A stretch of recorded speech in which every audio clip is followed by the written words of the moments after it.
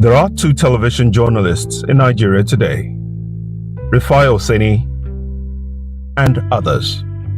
Some say he is passionate, others describe him as too feisty. But Rufai Oseni is no doubt one TV host that says it as it is without any embellishments. Rufai was born in his hometown of Odogbolu in Ogun State over 4 decades ago. He is a graduate of the University of Agriculture, Abeokuta. He is a man of many parts, a journalist, an investor, an author, a tech enthusiast, a public speaker, and more. He has had speaking engagements in some of the Ivy League universities in the world, including the prestigious University of Cambridge. Before joining AriseTV, Rufai Oseni had worked in various radio and TV stations in Nigeria, including JFM Radio Warri, Unique FM Ilesha, Inspiration FM, Ogun State Radio, and Ogun State Television. As a co-host of the popular AriseTV interview program, The Morning Show, Rufai has carved a niche for himself in the journalistic world. His style is direct and hard-hitting. This has made many political actors loathe him. He has had a run-off with many political actors on live television, including Festus Keyamo, Reno Mokri, and most recently, Ayodele Fayose. Specifically complained about you and your attack on the people you don't believe in as a politician. No, I have a right to do my job. You can't complain about me to my colleague. Excuse me. That's not I am right. equally telling you. I know where you are. That's all right of you as well. Rufai Oseni has also been involved in a few controversies outside the screen. He was once involved in a traffic infraction incident in Lagos in which he accused a police officer of pointing a gun at him and trying to forcefully take his car keys from him.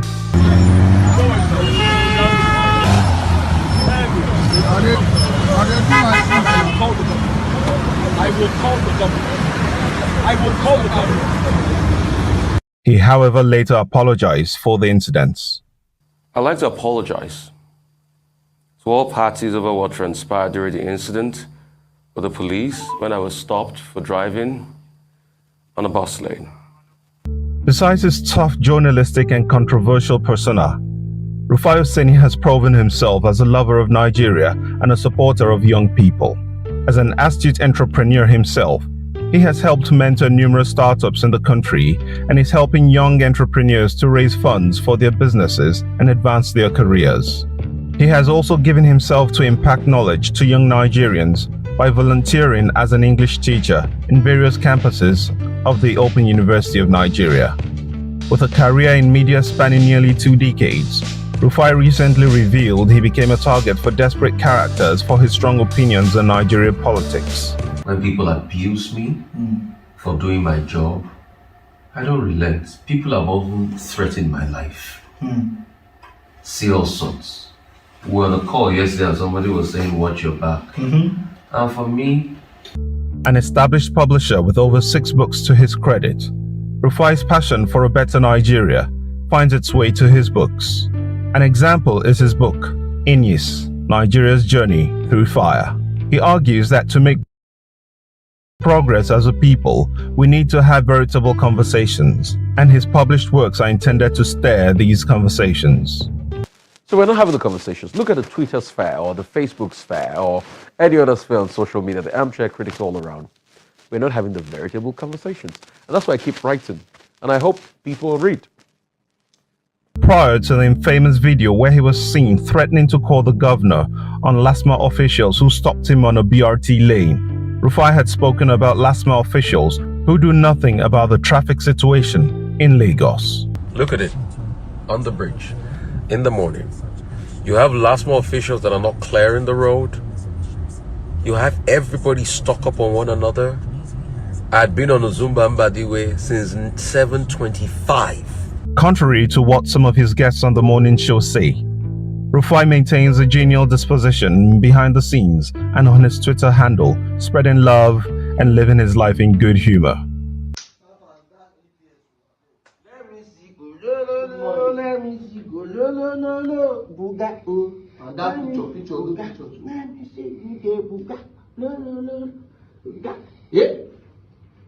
Every generation, depending on the challenges it faces, must find its heroes. generation, facing its unique political challenges, seems to have found its hero in Rufai Oseni.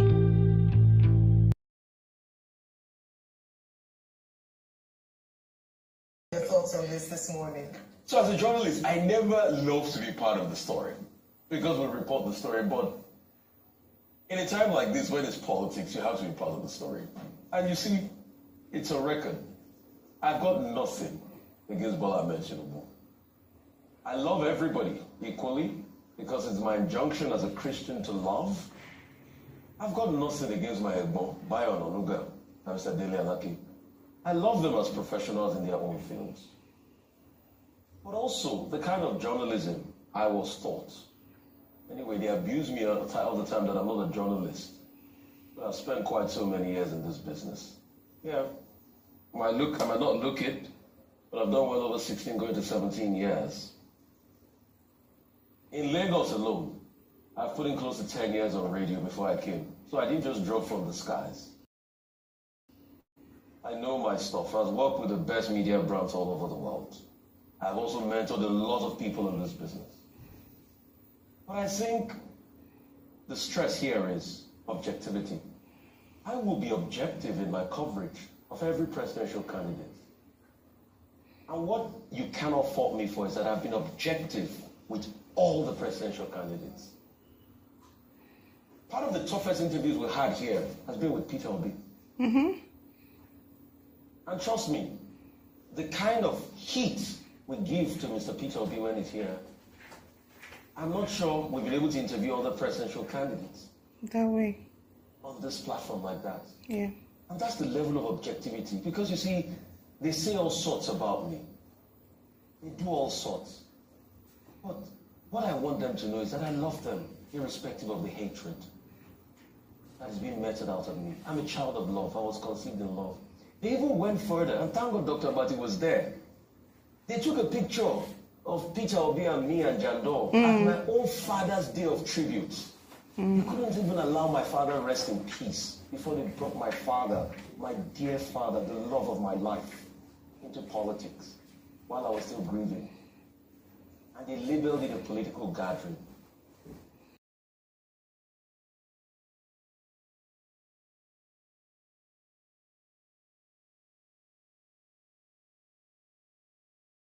I have the right to respond. Let me it's not finish. personal between the two of us. You made it personal, so I have the right to respond. It's not personal Okay, so between the two of us. You Mr. can take me Fayashe, out of this Mr. Fayashe, I have a right to respond. I you do can my take job me out of this interview objectively, so that and I you can don't have a support free day. Congratulations. any political party. Congratulations for doing your job. Yeah, please. Congratulations for doing your job. Fayashe, I am not one of those boys, one of those politicians who belong to public domain to talk to anyhow.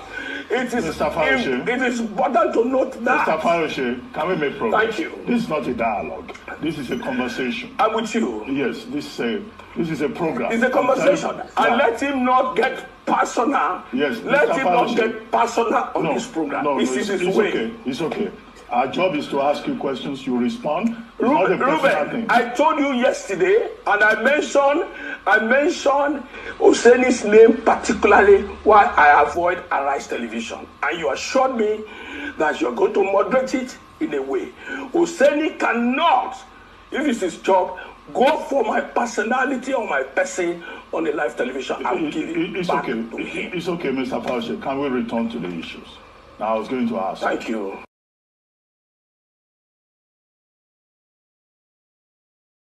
Your thoughts on this morning? So as a journalist, I never love to be part of the story because we report the story, but in a time like this, when it's politics, you have to be part of the story. And you see, it's a record. I've got nothing against Bola Ahmed Tinubu. I love everybody equally because it's my injunction as a Christian to love. I've got nothing against my Egbo, Bayon Onuga, and Mr. Dele Alaki. I love them as professionals in their own fields. But also, the kind of journalism I was taught. Anyway, they abuse me all the time that I'm not a journalist. But I've spent quite so many years in this business. Yeah, I might not look it, but I've done well over 16, going to 17 years.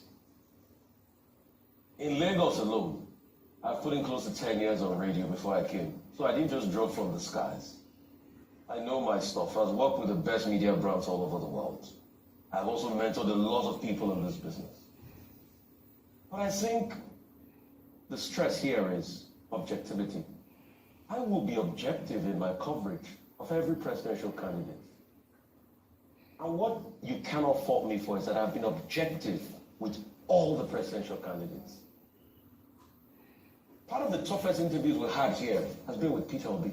And trust me, the kind of heat we give to Mr. Peter Obi when he's here, I'm not sure we've been able to interview other presidential candidates.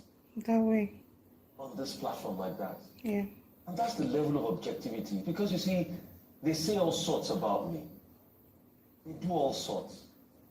But what I want them to know is that I love them, irrespective of the hatred that is being meted out of me. I'm a child of love. I was conceived in love. They even went further, and thank God Dr. Abati was there. They took a picture of Peter Obi and me and Jandor at my own father's day of tribute. You couldn't even allow my father rest in peace before they brought my father, my dear father, the love of my life, into politics while I was still grieving. And they labeled it a political gathering.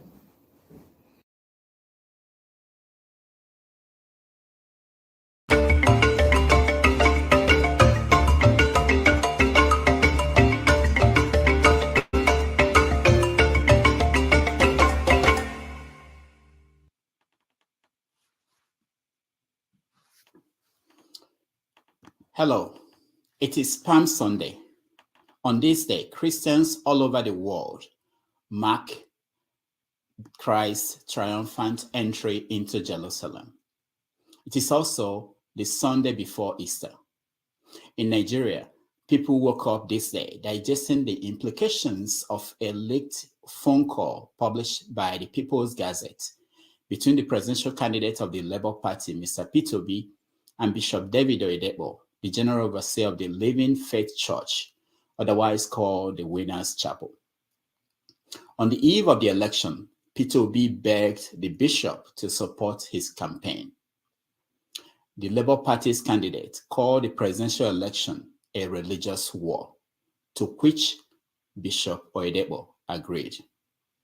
The phone call highlighted the extent of the religious tension that gripped Nigeria ahead of the election, in which the ruling All Progressive Congress Party, APC, offered the country a presidential ticket that had a Muslim presidential candidate and a Muslim vice presidential candidate.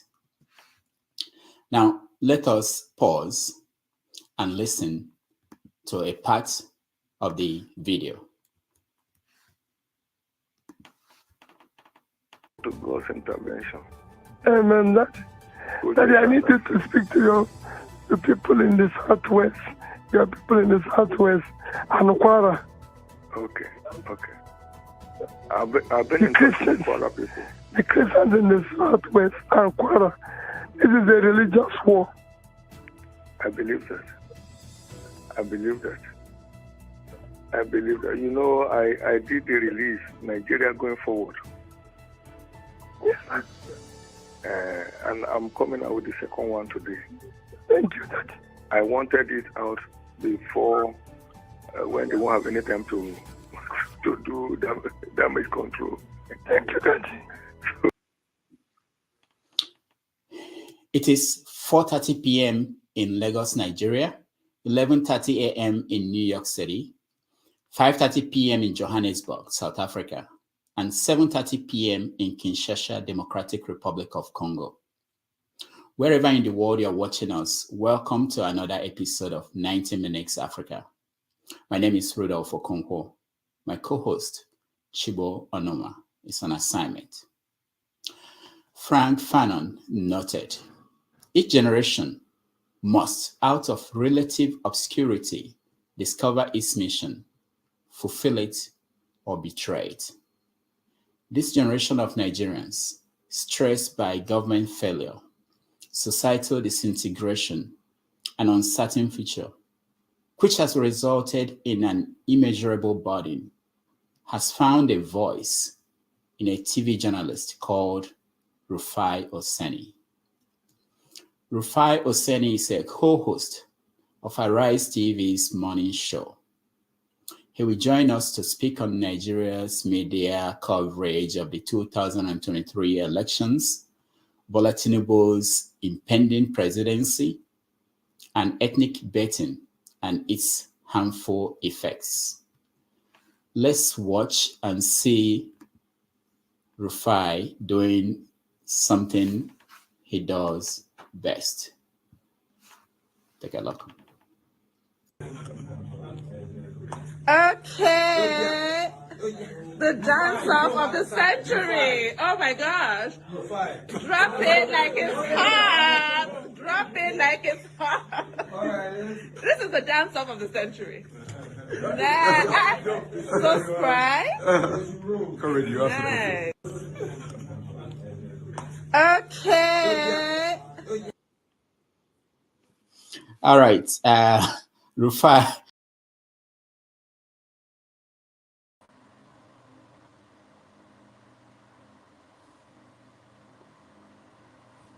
Rufai, welcome to the show. Thank you, Marga. Thank you. Amazing, what you've accomplished in the few years. I mean, at Arise, I know you've been there for a long time. Welcome to the show. We're happy to have you. Thank you, sir. Thank you. Where do we start? For the audience members who are watching, thank you so much for joining us. I just have to start by telling you that Rufai has limited time. So this is not our typical show where we spend 3 hours. So we have to be quick. We have to get to so many questions. And I will talk to him for 20 minutes or so. I will let you guys in to have an opportunity to talk to him. So Rufai, let me start with a big story today in the news, which was P2B's phone call with David Oyedepo of Winners Chapel. What do you make of that? Okay, so when I saw the phone call, couple of things. Number one, it was a private conversation between two people. It was their private conversation. It was recorded. Who recorded it, we do not know. And apart from that, it was a conversation about stomping for votes. Like every other person do have conversations. And I think there are some legal ramifications around conversations and all of that, private recording of conversations, which people can go into. I'm not a lawyer. But there's been a lot of reaction. The first reaction was from Festus Keyamo that talked about the fact that, hey, the people, he'll even blame even more the religious leaders and all of that. Fadikari also made a lot of reactions as a result of what happened. The Labour Party also had reactions, but two different reactions. Mr. Kenneth Okonkwo said it was taken out of context and all of that. So which was a confirmation that the conversation actually happened. Because Mr. Debo Onifade has also said, it was fictitious, people arranged, it never happened. So we've got two reactions, from the Labour Party, Kenneth Okonkwo's part and Mr. Onifade. My take on this is pure and simple. We can't build a country where leaders bait according to religion or ethnic baiting. It's not fine. It's not nice. Let's call it spade a spade. People can canvass for votes, but we don't have to say, there's religious war coming or religious Armageddon. No. It's not done. It is not done. Let's say things the way they are. What does that do to P2B's brand? Because when he is out there, he says, don't vote for me because I'm a Muslim, don't vote for me because I'm an Igbo person. But in private, it appears as if he's saying something different. So if he's saying something else in private, then he has a lot of answering to do as regards his brand. Because a lot of people ask him that you are saying to a man of God that, it's a religious war. and you're telling him rally the Christians for you, but you're saying no, it's not. So he has a lot of explanation to make. Well, what would he's dismissed the audio, but also if they dismiss the audio, a lot of people too are also saying want to have forensic proof that it didn't happen before you can say it didn't happen. But based on what was heard there, I think another newspaper site, I think FIG or something, took it through deepware to see that if they were deep fakes, and the result came out that said there were no deep fakes. No, the fact that the newspaper reached out to Peter Obi's campaign and they did not respond, reached out to Oyedepo and they didn't respond before now. So it's as pure as simple as that. We cannot have a country where leaders that ought to speak against religious tension and religious baiting are the ones saying, oh, there's a religious war going on. Rally for me because of the religious war. No, we can't have that. Right. We're going to get This is not also to undermine those that are talking about the fact that, oh, there was a Muslim ticket. This is not to undermine them, because you also need religious balancing in the country. But we should not have leaders now saying, oh, there's a religious war, so because of that, secure my... No, that's a no-no. Now, let's look at the election itself, and let's start with the president-elect. What do you think about the whole election, how it turned out? There were some wins, but a lot of losses. The elections were very sad, very shambolic. This was not what a lot of people expected. Very controversial. I was part of those that kept on advocating for people to go out to vote, because I thought INEC was going to get it right. But they took us way back to square zero. So last week, because I'm a very weird person, how I relax is read. So I like to read commission reports to relax. So I was stressed and I was reading the Waste Commission report to relax. 318 pages. And the Waste Commission report expressly stated that since 1923, the 2007 elections were judged to be the worst. These elections took us back to 2007. The promises INEC made in front of Chatham House were not kept. There was no transmission for the presidential election where everybody looked for. They said they had a glitch. Till date, INEC has not been able to tell us the glitch. The governorship election, violence. And people should stop using the word. There were no pockets of violence. Almost every area was inundated with violence and prior intimidation. So there was prior intimidation. There were town criers ringing bell in the morning that if you are not voting a certain party, don't come out. And there was voter disruption. After voting in some place, they disrupted. So, please, let's not deceive ourselves. Yes, the beavers work well. Yes, we're having some sanity, but you cannot look away from the things that happened. Let's not deceive ourselves. Let's say it the way it is.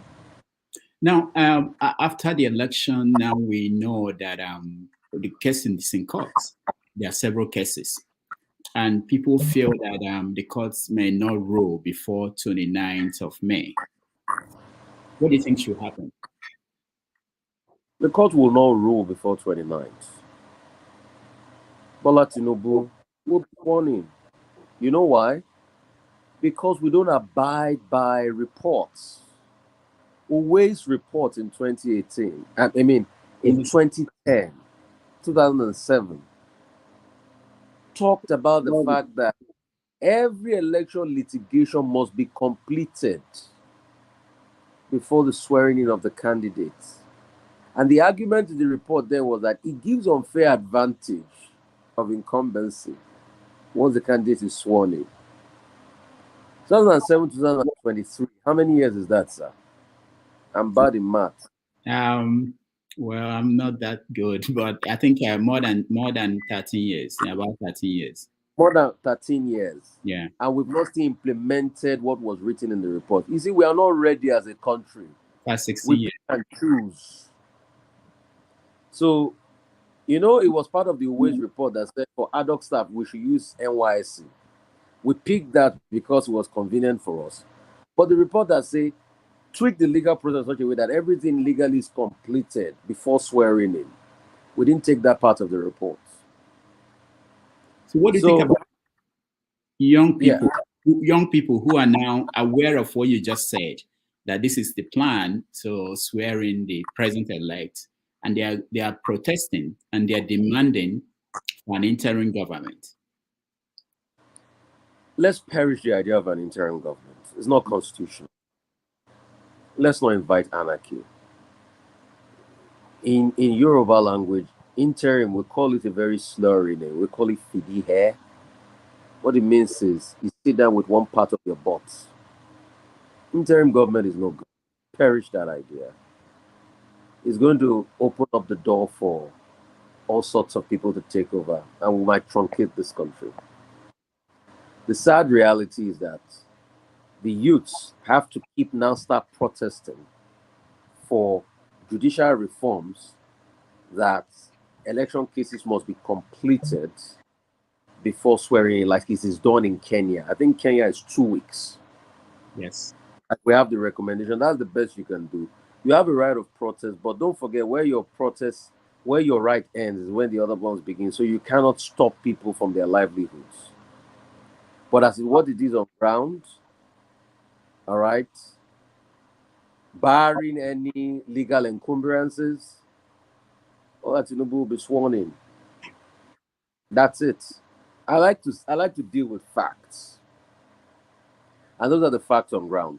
So I think part of the fight now for the next 4 years will be how we can change the laws in such a way that you can complete everything about election petition matter before the swearing in. Because it was stated there in the Ways recommendation. Because you see, we keep forgetting that the Ways report was because President Umar Musa Yar'Adua said, I know that the elections that brought me in were fraught with irregularities. He admitted failure. And he said, let me give Nigerians a legacy. Just like the Ways report also talks about, special offenses, election offenses prosecution that we have not really done. So that's what's on ground as we speak today. But please, any idea of an interim government? No. Because you can know the beginning, but you don't know the end. And we all remember where it took us in 1993. And on the 11th of November, 1993, Justice, what's her name now? I think Dolapo Akinsanya, if my memory serves me right, gave a court ruling that says the interim government that was done by Ibrahim Badamasi Babangida was illegal. And there's no judgment that overrules that judgment as we speak today. So based on the laws of our land, interim government is illegal. Okay, so let's look at the president-elect. Where is he? Do you know? I don't know. I'm not his minders. Now, as a media practitioner in Nigeria, do you think he left the country without the media knowing where he went to? How is that possible?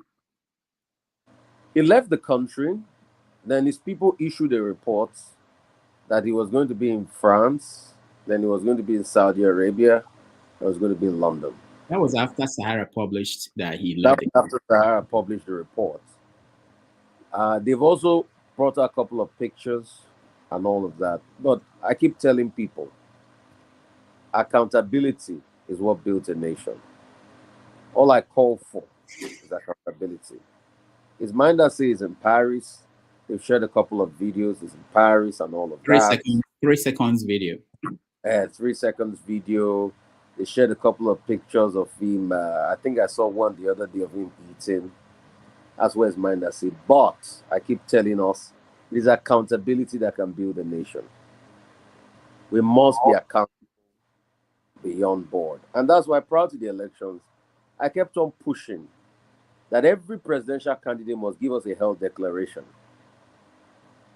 Till today, we didn't know what affected Umar Musa Yar'Adua. I think I read somewhere it was Strong-Strauss syndrome. Whatever it is, like it's done in other parts of the world, for the sake of accountability, once you're in the public, tax returns, health records, other files that people need to know about you needs to be out there. It's as simple as that. Now for someone like Bola Tinubu, let me show you this. Let's look at this picture, if you can see it. This is a news story from The Guardian newspaper of October 15th, 1998. In this news story, it says here, first line, that he was 52. He was 52 in 1998. And he's been celebrating, just 2 days ago, he celebrated his 71st birthday. How does all these things fit into what you talk about accountability and the personality of our president-elect? You see, you remember what first made me come into notoriety? Go and watch the interview late January 2022 with Abdulmumin Jubrin, and I asked a question. I said, how old is Bola Tinubu? And Abdulmumin Jubrin, that was a surrogate then, was pushing it away, couldn't speak. It was a big accountability question. I think the APC campaign, we need to react to this that is picked up. If a man in this interview started as 52 and it says it's 71 now, then explanation needs to come. And that's why we keep talking about accountability. Because you see, we forget that the world is watching us. After our elections, all the foreign media wrote damning things about our election process. Damning things. The world is watching us. And that's why it is accountability that should be our watchword. It's as simple as that. So this is a work of investigative journalism brought out there. We would like to see the reaction, to be able to balance the story as regards the age. Because we've seen a lot of discrepancy. Apart from only this one, I'm sure you remember T-Mac said he was 86 at a point. So there are variations as we speak now. You remember when T-Mac granted an interview? Yeah, T-Mac says I think it's related to his wife. He said 87. Yeah. So we've had like different variations as we speak today. Now, so which one? His supporters are saying that these things are not important. No, they are important too. No. That I will not take. No. Please, let's not say that. That I will not take. That's what they are saying. And I wanted to see explain to them what they say is not a determinant of how I can think. You can't tell me I'm a fool and I will accept that I'm a fool. No. You can't tell me how to think because my thinking doesn't favor you. My rational, logical thinking says I must ask questions and provide me answers. And let me use my logical input to be able to evaluate the answers. So I can't take when somebody says questions about age, schools gone to, and all those things, accountability questions are not important. Then if they say that, then it's as good as saying that there's no need for every Nigerian to get a passport. Now, if you want to travel abroad, you can just fly. No, we must ask accountable questions. It's as simple as that. Okay, so let's look at what's going on now. So we are facing this situation where we have a president elect and a case in court, and like you said, it's likely that he's going to be sworn in on the 29th of May, unless the courts rule before then. Yes. Yeah. So what happens after that? What do you think will happen after that? Go and read the Constitution, Ogami. The Nigerian president is a monarchy. Let's not deceive ourselves. Once he's sworn in, he assumes monarchical powers. I don't like to deceive myself. That's what happens next. Like every Nigerian president has always assumed. Once he's sworn in, he assumes monarchical powers. It's as simple as that. Okay. Now a Nigerian president is what the Yorubas call kabiyesi. You can hardly question it. Can you see? And that's why people should please also be active in terms of not politics alone, but matters of constitutional reform. Do you see recently there was a bill sent to President Muhammadu Buhari that he failed to assent to? Yeah. The bill about the National Assembly having the powers to summon the president. And he struck that out. I thought that was going to make a lot of Nigerian protests on the streets, but a lot of them didn't get it. And that's why we need to keep giving this information to Nigerians. That a president is saying nobody can question me. And even the National Assembly, the representative of the people cannot question me. You see what's happening in other countries of the world now. See what's happening in Israel. South Africa.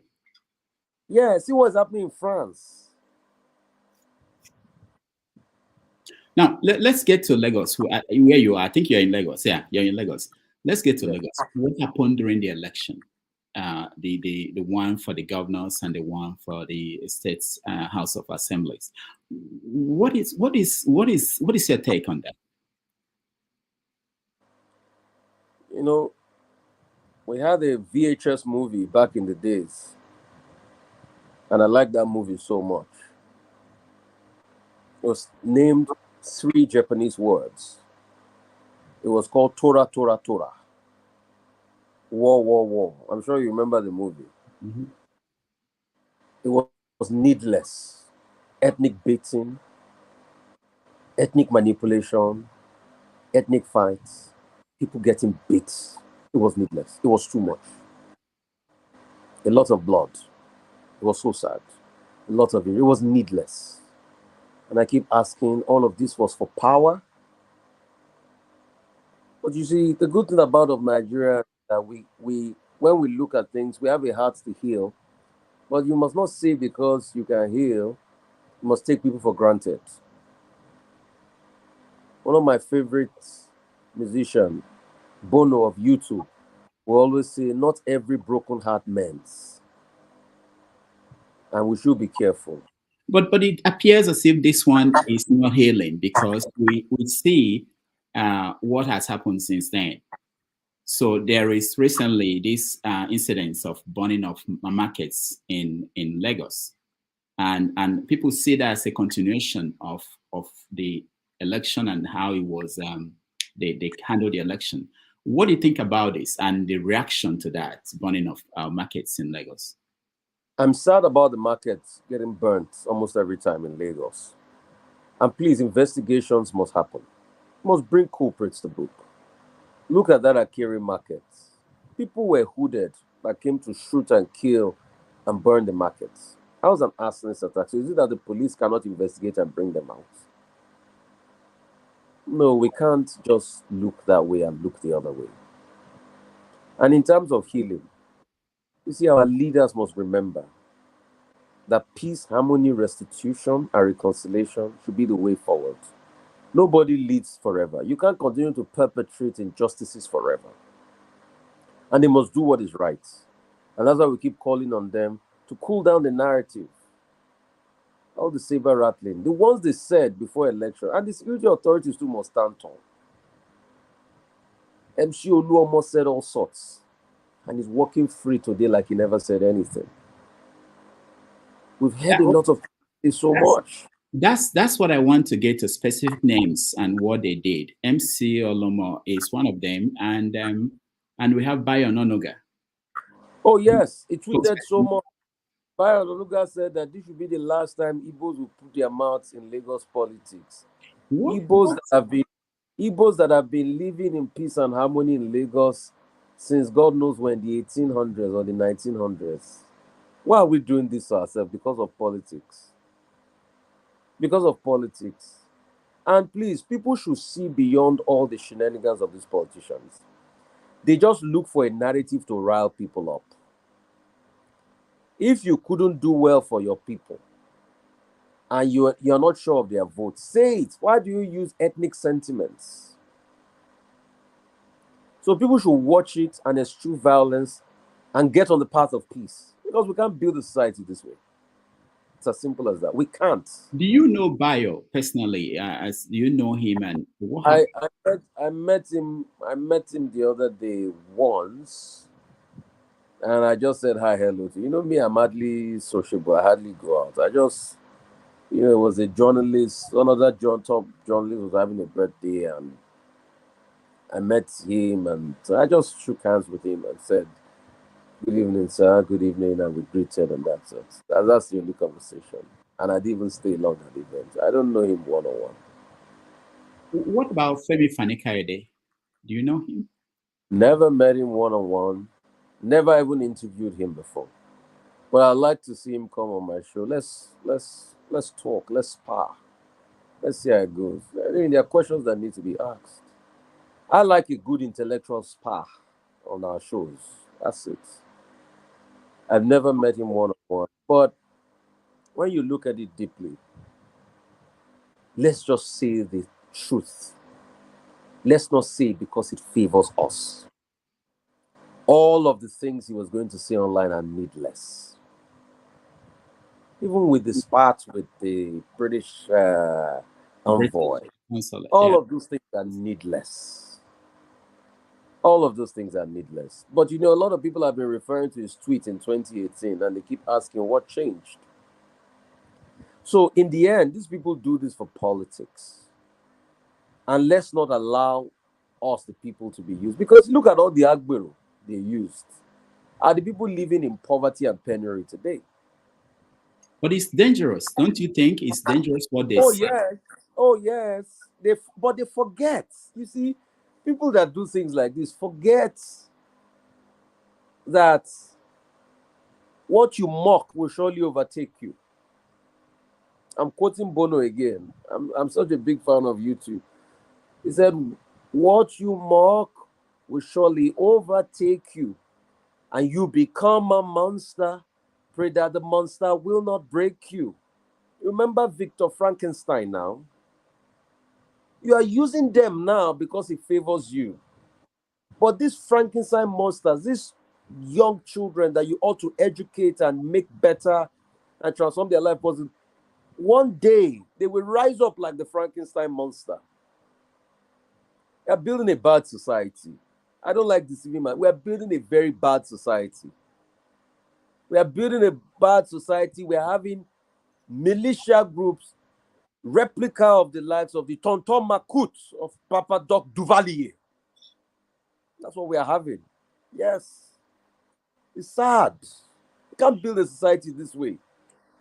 All sorts of boys attacking people, breaking homes. No, now. We need to rein those boys off the streets. And politicians should stop using them to gain advantage for themselves. Because you see, the truth has to be said. When they are stealing money and they are sharing our commonwealth, they don't think of who is Igbo or Yoruba. It's when they want to perpetrate their nefarious act, they remind you of your division. Can't you see that all tribes are united in corruption? Igbo, Yoruba, Hausa, Fulani, Ibibio, Efik, Ijo, Nupe, everybody united in corruption. When two people want to be corrupt, when they want to swindle government officials and take government coffers money, they don't ask you, what tribe are you? But when they want to divide people, they do all sorts. We can't keep building a societal Frankenstein. The Frankenstein monster. That's what we are doing. Because it favors you today. No. Please. Let's give peace a chance. Let's rebuild our society. Let's live a life of forthrightness. Yeah, I must mention the fact that because of what happened during the election, and then we saw fire burning down markets in Lagos. We also saw an Igbo chief who said that he will bring in IPOB to come and protect the market. And then, Highly condemnable. sorry, Highly condemnable. yeah, but again, the next day he was arrested. What do you make of that? And that's the sad reality. Next day was arrested, but MC Oluomo that said the things he said, you even had the police official come to say the next day, because he released a video and said Mama Shukudi, they were joking, that it was a joke. You see the imbalance, the unfairness. It is fairness that can build our society. That's what a lot of people are asking. The other day, they asked the Lagos State Deputy Governor on television. He said if MC Oluomo broke the law, he should be apprehended. So what MC Oluomo said was not inciting. What society are we building? Why do we deceive ourselves too much? Highly condemnable. Like I condemn any attempts in the plane to try to stall the plane and do all sorts. Those shenanigans, no. We shouldn't do all that. But let's be fair to one another.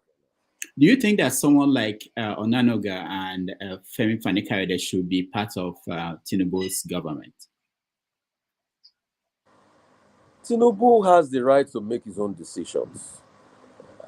What I will say as regards Onanoga and Fani-Kayode and Tinubu making his decisions are immaterial, but truth has to be told.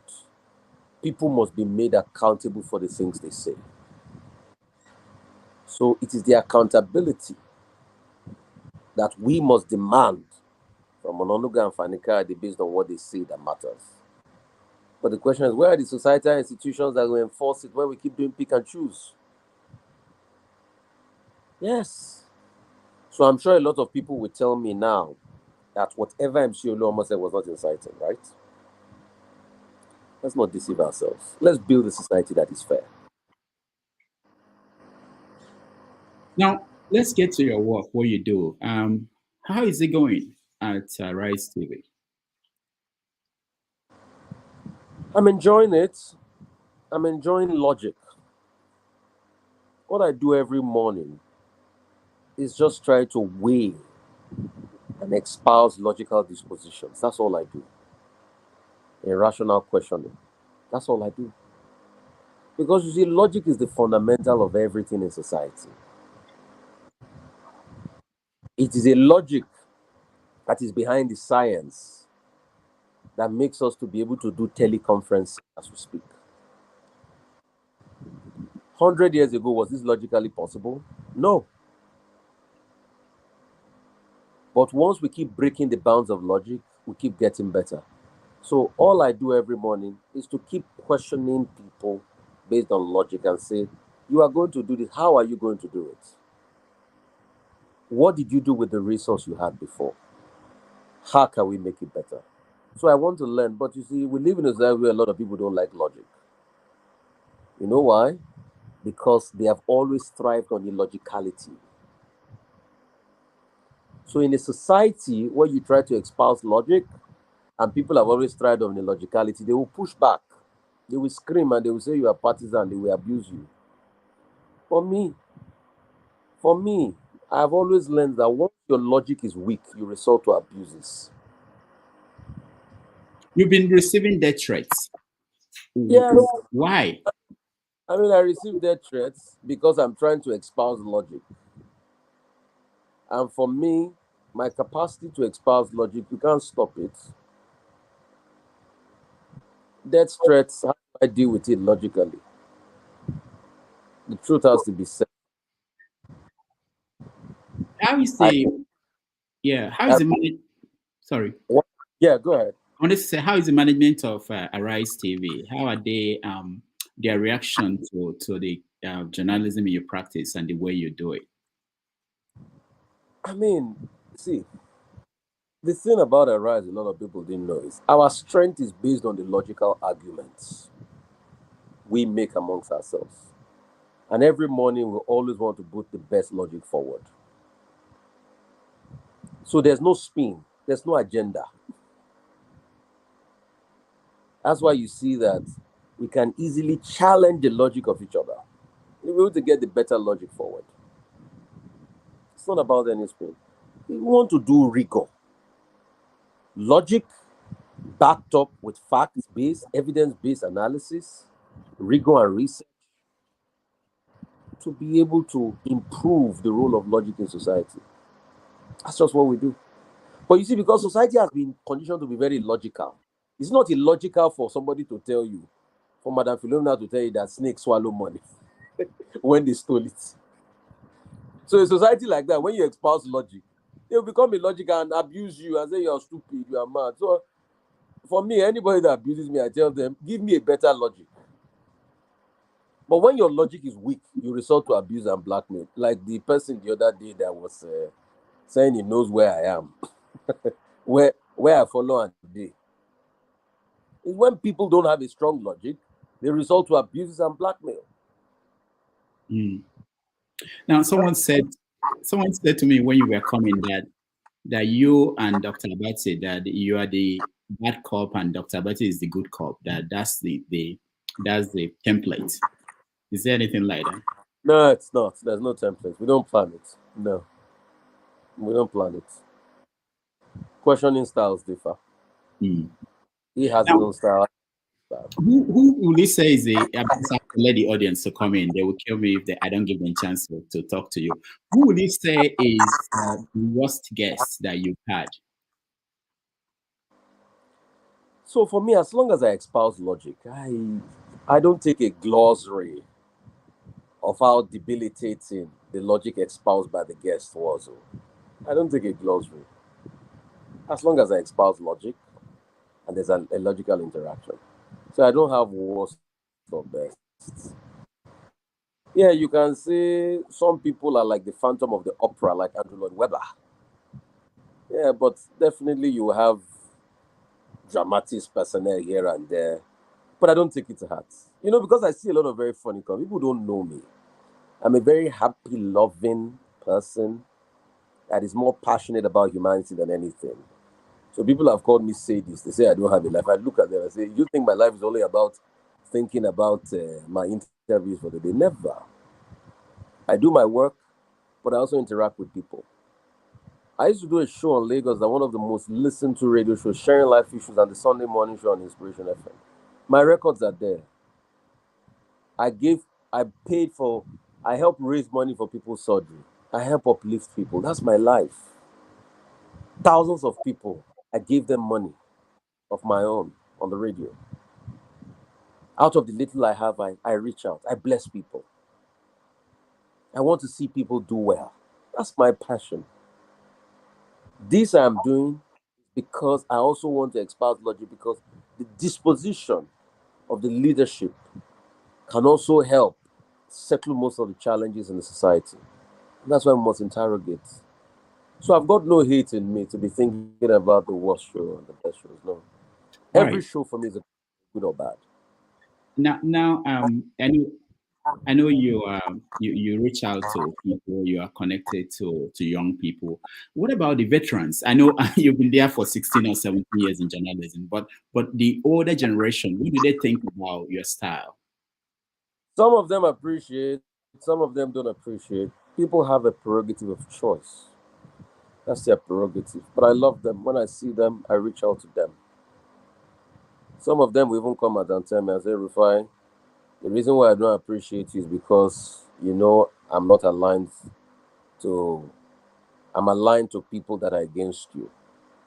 I've had people that came to tell me that, Rufai, I said, last year, before politics started, I was your biggest fan, but I'm no longer your fan. Everybody has a disposition of choice. And I don't fault people for their choices they make. But for me, the question I ask myself every time is, am I able to fashion a better logical thinking? If I'm not, I will keep working at it. And that's just for me. So the capacity to be able to work is what endears me to the job. And I always want to learn. I want to have a spa, an intellectual spa. I want to learn from people. The capacity to be able to work, research. Yes, I'm one of those your weird people. I like research. So there's some things come to me naturally. I can sit at a point and read books for 4 hours and research and don't get off the spot. So I like to work. I like the rigor. All right. So I still have a lot of questions, but I can let me just get people in to just say a few things to you and talk to you, and then I know you're short of time, you have to go, but let's just do that. Do you want one person at a time, or you want to take multiple questions at once? Double me, multiple. Okay. All right. So please, when I call you, please just go straight to the question. We don't have a lot of time, and I will start with you, forefathers. You're next first. Yeah, thank you, Ruda, for having me here, and thank you for coming in, journalist Oseni. I've listened to you talk on the media, and I must say you are one of the few hopes we've got out there. You guys are basically the leaders in the country before, during, and after the election. You have managed to, advise people and get people to see the reason with what is going on. However, since you believe in logic, I don't want to dwell on these issues because for me, I look at something different, which is why our nation is where it is. And I worry that many of our journalists have been sucked into these processes of trying to figure out, who is corrupt and who is not corrupt, why they are not looking at the bigger picture, why we got where we got to in the first place. Like our leaders going overseas for treatment or traveling just for the sake of it. And they don't care about security. They don't care about this in our national defense. They don't care about us as a sovereign entity. And I saw when the U.S. ambassador or someone from the U.S. embassy came to your channel, he was condescending the way he was speaking to you people. And it looks like he was briefed on the idea that you will have tough questioning for him. And you sounded as if you were pulling back. What I fear is that in Nigeria, because this is going to be a question soon, we are not confronting the real issues that are facing the country. We are not developed. We are not secure. We don't have transparency. I gather that you do address this idea of equity and proper civil behavior a lot. You advocate for anti-corruption stuff, but nobody's addressing the bigger issues. That is why we are bleeding. We are not a secure people. Logic dictates that we should be more secure. You believe in logic. Look at all the data around the world. It dictates that we are not secure as a nation. Not at all. Secondly, the resources that we have is being stolen from the country. That dictates that something needs to be done about it. Just last night, we were having a conversation. Why is it that our leaders are not leading when people are divided, people are polarized? Nobody's making any statement. And we surmise that everybody's compromised, from the chiefs, religious leaders, all of them are compromised, including individuals, maybe even myself. How do we start digging ourselves out of this? And you are one of those people that have the mic and the ability to speak to thousands or maybe even millions of Nigerians every day. How do we start getting to the point where we start advocating ideas that are actually going to change things? Because if we keep doing this over and over again, we are not going to get anywhere. The whole world is moving on. So that's the question. How do we actually start digging ourselves out of these things? In terms of security, you believe in logic. In terms of our ability to protect ourselves from our wealth being stolen overseas, and our leaders breaching our security by flying overseas constantly. Thank you. Thank you, forefathers. So if I wasn't doing that, I would not be here talking to you. The reason why I'm here logically is because I'm doing that. What we'll have to do is we have to keep talking. There is no country that is perfect all over the world. That's why you keep challenging norms. I can't change Nigeria. The best I can do is to challenge it. And that's all I'm doing. So when I challenge to a certain extent in my lifetime, we push on the baton to somebody else and we keep challenging it. And we can only keep on calling them to account. And for me, you said the American ambassador, not the American ambassador, the American new consular general came. No, I didn't push back. I still asked my questions. Despite the fact that I was saying, no, there are some things that work in Nigeria, I still pushed back. I still asked my questions. Because there's a difference between diplomatic speak narrative and reality. So what we can always do is keep challenging the norm. I don't believe everybody has been compromised. No, not everybody. There are still a lot of people doing great stuff, speaking. For the fact that you're even passionate to come on this panel to speak means you still feel something about the country. So that's the logical disposition. Change of heart comes slow. You have to keep. Thank you. Thank you so much. Thank you, forefathers. Okija, you're next. Hi, Rufai, welcome. Thank you very much for Sir. coming. And I want to tell you, please, you have to make our time to come and stay like 2 or 3 hours, please. We have a lot of fans here, and we thank you for what you did in Nigeria. Someone on Facebook, on Twitter was saying something about you. I think the lady that sang for Tinubu, she was saying something that Rufai doesn't have anybody, and I said, Rufai, we have his back. So a lot of us, have your back. Speak the truth all the time. We support you, please. My question is this: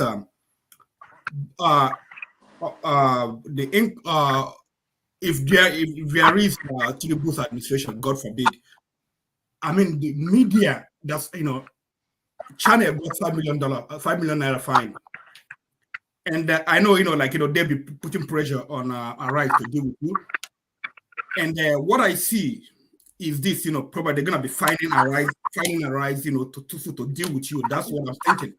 So have you thought about what or the role of media would be in Tinubu's administration? And do you think that you would change, that they would tame you, from doing what you're supposed to do? Thank you. That's my question. Anybody that thinks they'll tame the media is joking. The media is dynamic. You can't tame the media. Even Abacha with his gulag, archipelago, couldn't tame the media. So it will evolve. So all of those fears, yes, people might talk about them, but you can't stop the media. It has always been there. It will evolve and it will still form a veritable part of society despite whoever gets sworn in. But the sad reality, I will also tell you based on fact, you're saying God forbid, barring any legal encumbrances, Tinubu will be sworn on the 29th of May, which a lot of Nigerians will learn to live with. I don't know how to deceive people. So when it's sworn in, you will learn to live it. But it's a democracy, and there's still going to be freedom of speech, and there's still going to be institutions. The basis of our conversation in a democracy is because of the strength of the institution. And not everybody in the institutions will be hoodwinked. So it's not that it's going to become a pariah nation. No. People will stand up tall. People will have the conversations. It's as simple as that. All right. Okay, so it's not going to be doomed. Okay, thank you so much. And let's go to Jude. Jude, you're next.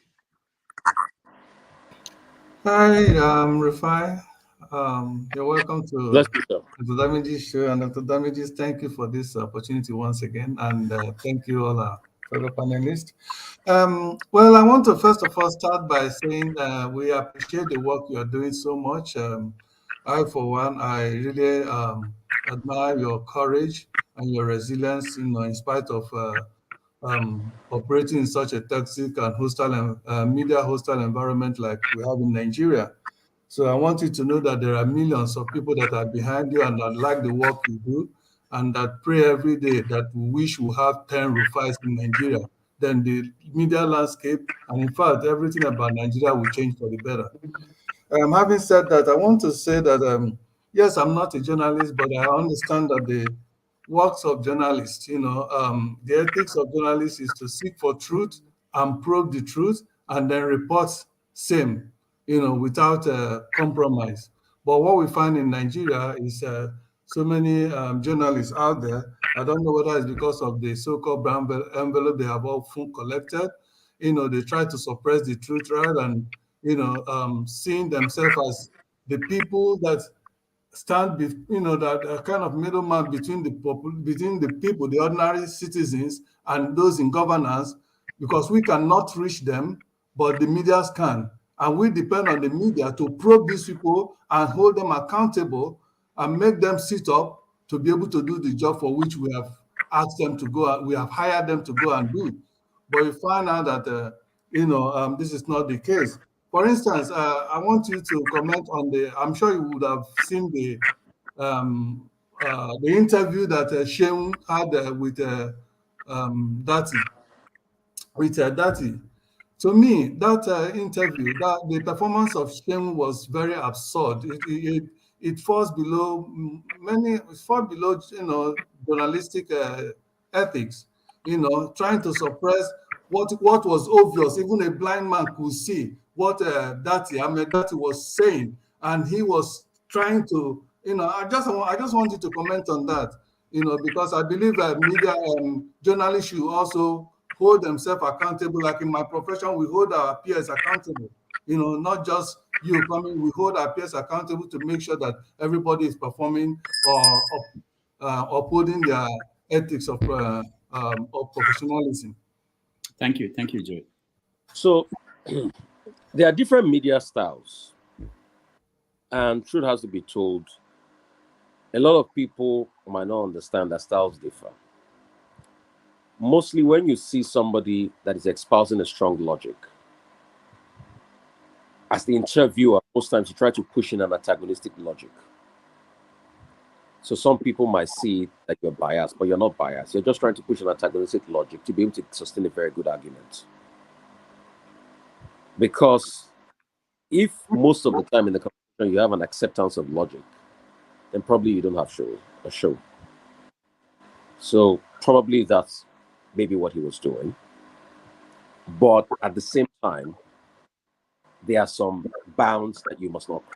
Because, so in case for a lot of people out there too, there's a broadcasting code of ethics for broadcast journalists that is made by the NBC. So pretty much these are the rules that when you violate them, you'll be fined, so charged for them. So there's a rule book. The rule book has to do with things about incitement and things that are not true, if you permit people to say them without a challenge. But the track back for me is that once somebody challenges them, then you should record it that they challenged them. But NBC goes ahead to fine. I think very soon NBC will be challenged in court because people will even have to check the jurisdiction of NBC to be able to fine people. I think it's a law court that should be able to fine people, not NBC. NBC could put forward an indictment, but I don't think they should be able to fine based on the laws of the land. But I think very soon people start challenging them. So I probably think, that's just a style. So when people do that, it's not that they don't believe in what you're saying or they don't believe that thing is crystal clear. But they're pretty much trying to say proof beyond reasonable doubt. And I want you to look at it this way. If that same person was doing that same accusatorial logic to be able to counter the logic of somebody you don't like, you call him a hero, isn't it? But because he's doing it against somebody you like, you call him a villain. No. They're different styles. Well, I don't think any objective individual will do that. Personally, I wouldn't do that. So there are different styles, and trust me, when you call it objectivity subject. So I'll give you one instance. I am not a supporter of the Labour Party. I don't support any political party. I have friends across board. I have tons of APC, PDP, Labour Party friends I talk to, but I don't support any political party. I interviewed the deputy governorship candidate of the Labour Party, and I quizzed her. And obviously, it was obvious she didn't know the manifesto. But I saw a lot of Labour Party people attacking me. And that day, I became a hero among the APC guys because they kept on sharing the video. The most important thing, any style you use, as long as you get out the facts possible from that conversation. So the question is, was the interviewee pushed to be able to espouse those ideas even more? Did the accusatorial style push him to speak more? And that's just it. Some people call it accusatorial, some people say it's plain devil's advocate. So most times it's not as a case of bias. But there are some cases that you know is a clear bias. There are some cases you know is a clear bias. When you know it's a clear bias is when people are coming to lie on the platform and you are not fact-checking them because it suits you. So you know there's a clear bias there. All right. So I think styles differ. Thank you. Thank you, Jude. Ralph, next. Hi, Rufai. Greetings, Rudolph, and everyone. Thank you for having me, and appreciate your work, Rufai. I always enjoy hearing you on Arise. So I don't really have a question. I just wanted to check. Do you listen to #Sisters-in-Law podcast? No. Okay. It's just something, a personal recommendation for you because I know you like data and you like history. So if you can listen to this Friday's episode, I think you will like what they have to say because it speaks to the type of things that I've heard you use on your broadcast. So I'll look forward to it. I'll look forward to it. I want to learn. I'll check it out. Thank you. Yeah, that's all I just came to say. Appreciate your work. Keep doing what you're doing. And that's Bless all. you. All right. Bless you so much. I mean, #alone. I'll look out for it. Thanks. Thank you, Ralph. Mama Icho, you're next. Finally, I've met my brother from another mother. Mama Icho calls me every morning, every Sunday morning on my show from Colorado. Wow. Yeah, I say I wait to be there. Because what you present on Sunday, there are more than 1,001 Simon that we go and sit down in our regular churches to get. So that impacts my life and impacts the work I am doing. So thank you so much for being there for us. Thank you for giving us a voice. Thank you for being the big brother we can count on to fight this monster and rebuild a new Nigeria for ourselves. So my question is this. Based on what we know on the president-elect, and you've come to tell us the Constitution has not programmed us to wait to resolve this before he's sworn in. And looking at what his group of area boys have done in Lagos so far, my question is this. I don't trust him. He's a drug warlord, so I don't trust him. But the thing is this, my children are not going, I use the word my children because the youth population, I am their voice. My children will not take it lightly. So I'm not going to say no, they're not going to fight for their work. How are we going to trust the president-elect to let my children stand for what they know they worked for? Because the thing is this, I remember when Boo Boo I call him, that is Buhari, it is Boo Boo I call him. Boo Boo came to US and he was asked, your youth population is increasing. What is your plan for them? And he was talking about climate change. So that was the day I knew that the Nigerian government does not have anything planned for the youth population. And that was what drove me to what I am doing today for the youth population. So my question is this. I hope they will let my children to protest neatly when they swear in because they not make provision. Because I do not want what happened in NSAS to happen to my children. Because if it does, the word that Nigeria is not looking for, we will get it all. Because the truth is this, they are smart, they are intelligent, they are brilliant, they are hardworking, they have resilient personality. But what we have not given to them is a platform to excel. We stole their destiny. We gave them poverty, lack, hopelessness, and they become Yahoo boys and girls. They become Olosho, they become kidnapper, they become all things that God did not create them to be. Now they say they are lazy. they work hard and choose a candidate of their choice, even though that is not my candidate, but because they chose him as a good mother, I supported them. Now they work hard. The man say, I'm not giving 50. They use their own strength, their own money to do the job. Why can't Nigeria government and INEC government give us the real result so that peace can reign? That is it. Thank you, Mama Echo. Mama Echo, good to see you again. I'm so happy. So a couple of things. We live in a rule-based society, and we need to follow the rules on ground. The legal system does not work based on evidence and facts. The candidates that feel disgruntled will have to prove in court beyond reasonable doubt why they should give them the case. And their lawyers, I'm sure, are working hard at it now. Couple of things we should push for are part of the things I said earlier in the Waste Commission reports that says there should actually be a provision that all electoral cases are concluded before the president is sworn in. Secondly, people have the right to peaceful protests, and nobody can stop them as long as it's peaceful. Thirdly, the effect of war is not a good one. Because with wars, you know when it starts, but you don't know when it will end.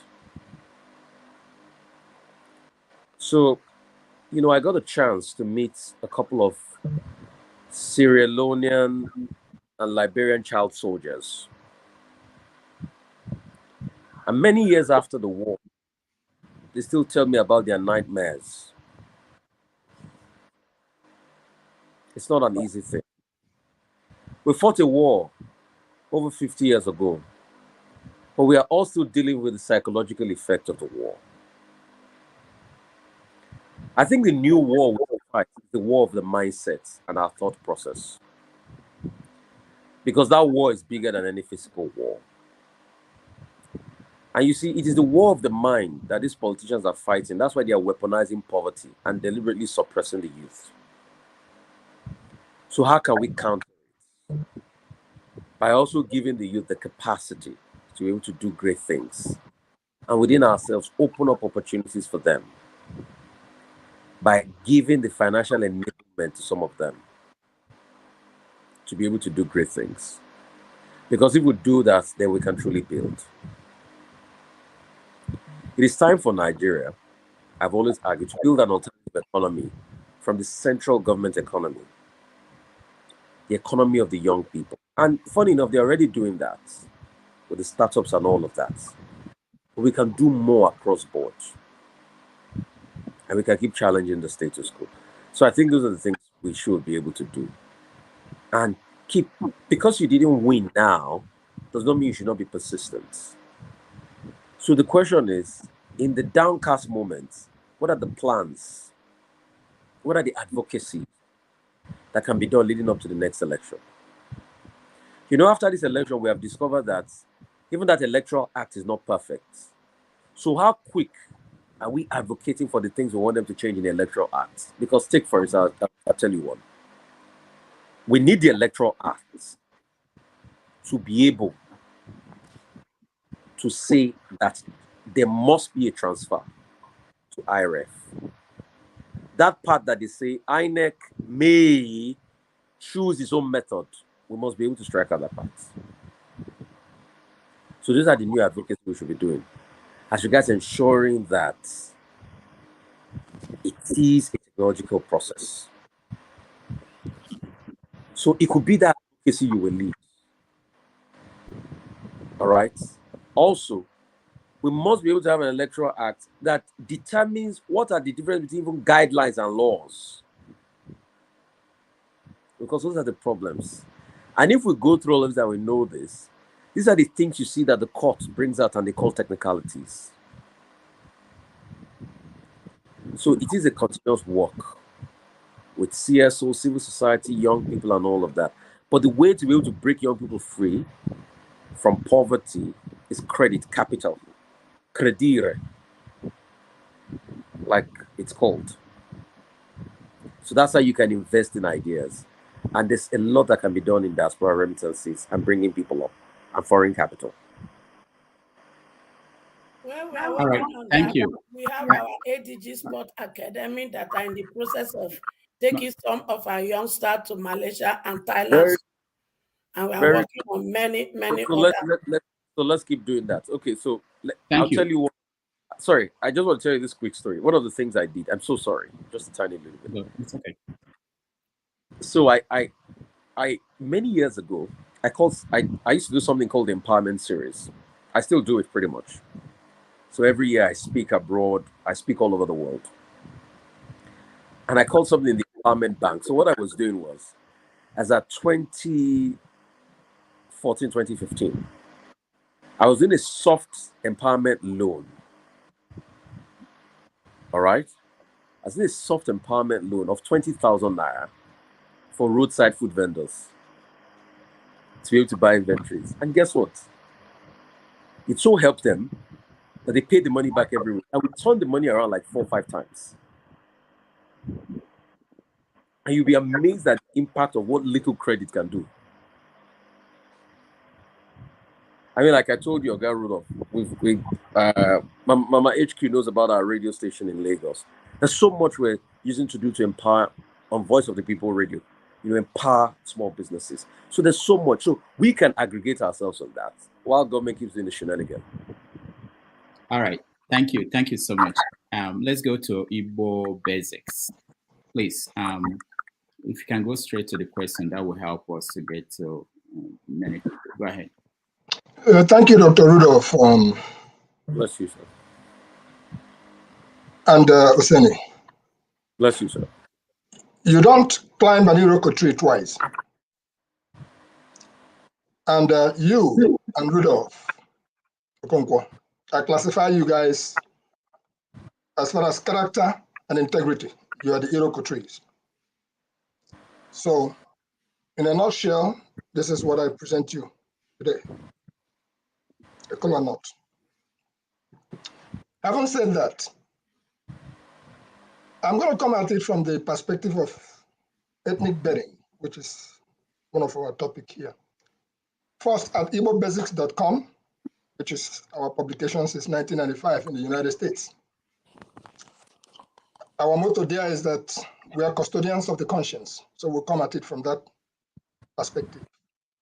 And at basicsexpress.com, we say we don't break news.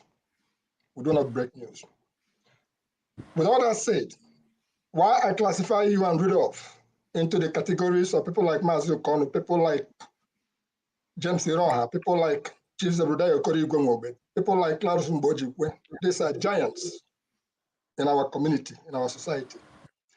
So I go straight to my question today is, as far as ethnic bathing is concerned, General Gowon had told us no victor, no vanquish when the war ended.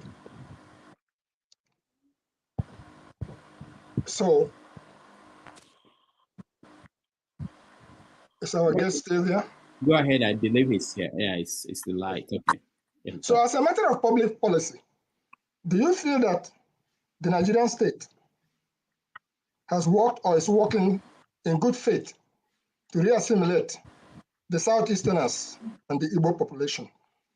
And if that be the case, because I mentioned all those other giant names, what can we do to honor the likes of Chief Zerudea Okorigwe Ngobe, Alliance 430, because you guys will soon join them in the study of people of integrity?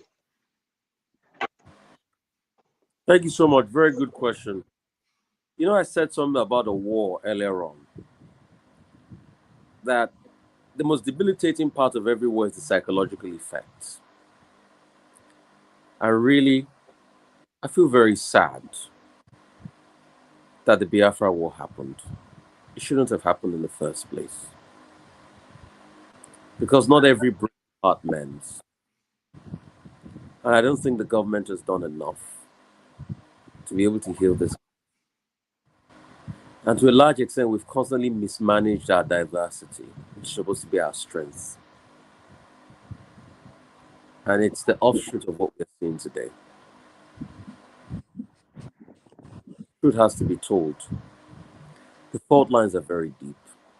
And that's why we truly hope and envisage that we'll have a society where we can truly have these conversations with a view to healing. I think healing starts from acceptance. Honestly, that's what I think. All right. Oseni, while you are there this morning, No. on breakfast table, I found myself singing, "We shall soon go back to the jungle, where mosquitoes are biting." And my daughter asked me, "Why are you singing war songs?" That is the psychological impact of what we are feeling. I'm on a second missionary journey here. What can we do? And don't negate that Zebediah question, because you guys will soon join them. No, I think we should have a society that gives due recognition to people. But it is also sad that when you look at the structure of our states, who are those we recognize? Just look at the honors list. Do we truly celebrate our heroes? But until we come to acceptance that hurts have been perpetrated in the past, then we can't move forward. So I just hope that any incumbent government does it. I saw a question here I'd like to tackle.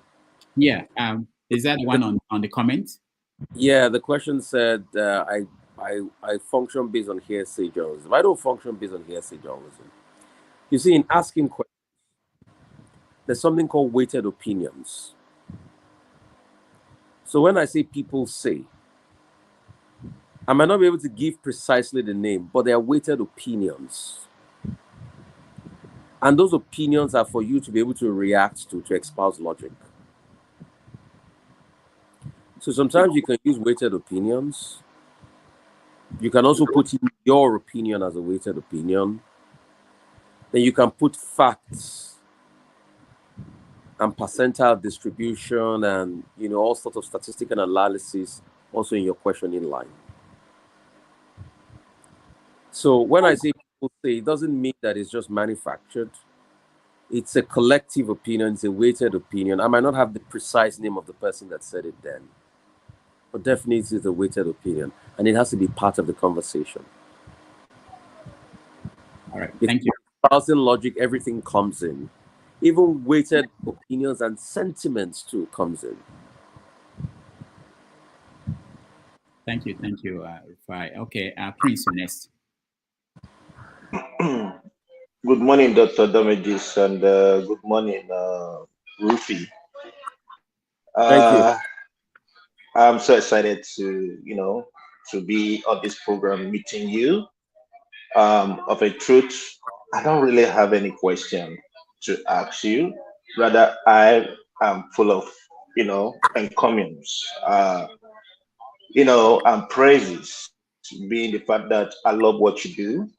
I follow you, even on your Twitter, and keep doing what you do. It's only in Nigeria that you see people talk about, against journalists.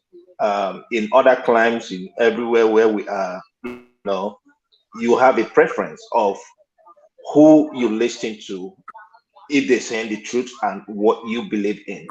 And of truth, most people believe in you. Keep doing the work, keep up the good work, and don't ever think about the threats. I will not say it's empty, but it's nothing. Better name is greater than wealth. That's all I can say. All right. Thank you. Thank you. It means a lot to me. Thank you. Yeah. Thank you, Prince. Let's go to Ike. Ike, you're next. Thank you, Rudolph, for giving me an opportunity. And Rufai, I'm happy to be here because when I wake up in the morning in Texas, what I'm waiting for, because when I watch that, it gives me an insight of what is happening currently in Nigerian realm. I'm one of the people that believe in Nigeria. I live in US. I go to Nigeria 4 or 5 times a year, except last year and except this year. The reason why this year I do missionary, I do health mission in Nigeria myself. I host it, I pay for it, I take care of it. But this year I didn't do it because of the election, because I normally do it in February and March. But for me, as I look forward to all those things, one of the things I notice about Nigerian media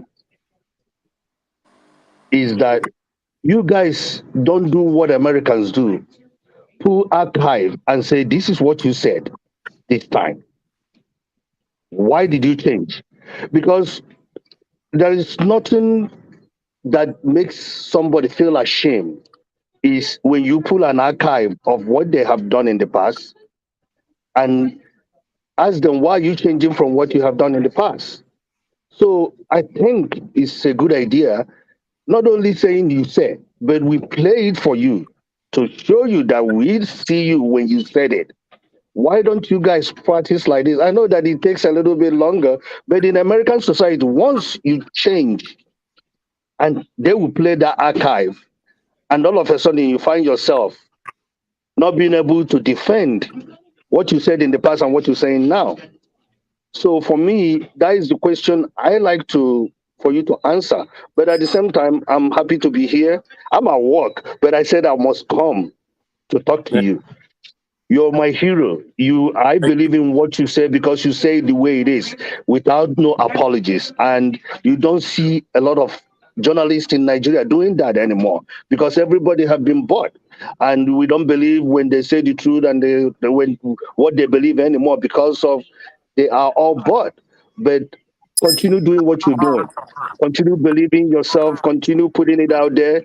And if there is anything you do and you solicitate to help to do your cause, I would love to be part of it whenever. That's just me. Thank you. All right. Thank you, Ken. Thank you so much. So we pull up a lot of archival materials too. We might not be able to have precisely the video because archiving is a big problem in this country. I think the best archive we have to date is YouTube. If not for YouTube, sometimes I wanted to get some old reel tapes of the NTA in the 70s. And trust me, when I tried going for it and I saw the states those tapes were, it was shocking. So archiving is a very big problem. And most of the archiving pretty much that I recorded material started around 2006, 2007, 2008. And that's why when you even check online with newspapers in Nigeria, I think the only newspaper that has one of the longest archives is Sahara Reporters, because Sahara started archiving around 06, 07. Most other papers, traditional papers, got online 2010 thereabout. So it's a big problem.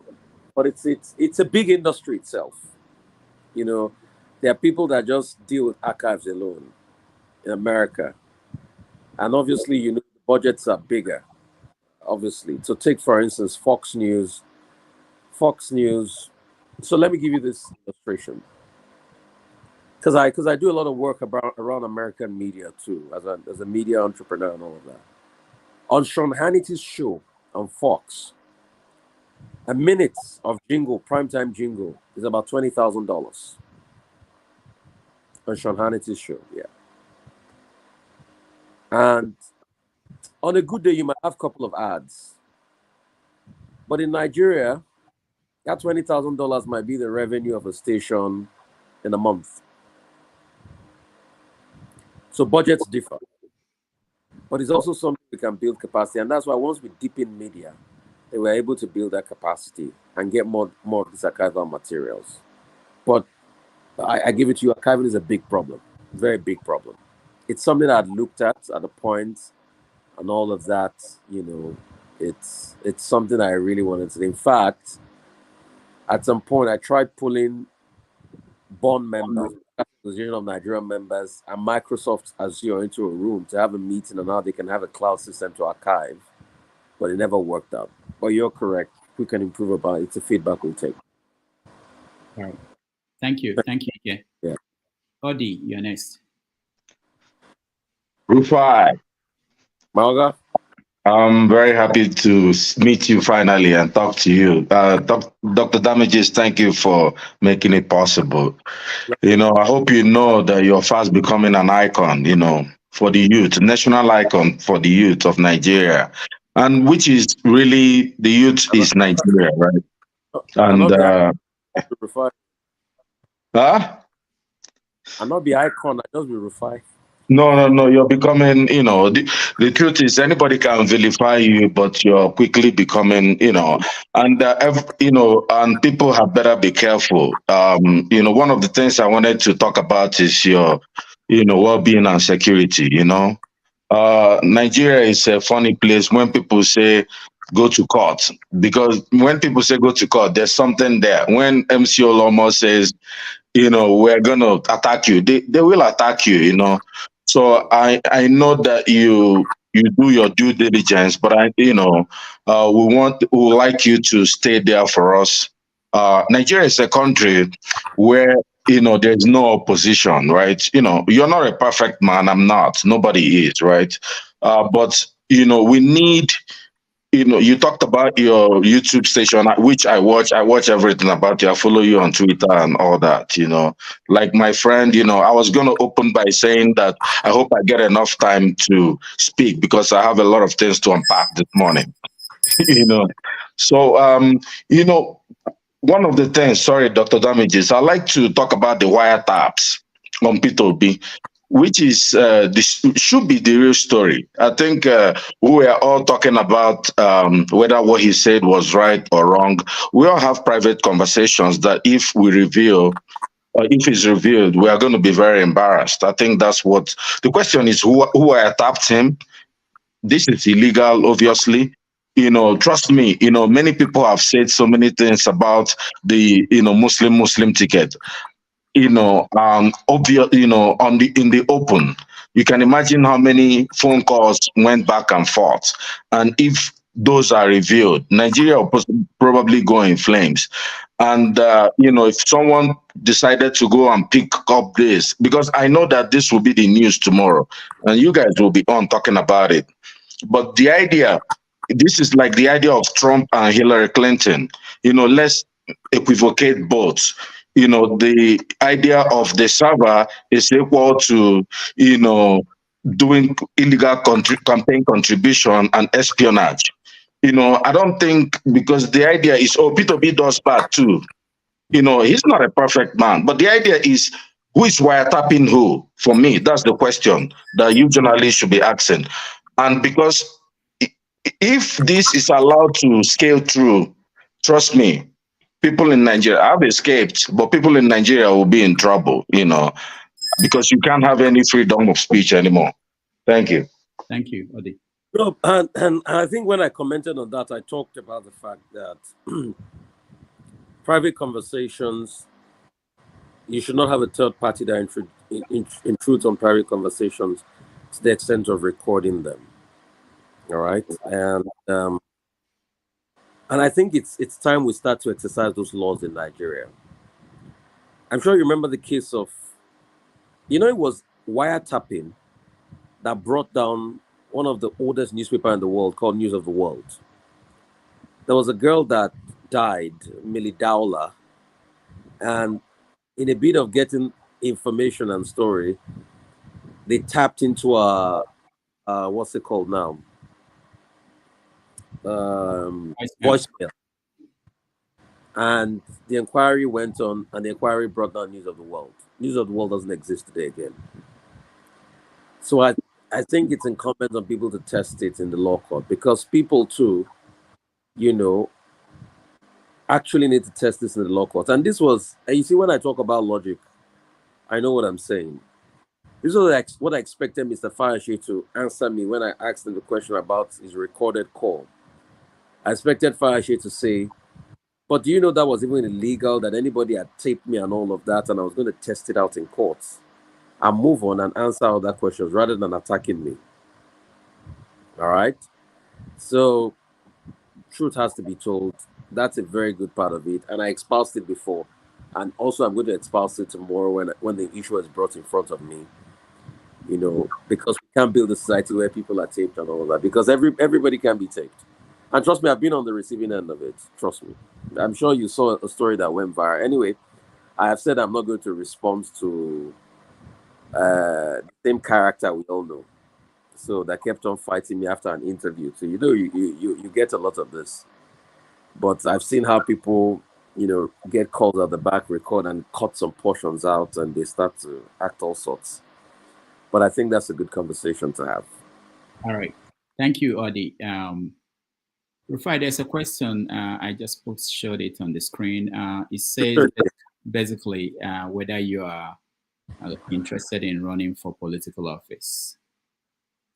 I just want to be a journalist. I don't know. I don't know what the future will hold for me, but I just want to be a journalist.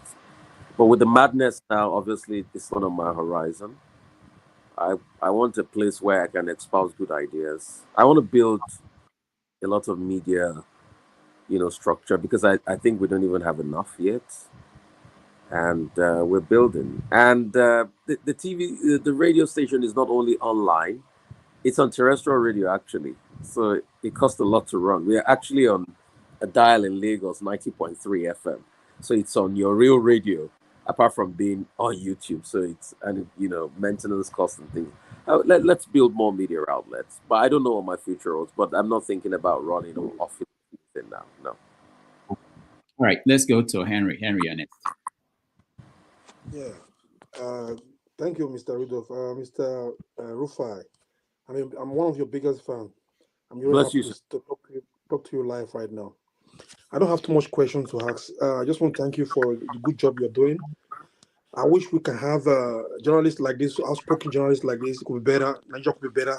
It's going to be better. My question is, the NBC, why they don't give the journalists free hands to go beyond sometimes? Very good question. Yeah, because sometimes it's disgusting when I hear when they say they sanction this newspaper, TV house, radio station. It's like the journalists they're not going over, because journalists are the eyes of the people. Because we are not seeing what is going on. We're supposed to have investigation journalists so they can go beyond what we cannot see. But it's like people have to come together to fight against this oppression from the NBC. Because it's not a pain under Nigeria. It's not a pain us we that live in the Western country. It's not the internet. We could not be getting some information about what is going on in Nigeria. And 1 minute, please, Mr. Rodolph, please. MC Oluomo make a comment a day before the election, and the next day it happened. What are the DSS waiting for? Are they doing the job for the Agberos now? Because they are using the Agberos to do the dirty job. Now they are using the DSS. All right, that wasn't the one that that got him off. I think it's like the DSS is doing the dirty job from the Agberos these days. I don't know why they cannot arrest this MC Oluomo. Why? I mean, sad reality. But I wanted to say something about the NBC. So I think the structure of the NBC today is not sustainable in a democracy. Ibrahim Badamasi Babangida put out the laws to be able to have private broadcasting pretty much in 1993. And that was when they set up the National Broadcasting Commission, which was sort of military-esque in the charter that sets it up. A government regulatory body that had little or no level of independence, but dependence on the government itself to be able to regulate broadcasters. So it was a military mindset of, we will still use the NBC to rein them in, despite the fact that we're giving them license for private radio stations. I think what should be done is the laws should be looked at again, and the NBC should have a commission that is headed by different sections of the society, which include civil society groups, women groups, youth groups, and various stakeholders And they should vote before they can issue out sanctions and review every alleged infraction possible. Yeah. And the chairman of the commission should be subjected to the decisions of the commission itself. That's where you can have true independence. As the NBC is today, is not independence. Yeah. And it will only get worse because anybody that comes in, we only use it as a tool to fight people because it doesn't favor them. And this has always been in my argument. And you see, the very funny thing about the chairman of such commission is that whoever is the Minister of Information just comes and uses them and dumps them in the end. I don't want to mention one of the former bosses of the NBC. What happened to him? He thought he was trying to satisfy them during ENSA. In the end, they didn't retain him. They sent him away. So what should be done is you should have a commission that has a representative of different groups. And I think that model, I think I read about it in the law books in Ghana.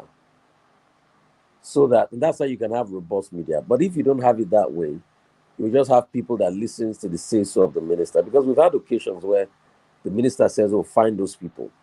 And they've started finding. I mean, I don't just want to be hysterical. The fines have started going around. And we must not have the government be the one to control. You must have an independent body that controls the regulation of media. My thoughts about the MBC. MCO, it goes back to the pick and choose thing I talk about. And we can't build a society of fairness that way. All right. Thank you. Let's go to Femi. Femi, you're next. Bless you, sir. Good morning, Mr. Rufai, my own Dude Miami of journalism. Quickly, so it was Malcolm X that said something about how if we're not careful, we must be careful of the fact that the newspapers might actually have us hating the people that are actually being oppressed and loving the people who are actually doing the oppression itself. And Paulo Freire, I think that's the name, also mentioned something about the oppressed, instead of striving for liberation, tend themselves to become the oppressors. The reason why I go with these two quotes is because of the general situation of things as they stand now. And of course, you've also mentioned the kids that you spoke to in the years following or the decades following the Sri Lankan war. And of course, if we also, by extension, look at how the what turned out to be the genocide of was it 95 or thereabouts in Rwanda started with just two groups, just two ethnic groups. It was like a joke. You never would have imagined such a thing happening in Rwanda until it happened.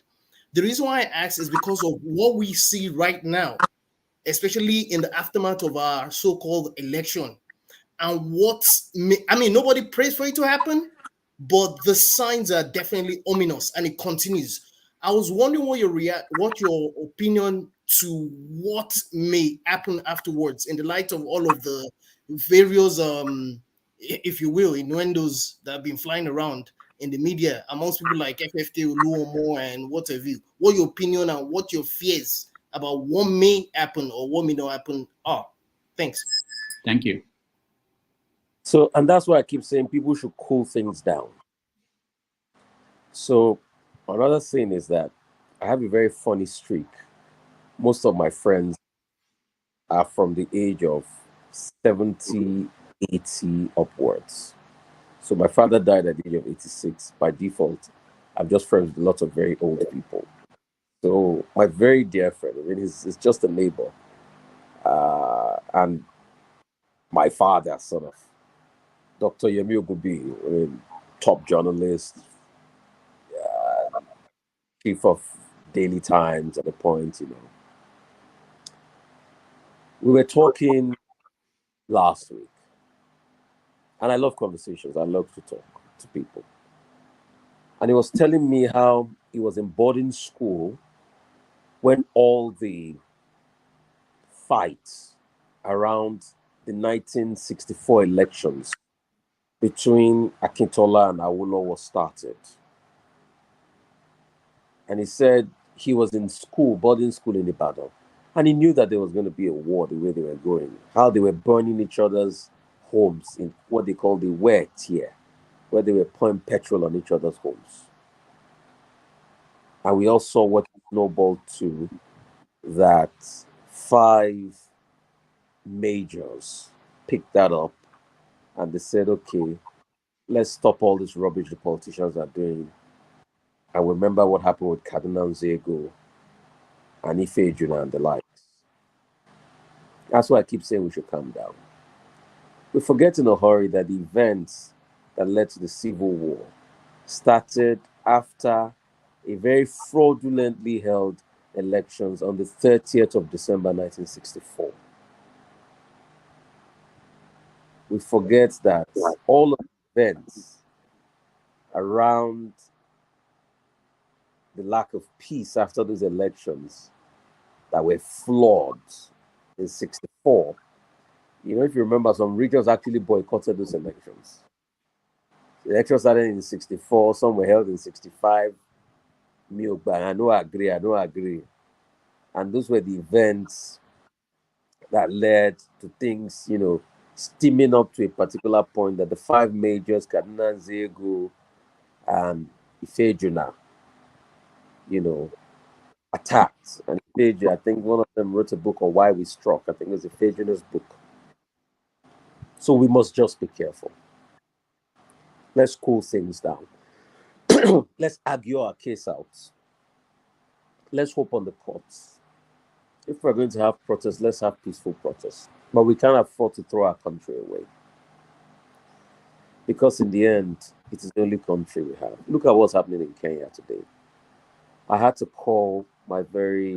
send my another very dear friend of mine, Professor Otieno Lumumba, a message. And I said, you know what, please intervene in what's happening in Kenya. And he had even intervened before that time. After the elections have been lost in courts, Raila still feels disgruntled. And because there's a cost of living crisis, now there are protests. You see the killings, the destruction on Northland buildings, the farm of Uhuru Kenyatta, and the killings in general. It's so bad now.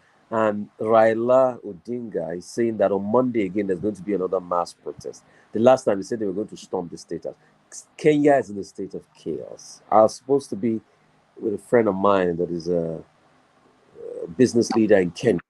I can't get into Kenya. Please, let's calm things down. I beg all of us.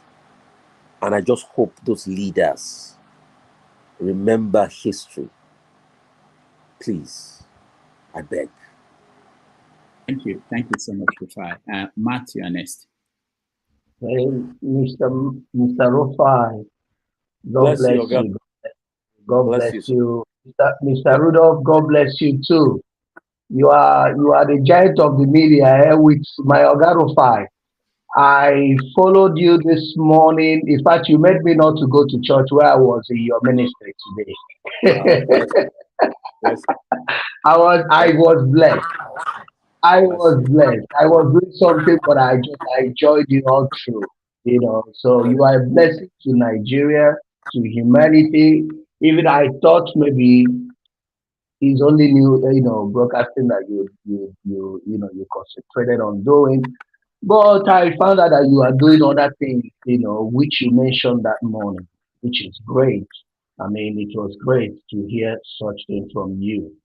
And God will bless you, keep blessing you. I love people who live by saying the truth, who believe in truth.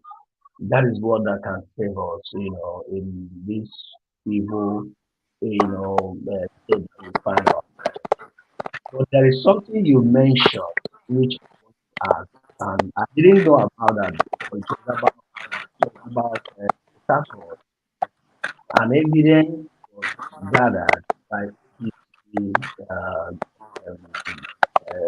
presidential governor candidate who lost the election or whatsoever. I don't know. He then, hello, is he still there? I think it's not here, but he can hear. Okay now. Yeah. And okay. And now, and he gathered the evidence, and police came to arrest them, took the evidence, arrested the lawyer. I mean, in this kind of situation, what kind of country are we on? What kind of thing is happening? They released them finally, and they held back the evidence. Release them. Why don't you release them with the evidence? Because they are going to use it in the law, in the court. So I want to know what are the state of things now over there in Port Harcourt based on the evidence. You know how the court works. Are they still going to release this evidence completely so that these people can use it to do their finding? Thank you so much. Thank you so much. So I got an update on that. So I wanted to interview Tonya Cole, the APC governorship candidate, but he wasn't connecting. But after I finished the show, then he called me back. So he narrated what happened. Arrested their lawyers. Most of the depositions they had prepared for the tribunal on Monday, they took it with the lawyers. They released the lawyers, but he said, "Oh, he wants the evidence and all the legal briefs they had prepared." But he said no, that he has to go and call INEC. So they didn't give it to him yesterday, which obviously I'm sure that they had copied it and seen all the case they want to push in there. And I'm sure they have advantage now, the opposition party. But when he called me, he said they had told him to go and call INEC to verify what they have before they can let go of it. So I've not called him to get a follow-up. But at that time, he said he was going there, that he had called the INEC record states and he was driving there when he called me. So, but I've not gotten a follow-up as regards that. All right, thank you, Matt. Assimilationist. Thank you, Dr. Rudolph. Thank you for having me. And to our Honorable Rufai, you're welcome. You inspire me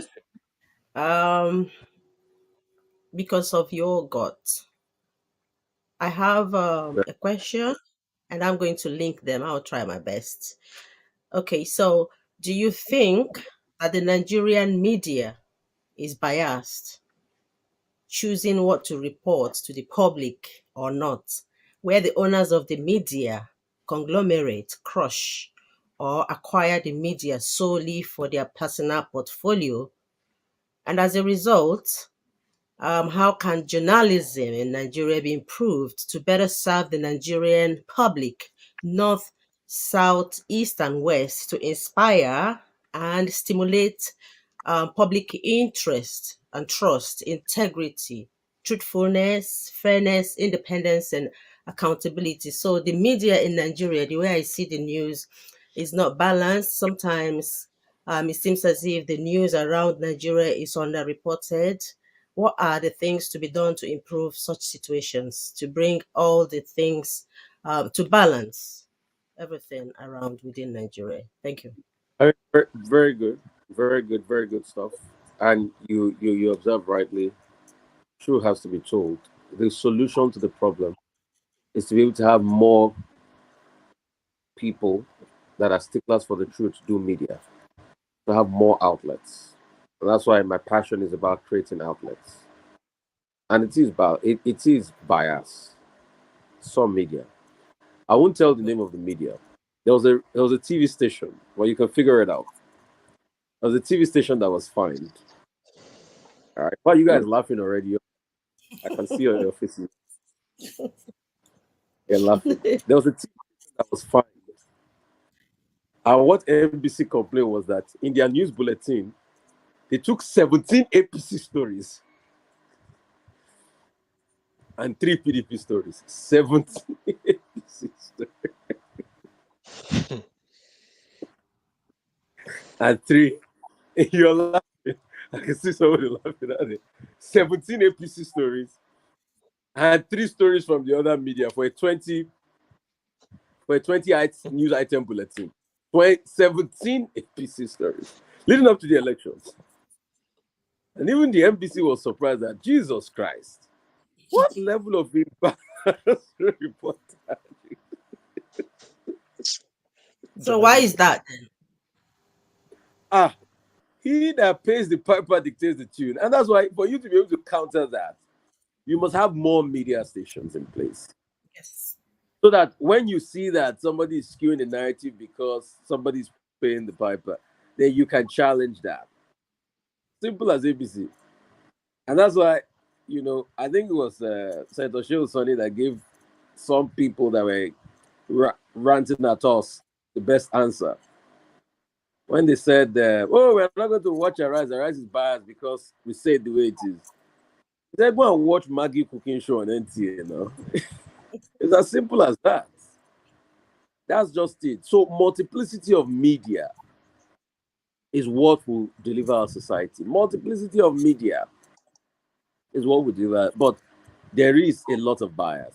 Just imagine that a news bulletin, 17 stories for one party, 3 for the others. But we must be able to get regulators to account better. So I was in France once during the election.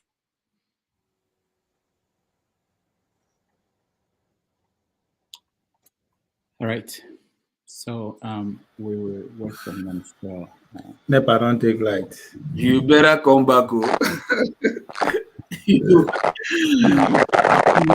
Hi, come back, please. I have not introduced myself to you properly. Do you know that? I hold you responsible because you did not place the link on I'll hold you responsible. I forgot to introduce myself to you. My name is Lucia, and I am the founder and a cosmetic formulator at Izmiri London. So I use Izmiri as I come here now to showcase, that young people should not lose focus. As a Nigerian, I have a voice. Thank you. Thank you so much. All right. Thank you so much. Let's go to Dr. Berichi.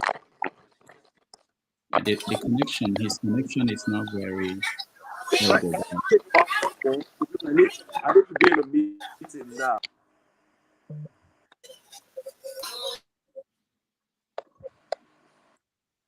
All right. So, Rufai, can you hear me?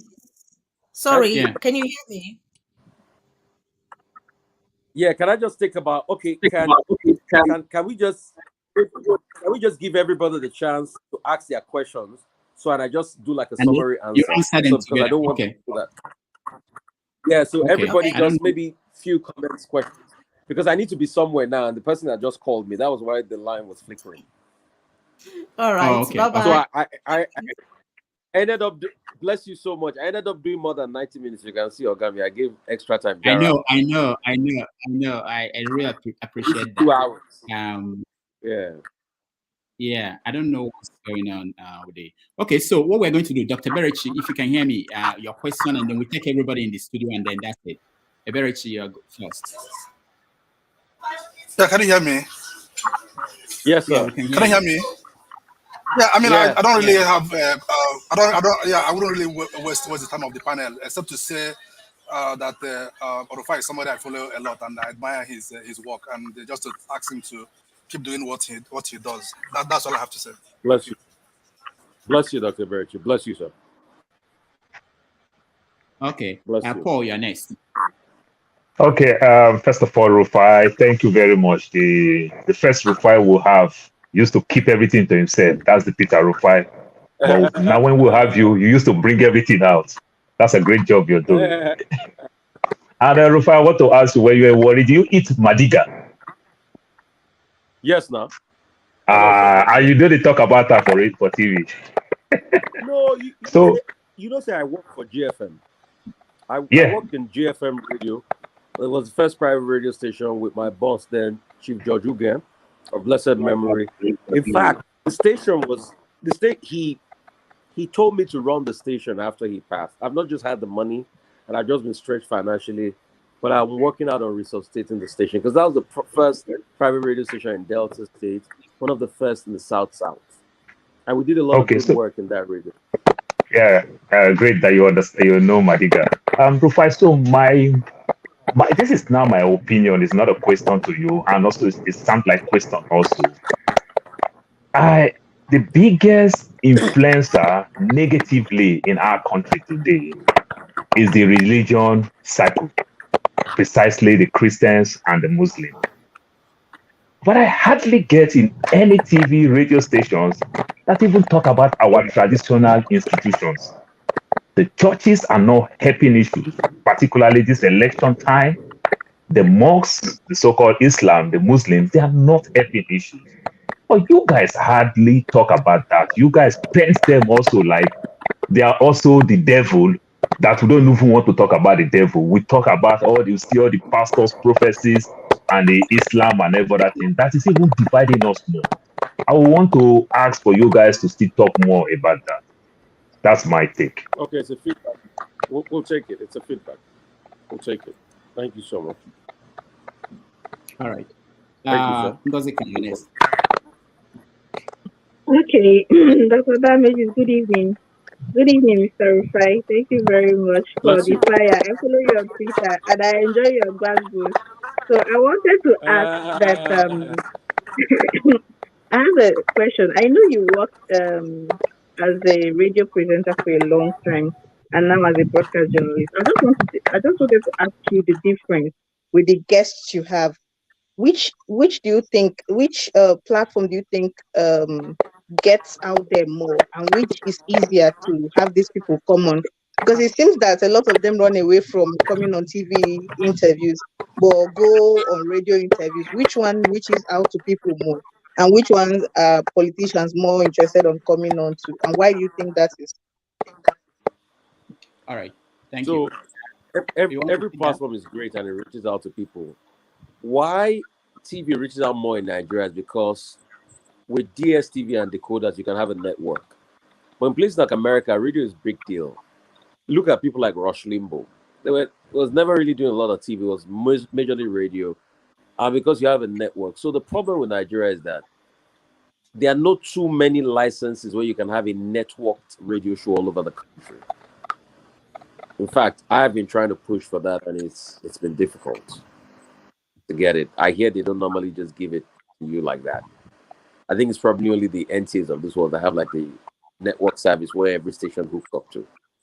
So both platforms are great, but I think TV pretty much reaches out more because it's sort of like network. So you can watch Arise TV in Lagos and in Abuja and anywhere, but in radio, except you stream live, you get. So I think it's just a network synergy thing. Right. But I enjoy both formats. I love both formats. But like I tell people, I'm a radio man, proper radio man to the hilt. Thank you. Yeah. Thank you, Ngazika. Loco P.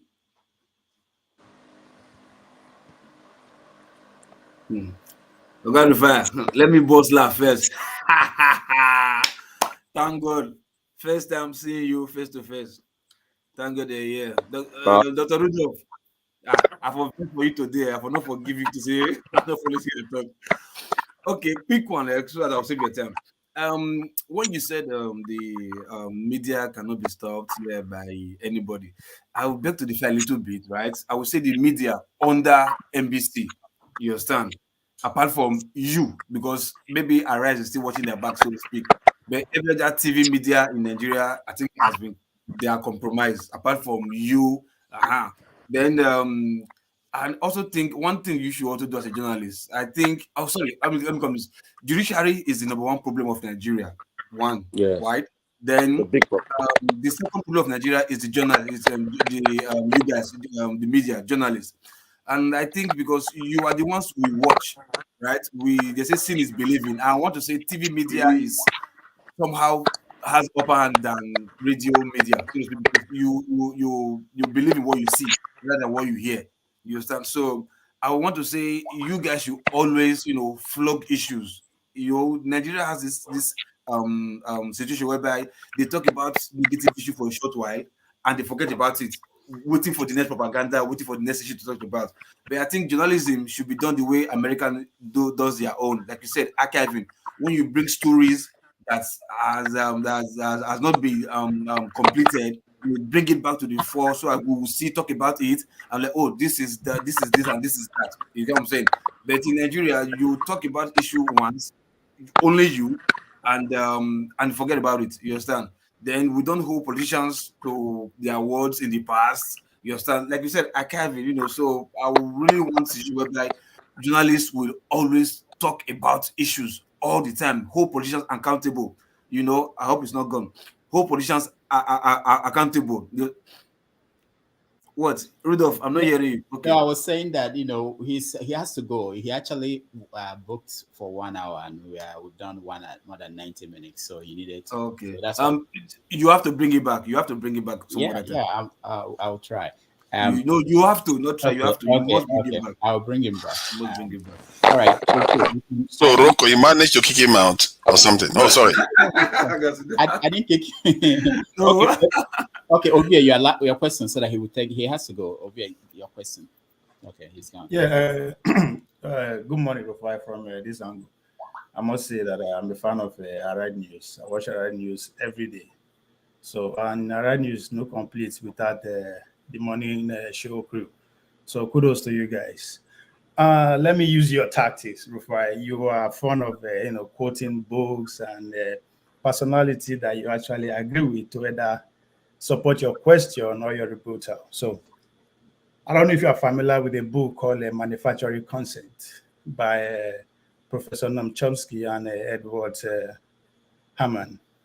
In that book, they come to the conclusion that the media is not a solid monolith, but it represents a debate between the powerful interests while ignoring perspectives that challenge the fundamental premise of all the. And as a fan of Arise, I have to say that within the last 1 year, or let's say the campaign period, they fit into what Noam Chomsky and Edward Hammond are saying, catering to the powerful interests. And it's so obvious in that of Arise that, because I run a small platform that a lot of people actually agree with the question I'm asking now. So, and it's not particular to you, but media in general. So, what do you think that is? All right, thank you. Or let's agree with what Noam and Hammond are saying in that their conclusion. Rufai, we can't hear you if you're speaking. We can't hear you.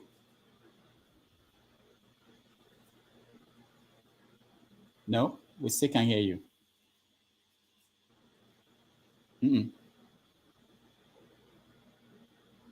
No, and you're not. Oh, you're muted. Oh no, you're muted. Okay, go ahead. Try again. No, we still can't hear you. Rufai is on Obedient Network. All right. Maybe you can log in and then you can say bye. I know you have to really go. I appreciate the time you spent over. Oh my God, Rudolph, you are a corporate. I'm calling the media out now. You conspire with him. I will not forgive you. That's a media question. I mean, you. No, I didn't. Rudolph. No, you tried. No, he tried, and he tried at least 90 minutes to 2 hours. Tried. Yeah, no, actually, Adewale was here for 9 hours now. How is he? I don't understand. I know. Probably he had something engagement before. This guy has to work now. Exactly. He has engagement before now. He just squeezed them. You can go and bring Adewale now. Politics have ended. It's not for politics, they can be there for hours. It's not easy to be on national television every day. Yeah, it's not. Hold on, guys. I think he wants. Oh, he's still here. He's still here. He wants to say bye or something. Yeah. Let me go one let's kick one of you guys out and let him say. Kick Mama out. Go. Now who they match that kind of break? I leave church today. I leave church like I did for this program. Yeah, you got a press button.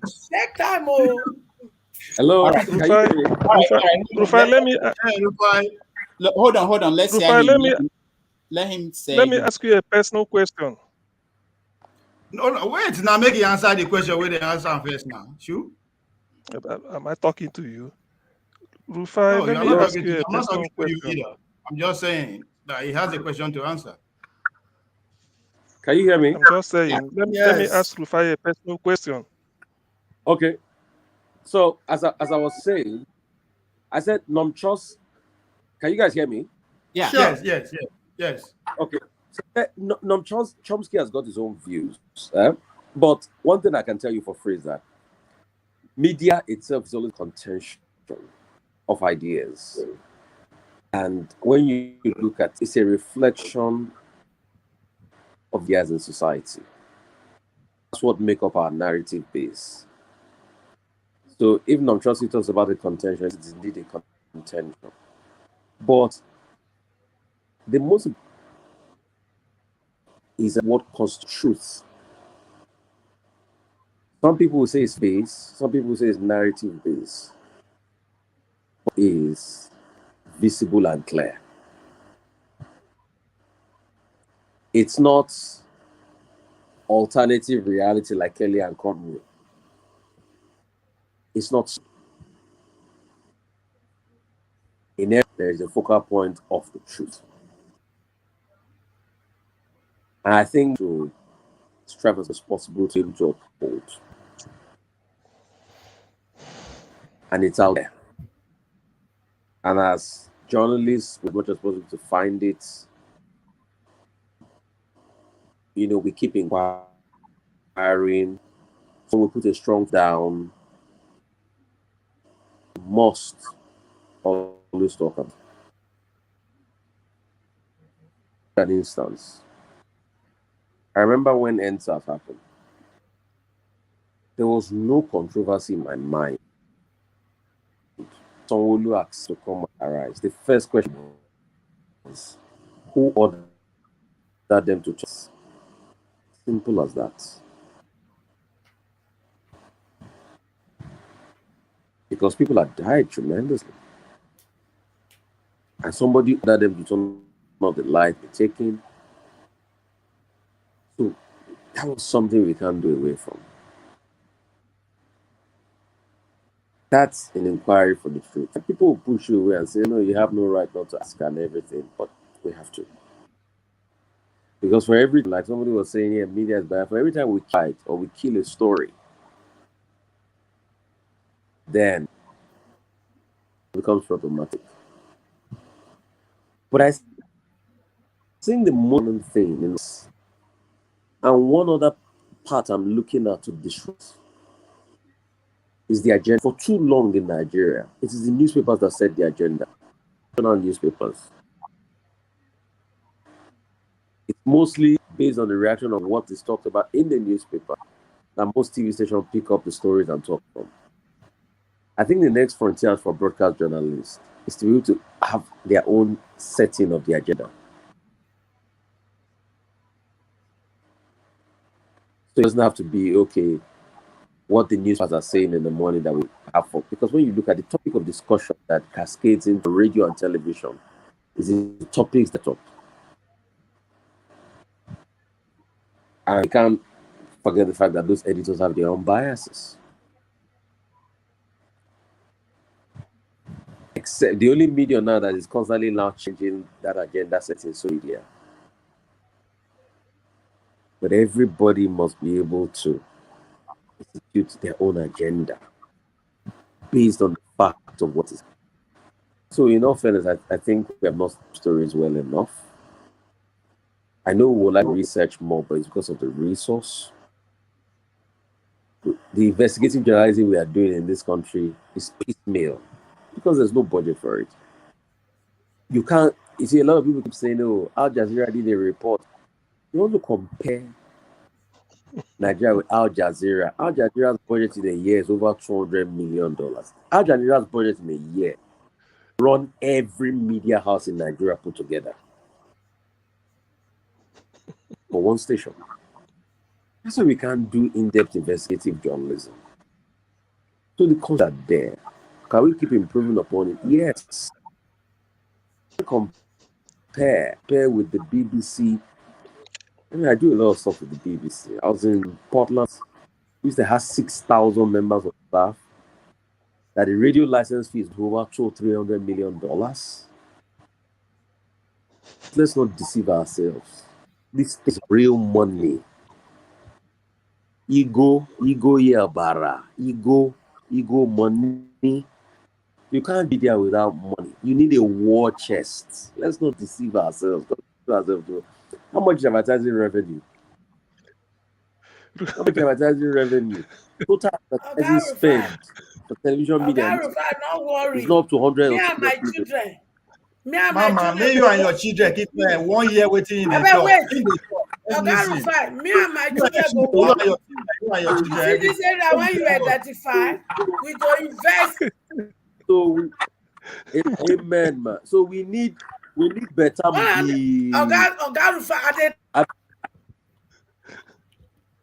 Amen, man. I say not be my money, not be business. No. For you Don't to get worry, it sustainable. I raise Brigade, I raise Elon Musk. We go do and a new Nigeria we won't build for ourselves and our children. So it go work Amen. for our lifetime. Amen. Yes. It go happen.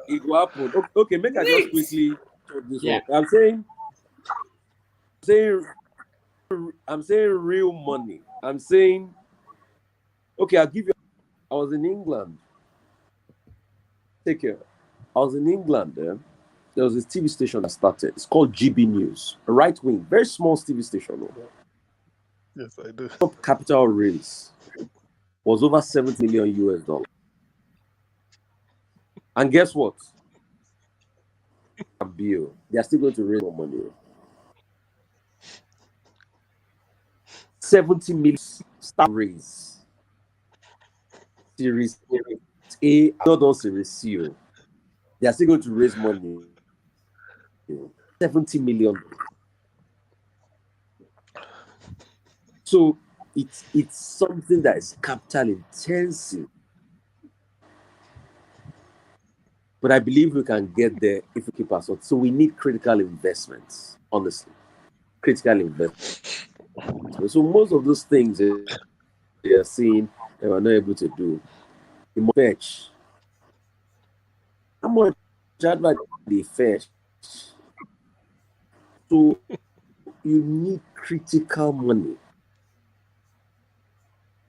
It's just as simple as that. See, the money where Hannity, they collect alone in salary from Hannity a year is about half of the advertising revenue in Nigeria.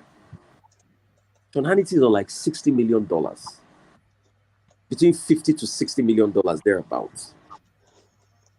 Even this babe, we tackle Trump, Meghan Kelly. When she go NBC, I heard like $60 million. $60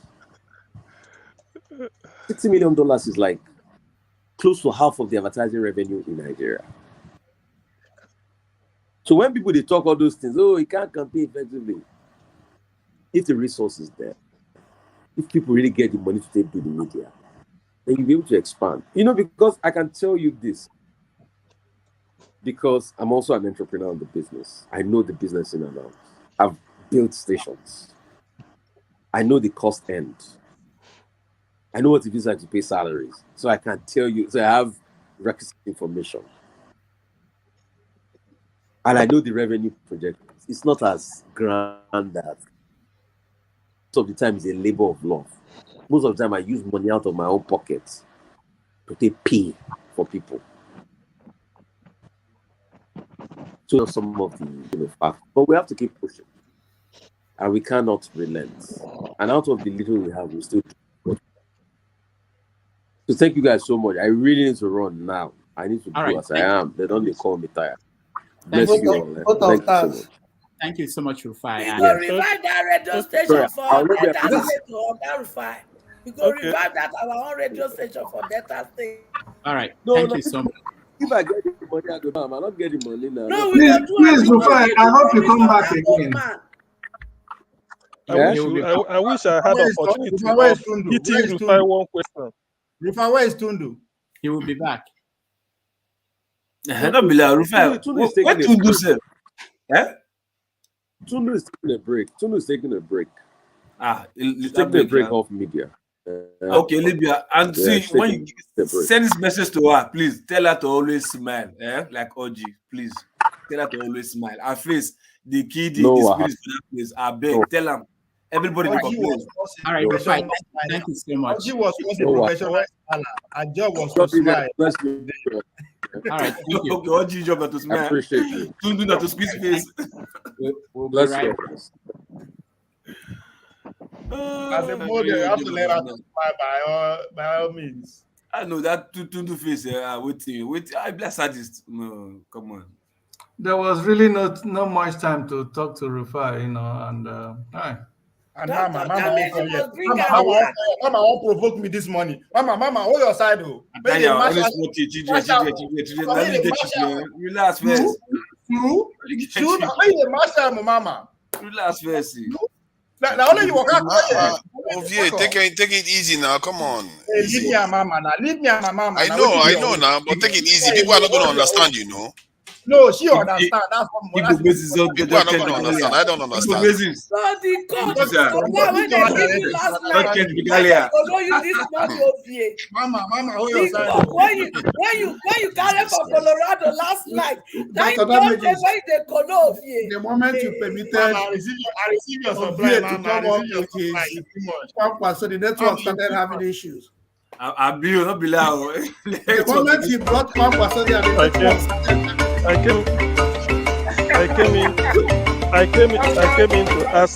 came in to ask Rufai a question. I didn't have chance. I was in the backstage for more than 2 hours. I don't know. It was fastest finger. It was fastest the finger. traffic was much. It doesn't I wonder. We go bring her back, oh. CM ask, I will relay your question to him. Ask a question. It's a simple question. The question my question is this, Jude. My question are you not worried that all we do in Nigeria is just politics? All we do that's what life is about now. Life is all about politics, right? Well, I will keep my question to myself because if it is not Panadol, it can never be Panadol. Thank you. Yeah, you see what all the politics are. Yeah, there is paracetamol. Okay, so paracetamol is more better than Panadol. If it's not Panadol, it can never ever be Panadol. So I keep my question to myself. But the question should have benefited him and everybody. But well, tomorrow is another day. I don't know why. I was on backstage. They put people, they go. I was on backstage for 2 hours. Yes, it's true. I have to say it now. I mean, we are this open society. 2 hours, and people that I came before, they push and they go. Some even wanting to go 2 times. And they are busy here. Sorry, CM, I didn't see you at all. If I had seen you, I would have put you. Come on, you know you are a senior member now. When such things happen, I don't know. We're in the season of rigging. Everything can be rigged. So I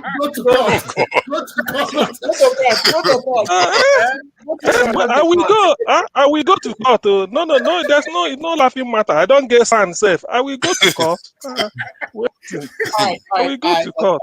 It was forefathers and so there was a time, I know that as far as I'm concerned on what happened, I let people go according to the lineup. The only time I skipped somebody was when I saw Ngozika, who was in Nigeria and she was far. I brought her up so that that was the only thing. But the rest, I don't know other people who brought people in. There was a time I was taken out. I don't know who did that. I have a lot of moderators here. They have more power. I don't trust your father. They have more power than I do. Normally, this morning you went and changed. Normally, the beavers should upload to the server. Nowadays, since they not upload me, I don't since they not upload me. Later they're going to say again hit. That was why. Hold on, guys. They uploaded every other member, House of Reps, Senate. When you reach president like me, they no upload. There was a glitch. They didn't. Oh. CM, you know, like if we saw you there, you would have been up there. So let's you have very good questions to ask now. Yeah, let's do a recap and let's start with people who didn't get a chance to ask questions. So CM, let me start with you. Okay, but before you do recap, we need to buy we are buying super chat today because today was a special one. I beg, make una help me buy super chat. Nothing is too small, nothing is too big. Super chat. Everybody, we are more than 1,000 people are watching. Make una do super chat for us today. Thank you. Vote. Go ahead. Okay, first of all, vote Mama HO. Then the thing I want to say is this. In fact, if not for Rufai, although I knew that Nigerian journalism, there are a lot of problems, but what he said today really, although I was sort of laughing or smiling, but money is the issue. Most of them that want to practice the real journalism, they are incapacitated by resources, like Rufai is saying. And I know why. That's why the politicians feel that after you don't have money, if I invite you for interview and I'm willing to dip my hand and give you maybe 200,000, 500,000, you can be writing about me till about the election, no matter what. So because the media, they are privately owned, and imagine comparing Al Jazeera with their Rise or the whole media in Nigeria. So to really practice, in fact, I have a lot of sympathy for them. Like Rufai said, it's a problem, particularly in a corrupt society like Nigeria. If you can't be your own man, you can't be independent. That idea of a journalist should be fearless, independent, impartial, and all those things is difficult. You have to feed and you have to practice. And the politician is breathing down your neck. If you did not do what he wants, you won't get your pay. If you say you do want to practice it the right way, the other chap is willing to take bribe and then shortchange you, and you are in the same profession. But then NUJ should come down hard if they are really serious. But I don't know. It's a problem anyway. But I wish him well. By the grace of the God, conscience. every problem a business opportunity for me. So we go solve this problem by having a true journalism station in Nigeria. All right. Not worry. Mama Echo, thank you. We look forward to that. Kulata, you're next. I want to who left? Oseni. Kulata, go ahead. Rudolph. Yeah. Well, I mean, I was expecting questions about what type of journalism do we practice in Nigeria. You see journalists bringing up the information from the rumor mill, from social media, and then use that to be asking guest questions. They don't even tell you that we've done a check or we've not done a check. Because, I mean, what is journalism about? You hear the apologies and then you regurgitate it on your station. Rather than, I mean, if you hear something, you can at least leave a disclaimer and say, well, Arise News has not been able to verify this, but this is what we're hearing. They don't do that. They just say, this is what we're hearing. So I was expecting some rigor in the conversation. I just saw a lot of fanboyism. Then another thing I did not see is like, where does objective journalism start? And where does objective journalism stop and where does opinion take over? Because a lot of his style is opinion. He's sharing opinion 24/7 on his social media. And then you now want to say you're logic-based. Then you can't do that. If you want to be a pundit, then get a pundit show like Hannity. You be the Hannity of Nigeria, and then you can be arguing with all your guests. So if you're going to be fact-based journalist and logic-based journalist, then let it be that. And if you're going to be opinion-based journalist, then have an opinion show. Nobody's going to beat that. But at least you know clearly. What is your own evidence of this? Your opinion? If you watch Arise News enough, you can tell when someone is sharing an opinion. And if you look at it, just go to you are accusing somebody of something you are actually doing right now. Please keep quiet. Let me finish what I'm saying. No, because you can't just be saying stuff. Keep quiet. Let me finish what I am saying. Mute yourself, Be please. like your boss. Be like your boss. Mute Be like yourself. Rufai. Be like a Rudolph. Let him I don't know finish. who is Then talking you like that. interject Please, we just call Mute him yourself, Tunaja. It's like If your you boss. go to, Listen, if you go to, Ovie, mind your Rufai business. has Let him defend himself, okay? mute Mind your let business. yourself. him finish now. Let If him you finish. go to, if you go to his Twitter page, it's full of opinion. You cannot be an objective journalist. Ask Rudolph the ethics to this thing. You just don't do Agbero style journalist. The ethics, you follow the ethics. But there's nothing wrong with being an opinion journalist. Just state that you are one, and then we know. Because there's what's it called, a blur, a massive blur between being objective and sharing your opinion. We don't have that clarity in Nigeria, and I want that clarity. All right, thank you. But why do you continue to hide yourself every time? We do this contradiction all the time. We accuse somebody of doing something. Instead of you to bring up one specific case where he Can actually you go to his freaking Twitter page and stop running your mouth? But You see what he's doing now? You are accusing me of running my mouth. You are doing exactly what others are doing. If you want to say something, accuse him If with you want precision, to read his evidence. opinion, go to his Twitter page. Okay, You will fine. see it. Go ahead. Let's start doing the same thing you accuse others of doing. Rudolph, all right. You're not making any sense, too, Niger. Can I talk, Rudolph? No, the person I want to speak is Ndubisi. Oh, Ndubisi is not there anymore. Okay, Jude, you can go ahead. Okay, Ndubisi, yeah. Okay, Ndubisi, go ahead.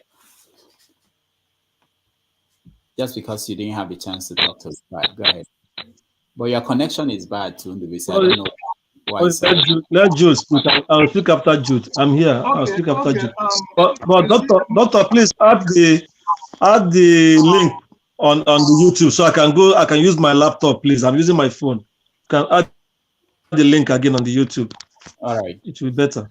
Before I say what I want But to say, Jude, go ahead. I will speak after Jude.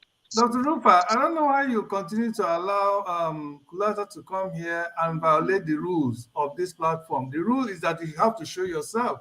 But every time he comes here, he obscures himself. Nobody have ever seen his face. And you continue to allow it. Well, that is my comment. Rufai has been able to at least, let us into what is going on in the media world in Nigeria. Although some of us know, most of the things he has highlighted, but at least hearing it from him, who is actively in the profession and practicing under that environment, is more had lent more credence to what we already know, and that is this NBC, Nigerian Broadcasting Corporation, the way they try to gag, the government try to use them to gag anybody that want to hold them accountable and practice good journalism. That at the end of the day, the journalists in Nigeria have resulted to practicing how would I put it, a journalism of he that plays the piper dictates the tone. Just cowering to those that are playing the pipers.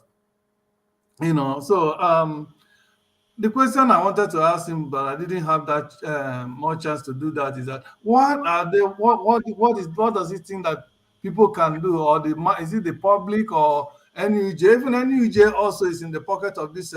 Their leaders is in the pocket of the so-called owners of Nigeria. So those nobody would even expect NUJ to do anything.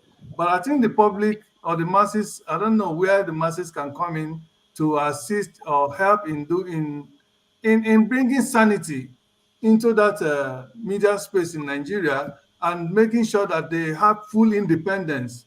Because there's no democracy in any part of the world that can blossom and flourish without an independent and active media. It's not possible. It's just not possible. That is why one of my anger about this guy, this senior Agberu in US, Donald Trump, the way he tried to gag the media, the way he tried to slam and make sure that, in fact, he almost decimated all the medias. But if not, the medias in America have been so strong, and independent, he would have decimated them, so that people, in fact, many Americans have kind of don't even believe many medias anymore because of thanks to Donald Trump. But anyway, going back to Nigeria, I don't know, we need to do something about this, and that is what I would wish that maybe we can share thoughts on how we can, ensure that we have a vibrant and an independent media system in Nigeria that will practice, without fear or favor. Just say it as it is. I don't care what Kulata is saying about opinion and opinion. Is it that Rufai asks a question and then he follows up the question, because it's only Rufai that asks some good questions, good journalistic questions, and follows it up. Some people will ask and even give the people they're interviewing their answers, in order to make them feel good and make them, so that they won't, because they are scared. People like Rufai, not because of anything, because he's very brave and he does it as it is.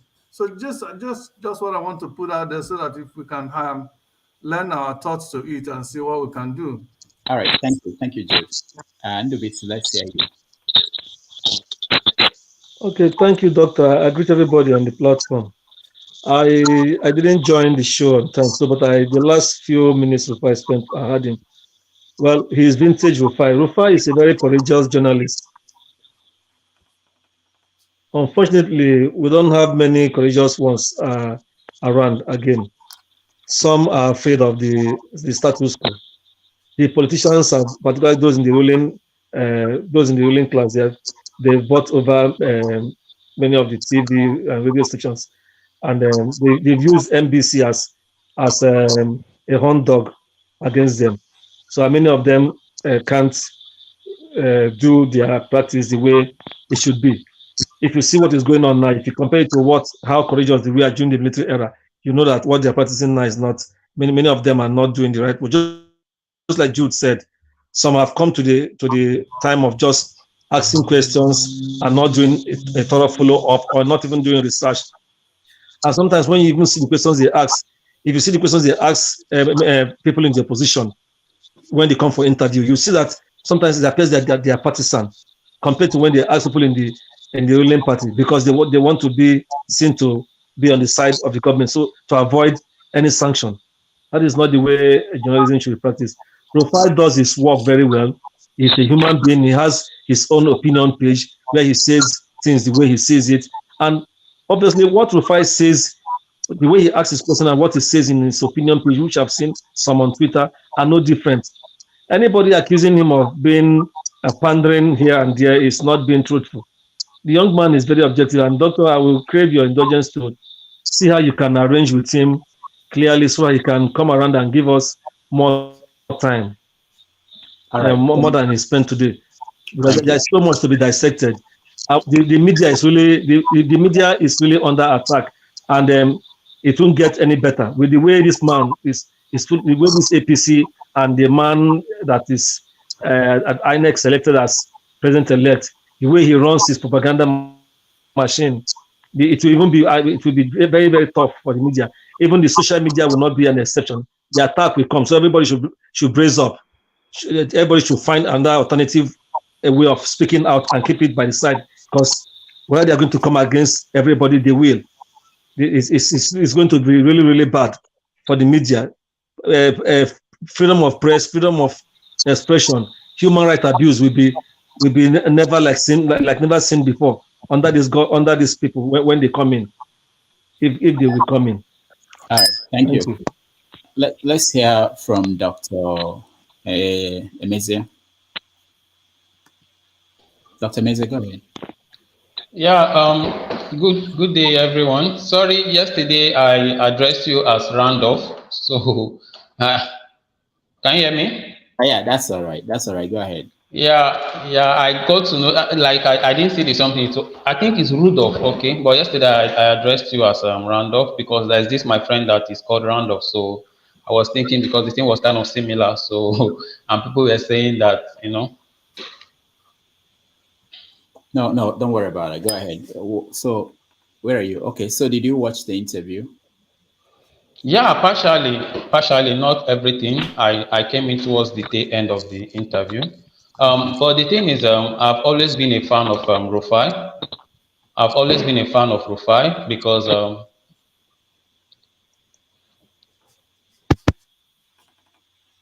Go ahead. Can you hear me?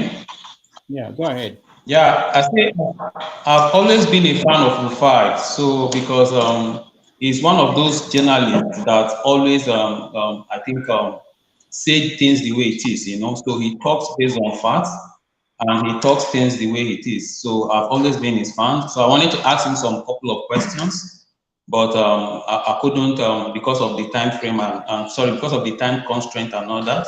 So he was able to I wasn't able to ask him some questions. But generally, Rufai has always been a very good journalist, and I always I totally support his pattern of journalism because he says things the way it is. And again, the one he talked something. He talked about the financing of Nigeria journalism, like maybe is the system is not well financed because of I don't know, maybe I think that too should be a reason why them maybe if they want to perform their job, maybe they try to not to do it to that high level or world class expected level because maybe the money involved is not that enough to cater for them. It's just the same thing. It's just the same thing that we are talking about that is happening in Nigeria across all systems. You know, people are not being paid well, so you find them doing some kind of other things just to meet up, even if those things are not in line with what they should practice. But because the money they make from those systems it won't be enough for them and their family, so they indulge in acts on doing things that will contradict what they really stand for.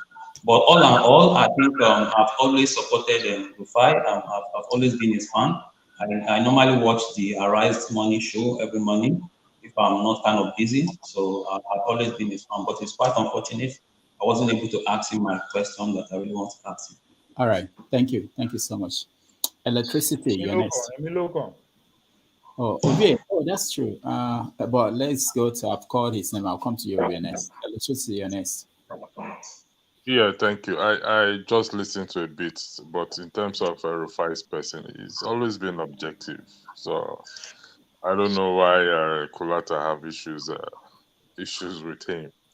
It is as a result of his objectivity. I believe there was a time his life it was threatened to be sacked from Arise, and people cried out and said so. I like him in comparison to Dr. Abati. To be honest, I still prefer his point of view, though it gets very emotional, which is which is not good. Now that being said, I'd like to buttress what Mr. Ju said to you earlier, Rudolph. When you make a rule, it has to be across board. When people have to show their face. So please, can you take note of that? Because this has happened to me before, but I decided not to bring it up. But since Mr. Ju brought it up, where to Nigeria refused me to speak, except Never take right. Never take right. Hold on. He did what? Where he refused me to come on the show, to speak, except I have to switch on the generator, despite all explanation. Switch on the generator? Yeah. And Mama H.O. actually supported him that is your rule. Who doesn't have camera on cannot speak. I was there. So I was there that day. I was there. No, you were there that day. So if you want to stick to a rule, let's know what the rule is. Secondly, Tunaja is a very rude person. You have to talk to him, not to be interjecting somebody. It's not good for your show. This is your show. It could be your livelihood, and it's gonna turn people off. That's just the truth. I have nothing much to say beyond that. Thank you. I yield the floor. All right. Thank you so much. Peter, you're next. Sure. Oh. You don't pass me. Good evening, everybody. Who said I passed him? Who? Jude? Oh. you're so go ahead. No, actually, No, it's because your cover. That's why I didn't see you. I'm actually going to people who are here to say something. So, Peter, I'll come to you next. Peter, go ahead. Okay. Good evening. Today it was very nice to have Mr. Rufai among us, and most of the perception most people are having about this man, he was able to answer the particular question, and I was grateful to hear it from him. he pointed out that he is not supporting any of the parties, neither APC nor Labour or the other ones. And that is very good. That will make people to believe more in him, in all his objectives. But one thing I wanted to ask, unfortunately, I couldn't meet up with his presence here. There's this particular station in Nigeria where they do a program called Journalist Hangout. I wanted to ask, is it okay for a particular reporter, a journalist, to openly say one candidate is going to win the election, and that was before the election, and again after the election, he still came out boldly to say, yes, I told you guys, referring to his supporters, that I said this guy is going to win the election. So I wanted to know, is that ethical or unethical in journalism for a reporter to come out openly telling his viewer, this guy is going to win? I forecasted it, and again, I'm telling you now, see, what I told you has happened. Okay, let's Peter, hold on. Let me ask journalist Jude. He was raising his hand. He may have an answer for you. No, okay, I'm not a journalist. Okay, Rufai, go ahead, please. Go ahead. I'm not a journalist. Go ahead. Okay. I just know what the answer is, but go ahead, please. What is the answer, Jude? Yes. I mean, who get TVC? Yeah, it's TVC now, so it's the owner, so it's straightforward. Well, journalists are supposed to be neutral. Okay, yes, they might have a leaning to a particular party or anything, but when they come out, they have to show that they are neutral and report what exactly, do an objective reporting.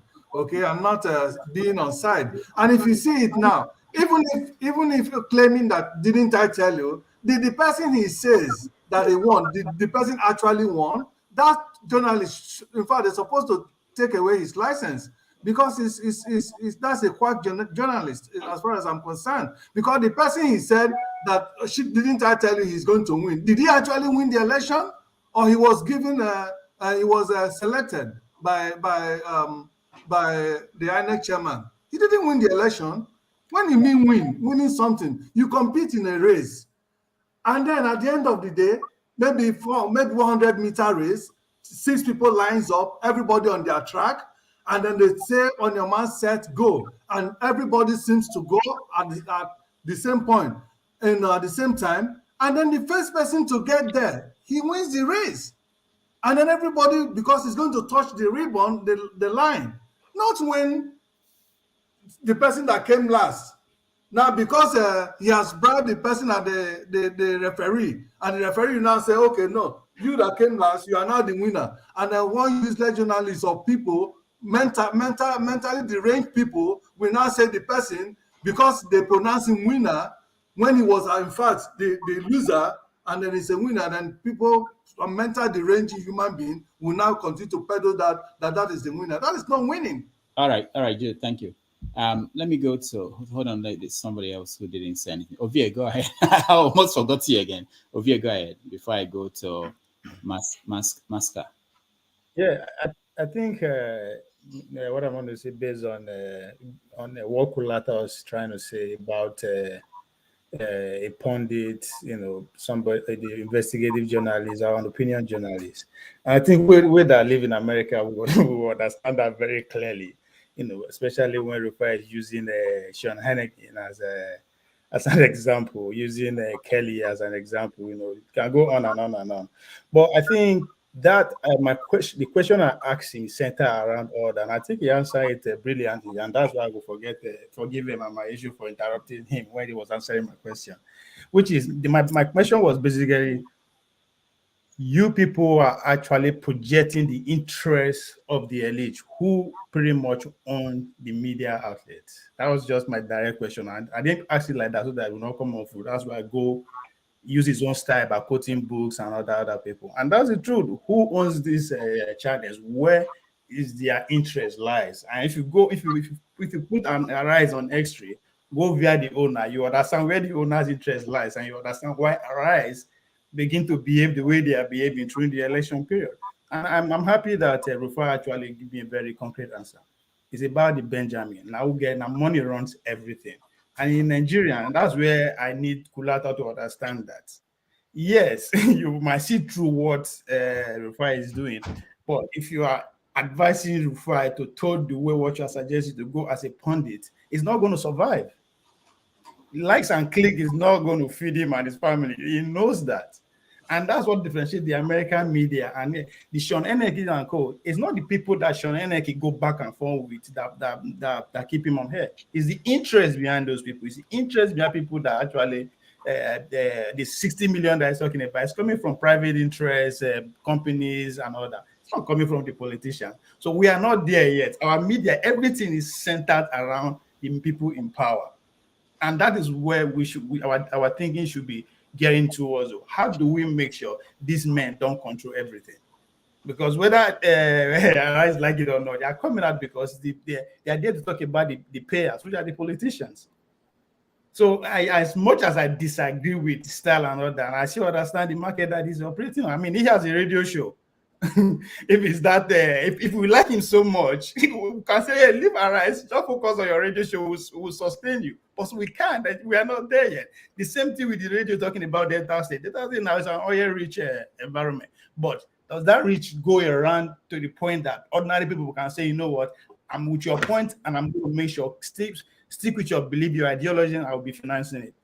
We are not there yet. So when that critic is coming from Kulata, yes, I understand his frustration, but at the same time, the guy got to play along that along the line, and that's why we should encourage people like Rudolph. Anybody that has a platform that speaks to the current affairs, current dealings in Nigeria, those are the people we should be encouraging, because those are the alternatives.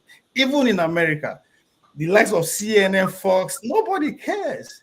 People like Joe Rogans are the way to go to actually digest some kind of issue, that's the time we are today. Joe Rogan, just a single person who is not a journalist, he's just sharing his opinion. But people believe in that, what is coming from that guy, than all the big medias combined.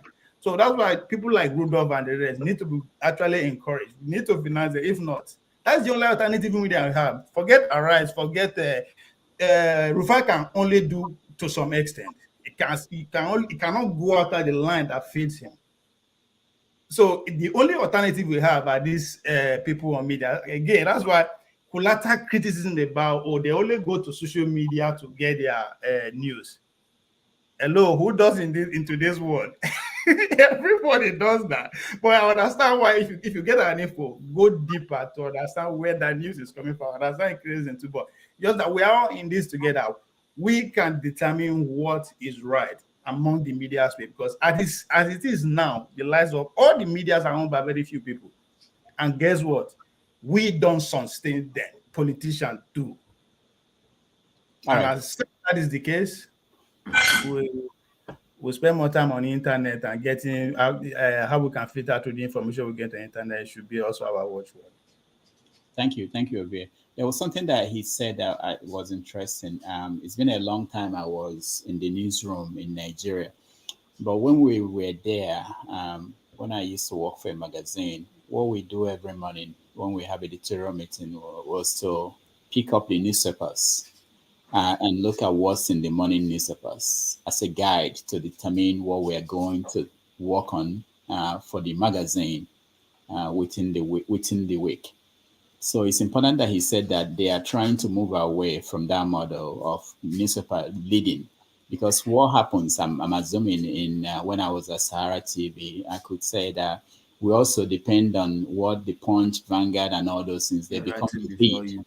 So he's talking about moving away from that model where you can have the TV to be the lead. Now, and he gave a reason too. Sorry, he gave a reason why. He said because even the editors these days, they understand that they have their limit. I mean, who pays you? So I mean, but will they survive? I think it's about surviving. Will they survive? If that's looking at it on that corner, people sell information. They sell authentic information. You understand? When you talk about investigative journalism, people they may not really go to the feed. They may have their source.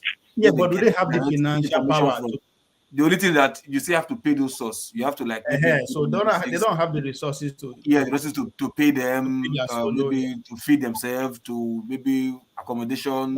Let me ask. I know most people here they are abroad, but if you talk to people in Nigeria, most people don't buy newspapers anymore, and people have not asked the question: how are they surviving?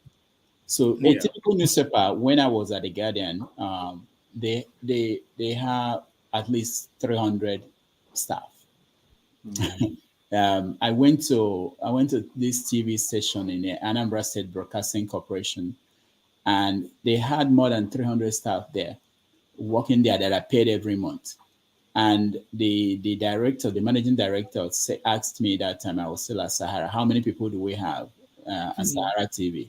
We didn't have up to 12 people, but the Anambra State TV was not making as much impact as Sahara TV was making. Exactly.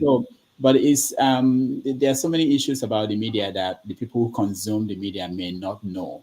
And that's why every now and then I have to bring people from the media to come here and talk about the media, so that the more people know, you'll be sorry. You won't blame the media for some of the problems that I hear people all the time blame the media. So all the papers in Nigeria, they don't print up to 100,000 any day. All the newspapers, 100,000 copies. Just think about that. A country of 200 million people. 200 million people. They don't, at this point, they don't. I know.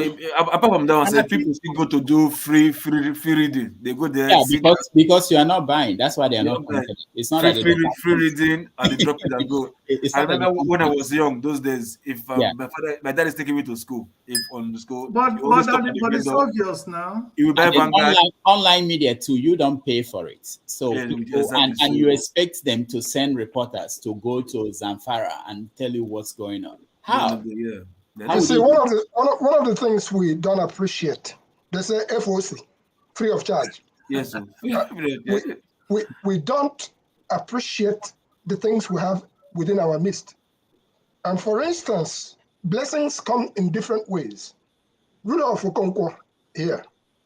No, it's not about me. Hold on for a second. Let me land, sir. Let me land. Rudolph Okonkwo I've known for many years. The guy that we just talked to, Oseni, I just saw him in recent times. Yeah. People like us, old soldiers, we don't, I won't use the word, we don't care. You are the giant, you are the owner of whatever you want to own. We come at it straight the way we see it, because that's in our nature. So first of all, I want to appeal to us, all of us that come on this platform, to please let us be civil with one another. I cannot come here and shout, you keep quiet. That's an insult from our Nigerian perspective. That's a bad talk. Some things we should not do when we show up here. We should carry ourselves the way we would like to carry ourselves before our children. Having said that, I want to appreciate the appearance of our guest today. He talked about archives. And if you look at this is Daily Times from 1988. In this particular place, you have Guardian newspaper, you have Daily Times, you have Concord newspapers, you have all those things in this. Why do people refer to the Bible? Because it's written. And when you look at it, there are so many facts behind it. So the power of the written word. And this was when I was talking about make strides into export trade. TAC organizes overseas export exhibition for Nigerians. This one goes, Nigerians abroad should promote African products. And this one is director on how to boost export trade. Why I say this, give me a moment to just land, please. Why I say this is this. The Rufai that we met today is not just a great journalist. We do appreciate the things they have done. I just wanted to point out that maybe we don't know what we are doing sometimes. To people like Ovie, to people like Mama Echo and my brother forefathers from yesterday and Mr. Scribe. Let me say what you bring out of some of us who are old soldiers. Yesterday, forefathers and Mama Echo actually put a thought through me which put me back into the community setting because they asked the question, what can we do because of the eroding of everything that is happening to us these days? Yeah. That was why when you saw me today, first of all, I came out, this is who I am. Whether you like it or not, I came out a full chieftaincy. That's who I am. Fear nothing. After that, we are back into this because we're on the street. So why am I pointing out to those things? Somebody on the chat line dismissed the Rudaya as overrated. And I looked at it and I shook my head. You don't realize the power of the things that maybe in years to come, the things that people like Rudolph are doing, people like Zebudah are quoted by PhD researchers. That is in so many ways because those are the shoulders on which Nigerian comedy, those are the shoulders on which Nollywood stands on today.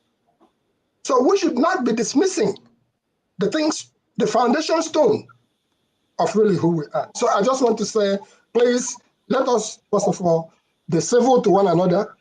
When Rufai talked here about the wars and him interviewing child soldiers, you saw me say, we shall soon go back to the jungle, where mosquitoes are biting. It's a rifle.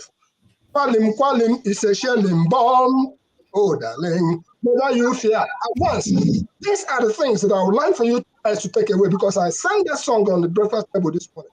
And my daughter was asking me, why are you going into that mode? Because of what is going on in Nigeria now. Because of what is going on in Nigeria. So be careful what we ask for because we might get triple dose of it. All right, thank you. Thank you so much. Let me before I continue with the people here who are here to air the view, let me just say something based on what Rufai said. He talked about digital storage and archiving. That's something very important. Just for anybody listening, if you really want to help the media in Nigeria. So, for instance, New York Times, you can find online old copies of New York Times from the 1850 something, I believe. I don't remember the exact dates that they started.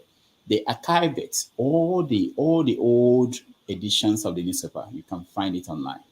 But there's no newspaper, no Nigerian newspaper that you can find their first edition online or even the subsequent ones. We don't have that. Somebody paid for that, for New York Times to do that. So if you know any foundations and know organizations that it's expensive to do, but it's something that we need to do. There are so many newspapers you cannot find copies, even within the newspaper building. I went to the Guardian, where I once worked one time, and I went to their storage room to find a particular newspaper, and I was surprised. People come there, take a newspaper, take it out, they won't put it back. There are no copies. They don't even have their copies. Sometimes you have to find it abroad, not inside the country, or in private homes where people have. So we have a lot of work to do, and it's not the media that will do all of this. They don't have the resources. Rudolph, knowing that the YouTube actually have the right to what we are doing right now, but how do you save your own archive from here, from YouTube? Oh, I can store it. I can download it and store it. You can download and store it, of course. Yeah, I can do that. But that's not even the video and digital part. What we're doing here is different. That one is easier to store. But I can tell you that there are articles that I wrote for some websites 20 years ago. Some of them, I can't find it because I've changed computers. I've changed, and they don't have it on their website. You think they have it, but they change, they update their website, they lose some of the articles. The email, you lose the email. It's a crazy thing that is going on. So there's a lot of work, and sometimes the New York Times didn't pay for their own digital storage. Foundation did that. So what I'm saying is that we can't just sit down and think that the media will do the job that we want them to do without help. I can also tell you that in America, the media is also facing problems in terms of money to run. They are closing their offices across the world because they can't afford to have people in West Africa. New York Times, I don't think New York Times has anybody. Before, they used to have people like in Lagos, key countries in Africa. But now I think they only have one person in West Africa, one person in East Africa, and maybe North Africa. And that's it. So they are cutting back because the business model is failing. But what is happening also is that the people who are non-governmental agencies and foundations are coming up to support independent media. So you find out that, if you listen to NPR in America for those, or BBC is sponsored by money that the government is getting from people, but NPR depends on people supporting them. So there are responsibilities for individuals who consume the media to also care about supporting the media. But You see, the subject that Rudolph is discussing is much deeper. Yeah. I face it even Nigerian television, NTA, of all persons. Because of the book we are doing on Zebrudiah and the one we did on Mazukon, we found out that their archives, they don't have it. Because somebody asked me, why is it that we cannot see a full episode of Zebrudiah, the new masquerade? The reason is very, very simple. They were erasing, taping over everything else on the past. So when that is lost, you can just find a snippet somewhere in England or somewhere because somebody kept something. So it is a serious problem that we really, really need to focus. And that's why when I pulled out this thing to show, I try to keep as I have a room. Igbo basic. That's not the way to store it. If there is, God forbid, there's fire in your house, that's gone. It's not a way to store it. We have to put it in a digital form. That's what I'm saying now. The digital now. For instance, all Igbo Basics publications from 1995, we have now put them on digital format. Okay? So by that digital format, what I'm asking, some of you who are still younger, what I'm asking, whenever you find people like myself, come in, take whatever you can. That is continuity. That's what I'm asking. I'm just not asking too much because nobody knows tomorrow. You can take it for granted. Igbo Basics, don't worry. We dey come. We are coming. I met a 120-year-old We are woman. coming. Hold on, Mama Echo. Daddy, we are coming. Hold on, Mama Echo. I met a 120-year-old woman. The next day, I set up an interview to go and talk to her. I went, sat down, and talked to that woman, and the things that came out of her mouth from the deep, deep past. I made sure that I recorded it, videoed it, kept it aside. Those are the kind of things that I say, good things come for free.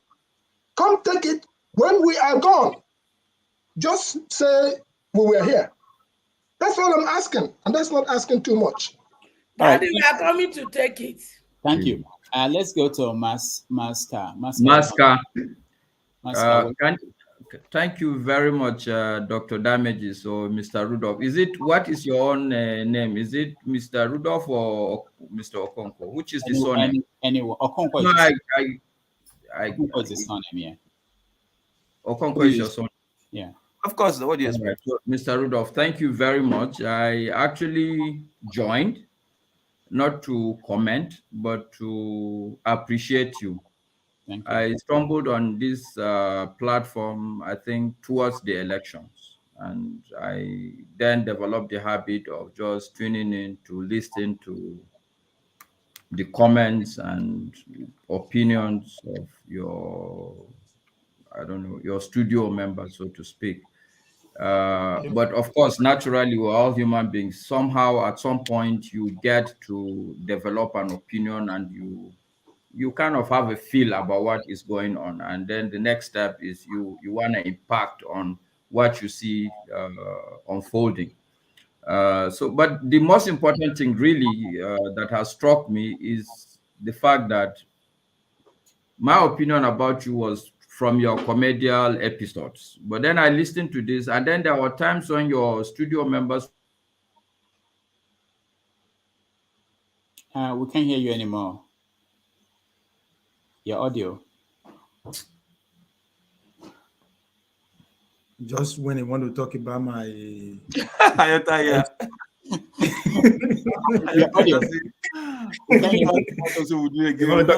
don't trust Mama Echo. Mama Echo, you are now you. Everything why are happens. you doing like Because in here, Niger camp for fair. We move and make we see you. Internet go come Mama answer Echo. you. Can you Mama, hear me? anything happen for this show today negatively. Now you are blessed. Now you, Hold on, now guys. you We be can hear him now. Yeah, go Can you ahead. hear If they me? send you, you not see me for house. All na Mama positive. Echo, can you, now that you people can hear me, maybe you can take a small rest. Yeah. Continue, Master. Continue. I guess it's the internet because I'm calling from Nigeria. I'm actually calling you from Abuja. Oh, nice. Yes. Okay. Yeah. So I really am impressed. And sincerely speaking, I wish to thank you from the depth of my heart, because I can see that you've been in this business and you don't come around with the arrogance that some of the other people come around. I mean, and I see the dexterity, the discipline, the integrity you bring to the table. What I would say that may rock your boat a little bit is that my opinion, really sincerely, is I think it's a lopsided studio. Not your own, for none of your fault, right? Okay, there's still you went off. We can't hear you anymore. Anytime we want to talk about it, maybe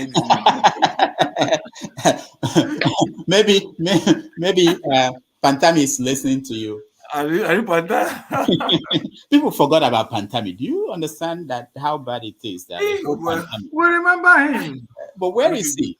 Now did you read that? This Now did you read that? I know this campaign. Nobody saw him. Nobody heard from him. He's working from underneath. Who knows whether he's the one that switched off the beaver? I'm the SEC man. All right. You can join us again. You can log out and join again, Masker. But I think what he was talking about is the studio and the composition of the studio, and I hear that a lot. You know, like I said to people who are watching, I don't wake up people and tell them to come and join us, and we let people who want to join us, and they talk. And we're as good as the people that we have, and as much as possible, we expanded how many people can come in the studio to 15, so we can rotate people. So, but it's just about who is here, and we can go home and go to people's home and knock on their doors and say, come and talk because we need you. So that's the nature of what. But Master, please, can you expatiate more on what you're saying? I really want to know what you're saying. But expatiate more so I can get what you're saying. I think I understand, but I want you to explain. One more thing in addition to what Rudolph have said. You see, this studio is more of progressive minds, people that want Nigeria to be better than what it is. Yeah. That is not lean on any tribe or anything. Okay, so that is what I'll give you, because I've listened to so many other studios. You find out that they are focused on one, in fact, on keeping the status quo, and that is why people like us that want Nigeria to move forward doesn't find it more attractive being in such studio. But we come to where, even if here at times we all may disagree, but at the end of the day, most of the people that comes here want Nigeria to be better, a progressive mind with great thoughts of how things will be better. So just all right. So while we wait for Master to come back, can you hear us, Master? He can hear us, but we can't hear him. Yeah. You can log out and come back in, and then we get to hear you. Let me go to Ikolala. I saw you, but you disappeared when I was about to let you in. What happened? Unmute yourself. Yeah. Thank you, Dr. Damages, Mr. Rudolph Okonkwo. Yeah, I came in for some reason. I lost connection. A call came in. So that's how I went, and I didn't bother to come back in. But I thought the number must have reduced. That's why I came back. Okay. But I had a question. I had a question for Mr. Oseni, because I was listening to him. And since he's gone, I mean, I believe you guys can also answer the same question. You see, we keep talking about we don't want wars, we don't want anarchy, we don't want problems. Let things just keep rolling from one end to the other, and in the hope that we will get a desired result. Don't you think we are living on false hope? I mean, okay, look, Buhari came in with the highest of, even though some of us didn't believe in it. I mean, some of us didn't believe in it, but we were not disappointed. We were not disappointed. Now, a man is coming in by blatantly and brazenly. This is not even hidden. I mean, in say the other elections from 2015, from 1999 to 2015, you cannot easily prove that the election was rigged. But in this case, everybody sitting here knows something went wrong. And we are expecting the same people, these same persons, to make things right by saying, oh, then we would clamor, there'll be civil. They already started clamoring down on media. I mean, NBC came out the other day and said some people should not be granted interviews. For interviewing another person of the opposition party, a fine of £5 million was brazenly levied on the studio. And we sit and believe some sort of miracle would happen. You see, this is why I get angry at people who are over 50. I think they failed Nigeria and they keep failing, and they have no remorse in failing. All this obedience movement, all these new faiths we are looking at are from people below 50.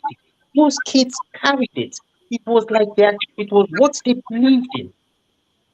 If it was the people over 50, it would have been just the same. We've given up. And all we still do is try to demoralize them, sitting down and saying, oh, we don't want trouble.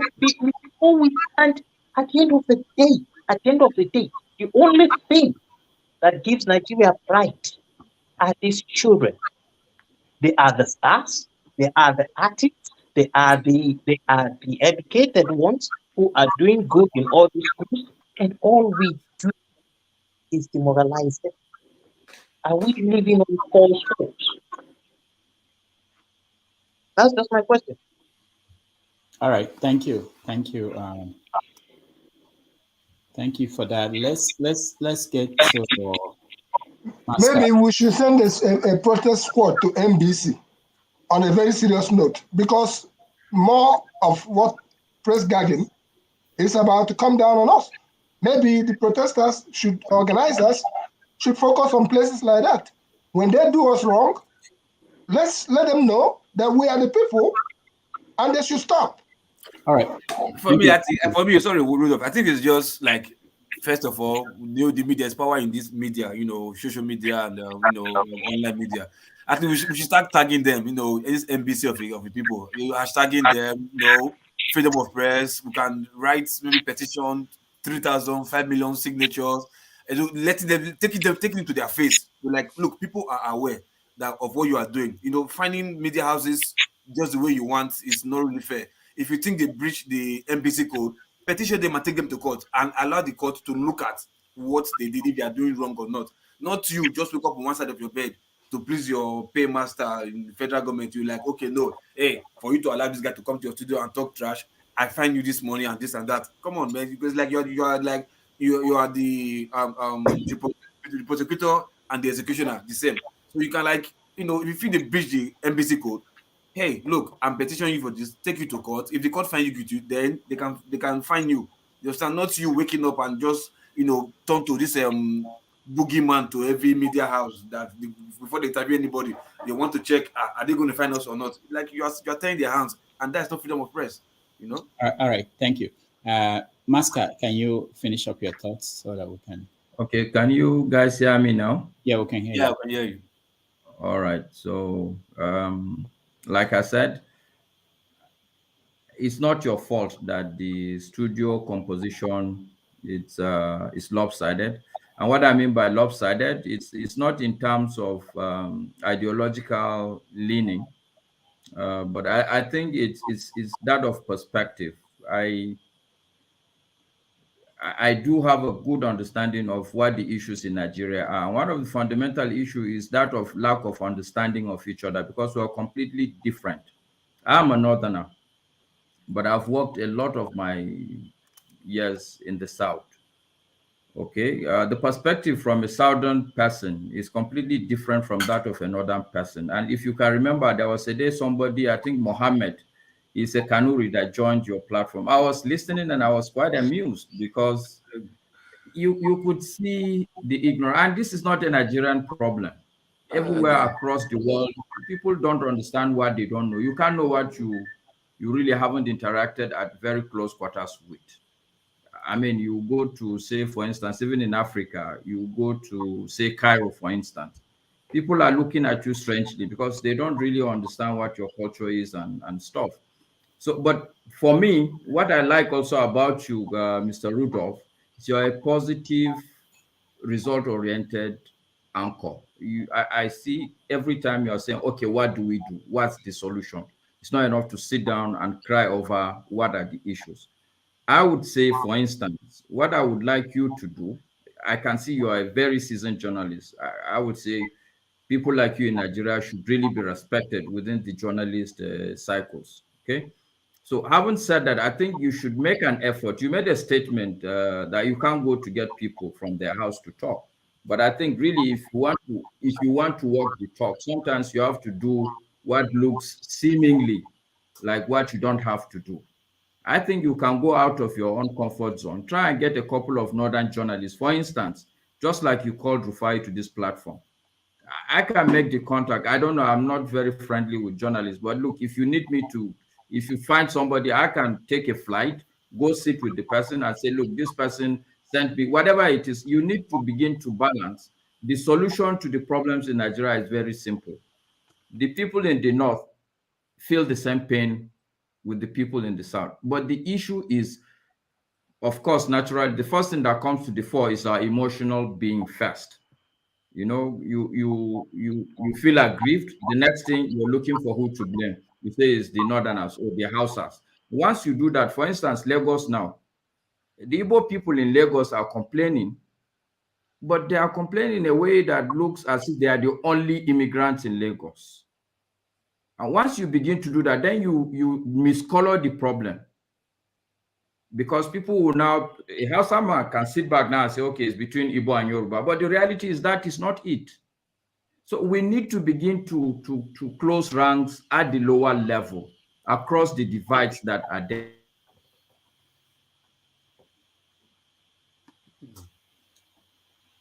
Okay, Masca, we lost you again. But it's a Nigerian network. Yeah, when you I sent you a message on private chats. I gave you a number, my number. You can reach out to me, and I would like to talk to you outside this, and then we can take it from there.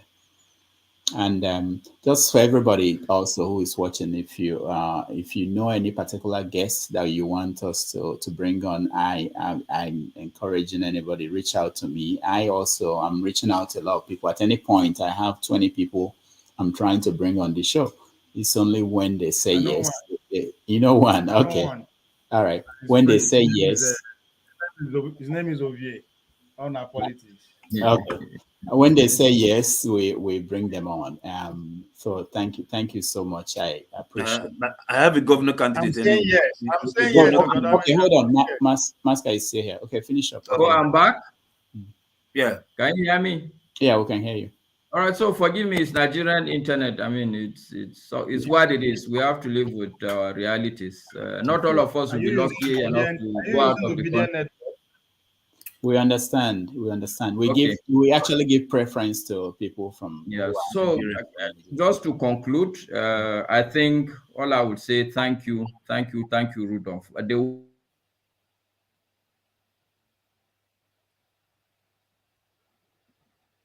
We lost you again, just in case. Went bad again. It's clearly on obedient network. All right. So whenever why is everything attributed to obedient these days? Why don't we get away from that concept? It's in Abuja now, so it's Kwakwaso network. How would you be that? All right. Hold on, maybe I'm trying to cross over. Can you hear me now? Okay. Yes. Who can hear him? Okay, I'm actually from Kano, so and I you may see, not be Conquest Network, you see? but You see, Conquest anyway, Network. in summary, Mr. Rudolph, really, I doff my hat for you, and I wish you well. I wish the country well, but the key to our solution is to close ranks at the lower level. As long as a Hausa man is going to be suspicious of an Igbo man, nothing, no matter all this, I hear somebody saying hashtag, it will not tag anything, it will not hash anything. We need to close the ranks at the lower level. NBC is neutral. NBC is different. Look, I am here, I can tell you, and I'm almost 50 something, and I've been around at very senior levels also, you know, so I can tell you what will work, what will not work. So let's be a bit more serious, because yes, I mean, I have 6 kids, even though some of them are, but the thing is, we have kids, we still need to work, make the country work. And I believe that the starting point is to close the ranks at that lower level. Let there be, for instance, I can tell you for free, if Peter Obi really is running together with, say, Kwankwaso, for instance, the story will completely be different. Of course, everybody knows that. Yeah. It will be different. But the reality we have on ground is that as long as I suspect for any reason that this man is working on a tribal or a religious line, no matter how educated. Ah, shit, man. Come on. Network, man. I wanted to say something to you before. All right. I know you have, we wish, hopefully you join us any other time you have the chance, and we'd like to hear from you. We encourage diverse opinion. If there is anything ask him to invite more of the northern people to here, because for me, but you had Mohammed say that one of the reasons why they don't feel comfortable in this kind of platform is the way people talk to people and the kind of things that people accuse. And I've been talking about that all the time when people say, "Oh, Igbo people are this, Yoruba people are this." Generalization, you generalize, you know, and people still do that. And that was the appeal I made earlier on. For heaven's sake, it's not something that you don't look at an old man and respect ourselves. I can't come out here and say, "Shut up, Rudolph." Brother, you can't do that. Let's respect one another. There are cultural differences. Some people can take stuff like that or be in an environment when people talk that way. Some people cannot. So it's something that we have to work on. I know that people have this passion, but you have to be able to control it. And like I said the other day, my goal, and I'm actually talking to people who have TV stations and radio stations to have some hours of this show on Nigerian radio and TV. But we can put out something that people will be wondering, are these people from, you said they are abroad, they are in the West and they talk like this, you know. Toxic. We can't do toxic. We can't do that.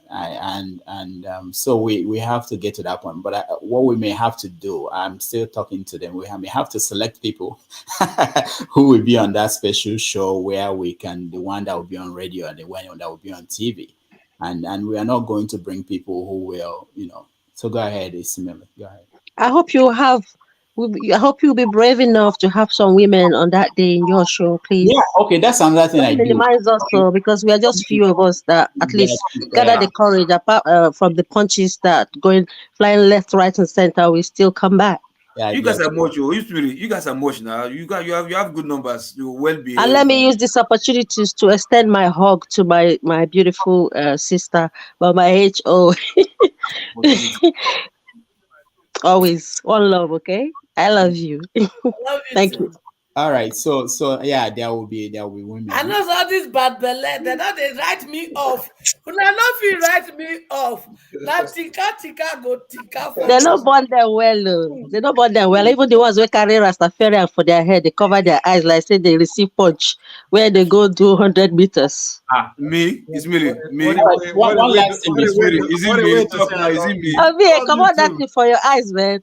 I love you too. Hold on, guys. We have to end in half an hour. So there's something I want us to consider. Rufai said something, and I don't think a lot of people picture or captured it. He said that unless a court rules, which is not likely, in the next 60 days, that Bola Tinubu is going to be sworn in as the president of the country. And I have a lot of people who come on this show every day and pretend as if it's not going to happen. So I want to make sure that because yesterday when we were trying to discuss the cabinet of Bola Tinubu, people were thinking that, oh, no, that you have to, and if you're in the media, remember, I want you guys to think about the media as a newspaper, because we're still, even though this is a digital form, it's like a newspaper. There's a page that is for sports, there's a page that is for education, for agriculture, you can't come and discuss only one thing because you like the conflict in Lagos. You start discussing it, that's the story. You have to go and talk about other things. So that's exactly how we see things. So you have to think about who is going to be in Tinubu's cabinet, even if the rest of the country or everybody else is saying, "Oh, he didn't win, we don't want him." What's going to happen unless something else happens. So that's the way to understand some of the things we do. It don't make sense. People may think, "What the hell? I don't want. What are you people talking about?" And this is not going to happen. But what if the court finds against Tinubu's presidency? He will have to step down. So be it now. No problem. Yeah, that will happen. Whatever the court says, especially it's final. Yes, because it's final. So but the point is that at this point, people should also be open-minded that this could happen. The way some people sound as if they are going to bring down the world. The guy in the plane that was, although I'm hearing that he has mental health issues, but there are people who may not have, but they are thinking that they are going to stop this from happening. I don't think, unless you have other plans, I don't think anybody can stop it. It does make sense that he should be sworn in, because all the governors, all the governors before now that have won elections were already in office before they were removed. All the governors that won elections that was revoked were already in office before the stuff was revoked. So this it makes sense that he should be sworn in. This GCFRO. This is GCFRO. Different from government. Hold on. Let's have order. Let's go one by one. Forefathers, finish your thoughts. Yeah. So what I was saying was that the previous governors, like the one in Bayelsa, was already in office when his election mandate was revoked. The same thing with I think the Osun one, if I'm not mistaken. So they always have this tit for this thing. So it shouldn't be surprising that he is sworn in. That is not a big deal. When the court rules against him, is he going to block it? I don't think he can, because that will mean that the military will have to intervene, because their job is to protect the constitution, not the presidency. And if the court rules against Tinubu, he will have to step down. So it's just that. I don't think he will have any option at that time. If it's the Supreme Court. Yeah, if it's the Supreme Court. Go to Supreme Court. Yeah, I mean, Obi is not a stranger now. Obi has gone through the route before, so he's used to this format. The first time as a governor was through the same process now. Another person was sworn in before the court, I think after 3 years. So you understand the procedure. Yes, if the court rule on his favor this time around, of course, the Bola Tinubu, they will approach the Supreme Court for the final say. And if it's against them again, I think they have no choice now. I don't think they can. If you all go to the Supreme Court and the Supreme Court rule against them, they don't have choice. They are not. No, they are not that powerful to say they will say no and they won't back it. I don't think they have. Some people are worried that because he's commander in chief, that he may choose to refuse. No, that would be a concern. Nigeria is a big country. It's difficult. Let me hear from Matt. Let me hear from you. Okay, Dr. Rudolph. Good evening. Good evening, panelists. I don't know which one are we going to be talking about, because there's a lot of things. This one, forefather don't show. A lot of things done, but so which one are we going to be? No, we're just rounding up based on what we had today from Rufai. Okay, let me just start from, I followed Rufai this morning, so he said a lot of things like what you just said. immediately he, made that statement, I now calm my nerves. I didn't want to, further, hold things like, ever before, because I was thinking, how, but, when he, explained it, just on a light note, I now said, anyways, let's just do the right thing, because I know Obi said that he has tested the INEC, he has tested them and they have failed. Then let's test the judiciary. It's all the same. Let's just see how it goes. But I know that in all, truth will prevail, and we have to, regain our mandate. And furthermore, concerning this OB issue, we should not take it lightly, because tomorrow is going to be a bombshell. Many newspapers and radio stations, they are going to carry this propaganda. All they are doing now is to divide obedience. You understand me? And divide, Labour Party cause problem and all that, so that with what happened in the flight, in that plane. So that I think last this week, what happened in that plane? That man was shouting obedience, obedience. These people are using every tactics to see that they disorganize us. But we have to stand strong. We have to stand firm. Just keep pushing. But one thing is that I may not stay long on this program, depending on depending on how things go. But Dr. Rudolph, I have to say something to you. I mean, you and Rufai. I mean, you have. I don't know. I have been writing on the comments section. I don't know if you see it. You're kind of person. I mean, it's hard to get. I mean, the way you have the patience that you have, the way you moderate this place, and the way you even take bullets with smiles, the way you cuddle things and all that, the temper of people here, the way you handle it, I mean, it's very, very unique. It's very, very unique. I must tell you, you are very professional.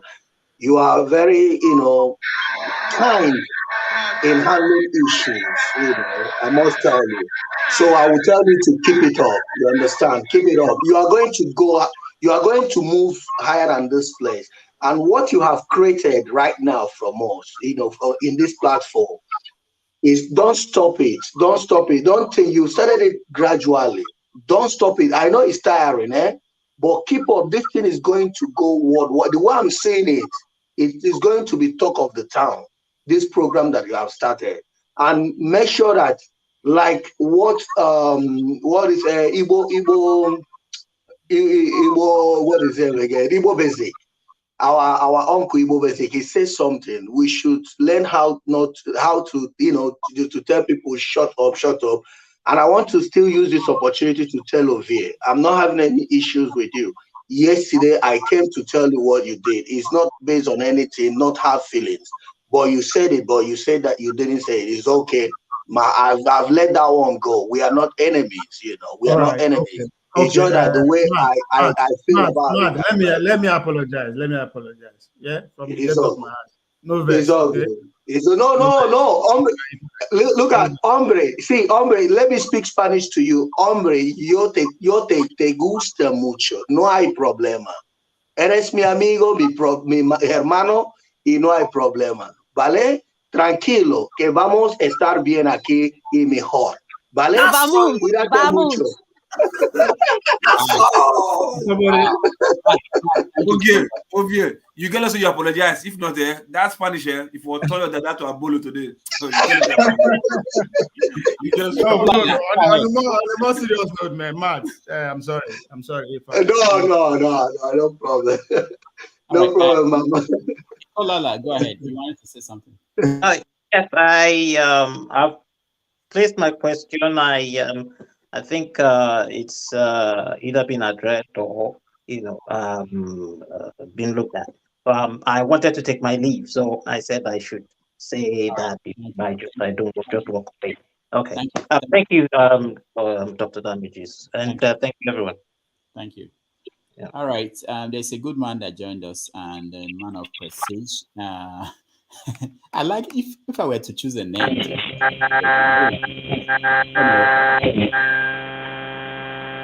Good man. It doesn't look like you have good network, but maybe it's man of prestige. Let's see. Man of prestige, welcome to the show. Thank you very much. Can you hear me? Yeah, I think he's good man. Go ahead. Okay, thank you very much. I think I have not been following, but the last time I was here, that I listened a little bit when I joined. I think when Kulata was speaking, so it was in reference to Rufai, right? That's the main subject we are talking about. I know he spoke earlier, but I was unable to join, right?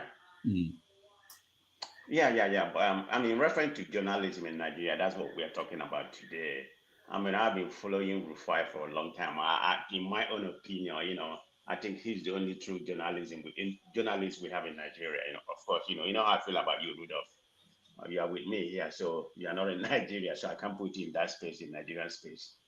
I don't know why I have some Nigerians, particularly the ones here, you know, I mean, they think that Rufai is biased. I mean, Rufai is the real authentic journalist we have in Nigeria. You may agree with him or not agree with him. Of course, he has his own sentiment and opinion. That's happening in CNN, MSNBC, Fox, and everybody, apart from the so-called, starting with 7 o'clock or 8 o'clock or whatever, like, Tucker and the rest of Handy and Show. That's an opinion. But Rufai is the true journalism. I don't know why we can't celebrate this guy just because of party sentiment, tribalism. I mean, he's a Yoruba guy, it doesn't really matter. But if you talk about this bad, how they hate him, if you listen to other platforms which I used to go before, some of them anyway, I mean, they think this man is the worst journalism in Nigeria.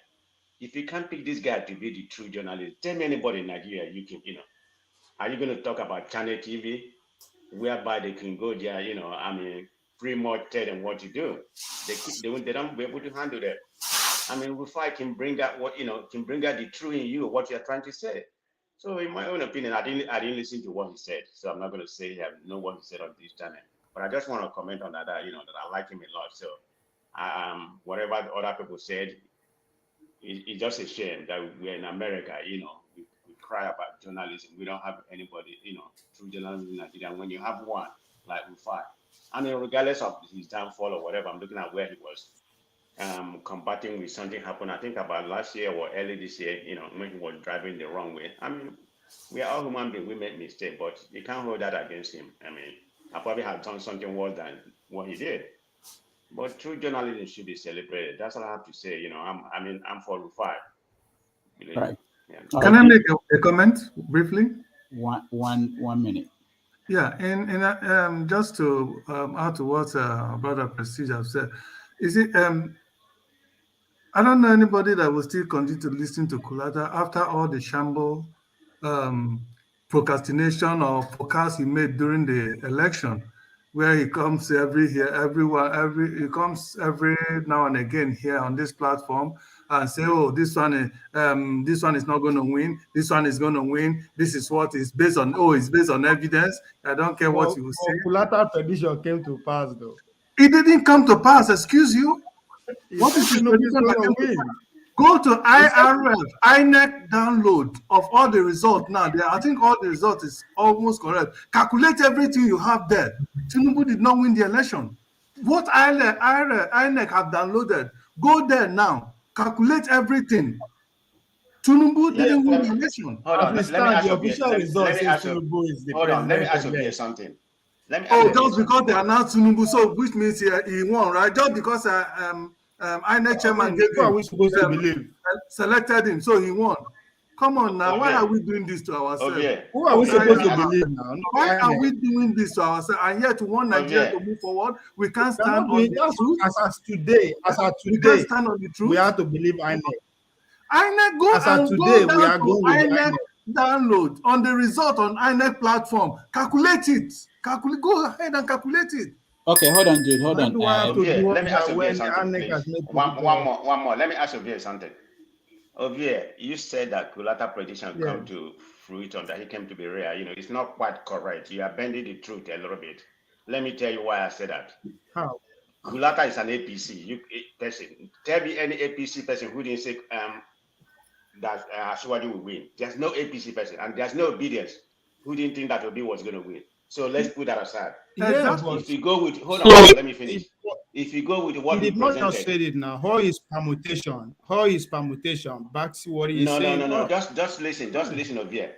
He's an APC person, so you can add, in my own opinion, every APC person say APC is going to win. That's what you're basing on that. But let's go with his permutation.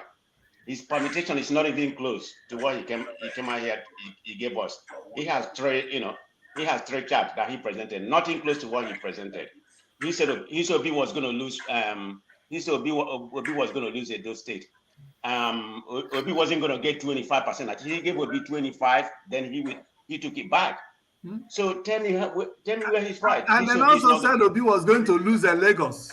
Right. So his permutation is not right. I'm not going to be here and say no. He just based his permutation because he's an APC person. Hold on now. Everybody has who is supporting. You're asking me a question. Everybody has who is supporting, right? Kulata, yes. Whether I come out as a supporting or not, but it's permutation, it's data collection. Everything leads to Tinubu going to win. Until otherwise, until court says otherwise, it's permutations are in order. We're going by what we have. You don't have to even need to say. Go right now and check the IRF. Every day for like 3 months straight. Me and I argue with Kulata against Kulata every day.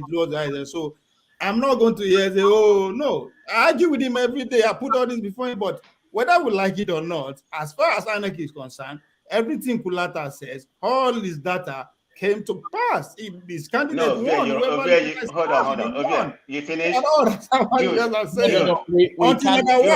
if the court came out.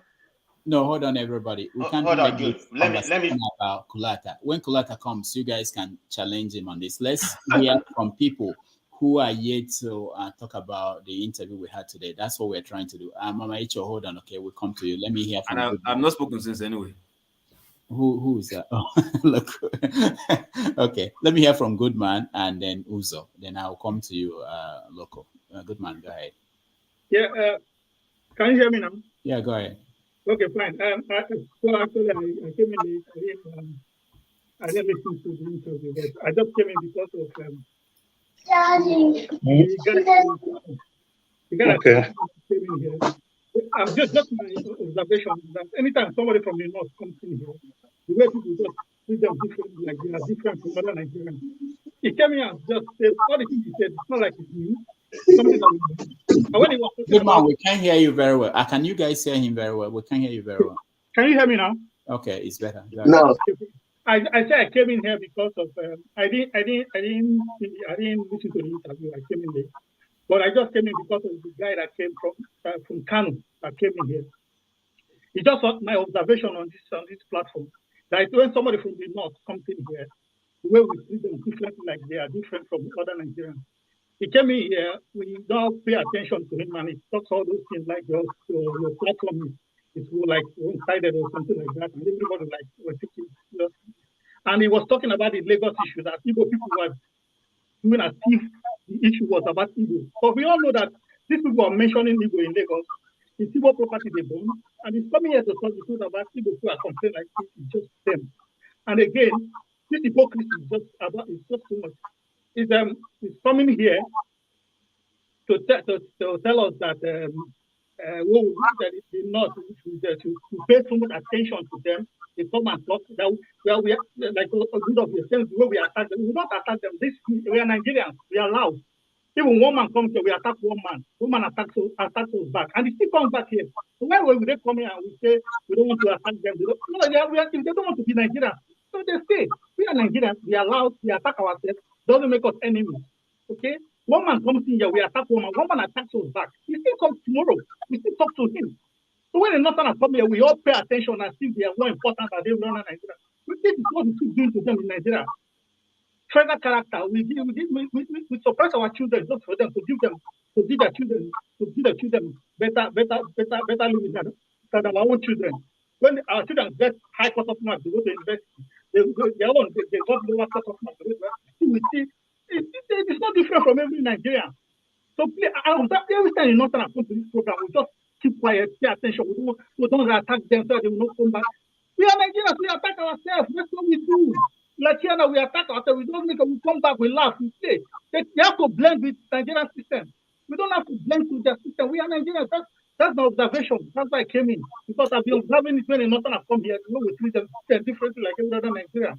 Good man. So they're more important. They're not more Nigerians than any other person. Good man, where are you?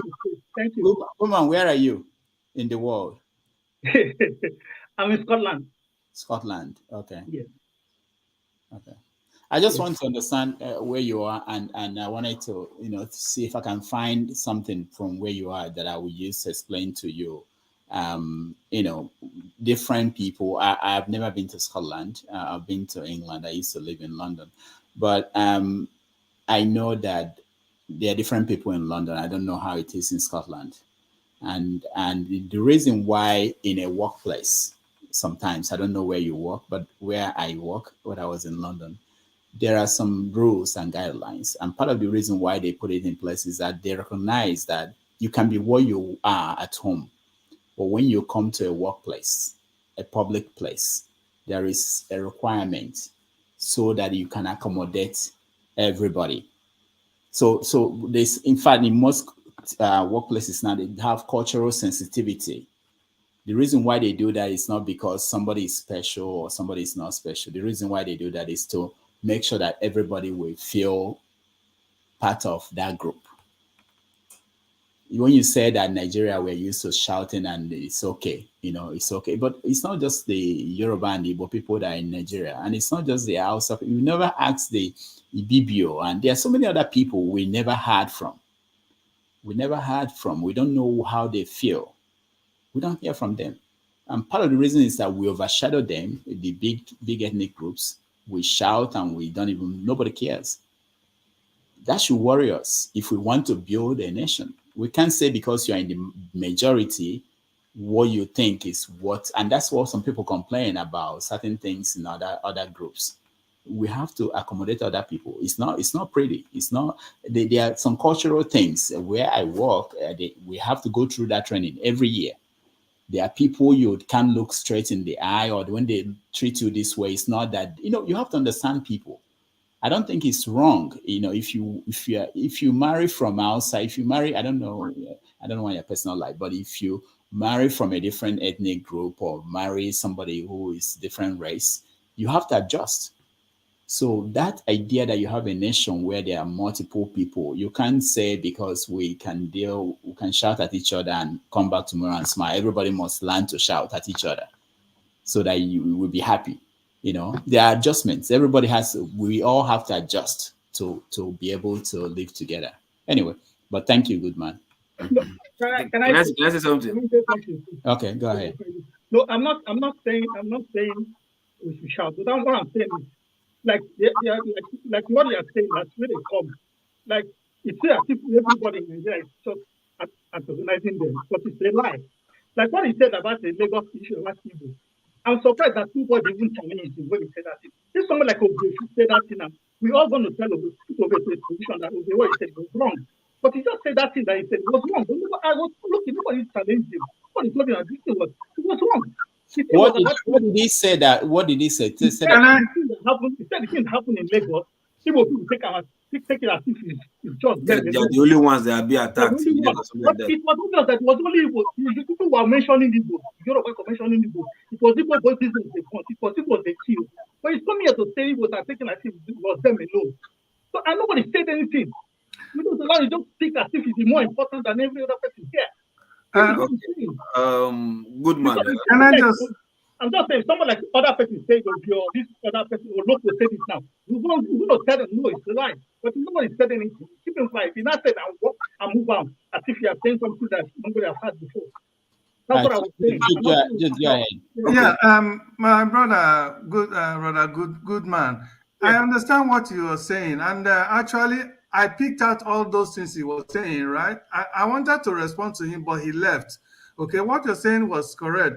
And then Rufus, you didn't understand where he was trying to go. Maybe you understood, or maybe you didn't understand. He was trying to categorically say that people here are always hostile to people from the north when they come in. He tried to cite Mohammed that came some time ago as an example. And I wanted to tell him, okay, imagine Mohammed coming on this platform. I still remember the day Mohammed came and was saying that P2B, nobody know him in the north. The name is not a household name. That if you want to, if you think there's no way he can win election without north, without northerners, and that he has to come and campaign like Tinubu, everybody knows him in the north. And then somebody amongst us even told him, okay, this same Peter Obi campaigned as a running mate to Atiku for 4 years ago. So why is it that somebody that campaigned with Atiku, and Atiku is a northerner, and went around all the northern states, and up to now they still don't know him? I mean, those are the kind of things that people from, his people come here and try to paint a different picture that is not a true picture. Okay, and he said that Peter Obi cannot win any northern state. But look at, if you go to IRF download now, or the real of the presidential election, even if despite all the mutilation and all the changes and all the T-person and all the inversion of results, to favor Tinubu, Peter Obi still clear many places in the north. It's still clear. He still have more than 25% in many places in the north. So what Mohammed said, was that now actually the correct situation? The answer is no. And him also coming out here saying that Igbo are crying in Lagos, shouting that the Igbo, that are they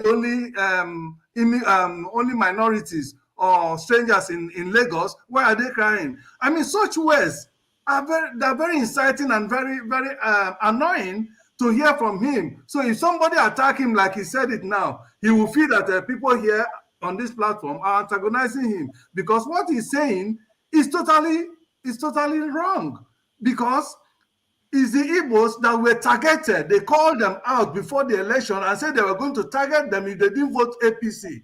And this was exactly what they did.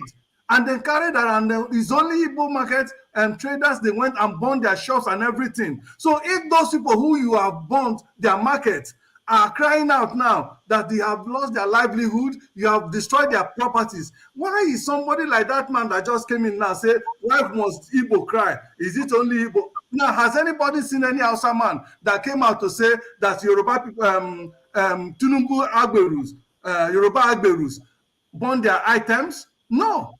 It's only the Igbos, they burn their items. They destroy their items and kill. So these are some of the things. Jude, I think he's making a bigger picture here. Nobody's denying the fact that Igbo were targeted yesterday. So today na Igbo. Tomorrow it could be my tribe. Next tomorrow it could be Bibio. That's the guy what is saying. So that we should. No, that is not what he's saying. No. I said we should approach the solution based on those premises, not necessarily okay. If we solve Igbo, how do you approach a solution? People are crying. People are already in distress. People's property were burnt, were destroyed, and those people are saying, "Why did you destroy my property?" And you are telling me, people, you are telling, "Come on now." No, that's not. Listen, Jude, that's not the point I'm making. That's not the point. I'm saying yes. Today, Igbos were the one being targeted, right? Tomorrow it could be my tribe. Next tomorrow it will be another person's tribe. So he is saying that we should approach the solution based on that broad spectrum. Because if someone could just face what is happening today to the Igbos and solve that problem, then what happened tomorrow if it's another person's? When a problem of a situation occurs, you have to first of all solve the situation, solve the immediate problem before you plan for long. Okay, how can we stop this thing not to happen? The immediate problem is that people are being killed and people are. No, the immediate problem is that people are being killed. So how can you plan ahead? That is the immediate problem. All right, guys, hold on there. The immediate problem is that people are being killed, the property are being burned. That is the immediate problem. Solve that first before you now begin to plan how can we do to stop this from happening to any other tribe? Okay, come on, stop this. You are not defending something. Stop. Okay. All right. Let me hear. Hold on, guys. I don't want this to go away from our conversation, and we are rounding up unless I get help from somebody. Uzo, welcome to the show. My greeting to everybody. Yeah. Uzo, did you watch our conversation with? When you say any name that is to Krikri, my platform, you know, say it's only me that has Okrikiri in this. Okrikiri one na his thing, that's only me, not that person. So I was there, I listened to it. I listened to it from beginning to the end, you know. I would have moved on to somebody else if you didn't watch and you are here. Yeah, I was Okrikiri. So on my own, I don't have much to say about Oseni, you know. We all know him. He's the only person that have gotten the back of the youth, you know, that has seen the black and call it black, the white they call it white, the yellow they call it yellow. I remember during when Obedience started, he is the first person that attacked Obi. He's the first person that asked Obi, Peter Obi some questions that people were so angry. Why are you asking our own person question? That when I know them, when the table changed, now he become obedient. I just imagine if one man come here to one man will call him Chibozodo. You say he will call him an Igbo name, you know, but due to the way he his journalism is. But I really wish we can have more of him down there in Nigeria. All right, things will not be the same as it used to be because the power of information, as well know, is the key. In some sense, if what he's putting out, if you have 2-3 people doing that also, I think Nigeria will need to change. Journalism can change Nigeria because informations, something people doesn't know, can always make people to change. Or look at this, how it is. Not being biased, not partisan. So when you see black, call it black. When you see yellow, call it yellow. You know, so that's why he's facing, or like he's like a hero to everybody. Not that we will see the truth. I will see the truth. We'll see the lives. So we put everything together. Then we say, okay, this is the way to follow. When Shemu, everyone was doing that for Shemu. When Shemu started diverting little by little, people also told him, hey, guy, you are not doing good. All right. Shemu was a hero one time. All right. So then when he starts going the other way around, people like, yeah, that's power journalism. So that's my own takes, you know. The guy came here, and nobody that listen to him that will not tell you, yeah, this guy's a professional. The way he answer the question, the way he take them, not too much story, just little by little, just give it out by little. Everybody understand everything he say. And at the end of the day, he tells you that there's no money to fund Nigeria journalists. All right, there's no money. At the end of the day, no money. All right. And you're talking about newspaper and Akara, they can sell. Like, newspaper tomorrow today, tomorrow Akara. Not can sell Akara for street. So let's forget about going back to get a newspaper of 1920. They say, we don't the Akara, always sell Akara and the Suya. So let's forget about that, about bringing over the old newspaper. The one thing I wanted to also want to contribute is just the argument that OV is making here. Let me tell you guys something. Have you seen Igbo and the Yoruba fight before in Lagos? They can't fight. Igbo, you have not seen a riot to say Igbo and Yoruba are fighting. It's not. I have not seen that starting in Lagos. All right. The only comes like this in the election, and it's not fight. And let me tell you guys something. Those people burning houses and burning, they don't even know the difference between a dog guy and Igbo person. If there's an Igbo person, they don't. Some of those area boys, they don't want to know is Igbo. Anybody is Igbo, if not Yoruba, you also are Igbo. They don't even know if Ibibio. They ask you who is the Ibibio, who is even who is data. Because they see everybody that don't speak Yoruba as Igbo.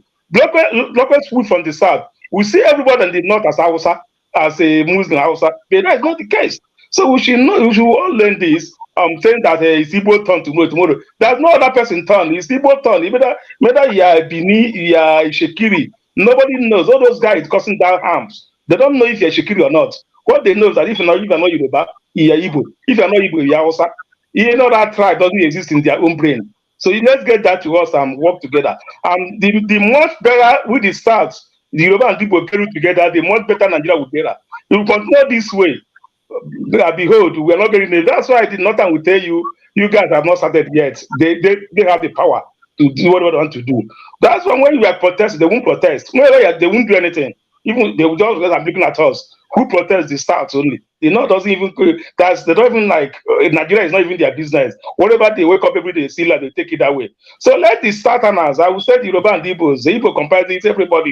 Yoruba comprises everybody. That's the two names we know when we're growing up. If you can come together and get it right, not to all the political actors and political criminals to put our head together and beat us up. Then if you look, look at a history, who born in the Araba? It's Hausa that are born in the Araba. If you kill one Okada get person in Lagos, the Hausa community will attack everybody that's on the streets. Have you seen Igbo do that before? You know when they kill Igbo, we see people for peace. They don't kill one person in Agege. You try to kill Malu in Agege, the whole community, Hausa community will come after anybody that is not an Hausa person. In my case, the same thing. So all this no year, 2 years, they don't have a fight. People will die. But not they still see the Igbo person as not as the enemies of the South. But that's not the case. It's only the political actors that make this. But I will also have my own brother, Yoruba brothers, my friends, and whoever they are, some of them that educated and noisy, they know that we don't have a problem. Nobody have a problem. The BBO, Igbo, Shekiri, we are all one. Yoruba, we are all one. We eat the same food. At the time, they would eat a so most of our own Yoruba people, they eat it, we eat. But when we come like this, do election like they put our head together to tell me that Ajokuta Momi means insult. Which is my place, not insult. I don't say as an insult. Something we joke on the street with. We move on. But the election, they will bring it as an insult, which it doesn't make sense. So let's jump and pass that level. That's my own contribution here. Thank you, though. All right, thank you. Ngozika. Good evening. Good evening once again. So when Rufai was speaking, he said something that I know most of us said, but we won't like to talk about it because it is not your audio it is is not. not the, so I said that when Rufai was speaking, he did say something that caught my attention very well. He said that the difference, the way to know a journalist that is biased is by fact checking. That a journalist that is biased will not fact check what lies or mistruth or misinformation that a guest is dishing out on his show, and that's where you can spot. And I think that is the major issue. I find it difficult following conversations on mainstream media because of that very thing. You will see somebody lying through their teeth, a guest lying through their teeth, and the host is just sitting there shining teeth like Malu, nodding head like lizard. They won't even try to correct, let alone fact check what the person is saying. And if you like Sambo in Arise. I don't want to start calling names because if I should start calling names, you're going to sleep here. I don't want to even call them. I'm trying not to call names. I'm just holding myself on not calling them. The one that even irritated me recently, I think 3 days ago, I was watching, I forced myself to watch a mainstream channel. I had free time. And the man was just lying. Hey, he was lying. I wanted to break my TV. He was lying. And the host was just like, yes. I said, can't you tell this man to stop? Can't you just tell him, but it is not like this. I have seen Rufai several times call his guests to order. Sometimes they don't even know that they've deviated from the truth. That is just it. Sometimes they don't even know that they've gone off track. I have seen there was this man that came on the show. What is that his name again? And made certain accusations against Obi Ezekwesili. If I stopped him right there, took the moment to school him, correct him, and made him apologize to Obi Ezekwesili on air. That is the difference between. So when people say that he's obedient, I find it very funny. Because the day just like he said, the day he says what favors them, Rufai, the torchbearer of journalism. But the day he fact checks them, all these LP people, Rufai the LP bearer. They can't take what they hate. It's a Nigerian thing. We do not like taking responsibility. Most Nigerians would not speak against corruption. They will not speak against ills so long as it benefits them. You see somebody that the brother is head of a government parastatal, he will tell you, I don't want this government to go. Why don't you want that government to go? My brother is the head. They will not come and start doing inquiry. Do you want them to bust my brother? Do you want them to kick my brother out? So you know your brother is a thief. You know it's a general thing. They'll tell you that you eat where you're working. What kind can't you see that it is embedded in us that you have to rise above this kind of, I don't even want to call it myopic. It is something, it is so ingrained that most people don't even see anything wrong with it. They convince themselves that you have to benefit where you, that is the language they use, that you have to benefit from where you're working. So pilfering is nothing to them, as just taking it more.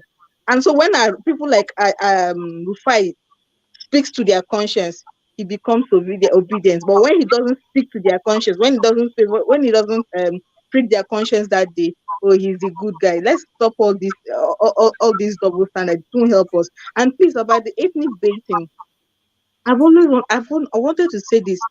See, it is not just politics. So relationships are going down the drain because of what is going on in Lagos. Relationships are going down the drain. Families are being torn apart. Relationships that took years to build. I'm not just talking about lovers. Friendships are going to hell. Business partnerships are going to hell. And you people are here thinking it's all about politics. Oh, it doesn't matter. Very soon we should all move on. Handshake across the Niger. People are beginning to reevaluate their relationship to certain people from that tribe because of what is happening there. Because you think, I remember the last time Mr. Franklin was here and was talking about the what leads up to a genocide, and the two gentlemen that were the guests were taking offense because he was telling them that they were towing the path of genocide. And the truth is, this is exactly what is happening. I, for one, I keep thinking, okay, I might have Yoruba friends that like me, but God forbid, and this thing continues and it spirals out of control. This my Yoruba friends like me, they won't hurt me. But in trying to defend me, their people can hurt them. They can be put on the spot where they either hurt me or be hurt. And that is the truth. And they'll never choose they'll never choose you over themselves. It can get to that point. And we're not even thinking about that. We're just saying, let's shake hands and move. We can't shake hands and move. We need to keep talking about these things and make conscious efforts at reconciling, really, really reconcile. And the only way to reconcile is by admitting our biases, taking responsibilities. That is the only way forward. Thank you, Ngozika. Mama Echo, just few. Ovie, when he reach business, let's face business. When he reach play, make we do play. The thief mandate, and you come here, they use the word win for me. Make you just stop this nonsense, oh. Because I just press myself to they control myself for this rubbish one at they put. Define it as it is. We have younger children, 10, 20, 6 years. They've seen all this. They are crying. And we adults, we miss road. If you don't care about what this means, care about it because of these small children. But so that when we can only go by INEC. Out the name when it be, he don't win election. The selector. Period. That's not why INEC. Of your match break, make sure no one at the top. Because this time you don't provoke me. Now you the joke now. Now you the joke because what the INEC does is Tinubu is president. Anything aside that we have to wait for. Now you the joke now. Now you are the joke here. Don't interrupt me. Because when I interrupt you now, they go put me for backstage. Who don't put Ovie for backstage? If you interrupt me again, you not put her for backstage. Now you can get what was out. Because when I interrupt you go put me for stop calling me out. All right. I'm calling you out. Mama Icho. I said today, now you be one man when you want to provoke everybody. Mama Icho, hold on, okay? I have to welcome the rig election, period. This is not the propaganda platform. This is not the propaganda platform. Ovie, thank you. Yeah. Ovie, thank you. Dr. Haruna, welcome to the show. Thank you, Rudolph. Thanks for having me, and thanks for the great work you've been doing. Relentless. Thank you. Hopefully, Haruna, I know this is not the right way to say, but one day we'll have you as a guest, and we really want to. So if you can share your number with me on the private chat, I would like to. I know you've been here, I think, a few times, and I didn't get your number, but I'll reach out. I will have you as a full guest for the show. All right, so we're rounding up. We had Rufai come on the show today, and we spoke to him about journalism in Nigeria and the state of the nation. I know you do your wonderful work, and what do you think is going on? And based on your own perception, what do you think will happen? Okay, thank you very much, and to everyone that's made a meaningful contribution. I think everything that's going on now, especially with the APC, they're using the tactic of provocation now, because initially they had said the obedience, they really don't have any structure, which we all know. They later realized that they had it, and then they thought with the election it would just be a sweep over. Then they realized, wait, they are losing, so they did what they did, and that's why the nation is like in mourning. We've never seen it this way, where people it's like somebody has died. So people, instead of celebrating their so-called victory, they're busy trying to provoke, and they're looking for any excuse to ensure that they put Peter Obi behind bars, which will not augur well for the whole nation. So what they are doing now, because they can't find something against him or against the obedience, so that's why they are planting things and claiming it's obedience. So I will say to everybody, we've done what we need to do. Let's be optimistic. Let's not give up. That's what they actually want us to do. They want us to give up, lose momentum, and out of frustration, start doing things that they will now capitalize on to use against us. So we shouldn't allow them. We shouldn't play into their hands. Whatever they do will backfire against them. Sometimes it looks as if silence means weakness, but I'm telling you, in this case, silence actually means strength. That's why they are panicking. They are in so much fear that they are doing everything to ensure they cause violence, and then by so doing, they will go after some of the key players. But then I just want us to know that even though our confidence is not in man, it's in God, but looking at the case, it's too obvious. The same people that said go to court, they are now the ones scared of the court because they can see the outcome may work against them. So let's be confident, do what we are doing, and keep on maintaining that confidence. And with what is going on against the Igbos, it's still an obvious thing that has always happened: divide and rule. They want to cause confusion between the tribes, but we shouldn't allow it. And I will call on all Yoruba-speaking people that know what is going on to speak up and not be silent, because not speaking sometimes makes it look as if you are also siding with what is going on. So we should unite as Nigerians. The time is now to take our nation back, and we should stand strong until this comes to fruition. I'm still very, very confident. The way they stole the election is too obvious for any court to come up now and tell us on technical grounds or that we don't have enough evidence. The evidences are everywhere, and it's now a battle that is not just between APC and Labour Party. It is now between Nigerians and a few people. And I believe that people will win. Thank you. Thank you. Thank you so much. I want to ask a question to our brother Haruna. Just a question. Okay, go ahead, man. I'll go straight to the question. So, Dr. Haruna, please, I want to ask a question because I know you come from the north, and I've been though not always. I used to follow your program sometimes because your broadcast, because it's wonderful. It's wonderful. You are wonderful. You are wonderful. I must say. And I want to ask, now that this stage that we are right now, now that at least you are the eye that we have in the north, I'm obedient. But I want to know, what is the tempo in the north concerning these issues that is happening? Give us percentage about what is going on in the minds of people, both the Muslims and the Christian. You know that they have bring up a propaganda now that what happened between Oyerebo and all that. How are the North and the Muslim North taking it?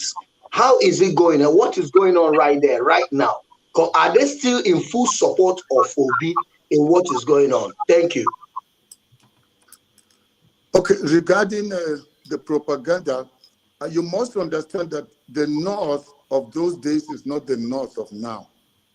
A lot of people are enlightened. Somebody like, if there's anything that has happened to Nigeria, especially with Labour Party, that we should celebrate, is the choice of somebody like Deti instead of that alliance many people were asking that should be with Kwankwaso and the others. Deti is one of the smartest northern Fulani that we've ever seen. So somebody like Deti, and there are many other northerners that know what is going on. They know what APC is busy with, and so they are not buying into it. So it's just noise. They are using the mainstream media to create that noise, but we should not believe them. You see, because sometimes lies have a way of pushing on your face to intimidate you and make you go kind of believe this lie. But the people, to them, they are just, and that's why there's no celebration. If APC was really a northern party and they got a candidate who has won, you would have seen celebration in the north. But the north is like funeral. And many of the states that they said APC has won in the north is a lie. So just wait and see the true figures come out and you will know where we stand. All right, thank you. Mama Icho. Okay. Oh, shit. Yeah, Dr. Aruna, thank you for all you are doing.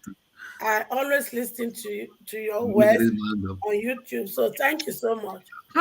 You are in the north, and I would like to work with you, so I will be dropping my phone number behind, and I would also like to drop your phone number. I'll reach out to you later, and let's talk. Thank you, sir. All right. Please, I want to ask Dr. Haruna a question, please. I don't know if it's Hold on, Ngozika. Loco, go ahead. I don't want to be a question. Thank God. Okay, doctor, welcome, sir. Thank you. First time I'm seeing you anyway, so I've not, because I'm not into social media. Rudolph show is the first show in my life that I've brought me to social media. I don't do any social media because I think many Nigerians still have a long ways to go in terms of thinking. So, but Rudolph, I think he has successfully purged himself from being an African, from being a Nigerian, to be a human being. So I think that's why I'm here on the show. So having you here is also a great honor too. I believe, you are a man of something. That's why you came here. But I wanted to ask, are you a Christian or a Muslim first before I go any further? I wouldn't want to divide that. I'm a Nigerian. No. You know why? Because of we have some people from the north who came here first, right? I think Ikalolo, the one Kanu guy that came here first, it made mention about what's it called, Muhammad that came here. We've had Muhammad, we've had IB, we've had another doctor, one more, something like that. Yeah, among the three of them, two of them seems to be talking like the way a normal Nigerian is supposed to talk, or the way you are talking. It's only the Muhammad that is talking that old Hausa mentality that you're talking about, that now you guys have opened your eyes, you guys are now aware of what's happening. But I think that guy Muhammad is still lost in way back the way Hausa mentality used to be about Nigeria. You understand? So why I ask you about your religion, he came and said Babacha Lawal is because he's a Christian.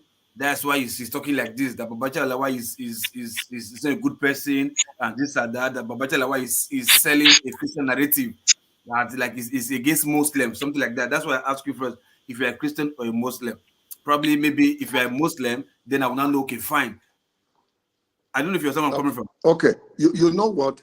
You know why I wouldn't answer that question, and it's not about hiding of identity. Those are the things that have brought our problem. No, we are not seeing our humanity. It doesn't matter what religion, what part of the nation you come from, what tribe you are. We should push the thing about being Nigerians. And I'm from the far north. I'm Kaduna State. Good. I lived in Zaria City, and I don't want to go far. Ango Abdullahi was my vice chancellor, and I don't want to go far with that. I'm from the same city with Deti. I speak with him, often, and I don't want to go further than that. I want us to push being Nigerians. The more we talk religion and talk tribe, we will never come over this whole issue. Religion is our private, let it be our private beliefs. When we meet privately, I'll tell you where I stand. Okay. Sorry for asking that question because I was No, I mean, it's fine. I understand, but I'm saying let's push the Nigerian factor. Yeah. I want to see Rudolph as my brother. He just happens to be of a different father, a different mother. But I want to see him as a Nigerian. We can do business together. We can eat together. And I'm not going to differentiate. Yeah. So like I said, why I asked that question is because the guy that came in before, he was saying like, we here, the way we talk as if we castigate the northern people. You understand? Because of maybe religion, because of region or whatever, ethnicity or whatever. I wanted to tell him before he left that no, it's not like that. That is people like him that we need, and people like you that we from the south need, because we from the south, we have the southeast, we have the southwest, and we have the south. But all of us seem to think almost in the same direction. You understand? Excluding that middle belt, that middle line, upper north. You understand? So we want a situation whereby people like you who are now informed, educated, and look, these people from the south, we don't hate you guys. You understand? I know what the politicians are doing. They are selling a negative story to you guys in the north, seeing us as your certain enemies, not knowing that we from the south, we are seeing you as our brothers, but we don't have way of reaching you guys more than the way your politicians are reaching you guys. You understand? Because I think you believe more in your politicians than believing us from the south, or having an open mind to accept anybody. You understand? That's why I'm asking you if you are from a Christian or a Muslim, because those who are from north or from the Muslim side, I think they have this pre-notion that everything from the south is against the north. You understand? And everything Christian is against Muslim. That is what has been sold to them from time memorial. So we need people like you to come out who we can reach out to, so that you can go and tell your brothers and sisters over there, look, what we had, the impression we have about these people is not correct. These people are different. They are, in fact, they even want, we want your welfare, because we see the sufferings, the northern sufferings, the Amajiris, people coming from the north to come and beg in the south. We don't like that, we from the south still. So we want you guys to be okay the way we are okay in so-called, we're okay in South anyway because of our education or whatever. So we need to talk to people like you more, so you can help us synthesize your people and making your people know that, look, we are on the same page.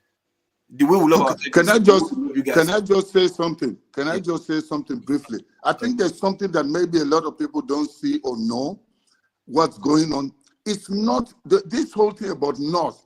It's a few people, politicians, that are using this whole concept of religion. Exactly. And they are weaponizing poverty, and they keep people, this whole Boko Haram, that means Western education is forbidden, keep the people completely ignorant. They should only learn the Quran and not any other thing. So by so doing, you push them to only belong to a certain school of thought. And now you ask yourself, the people that have suffered more, they are from people from the southeast and the southwest. Northeast and northwest.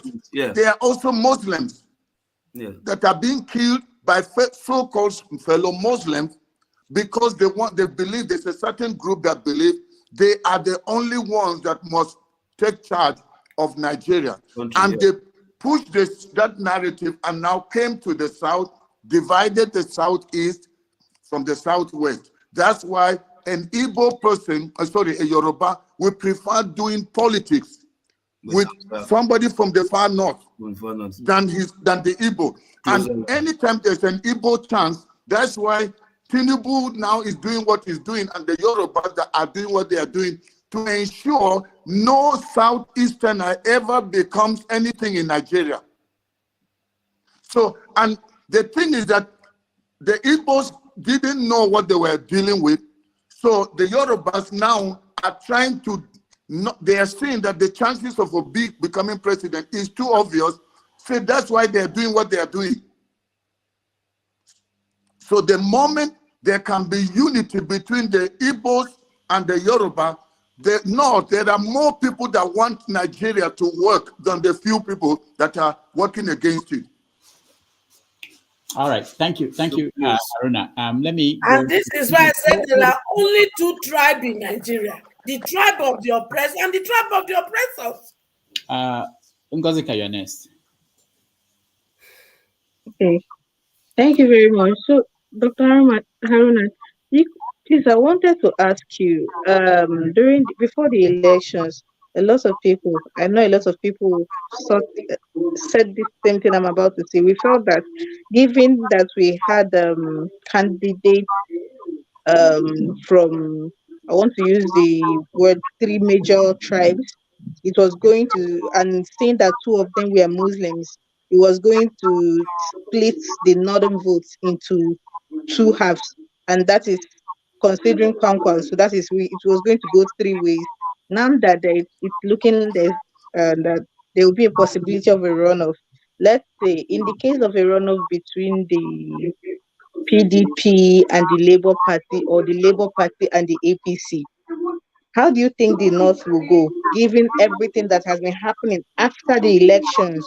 Now, not before the elections, with everything that has happened after the elections, if there is a runoff with either PDP LP or APC LP, how do you think the North will go? Okay, whether North, whether Central or South, Nigerians united together as one people wanted change, because Northerners have suffered more in the hands of our Northern brothers that call themselves politicians or leaders or rulers. So Nigerians want change, Northerners want change, Southerners want change. So those people are still going to stand. All we should pray is that there will be everything with security to ensure there's no rigging, and people should not, there shouldn't be voter apathy. People should come out if there's a runoff and actually go out to vote, and that nobody should be disenfranchised. The moment that happens, it's going to be, it will be like between day and night, because Nigerians actually came out to vote for change. Whether you call that change obedient or you call it Peter Obi, they just want change. So if there's a runoff, they will now say, thank God we now have an opportunity. It's now even obvious. It's so simple. The game will be over now. So I can tell you, it's not a matter of go come. It will just be Obi. All right. Any other question? I don't have a question. Prince, go ahead. You know, I've been at the backstage all this while. I'm sorry, Prince. Sometimes I forget that people are there. I have moderators helping me, but sometimes they are not there. I think they are watching, but they are not watching too. So. All right. Hello, Dr. Goro. I just want to thank you for what you do. I am a very, very ardent follower of, your program or your page. If you look at my name, you will see it. I share it a lot. I gain a lot with you, with your show. It has given me a more insight into how the Northerners also, feel, how they are reasoning with which is everywhere. Everyone wants change. We all want change. You are not saying that, like I've tried to tell people several times, I am not supporting Obi because I'm Igbo. I'm not Igbo. I'm not supporting Obi because I'm a Christian. No, that is not me. I'm a liberal, and I think progressively for the betterment of Nigeria, we all need, the right candidate to win. That everybody in Nigeria will feel, a sense of belonging and all that stuff. Because things that we see all the time, most especially those of us in the diaspora, every day we get calls from back home. This one is not from my family alone. Friends, associates, people that simply that they knew you while you were there. Once they get your phone number or they get any of your link, they call you. It's all about, and they tell you all these things. You end up crying because it don't used to be like this before.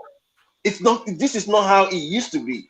So if we get a candidate that will be able to work for the Nigerian people to see, that's what every one of us desire, and that's what we want to see. So I want to say thank you for what you do. Keep up the good work, and I will keep following you. Thank you. Thank you. All right. Who else has something to say? We want to take a break. Jude. Okay, Jude, go ahead.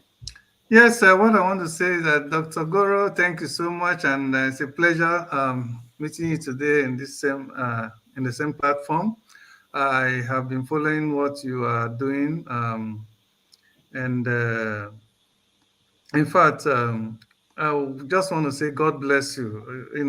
When we see people like you, it gives us hope that we still have people in Nigeria that stands for the truth, irrespective of where they come from, and that want a good, want Nigeria to move forward. You see, people talk about this platform that is kind of one-sided. This is platform for progress, for those who desire Nigeria to move forward. Not just for selfish individual who politicians are bought over, and then they want to, deceive other people to believe in their selfish agenda. No, this is not what this platform is all about. This platform that is about the truth and the progress of Nigeria, so that everybody in Nigeria will benefit, irrespective of where you are or where you come from, or the tribe or political or religious affiliation. And that is what we see you, Dr. Goro, stand for. And that is why people like us continue to feel happy when we see people like you, and appreciate you for all that you have been doing, and hope that God will continue to strengthen you. I know you must have been getting a lot of stress and stuff like that, because Nigeria is a country that don't like any good thing or any good individual like you. But God will continue to protect you, and know that you have a lot of fans and a lot of people that are rooting for you, and that also praying for you. We are not there at home to do this, but wherever we are across the world, we see what people like you are doing, just like Rufai that came up here. I'm sure Rufai will be amazed how many followers or fans that he has abroad. Okay, so God bless you so much. We appreciate you. Thank you. All right, thank you. Okija, do you want to say something before Haruna responds?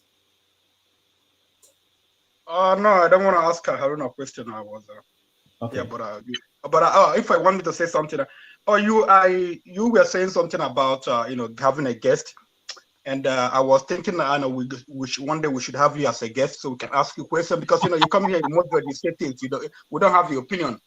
Like one of the questions I want to ask you is this: do you think there will be a President Tinubu? I mean, something like that, things like that. We want to sit down and ask you questions. All right, yeah, that will happen one So, day. Dr. Haruna, we should be expecting you next week, Saturday or Sunday. Yeah, but anyway, so I want Dr. to say Rudolph would allow you to do that, or he would. about the phone call. No, we are all booking him now. We are booking him. Doctor, we are booking Dr. Haruna for next week, Saturday or Sunday. Sunday is Easter. We are off Easter. I will talk to him privately. I just shared my number with him on the private chat, so we will talk and find a good time. I was somewhere yesterday, and someone was talking to someone close to Big Camp regarding the video. I mean the audio leak, and I don't know. The way they say, they said that he was not talking about religious war in terms of Christian and Muslims. He was talking about like something like a jihad. A jihad is like a self battle you would wage within ourselves all the time. He was talking about in terms of good and evil, not in terms of Christian and Muslim. But even if at that, like people would have used religion to divide us. So if it's a religious war, yeah, it is a religious war, because we need to stop people from using religion to divide us. So we need to rescue ourselves from religionists and people who like politicians that create this divide. So that's the way they what they say. But from what I've read in the newspaper, it's a newspaper already today. I think it's in the Guardian. One other spokesperson was saying something else, and Kenneth Okonkwo was saying something different. So I think maybe they have confusion, but probably maybe tomorrow they're gonna come up with a better release about what happened. But that's what I heard. I don't know how true that is. All right, thank you. Dr. Haruna, you want to respond before we take a break and round up? Yeah, I don't have much to say now than to appreciate you for what you're doing. It's not so easy to still maintain this momentum after all that has happened. But I want to let you know that devoting most of this time to do this is not going to waste. Nigerians have already done what they needed to do, which has shaken the other camp. Their evil deeds have come to an end, and now they're in big panic. So let's just trust and believe for the best that the courts will do the right thing, because previously or in the past, they've always just sneaked judgment from the backside, but because there were no eyes looking at them like now. So for the Nigerian judiciary, and I don't want to preempt what they would do, however, the handwriting is very clear on the wall that they will not want to jeopardize their reputation, because this is not just one party watching them, it's the entire world and the whole of Nigeria. So I'm confident that something is going to happen that will put a smile in all our faces, where we will know our labor was not in vain after all. So keep up the good work, and I appreciate you all. Let's remain very hopeful, optimistic. Thank you. All right, thank you. We take a break. When we come back, your final thoughts, everybody who is here, and then we end it there. Yeah, of course, I got it. No. Well, be making his network television debut. This is his most recent album right here. It's called Spirit of Love. We're very pleased to welcome Majek Feshek.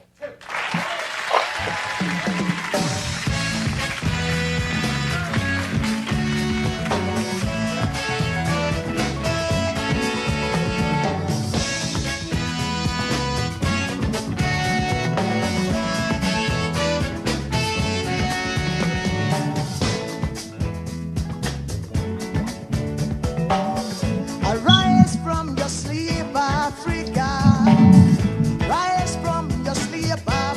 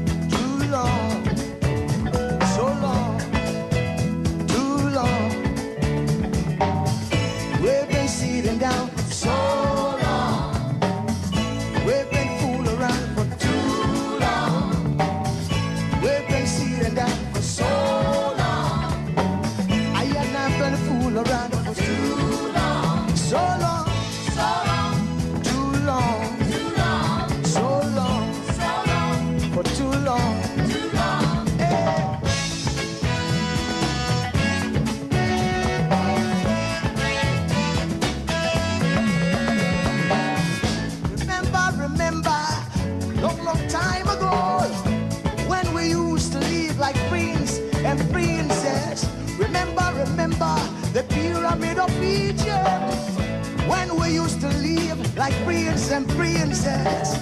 Remember, remember, Marcus Garvey, who are the dream for new America. Oh, remember, remember, Martin Luther King, who are the dream for new America. They say you are black, they say you are brown, they say you are black, they say you are brown. Only the angels of Jah is white now. Only the angels of God is white. So long, too long, so long, too long. We've been sitting down so long. We've been a fool around for too long.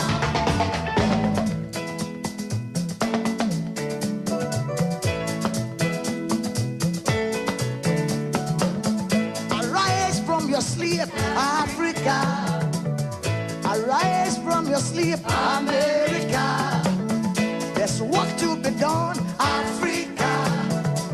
So much work to be done, America. But if we unite, hey, we will be free so long, too long, so long, too long. Pressing down for so long.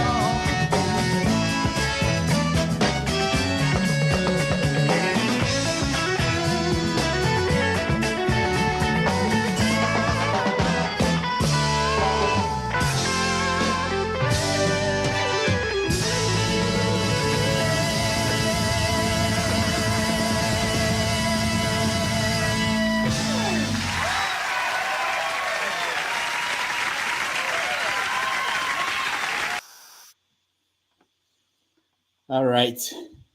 Thank you so much.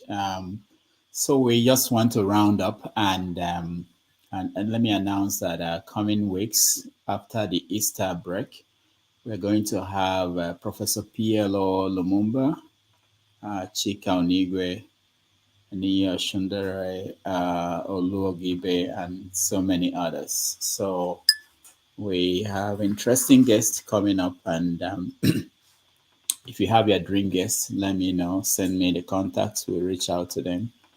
All right. So final words. Let me start with you, Okija or Nokija.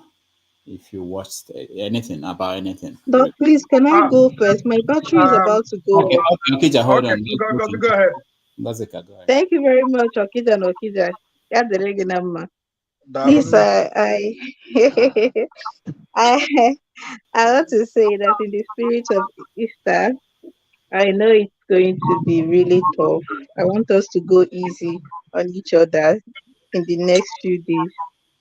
You see, festivities are really a time where most people get a break, and I mean literally. So, with everything that has happened this last month and last 2 months, I really want us to be kinder, make a little bit more effort to be kind. And I'm saying this from a place of deep sadness. Nigerians are going through a lot, so I understand the lashing out. I understand the anti-behavior. I understand the defensive behavior that sometimes spirals into insults and everything. What I will never understand is hurting another person. That is where I draw the line. But every other thing I can understand and actually make excuses for. So I'm asking each and every one of us on this show, whether you're in the studio or you're watching, please, in the next few days, the next coming days, let's make an extra effort to be kinder to each other. Yeah. Things are about to get really tough down here, so a little kindness will go a long way. Thank you so much, Dr. Damages. Thank you, Mama Hichu. Thank you, everybody. You have a good night. All right, thank you, Ngozika. Thank you. All right, Okija, let's go to Okija. Okay. Yes. I read Kulata was in in the chat. He said something that the audio has damaged P2P, and I was just laughing because just like Trump said, he could shoot someone at Fifth Avenue and he wouldn't lose anybody. So P2P is not going to lose anybody for this So, I mean, the election is over.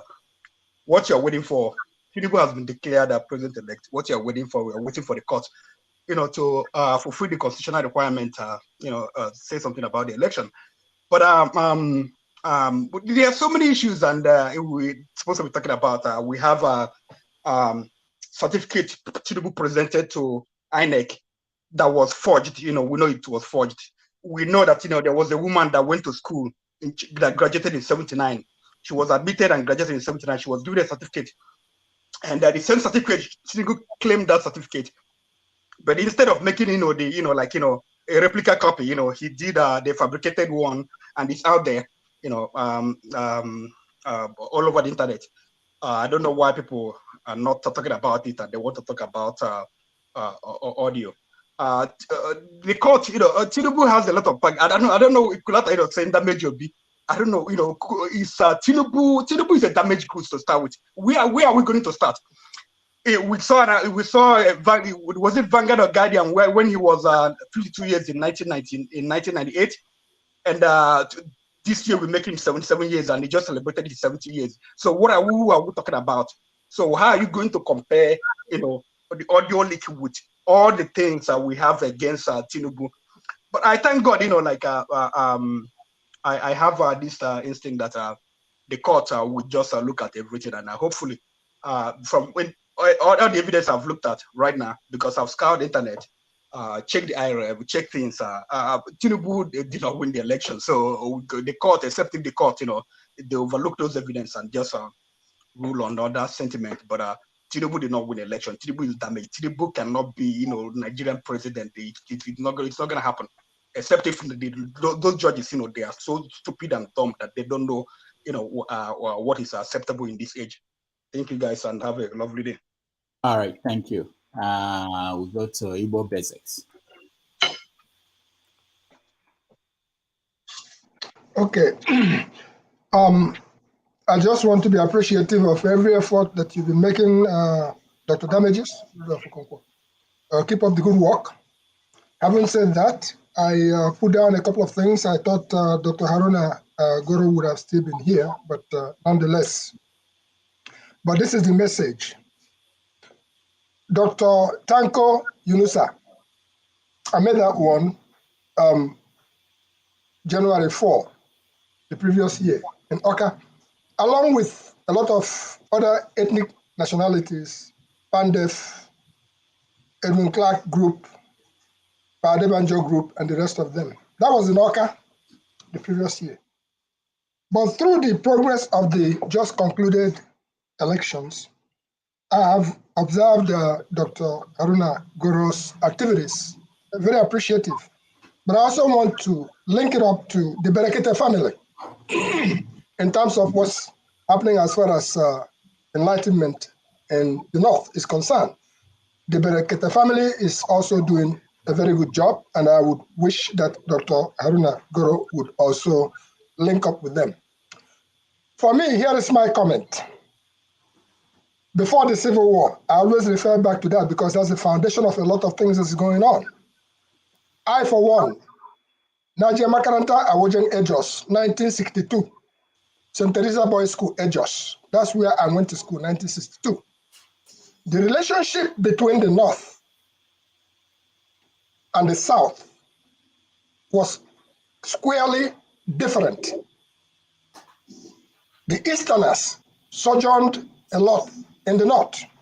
And when I say Easterners, I'm including both Cross River and all the rest of it, even though headed by the Igbo. So I lived through it till 1966.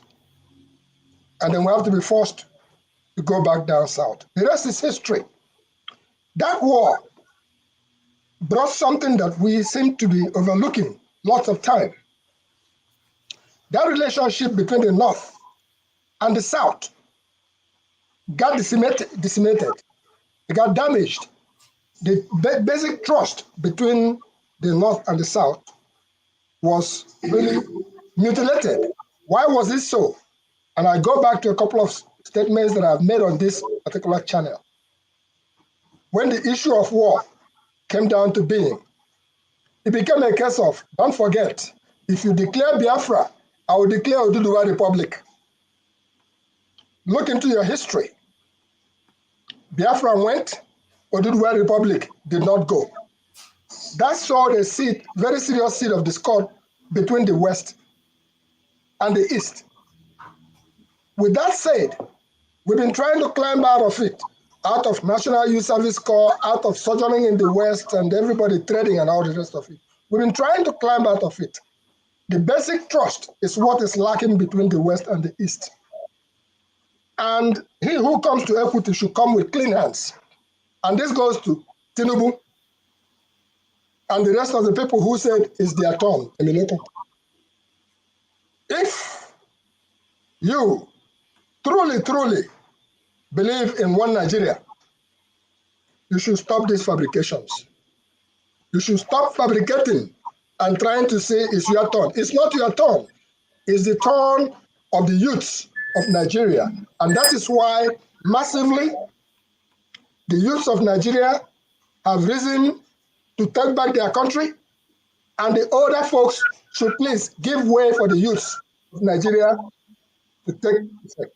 With that said, our guest today talked to us about the reality, which is what all our politics will say. The results are there. We know what has happened. Even Nadeko said it. Results were being called from all of the way. Somebody did not like the result. Koro. Somebody made a phone call and they scuttled the election of this presidential election, to be specific. With that said, a thief knows when a thief has stolen somebody's mandate. It is like a hot cake in their pocket. In as much as only INEC has the authority to declare and issue a fake certificate, if I dare say that. But let us hope that the judiciary is the final hope of the Nigerian state before we sing, we shall soon go back to the jungle. And that's my case. Till next time. Thank you so much, everybody in the panel. And let us, again, like I said, let's keep it calm so that we can all come back here and be as civil as possible. If we meet for bar, if you like, make we box there. But for this place, make we just take them softly, I beg you. So that Thank you. I broke that kola nut, oh. I broke the kola nut and I don't chop them. So when I see you next, I'll give you your own portion. And when I see our guest, I will give him his own portion. Thank you very much. God bless us all. Yeah, for the rest, please let's make it. I was supposed to leave here by 5. 4:30. You have 3 minutes. Forefathers, you just showed up. I sent you a message. You didn't respond. All right. So I didn't see that on time. I just saw it just now. I have responded anyway. Okay. Local P, go ahead.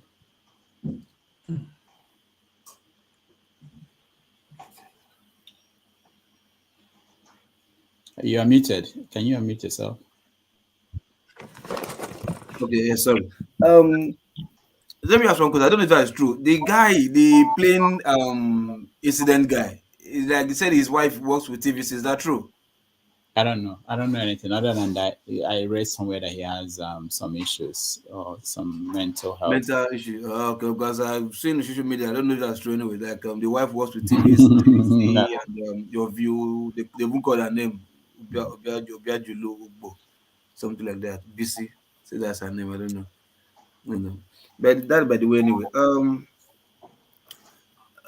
only thing I have to say here, finally, before I think we are running up, right? No, I don't think we can continue because Forefathers is here. You guys can continue. Father is here to continue. Controversial. He's like see ego duster. He's happy. Controversial. On that note, let me set the ball rolling. No.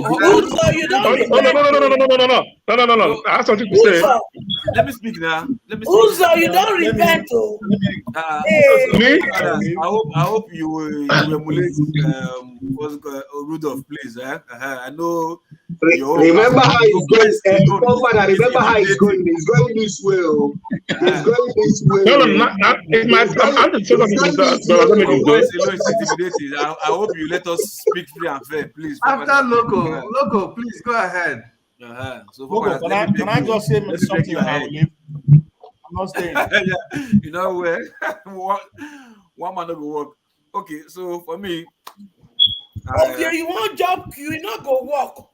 I think we should Dr. Rudolph, the only thing I have to say, Yasha, from what we've seen so far, the miscommunication that we have between the North and the South, that you should try and maybe see if you can get more of the Northern people here on the platform so we can interact. At least that will help us, solve majority of this ethnic clash and tribal clash we have, so that the minority who is using these tools to weaponize these tools to divide us so that they can conquer us. I think we should, try and destroy their plan and close that gap between the tribes so we can move forward. I think that's all I have to say. All right, thank you, Jude. Okay, it's my turn. No, Jude, it's my turn. Well, Emiloko, what I want to say, our local. What I want to say is that yes, Rufai might have made a proposition based on his understanding of how the political system and the judiciary, the Nigerian system works, by saying that Tinubu is going to be sworn in. Well, the truth of the matter is this. One might ask, how do I know? But the truth of the matter is this. It's either two things. He's likely not going to be sworn in. Okay? But even if, let's assume, Nigeria goes the way they normally go and is sworn in, at the end of the day, Obi will still take up his mandate. That one is guaranteed. You can take that to the bank. If it's a check, it's not going to bounce. Take that to the bank. So people like Kulata, who perhaps have been promised a position in Jagabandi's administration, I'm sure he will feel disappointed. So he better get used to it now that he's not going to get that position he's looking for continually coming to tell lies in many platforms and pretend he's more knowledgeable than everybody in the world. I don't even know which, the kind of education he has, that he's more knowledgeable than everybody, that almost everybody on this platform, even those at home, even major, I would say if you take a poll of Nigerians today, more than half of learned people in Nigeria will tell you that Rufai is one of the best, if not the best, journalists in Nigeria, except only Kulata and perhaps his partner in crime, one man go to hell or one man go to more. Good. You know that if you were talking to Rufai, he will say to you, how do you know that that Kulata has been promised employment? He will query you on that if you are talking on his platform. Well, how do I know is this, right? How do I know is this? The only people that are supporting Asiwaju, I can categorically say, is either two things. Either they are benefiting already directly from that man, or they have been promised something they are going to get from him. So hold on. So does that mean that the people supporting Obi are benefiting from Obi or where? I hope you understand what I'm saying. Number one, Obi does not give shishi. Obi does not give anybody anything. Obi does not give anybody anything. And so anybody that is hold on. The other option is that you're already benefiting. If it's not given, then you're already benefiting. Then that's the other option. No. I am talking about Asiwaju. Obi's case, anybody that is supporting Obi, I believe that person has a pure heart. He wants Nigeria to move forward and is not ready to get any dime. He's not expecting any dime. Mr. Ajuki, you are wrong on this one. Mr. Ajuki, you are wrong on this one. I'm coming. However, I know there are some self-serving human beings that have hidden themselves under supporting Obi with anticipation of what they are going to get. But I want to say people like me, and I want to say also some people among us here that comes out here every day are not, expecting to get anything other than to see Nigeria move forward, and then get what better. is wrong? What is wrong in getting paid, Jude? What is wrong in getting paid? No, that's not what Jude means. Ovie. That's not what it means. But sometimes you don't talk about yourself, don't talk about somebody else. Okay, what is wrong with collecting money from a candidate to work for him or collect a position? What is wrong with that? Okay, collecting money from a candidate. That candidate, where is he getting the money from? All right. What are you talking about? Thank you. See, that's the problem here. What's the problem? You work for somebody, you get paid. What's wrong with that? The thing be say, they indirectly they announced to us say he collect money for bank and so. No. That's Ovie is saying the truth. Ovie is saying the true stuff that goes on. People collect money to fabricate lies. They are being paid to fabricate lies. So normally people are being paid. Is that not what I just said? People collect money to fabricate lies, just like Kulata is collecting to fabricate all the lies. How do you know Kulata is collecting? Okay, all right. That's enough. All right, thank you guys. I have to go. I won't stay anymore. Let me say something, please, Doctor. I wanted to hear what you wanted to say. I wanted to ask you. So beginning of the month, you tell about your rule, regulation, and implementation of this group. The committee is still on it. The committee they've not delivered it to me. So okay, because you are not giving us feedback update. That's what let me answer that. There's a committee. I want to clear something, right? But you haven't told us the consequence of the committee. When people come here, you're not a member. If I didn't call you, you're not a member. Let me clear something here, right? When people come here and say call Bola Tinubu as president, people are calling that person's name. It's wrong. Who are we supposed to believe at this point? Right? Even Weshuenga has done an interview about that. Okay, I didn't hear you. Say that again. When people call what? When people come here and refer to Bola Tinubu as president-elect, people seem to talk offense of that and start calling people names. Why? He is the president-elect, whether you like it or not. President-elect. Come on, stop twisting the lie. Stop telling lies. He's not president-elect. People in Nigeria did not elect him. They did not vote for him. It's my turn, though. It's my turn. Hold on, guys. Ovie, you have to know that someone like the governor of Imo State, they still call him Supreme Court governor. So it doesn't really matter. You can't stop people from calling anybody what they want to call the person. So that's not the issue to worry with. No, they should stop harassing those people who are referring to Bola Tinubu as president. Stop harassing them. Why are you calling me name just because I say Bola Tinubu is president? They are not president-elect. The people did not choose him. The people refused for your head. That is not the point. Not everyone else rejects him. The land of Nigeria authority is empowered by the constitution to declare anybody. When I said that, Bola Tinubu is the president-elect. All right. You decide otherwise. You have the right to say it's not your president. That's a given. But you don't have the right. They will not go to jail. They will not go to jail. No, it's my turn. It's my turn. So let me speak my mind. Forefathers, good luck and all the best. It's my turn for you. It's my turn, though. Those at home, thank you so much for watching. I will see you guys on Saturday. And all right. All right. It's my turn. God bless you. Emilonko. Let me start by sometimes my man, now me they didn't gang together to support you. So like Matt, one finish it that day. I was not online. You for Beckham. No, who does you Ghana? No, whether you accuse for Beckham. Just whether you say they spoke. If for Beckham, so we do. I'm like, without Beckham, I'm sorry. That will go.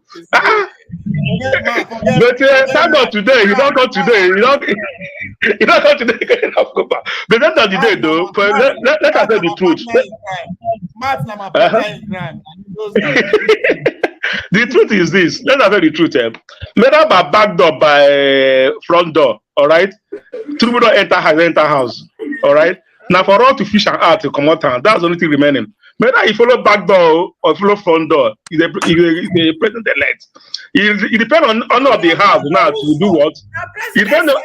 Use the right language. May not they talk bullshit for you. President select, not be elect. Are you elector? My point is Once I said.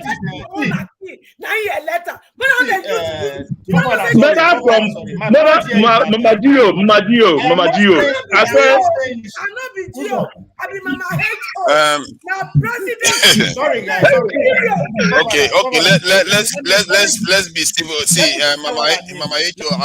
allow them to identify the way they speak. You are free to identify the way. Let me finish now, Mama H.O. Mama H.O. Let me finish. Yeah, let me finish. Sorry, what I'm saying is that if anybody call Bola Tinubu elect, you can disagree with that person, but don't antagonize that person. Call him whatever you want, right? Call Tinubu whatever you want. That's a given. If anybody says it's you because you are teaching my grandchildren nonsense. Yeah, children don't want children. I don't want children. Since when did rigging of an election become an election? Who is the right thing? You cannot teach my grandchildren. I think I subscribe to. It's my turn, no, Mama Gio. You don't talk about my turn just like that. This is not your turn is there. Listen, Ovie, I get where you're coming from, and I think the others too. And I have said it to Mama H.O. that people are allowed to, describe the way they see it because people understand it differently. But I understand where Mama H.O. is coming from too, because she doesn't subscribe to any legitimacy at all. But that's the current state of affairs until the Supreme Court or court overrules the stuff. That is what we are dealing with. So, who declared illegitimacy? Exactly. Is it all? Or the court or the INEC, who declares illegitimate? Exactly, it doesn't be tested in court. We don't have a right to declare it as it stands.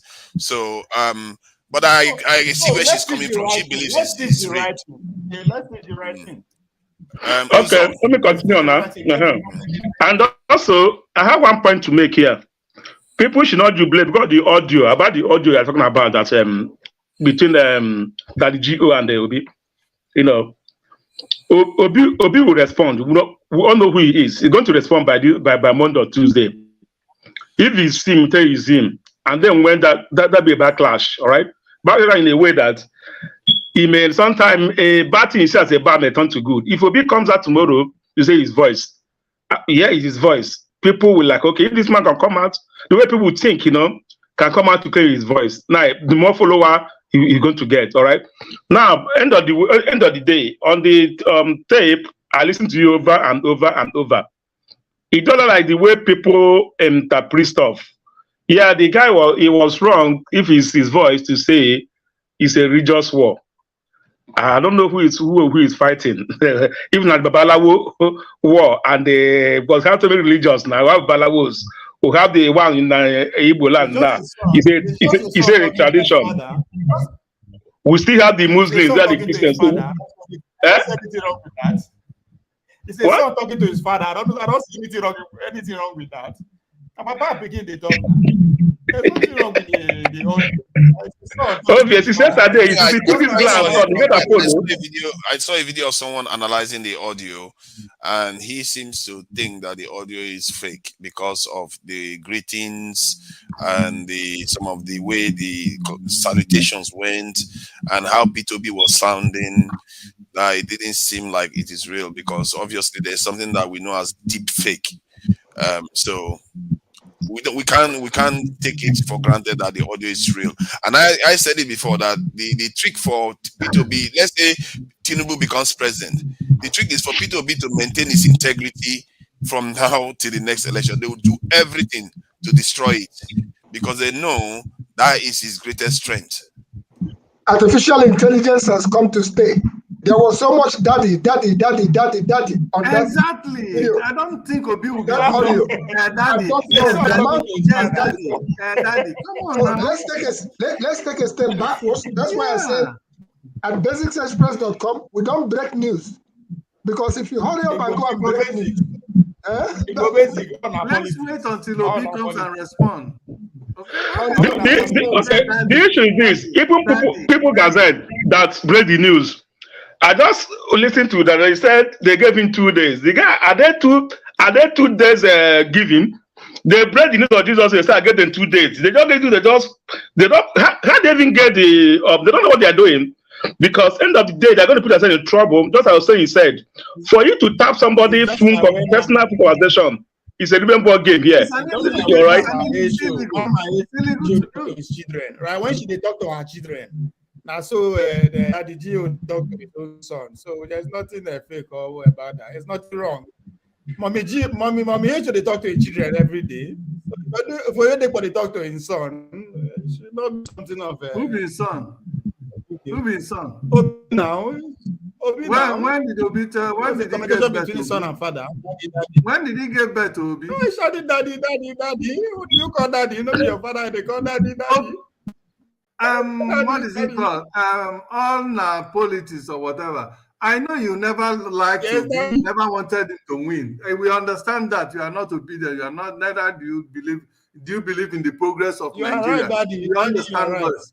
Okay, right, fine. It's your right. But he turned obedient at the end. Don't forget that he turned obedient at the end. He didn't turn This any is one obedience. man that means to malign my good right. name. This one wants to malign my good name. He says it's me that's in the audio. And you see, there's always people that are going to be saying this type of stuff. See, we have to be careful what we believe. That voice looks like God forefather's voice. We really should be P2B should be more nimble. They should be coming out a bit faster, because this type of stuff has been out there for how many hours now, and they waste too long to respond. I don't know where he's been. They should be responding, because this stuff is, if it goes to the north, some people will not hear his rebuttal. They will not hear him deny it. All they will hear is him saying it. For the next 3 years, he'll be spending time trying to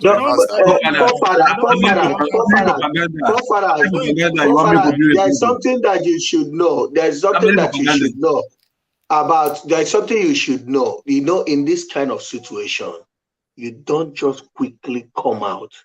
It will look as if it's something that is just orchestrated. You just have to calm down. Let me tell you. On Monday, I don't know if you are here when we asked Dr. Arona. Were you here, forefathers?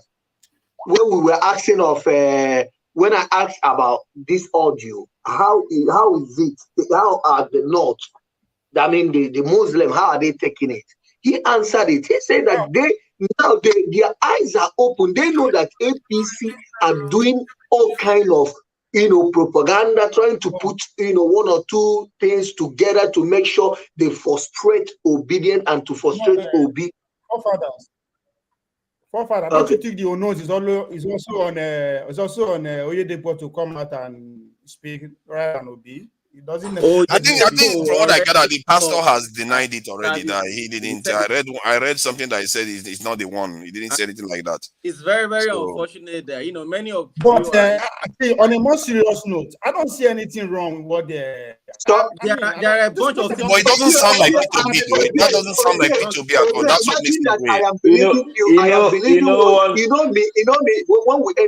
When I entered today's program, I told everybody here that I don't understand why we are taking this thing as a big deal. Like you are saying that it's a daddy in a funny way, but it's true. Somebody goes to his father, a spiritual father, to discuss with him, to lay down his certain plans and the things that he wants. Brother, this is not like something that he's planning to kill the whole Nigeria or destroy or to rob or to kill or to maybe do election fraud.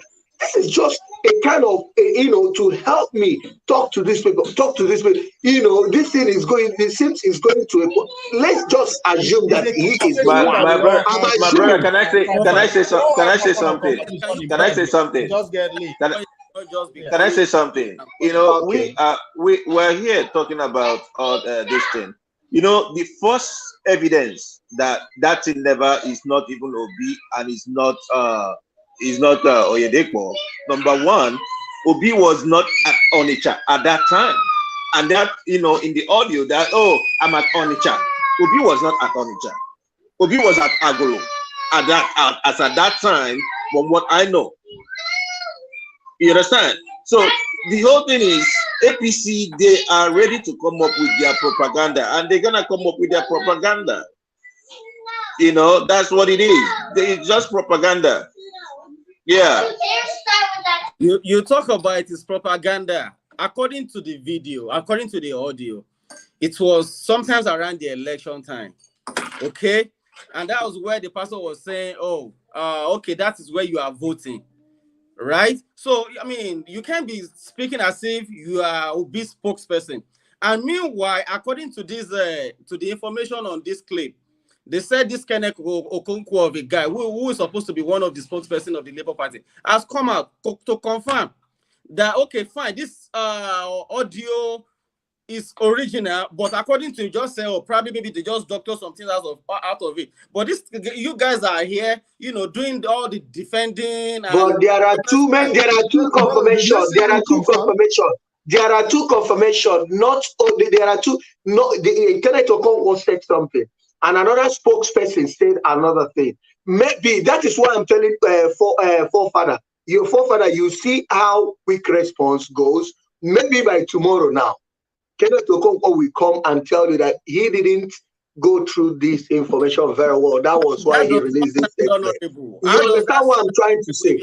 So you have to be articulated before you can be able to, you know, respond in this kind of issue. To come out again, to come and deny what they said yesterday. I mean, no, I'm not saying that he would deny. No, I'm not saying that he would deny. I didn't say there's something that you say deny. Like you say, I did not get this. I did not, get through this information very well before responding to it. You don't have a point. But if the fact out there is this, I mean, because I've been, reading about the information, like, I mean, all day. And according to the fact-checking people, they said they have fact-checked that audio. They use the AI and everything to confirm the authenticity of the audio. And they confirm that this audio is actually real. Actually, barring any new information, maybe Peter Obi will come out tomorrow and say, oh, he's not the person on the tape. But as of now, nobody has come out to actually say, okay, this is not me. And can I now ask you a question based on Alhaji Atiku Abubakar? What happened to him based on what happened, the accusation and the audio leak, whatever? Bro, that is in court. That is a case that is already in court. Wait, I'm coming. But do you remember that he was even, they were saying, even his spokesperson, were saying that was, doctored. Look, they didn't even believe that. They didn't even say that it's true. Okay, they said court will prove it. Even let them catch you like this. When they catch Ganduje Gandola, handing out dollar, what did you say? You say, they say, the technology they used was a very, very advanced one. They will always come out to deny it. Even if they catch you stealing meat inside pot like this, and they have camera watching you, and they play the tape for you after, you say, oh, that's a very, very advanced technology. I mean, all let me still add up. Forefather, you are here. When Dr. Aruna said, there's something Dr. Aruna mentioned that we didn't even take, maybe take note of, because he talked about the Amaje race. Now I remember I now record what happened to Jonathan. Forefather, you were in this show when I was talking about how the politician in the north, how they just messed up the young people and then use them for what they are using, I mean, as political talks and all that, and the same thing, Dr. Aruna repeated it. You were asking me a lot of questions that very day, trying to, see if this is possible. I told you, I was explaining to you, if these people, if they are properly educated and get their, traditional education, which is Quran and all that, nobody is against that. But if they are being educated, knowing that these politicians are using it for all this errand and killing and destroying, it will not be a business as usual for them. And that is exactly what Dr. Aruna explained to us here. You understand? So you see the things that is happening in the north, all this divide and rule and all that. If those guys, if those young boys, like Mama Hecho usually say here, if they are educated, I'm telling you, these people, it will be very hard for them to succeed and keep doing all this evil they are doing in the north. with all these amajeries.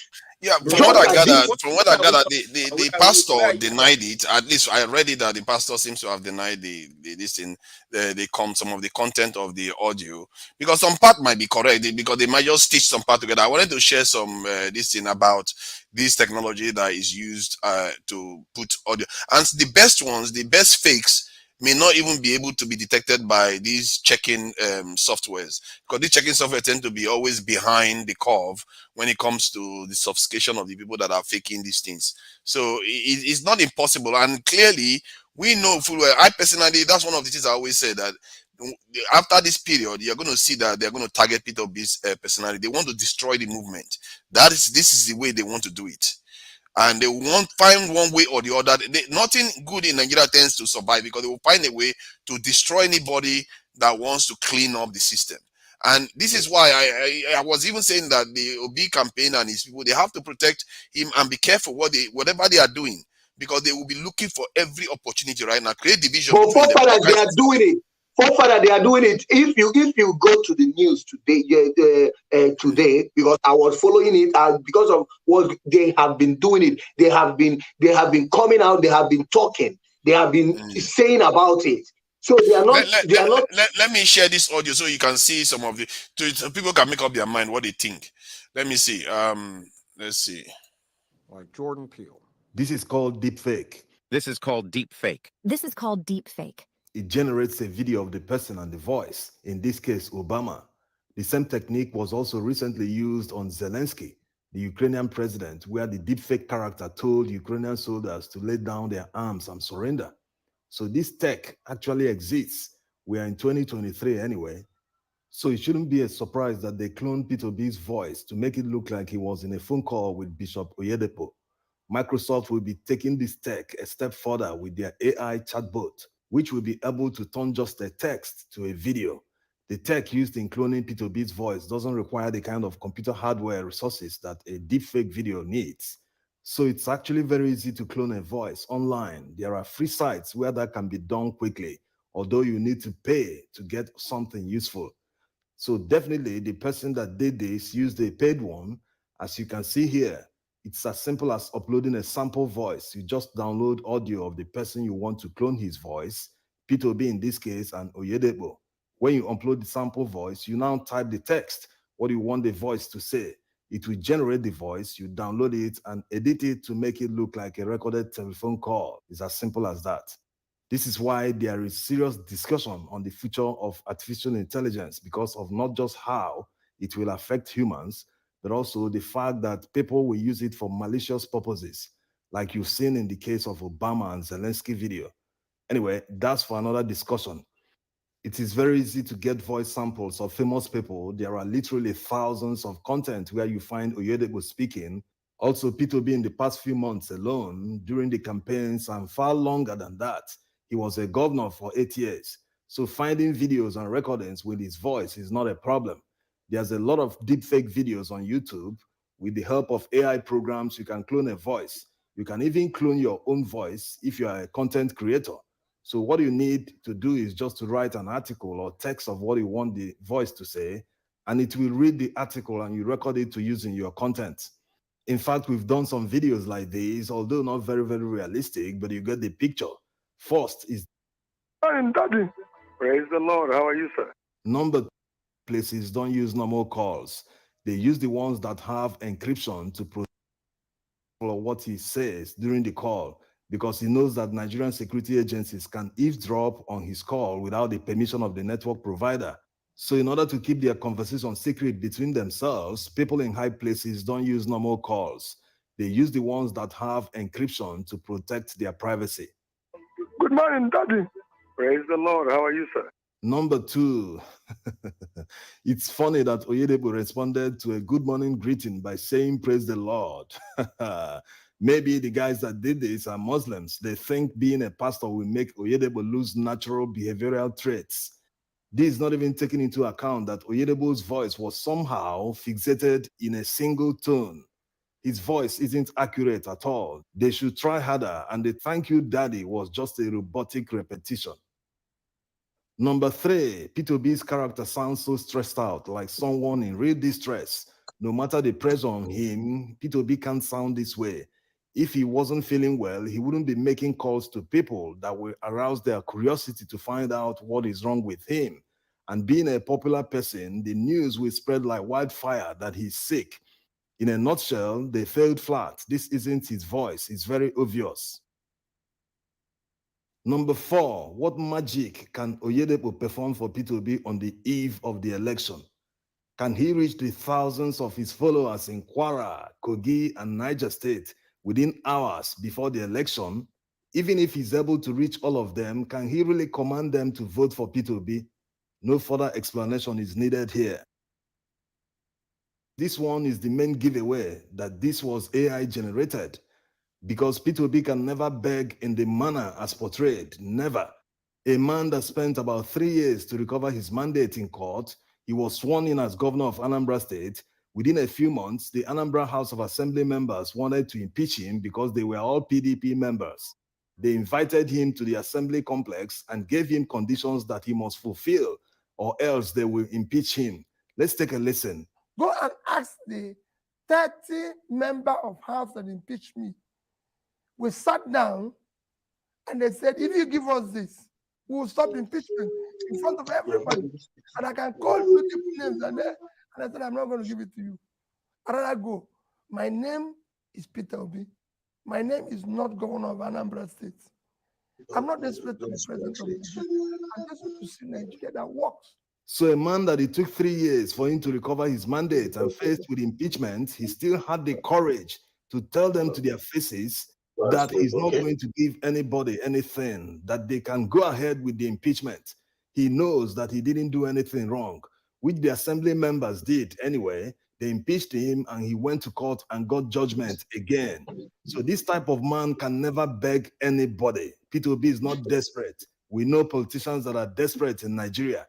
Why will he beg anybody? P2B marketed himself very well. He told people what they wanted to hear and they bought it and voted for him. Many people spend their own money campaigning for him because they believed that he was telling them the truth. Also, his antecedents really worked for his image. It is very easy to trust P2B once you hear his story. Someone that tells you that it is for your own good. He didn't need to beg anyone and he will never need to, even in the future. He went to Bayelsa and told them that their oil is worthless and it's a depreciating asset. The same thing in the north. He told them how poor they were, how the politicians have impoverished them, that they've only succeeded in creating poverty instead of wealth, and how he plans to use the north as a launchpad to eradicate poverty. He told people what politicians don't tell voters. He told them so it doesn't go on too long. I think it's clear from the case he's making that he appears. Does anyone disagree with his assessment of the way the stuff is presented? Yes, I do. Okay, go ahead. Why? The reason why I said I do is that because, first of all, these are all damage controls and, coming so sooner. And the reason why I said I disagree is that this is a very, very big allegation. I understand some of you don't see it as a big deal, just because of our personal sentiment and emotions and all of that. But the fact remains that, this is a conversation between two VIPs, okay? And so far today, Pastor Oyedepo, he already had the program in the church today. And I understand that this man doesn't really want to go deep into that conversation because he doesn't want to lie.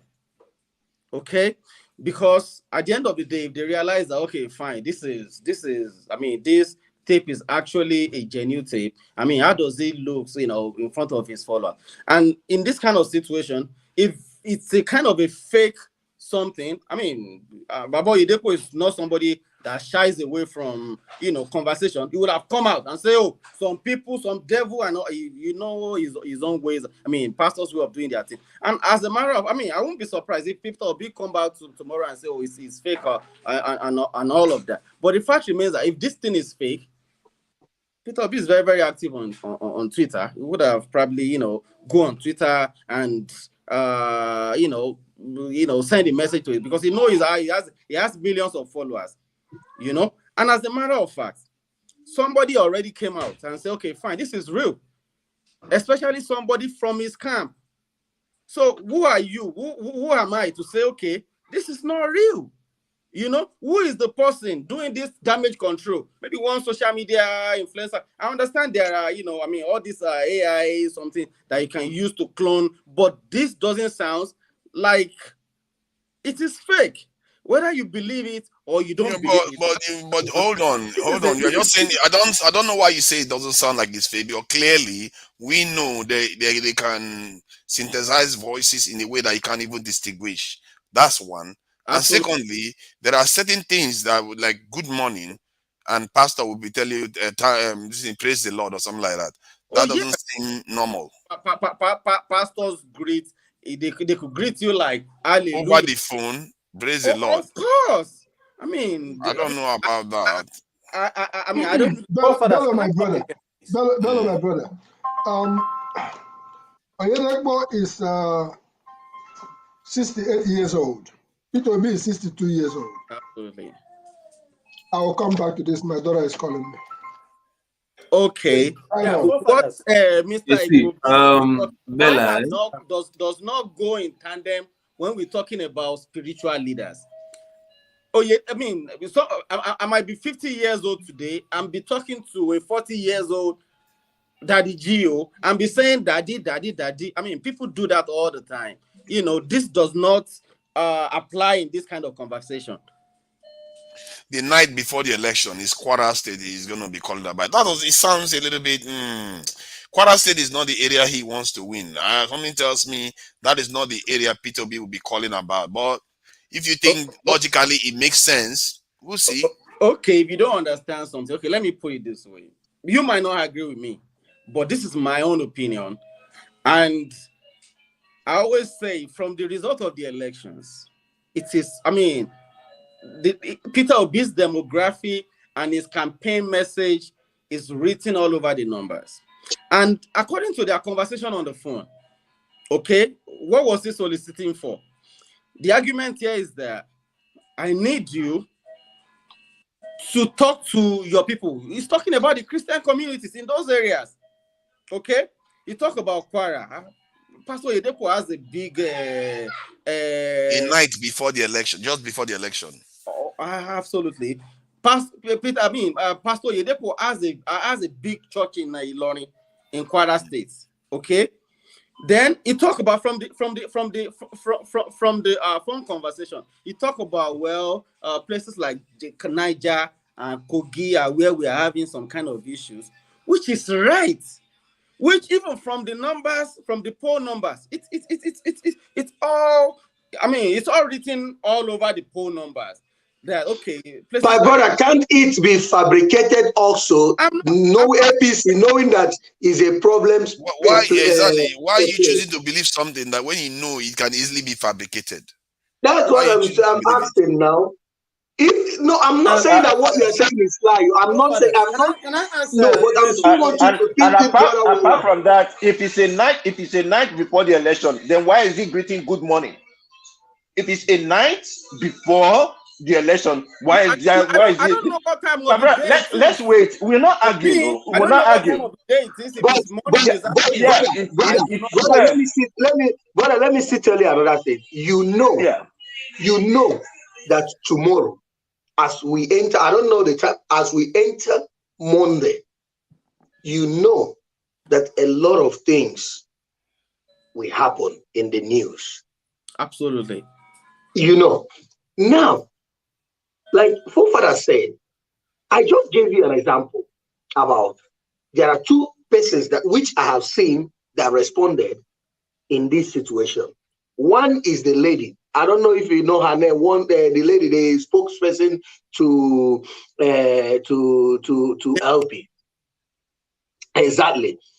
She responded, in another way, and Kenneth Okonkwo responded in another way. So what am I trying to tell you? Tomorrow, a P2B, who is our principal, will still come out to respond. Okay, if you see that, you know that Rufai came today in this program. Rufai said it.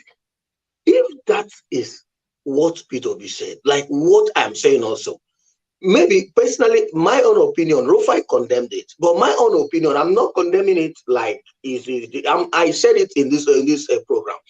He is talking to, he is a Christian, he is talking to a Christian father or a pastor or whatever. Ahmed, that who is the deputy, when he wants to talk to someone like a imam, he will still talk to him in the same way that Muslim relates. So it is not something I didn't see any. This thing is just like they are trying to, the APC are trying to use, like Fofara said, trying to use every tool they have to make sure he said it. Fofara said a key point. They know that this is main what do you call it?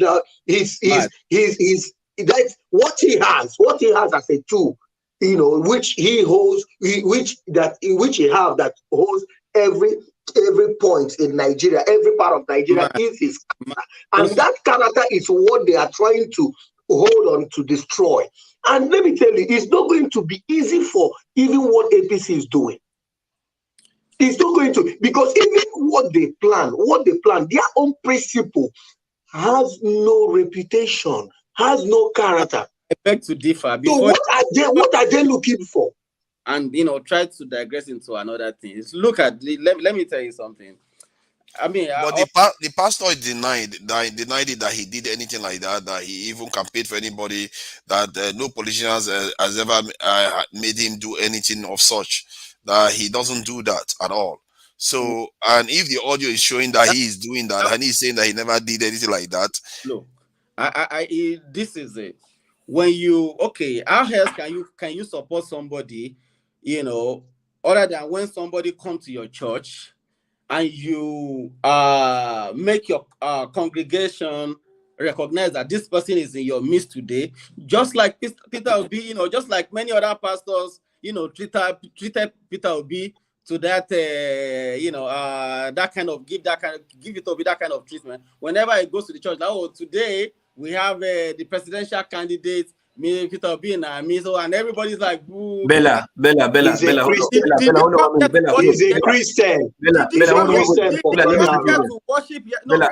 let me ask you a question.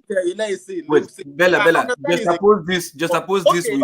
Since then, since the election has been, far gone, how many times Mr. Peter will be gone to to go and watch? How many Sundays that have passed? Today is another Sunday. Has he gone back or has he gone back to the Living Faith Church? I mean, let's listen now. Bella, listen. Just suppose this with this guy's inauguration. What's it called? Anambra inauguration, right? You understand? Election has passed. He got there. He just went there. Probably they didn't even invite him. I don't think so. That guy invited him. I believe he was invited. He invited him when they met. Okay, no problem. Okay, no problem. Wait now. Let me finish now. Even if he invited him, you understand? And the guy went there.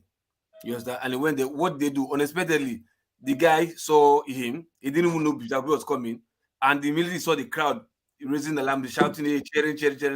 He had no choice than to say, "Oh, the former governor is here, because he's working in disrupted even his own speech. You understand? So if he's going there, not because of maybe he wants vote or not, for see, my brother, election. That was during the campaign period. My brother, hold on. No, I'm talking about Soludo's own 1 year speech. The conversation we had that you are trying to digress was he's trying to let you know the same thing that you said, that when he appeared, when he comes that they shout. That's what he's trying to say. I'm telling you, him walking into a place, you understand? Because it's like take it or leave it. The guy is a VIP. Look, okay. Wait, Bella, listen now. Wait, let me finish. Take it or leave it. The guy a religious is a VIP. Wait first now. Listen.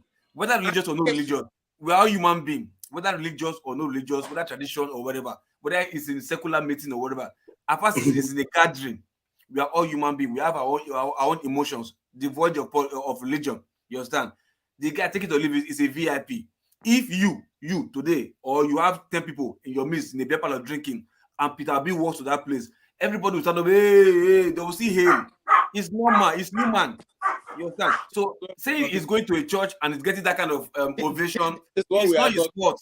This is what okay, my brother, forefather, can I ask him a question? What about in Taraba? What about in Taraba where Peter Obi visited one traditional ruler? After visiting that man, I don't know, in Taraba or somewhere in the north. After visiting that man, he's an enemy or whatever. That man died. You know, maybe the man welcomed him and supported Obi. It didn't take time. The man died. Do we go and accuse APC that APC killed him because I don't have any information about whichever. I'm just giving you. I'm not just giving you an instance. I'm just giving you an instance. All these things are circumstances that can happen, but you may not just say, "Hey, Peter Obi said this, say this." They are targeting these two personalities. That is what I am saying. Even though it happened, this is a private discussion. Let me build up a premise for you. Okay, we are talking about a conversation between a presidential candidate and the GEO of a notable church in Nigeria. Any church of a pastor, just anybody of a pastor. So and fine.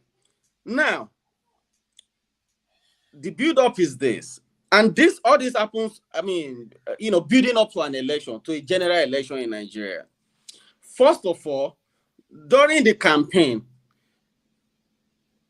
besides the people who are obedient and the lovers and supporters of Peter Obi and Labour Party, they are the only ones that did not condemn this what's it called, act of Mr. Peter Obi of moving from one church to another in the course of shopping for church votes. Now, he has come out, so even like how many days ago, he came out to say, people should stop attributing his movement to other religion or tribe. But now, a few days after, a leaked phone conversation came out. So how do you separate? How do you separate? Let me not comment. Let me not correct you. Correct you. Reverend fathers, there are many reverend fathers in their churches who told their members, who vividly came out that they are supporting Peter Obi. And if you don't have your voter's card, they will not give you communion. And they want them to vote for. Let me tell you one thing. Are you not telling me that Obi? Wait now. Are you not still telling me that? Are you not telling me that Roman Catholic? Are you not telling me that Roman Catholic or Roman Catholic is the same way Oyedepo speak with the? Let's just assume that this is true. Is it the same way this man Peter Obi spoke to other reverend fathers and bishops? It is all shade of wrong because people should. Oh, why are you seeing it wrong? Let's welcome the new speaker so that they can also speak. Both of you, don't worry, you carry on with your exchange. David, you have not said anything. Please, what have you got to say about the audio? This in fiasco. Well, thank you, forefathers. I've just been in the background watching and listening to the conversation. My brother Bello. I mean, I respect the fact that everybody has their own view and opinion on anything that happens, but you're just sounding as if you're totally against Obi and because as much as you have every right to, air your view or your opinion and say whatever you believe, but I think you also have to understand and try and see things from other people's point of view. The video that forefather played earlier on. Yes, you made a point that probably it's people that are supporting Obi that, damage control, that put out that video out there just to control whatever damage you believe that has already been done. Now, the video, the voice message that was put out there, I think every one of us has listened to it. I was following the program when Rufai came. Rufai did make a point. He said, if at all that message was genuine, that, you know, he stand to, you know, disagree with such message. But you have not even considered whether that audio was a fake. In your heart of heart, you've already made your own decision, your mind, 100%, that was P2P, and that video was genuine. I mean, we're living in a world of technologies, and, you know, anything can happen.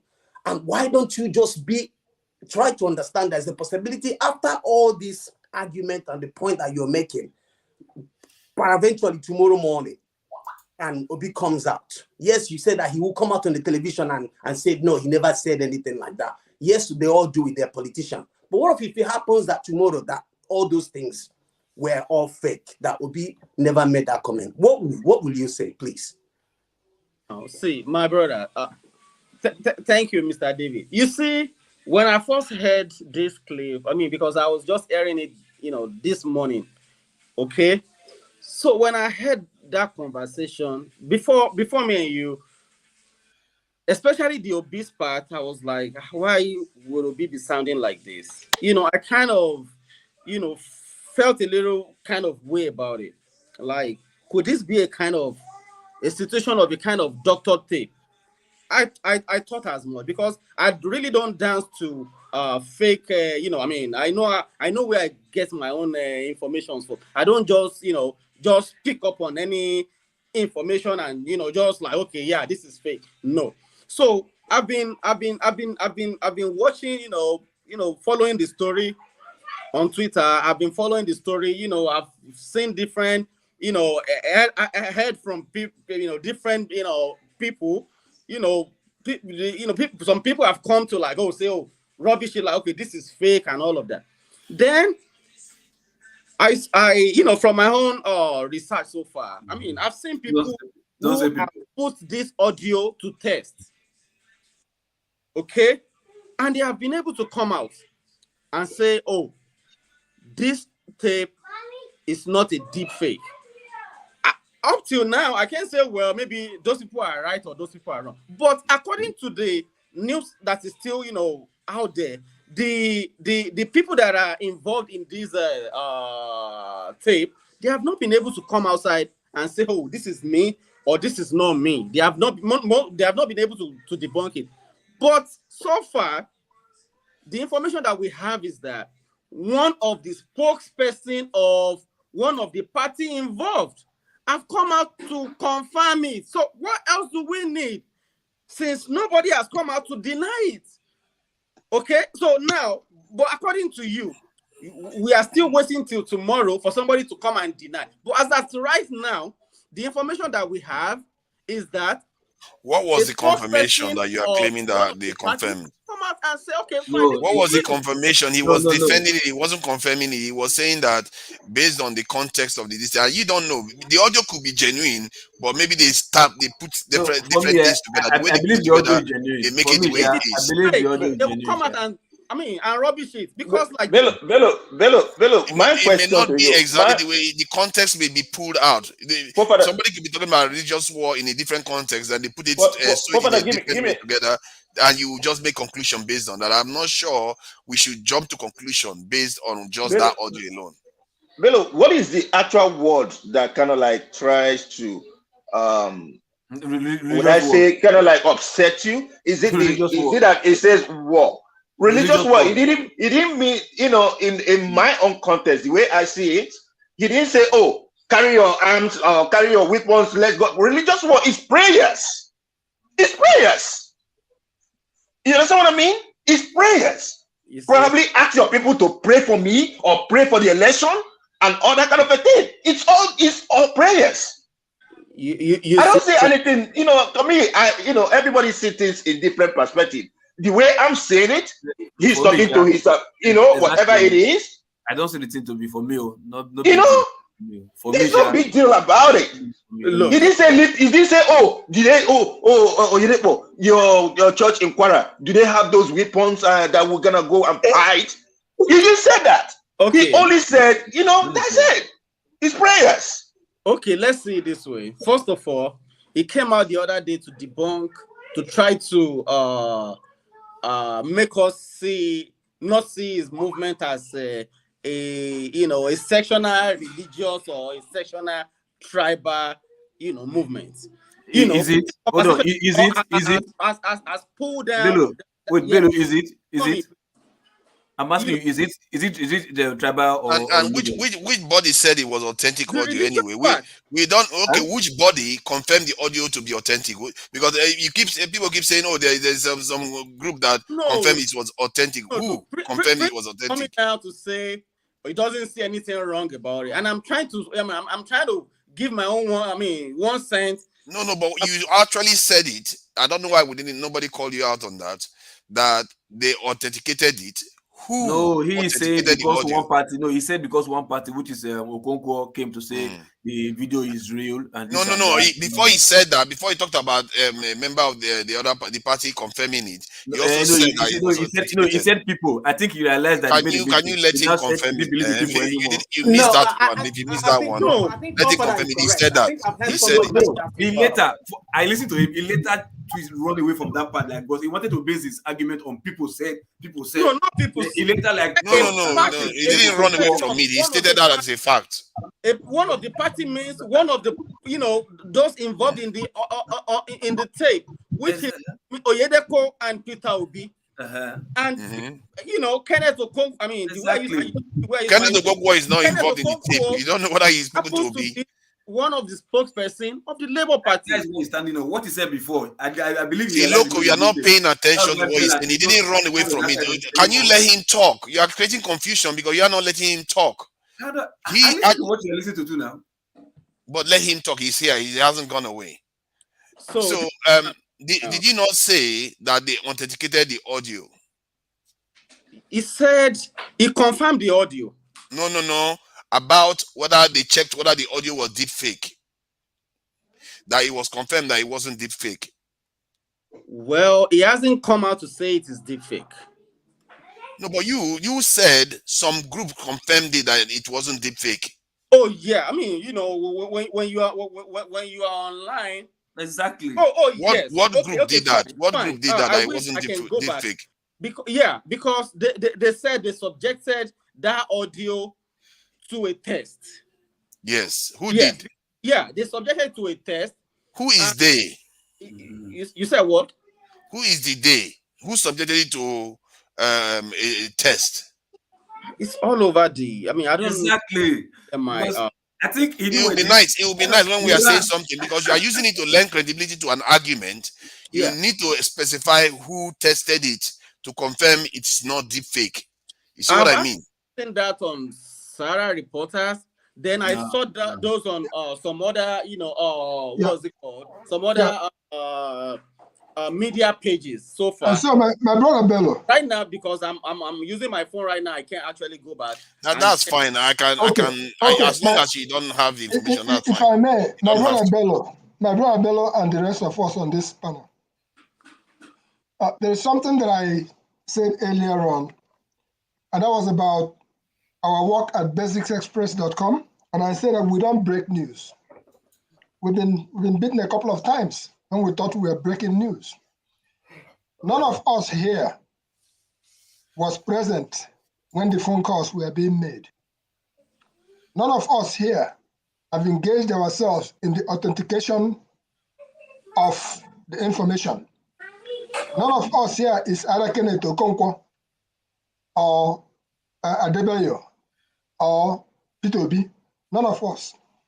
We are just based on what is flying out there these days. It is a scary world that we live in now. Very scary world. But that is the reason why we should take a step backwards. My mother would say, they sit down, they look. Sometimes you just keep your eyes looking at them. They will bring out the case, put it on the table, prosecute the case, contradict themselves, judge the case, and find themselves guilty. And I'm learning a lot from that, which my mother used to do. Silence is golden. When she's not talking, you'll be waiting, prompting her, trying for her to say something. She ain't saying nothing to you. And that's a very big lesson that I learned. So for me, it's an advice that I'm putting to us here. They say when the elephants fight, there's so much fake stuff going on out there these days that you, as a reputable person, unless you are directly involved, and I'm not saying you are involved in any way, shape, or form, none of us. Unless you are directly involved, stay back. Let those who have been paid to go and be propagandists, let them continue doing their work. The fact is that the truth will always prevail. There's no smoke without fire, and you cannot bury smoke. You cannot bury fire without the smoke coming out one way or the other. So, in the end, all this barako that everybody's doing, the truth will prevail, including what the youth of Nigeria, Nigerians generally came out, expressed themselves. 90 million people were supposed to have registered to vote. 27 million people were supposed to have voted. Give me a break. What happened to 63 million people? Can we continue to deceive ourselves in any way, shape, or form? It's only you can tell yourself the truth and nothing but the truth. So let's learn from each other that this game, when I talked about earlier on, and I look back to what we were subjected to during the war, and I say anybody where they say fight, JJ, slow down, because when you have been through a situation of a war where personally I was almost eaten. Hello, did you hear what I just said? I was almost eaten, like in cannibalism. So when you hear about that, that is what war brings into a situation. And when you have escaped all those things, and you stand talking today, no amount of money can buy you unless you are somebody who is generally, you don't have character. So let us pray for our country, Nigeria. Let us pray that by the May 29th, let the justice system, we pray and hope that they will tell themselves the truth. And when they put their judgment forward, Nigerians, we should be going forward. We should be progressing, not letting anybody hold us back. That is the so painful thing about it. You live in a country probably where things are going fine. Security, electricity, water. This guy from CNN the other week was talking about how his wife has refused to go back to Nigeria because of the situation there. Let us say to this old brigade, enough is enough. Let them, they have eaten their breakfast, they ate their lunch, they ate their dinner. They want to eat the lunch, breakfast, and dinner of our children. No, that should not be. Please. So if you know they're there when it happened, just sit back. Labour Party members have denied it, though. Labour officials have said that it's fake. That I think they call it doctor, not fake. Doctored is different. They can sew audio together to make it sound for a different context. So it says doctored, this thing, and that there is APC thing that they are doing to discredit Peter Obi. And this is something that, if this is fake, then Peter Obi, they need to be prepared. This is the beginning. They are going to do everything to try to damage him, his person, as much as possible. And, this is going to be a slog. The question I wanted to ask us here. Yeah, go ahead. In our Nigeria, do we have religious conflicts? Do we have tribal conflicts? Do we have class conflicts? Do we have individual conflicts amongst ourselves? If the answer is yes to that, let's think twice on how we forge forward.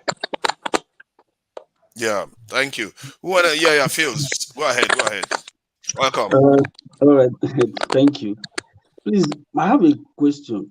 Like when Dr. Damages comes on, like the earlier part of the program, how do people, get in the studio? Because at that point, you can't find the link, but you see people in the studio. How do you guys do it? they have special passages, tunnels that they go through. The internet have different plugs. The one you are using is not correct. The way I do my, I will start writing. Sending messages. Doctor, please repost the link. The best way to get his link. The best way to get a link is through Facebook. If you don't see it here, check Facebook listing. You will find it on the video there. It's there. So that's one of the best ways to get hold of it. No, in the chat room. If you go to Facebook, just follow the chat. Screw the chat. You will see follow the chat. Sometimes the chat is not present. Sometimes, like when he's having guests, it's not present during the chat. You have to go to the Facebook. But I keep sending repost the link, link, please, doctor, the link, please. Let me just add something to this pop tape that is out. Let's not confuse what the religious organizations do in our society. They play a major role, a very major role. Some people, what their life has become today is because of the religious organizations, either their imam or their pastors.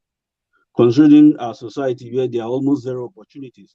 Some people came to Lagos with nothing, sleeping under the bridge. Suddenly they find a way into a church and their pastor begin to lead them, or their imam begin to lead them through teachings, motivations, and encouragement. Some of them have, if you see what they've become today. So that being said, our religious organizations are not just a place of worship, especially in our societies. There are places where people go to interact, where people find friendship, just like another social gathering outside the social gathering.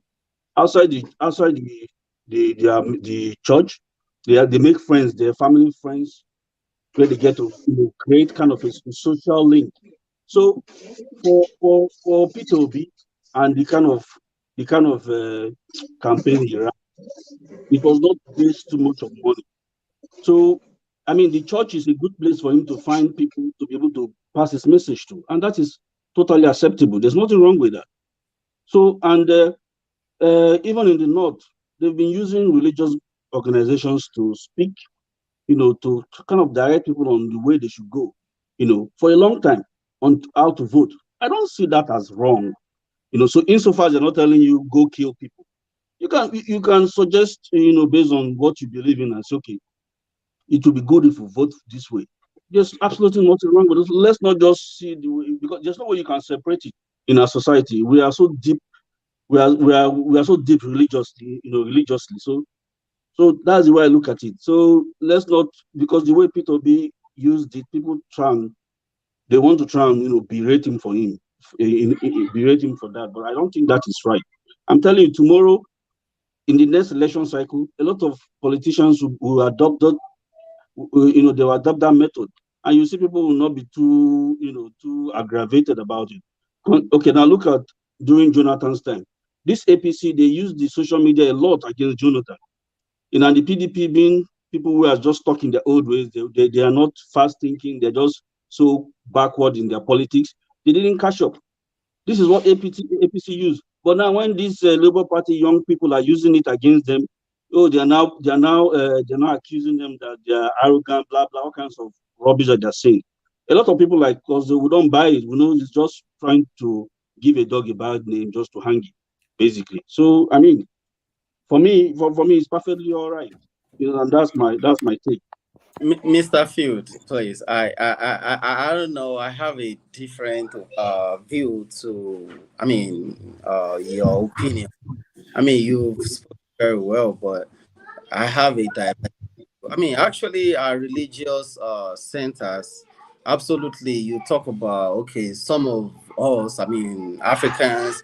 We started off from our religious, maybe some of our pastors, maybe we've been supported in one way or the other. At the same time, there have been many people too that have gone from high to low. just because of this religion that you are talking about. But all that being said, you also talk about well, you don't see any problem in Peter Obi using religious bodies to kind of show up his popularity and all of that. For me, I think it's wrong, because I think we are setting setting a kind of a situation whereby tomorrow is going to come back and blow off in all our faces, and we are not going to like it. The reason why I said that is this: if you want to finish a people, use religion. Because no, excuse me, let me interject before you continue. I'm going to be using my church to propagate my. Can I direct a conversation so that you can continue? Finish. I allow you, please. If another person come out back tomorrow and say, okay, let me use my church or let me use my mosque to propagate my campaign, at the end it has been done, my brother. It has been done. It was done this campaign season, which I saw, and Imam did it. Not seen it. But religious people do it all the time now. The religious people, sorry, Bello. This is not the first time. Religious people, it's not controversial. See, Bello. Don't pretend. This is not the first time. Bello, religious people do endorse people during the election. They actually endorse people to be the young Imam endorsed Tinubu. It's not like they don't. It's just like they don't use their mosque. It started from the mosque. And this is it. When Sanwo-Olu started moving from one church to another after that presidential election, I'm like, no. This is not the way to go for us. Okay, but excuse me. Do you know the orange case? You know he's pretending. In Sanwo-Olu's case, you know he was pretending. The orange revolution in Ukraine. One of a Nigerian, the Nigerian was majorly involved in orchestrating that revolution, and that revolution turned out to benefit the society. I'm not saying that going to the church to say, or to a mosque to say, kill the, try to be violent. I'm saying that you could, like, if you go to churches, sometimes the churches, I know, they will bring some finance experts to come train, to come pass the message of how to be financially prudent, how to grow wealth, amongst, the members. So, or likewise, they do it in the mosques too. That's what I'm saying. It can be an avenue to pass a message. It's not a violent message. It's not saying that go against people, go kill people. Let me come in. You can never divorce it, no matter how you say you separate state from religion. Even in the US, the evangelicals, they supported Donald Trump with all his faults. They said, okay, fine. Let me use the Donald Trump case study. In America, during the 2020 election, okay, that was when we started having we heard about people called the QAnons, right? Okay, and these people were the ones that after Donald Trump lost the election with some other groups like that, they were like they're a kind of fanatic set of people, that they were like, oh no, we are never going to accept it, even though Donald Trump lost. We're never going to accept it, and that was why situations like January 6th happened, and now we start seeing it in Nigeria now. After Peter Obi, it came third, and now we have started seeing people who have started saying no. Tinubu must never be sworn as president. Just because Bello, you see, Bello, you're getting biased now. You're getting biased now. I'm telling you, we have to be careful about it. My brother, can I correct you? My My brother, can I correct you? Let me tell you, don't go there. This thing that you are saying now, you are trying to propagate something that is not, right based on what is going on. Excuse me now. Let me comment. You are saying that they are protesting. Protesting for what? The rigging they rigged and select who they selected. Was that the same thing they did in United States? The killing they killed, the things they said, all that is that the same way it happened there? Let's not compare US. Let me come in here. Let's not compare US to Nigerian politics. I get your point. Because if you do, the situation in Africa is even worse. Okay, now let me now tell you. Can I complete what I'm saying now before you continue? Please? Do you know that the people that are protesting, P2B, my brother, let's just be fair to ourselves. This is all the things, at times what is happening to us in Nigeria. We always say it so that we will not say the other side, so that people will understand the full story. P2B came out, said that he has tested the INEC. He wants to test the justice. You understand me? The court. Now, let me the judiciary, the judiciary. Now that nobody should protest in his name. The people who are doing this are the Nigerians who felt their vote did not count. Please, let's separate all these things and when you are analyzing issue, please analyze it so that there are people, I don't know how many that are watching now, so that when they hear us, let them not go and carry it verbatim the way you say it, as if that what happened in US, that's exactly what is going on in Nigeria. No. Remember, let me ask you a question. Remember what you were saying, that Showolu took a pattern of P2B and went to church and to be campaigning and doing what he did. After campaigning in the church, what happened? He lost, but they still use force to rig the election. This is all the things that we are saying. It's not because it is the person. It is the person that is very important. Bello, hold on, so that other people can speak. I think apart from that, Bello, the guy you're talking about that went on the plane, he's not even Labour. It has been found out that the guy is APC. And he's from Ebonyi. He's from Ebonyi. They're not the same guys. No. They brought him out. They are not the same person. My brother, all these things are all propaganda. All these things are all propaganda, man. They are all propaganda. Bella, say what? What do you say?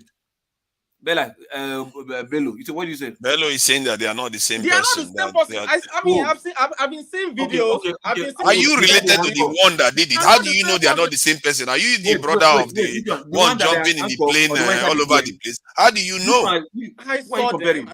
I mean, you choose to believe what you want to believe. Do you look like Mr. Matt? No, who are you comparing? I don't.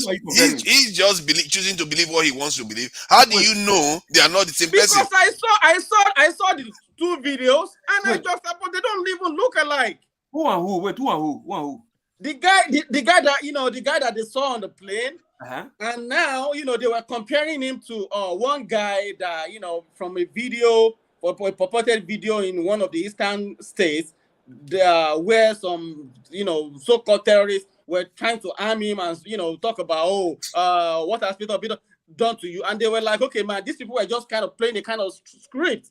So I mean, if there's any other picture, I mean, people can bring it out. See, from what I even got, the chief that was even saying that stuff in Lagos was also an APC supporter. Some of the things we say, we don't know. There are games that are being played. They are targeting the obedient movement, and if you look at it, and this lady was on. Let me just finish what I was saying. Hold on now. Let me just set the record straight, because we have to speak the truth regarding some things. And I saw this lady on I think AriseTV or something, and she was from the Obi campaign, and she made it crystal clear. She made it. That lady, I've never seen anybody speak so clearly about the facts. She made it crystal clear that the true victims of this election are mostly the Obi supporters. The death toll is on their side, the violence is on them, and all this manipulation that you see is on them. And the reason why they keep attacking them so much is because of the credibility of their candidates. This is the target, and if you look at this audio, it's part of the target. You don't have your fact for that. You talk about the death is more on their side. Do you know how many people died in the southeast during the gubernatorial election? That's why it's obese people that are dying, not the other people that are dying. Who killed them? From senators, APC and PDP people. That's what they are telling you. Even in the east, a senator died in the southeast. Obese candidate, I think a House of Assembly, a Lagos candidate, women leader, in the north. I think that was Kaduna, one of the states in the north. Labour Party candidate. Most of the officials that died are from Labour Party. So there's a little bit of a narrative going on here that like the Obi people are the violent and crazy ones, but in reality they are the ones being attacked. That's what they call serious gaslighting here. Let me clear one. Come on. Before we go, we're talking about Obi people are being targeted. Even the ones that are going as far as going to the defense headquarters to go and we're talking about people are just. But they have a right to protest. That is their civil right. They are protesting peacefully. There's nothing wrong. No. And those ones stated it clearly. They don't belong to LP, anyways. They said they don't belong to LP. Exactly. So what are we talking about? So they don't have a right to protest. People don't have a right to have peaceful protests anymore. You know, that is a non-issue, really. Talking about peaceful protest, we talk about Trump came out the other day. Let me just put something in. Look at what they did. Look at Asari. Look at Asari Dokubo. Asari Dokubo in Port Harcourt. Is he not supporting APC? I am building up a. They said they won. So why is he protesting? He said they won. So why is he protesting? Bello is getting it all. Bello, how can you be saying this? How can you be saying this? Seriously. We just reeled out a list of people that died in Labour Party, and you're still holding that position. Don't you think when you get in the east in the PDP? No, not for PDP, not for PDP. No. Okay, no. Matt, let's get somewhere. Matt. The kind of narrative that Bello, we need to get somewhere here. Let's not shout over each other. We need to get somewhere here. Are you saying that PDP members died in the east more than Labour Party members? No. Let's just pin. I need to pin him down because some of the things you are saying, you are just shouting, but in reality, we just reeled out several people that were running for office or campaigning for Labour Party, top officials that were killed. You didn't say anything about it at all. I'm not talking about the candidate. I'm talking about the casualties of people. Most of them were still Labour Party that has the greatest casualty, my brother. Where did you listen to even in River State, who do you think they want to suppress from voting? If Wike wanted to suppress the obedience from voting. Virtually everything that Bello said here have been debunked. Everything he said here have been debunked right here. Including the ones that went to the defense headquarters. Which one went to the defense headquarters? What did happen? The people that were protesting at the defense headquarters. So they don't have a right to protest anymore. Is it not peaceful protest? Is the defense headquarters complaining to you? Bello, is the defense headquarters complaining to you? Why are you the one complaining for the defense headquarters? Look, see, you see, seriously, tell us the offense. Try to be fair and be human. Don't act as if those lives that are lost, shops that are burnt, all those things, you still make it look like these people are the ones that are doing all this stuff wrong. It's not fair. We can't be doing this to each other, and that is pretending as if you are not seeing their own pain. I don't support. All these casualty violence, or anything concerning like violence or anything in any way. I don't support it. I call a spade a spade. You understand? I'm not a politician and I don't take no money from them. I'm just a normal person. I'm just a normal Nigerian, just like you. You understand? Bello, you're simply showing your now that you have the numbers, then what do you say? Now that you have the numbers, you've just been showing that you're actually against the Obi movement. Everybody has I seen don't it have here. to support. He has a right to be. He has a right to be Everybody against here it. does No, not. I'm not He saying he doesn't have a right, Everybody but does the not way have he's he has going a right. about He has a right it, to say he doesn't support Obi now. he doesn't. No, even if he's not supporting Obi movement, but the way he's going about it is too obvious because he's actually. It's like convicting everybody who is like, if you're Obi, therefore APC is innocent of this. The deaths that have been happening have been APC, have been Obi people. And you talked about the rumor, the telephone issue. It was debunked before your own very eyes there. Did you condemn Oluomo? The only thing is just that if you see people who in any sane society, that could not be happening. You can't be threatening the people. Say, oh, don't come out and vote. I mean, I'm not for that. But you know, I expected you. You know, I expected Remember when I said we should all expected you to say. I expected you to say something. Bring IPOB to Lagos, and the same way we should condemn the guy that talked about brother. I expected you to say something about the way Oluomo, you are there. Oluomo is walking in the streets of Lagos freely, and the other man who is a journalist, old journalist, is walking freely. And but Eze did something, and they went to pick. They go down and pick him wherever he was. That is what we are talking about, and that is the same thing that you are exhibiting here. You are not being fair. You are not saying it the way it should be. You are not balancing the equation. You are just telling us because there is someone that you want to, elevate. There is someone that you are expecting to hear evil about. Forefather, let me tell you something. Forefather, let me tell you something. Do you know what they are doing now?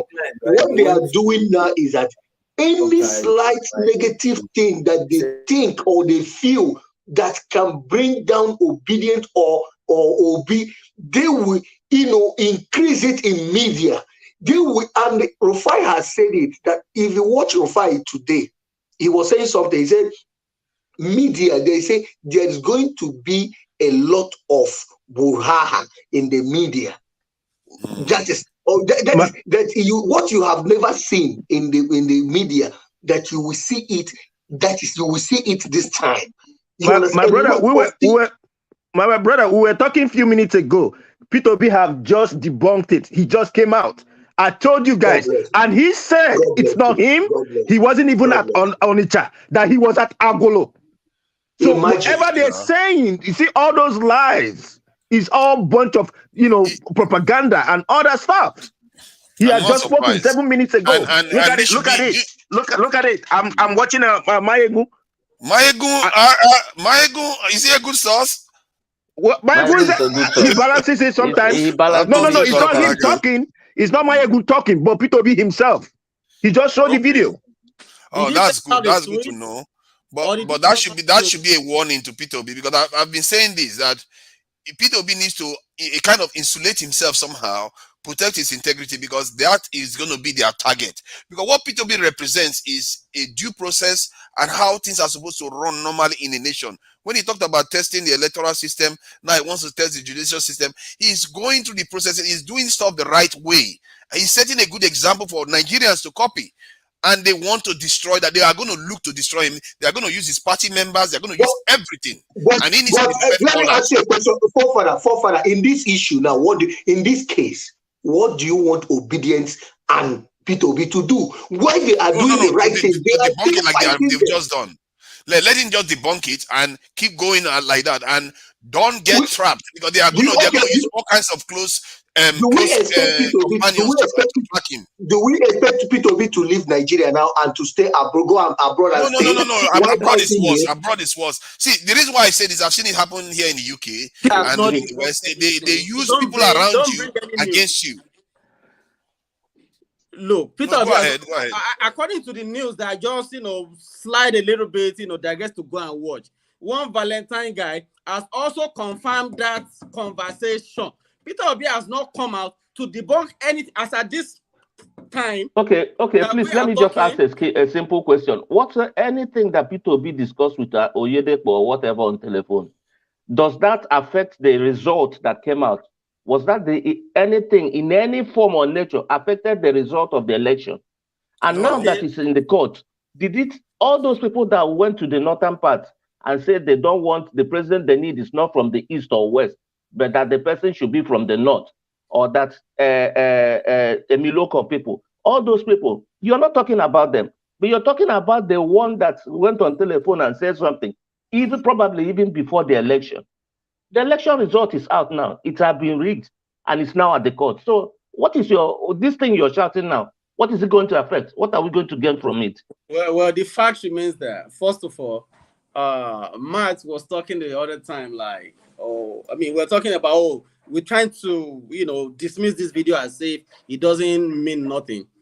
As according to people like Matt, okay, for me, this audio is all shades of wrong. But now, talking about the election, how do you come toward?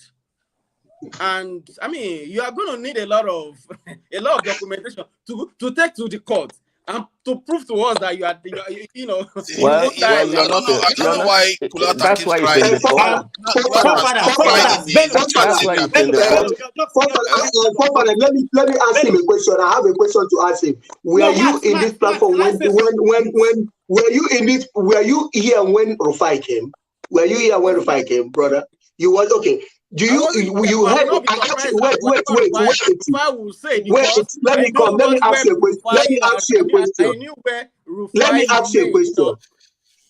ask you a question. Now, you are talking about evidence. Do you know, you heard what happened? This one now, I'm in the side of APC. For you to see how obedience are. We are rational.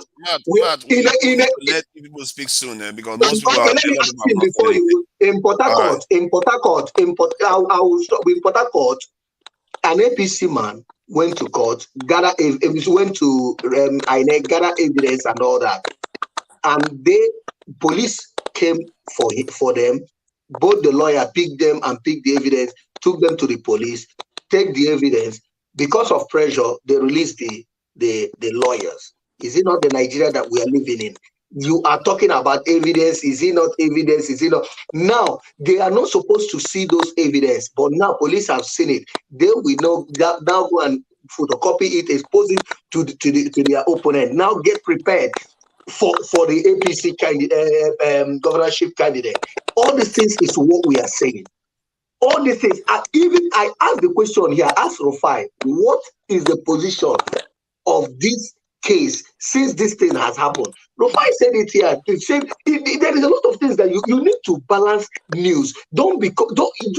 We are all human beings. Don't say because it is APC. If it is happening to forefathers, God forbid, I keep quiet. When it comes to me, the same person, another person around me, we keep quiet. We need to always balance anything that we are saying, so that when people are listening, they know this is exactly what happened. This is what I'm trying to say. Thank you. Forefathers, can I say something? Okay, please try to keep it brief. 30 seconds. Go ahead. All right, thank you. My question is just to Bello again. I said something to him earlier on about for those of us that are a bit civilized than more than others, and as much as we all have who we support or who we want him to become the president of Nigeria, and when we come in a public platform like this, I think it's fair. You will try as much as you can not to be biased in your viewing, in your views or what you say. But Bello has made it clear to everybody to know that he's against Obi. And it shouldn't be so. As much as I respect the fact that you have every right to support whoever you want to support, but once we come to a public place like this, and this issue that we've been hearing, that we haven't had any concrete confirmation that yes, this is Obi actually made this comment, or no, we should at least be on the edge at the moment until this person actually comes out or debunk it or accept it. But you're just speaking as somebody that you've already made up your mind. You have something about this guy. No matter whatever happens, Obi said it. Come on. You try as much as you can because you're making it too obvious. Try as much as you can to at least be on, be honest. Can I just ask a quick question then? Since we are all trying to be, dispassionate, we want people to be dispassionate and not too biased. Do you see anything good in Tinubu or Atiku? I'm just asking. Yeah, I'm asking you, David. Do you see anything good in them at all? Where are you yeah, as much as me personally, I wouldn't come out and say to you because the campaign seasons are over. You know, I can have a private conversation with somebody, whatever I feel about it.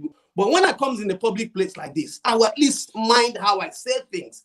Because those some of the things that we say will arouse people. There's things you will say here. You know, we should mind how we say things once we come in a public place. That's what I have my views about those two people, the individuals that you mentioned their names. But I even though if I come out here and speak, I will still know how to, you know, at least control myself. Try to be objective about it. You mean? Yes. Okay. Thank you. Madio Olaguro. Sorry, we've kept you waiting for a long time. You've been very patient with us.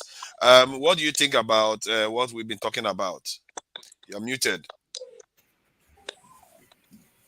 Oh, thanks for that. Everyone is just hungry. They're just passionate. They're not honestly angry. No, we are not angry. Yeah. Okay. So, I'm going to try to be as brief as possible.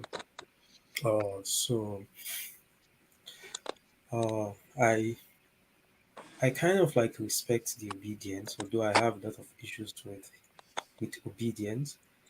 But the respect I have for them is born out of the fact that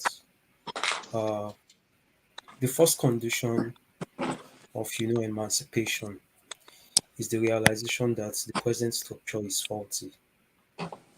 So we would have different ways of trying to emancipate ourselves, right?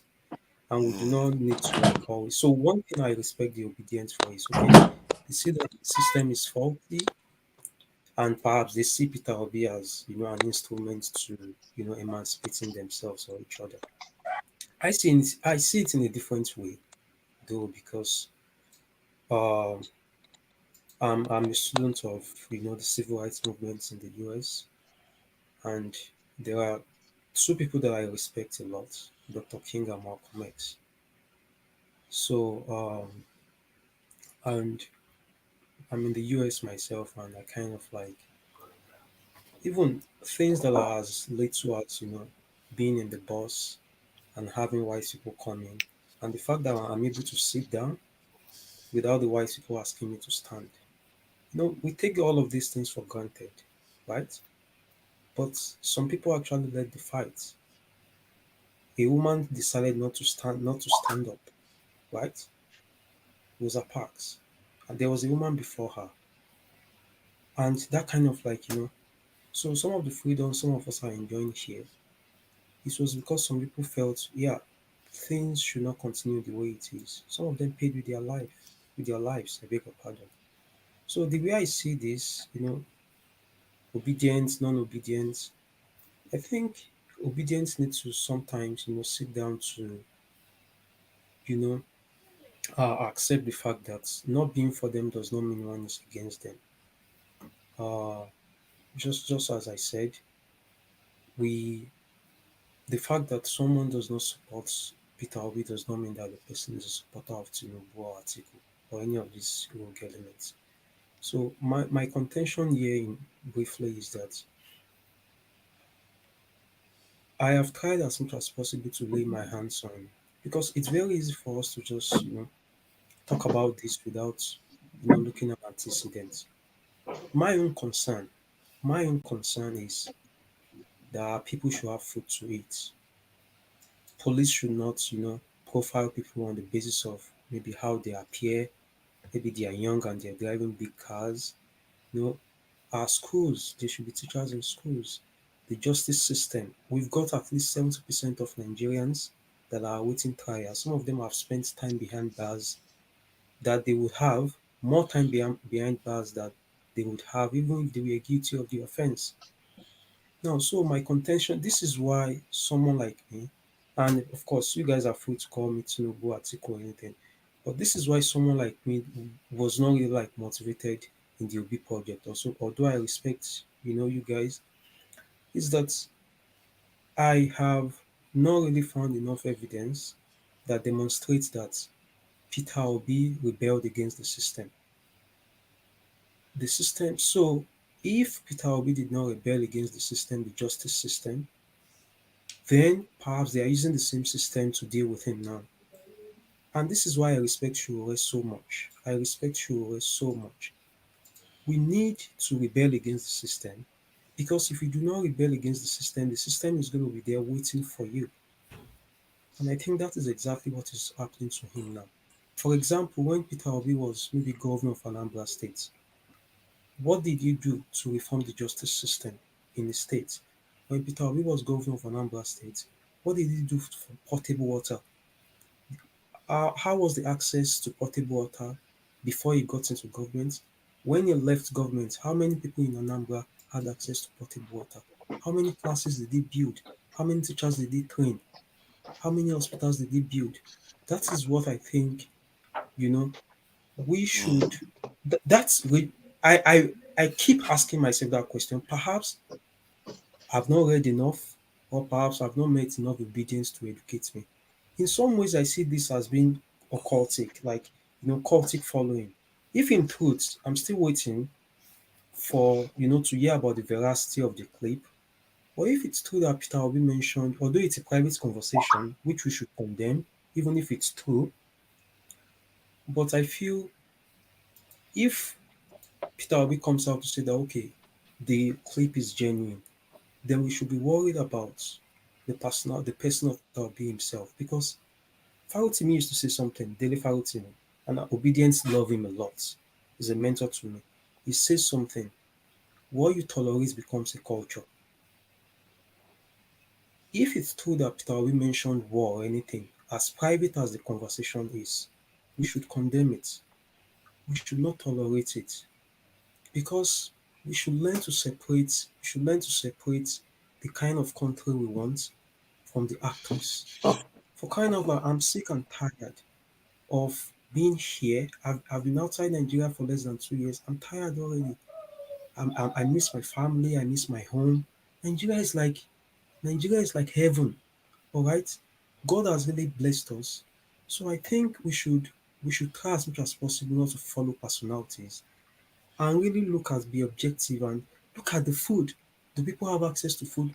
More than half of the orange in Benue State gets damaged because of lack of processing facilities. So I think we should be very careful in excusing the deficiencies of people all because we love them. In some ways, I respect Peter Obi too, but don't you think that the system that he is trying to fight, he also enabled it in some ways because not talking against it in some ways, also you're also complicit. Yeah, so I think I'm going to stop Yeah. here. I think you have said a lot. Just hold on, this is Matt. I know you want to jump in. I think you've said a lot, and it's good that everybody allowed you to finish what you were saying because, like, there are some areas I would like to question you on. That's because you said something about rebelling against the system. Sometimes, to change a system, you have to pick the way you rebel against the system. And I Exactly. think this is one of the reasons why someone like me, I wouldn't tolerate Peter Obi if I didn't think what he was doing had a chance of success at all. Because if you want to change the system, I look at the world today. If you want to do the kind of stuff Shore wants to do, it will fail. Almost guaranteed it will fail because you can't control the outcome. The powers around you, even within the continent, will decide the outcome of that conflict. When things go crazy on the streets, the people that control the outcome are the ones with power, and you're not. So that will fail. But what Peter Obi is trying to do is to change the people and change the system from within, and that The is something you mind. really have to value. Yeah, he's trying to change the people from within, letting them know how things are meant to be. He's setting an example with himself too. You don't see him saying careless things and causing problem. When Peter Obi went to this press conference after the election, after that press conference, one guy that is often Showore supporter said he was going to join Labour Party just because of a press conference. Because what he saw there, and I saw that press conference too, what he saw there was somebody that was trying to set the right tone and example for Nigerians to follow. Because if you look at Nigeria right now, all of us are compromised to an extent. We have all enabled the system one way or the other, either by giving bribe here and there, or those police officers that refuse to do their job during the polling at the polling station, and some of them that cannot recognize an adult or from a baby child anymore, and not arresting Oluomo. You can see, you can go on and on. From oil theft, nobody's accountable. And what he's trying to do is to change that trajectory. If you look at the way he governed in his state, from what we gather, he tends to hold himself accountable and hold people around him accountable. He doesn't buy into nonsense. So that is the reason why. And if you talk about, you also went. It's interesting that you went back to Malcolm X and Martin Luther King. Peter Obi is one of the only candidates that I've ever seen in Nigerian politics. You know, I'm not exactly very old. I don't know whether in the 1960s they were thinking like that. That has an idea of the greater diaspora. 2010, this guy went to Haiti, donated $200,000 and worked as an aid worker in Haiti. So you can see there are many reasons why I support him beyond all this stuff most people think about. And he, in his foreign policy, he said he's going to pursue an Afrocentric foreign policy. How many of them do that? So for me, for someone like me to be supporting P2B, believe you me, it's not because of most of the reasons why people support him. It's for greater reasons. And that guy has potential beyond what we think he does. He's not the kind of person that just going to go and throw fire everywhere and let the whole place burn and hope that, because he knows he's not going to get any results. So I will leave it there. And sorry, Matt, you want to come in? Let me respond, my brother. You know, please, anybody, you are free to support who you want to support. I can't come here and begin to question. Someone should convince me about Showere. You know, Showere came here in Spain. I was the person, one of the people that organized where he hosted. I was one of the campaign. I mean, I was crazy about my wife because where I go, they call me Showere. Even everybody, the picture is here. If you want, maybe when next Saturday, I'll post it here. When I had my son, I just want to tell you, it's not about who you want to explain to you, internet is there for you to read. You are a learned person. You know about Anambra. You can put on anything that you want to know about P2B. That guy is a very simple guy. I've seen how you talk. You're very mature. You're a very nice person. You know, you don't need to. You need Nigeria to be good, a good place. Likewise, all of us that are here. Sure, I look at him. Why did I say, okay, not that I'm not supporting him or I don't like him now, but in this state that we are in, we need someone who is there, who we have tested, who, you know, have gotten, you know, the mind of the people. That's when I mean the majority of the populace of Nigeria, right? Nigerian people. So this is what we are doing. And this young man, he proved himself in Anambra State. He left a huge amount of money, both in Naira and in dollar, which they converted and they use it to build an airport in Anambra State. So, I mean, there's a lot that he did. He built roads, hospitals. You understand? You want to know about it? Go and read, go and check in the net. How did P2B win the Ngige and become the governor after Ngige has spent so many time? He has spent time as a governor. I think, if I'm not mistaken, it was years or months. But this guy is a man that loves and respects rule of law. This guy does not go out of. IJ is here. When I finish, let if he finish and tell us that she's from Anambra State. She will tell you a lot that this man. Okay, now Abia State, the one that won in Abia State, LP.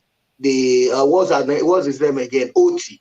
Alex Oti said that he is going to rule, he is going to govern Abia State with the same pattern. You see now, Obi has a legacy that people want to learn, people want to emulate.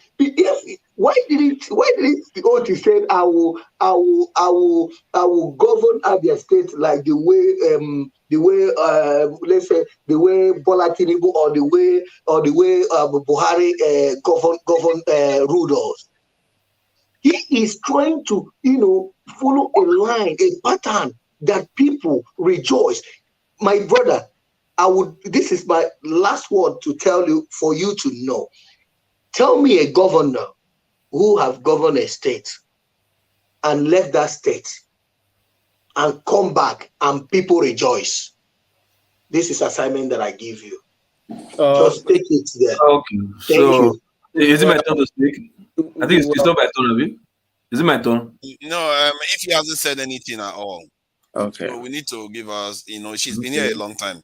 Please, if you're welcome, what do you think? Good evening, everybody. Good evening. Hi, Bello. Hi, Bello, listen, I'm not mad at you. Everybody, we have our own supporter. I'm not a fan of politics, honestly speaking, until this election. However, you said so. You were asking questions about the phone conversation, and you see me shaking my head. The truth of the matter is that we don't want to accept the truth in this country called Nigeria. We are still not telling ourselves the truth. Do we have war in Nigeria? Yes, we do. Do we have tribal war? Yes, we do. Do we have religious war? Yes, we do. When Tinubu chose Shetima to be his vice president, a lot of people were mad, especially Christians. They felt that, okay, this is Muslim ticket and that they are going to be marginalized. I came here, you know what I said? I said, listen, I don't have no problem. I'm a Christian. I said, I don't have no problem about the Muslim ticket. The only problem I have as a person, somebody who will fix Nigeria. It's not about Igbo. It's not about Yoruba. It's not about Hausa. That was my stand, right? But as time goes on, other stuff started emerging. Before I change my topic, let me tell you something. I'm an Igbo. I am a Christian. If my dad is still alive today, and somebody, a Muslim, come to my father's compound to ask for any of us in marriage, my father will tell you no. I'm not gonna lie to you. We have to be. Let us tell ourselves the truth. It is realistic. So it's nothing personal. Based on the conversation, let me tell you something. I'm not saying this because I'm a supporter of Obi. No. But we know we have religious war in Nigeria. We do know that. Whether Obi said it or not, there are other stuff that has been said in private that we don't even know about. Just because this one leaked, everybody's now trying to talk about it. My brother, my younger brother, I've said it on this channel, he doesn't support Obi. Among all 8 of us, he doesn't support Obi, and he lives there at Onitsha. You can never tell him anything. I was in Nigeria in December. There were, I think, either 27th of December. Our house was almost on fire.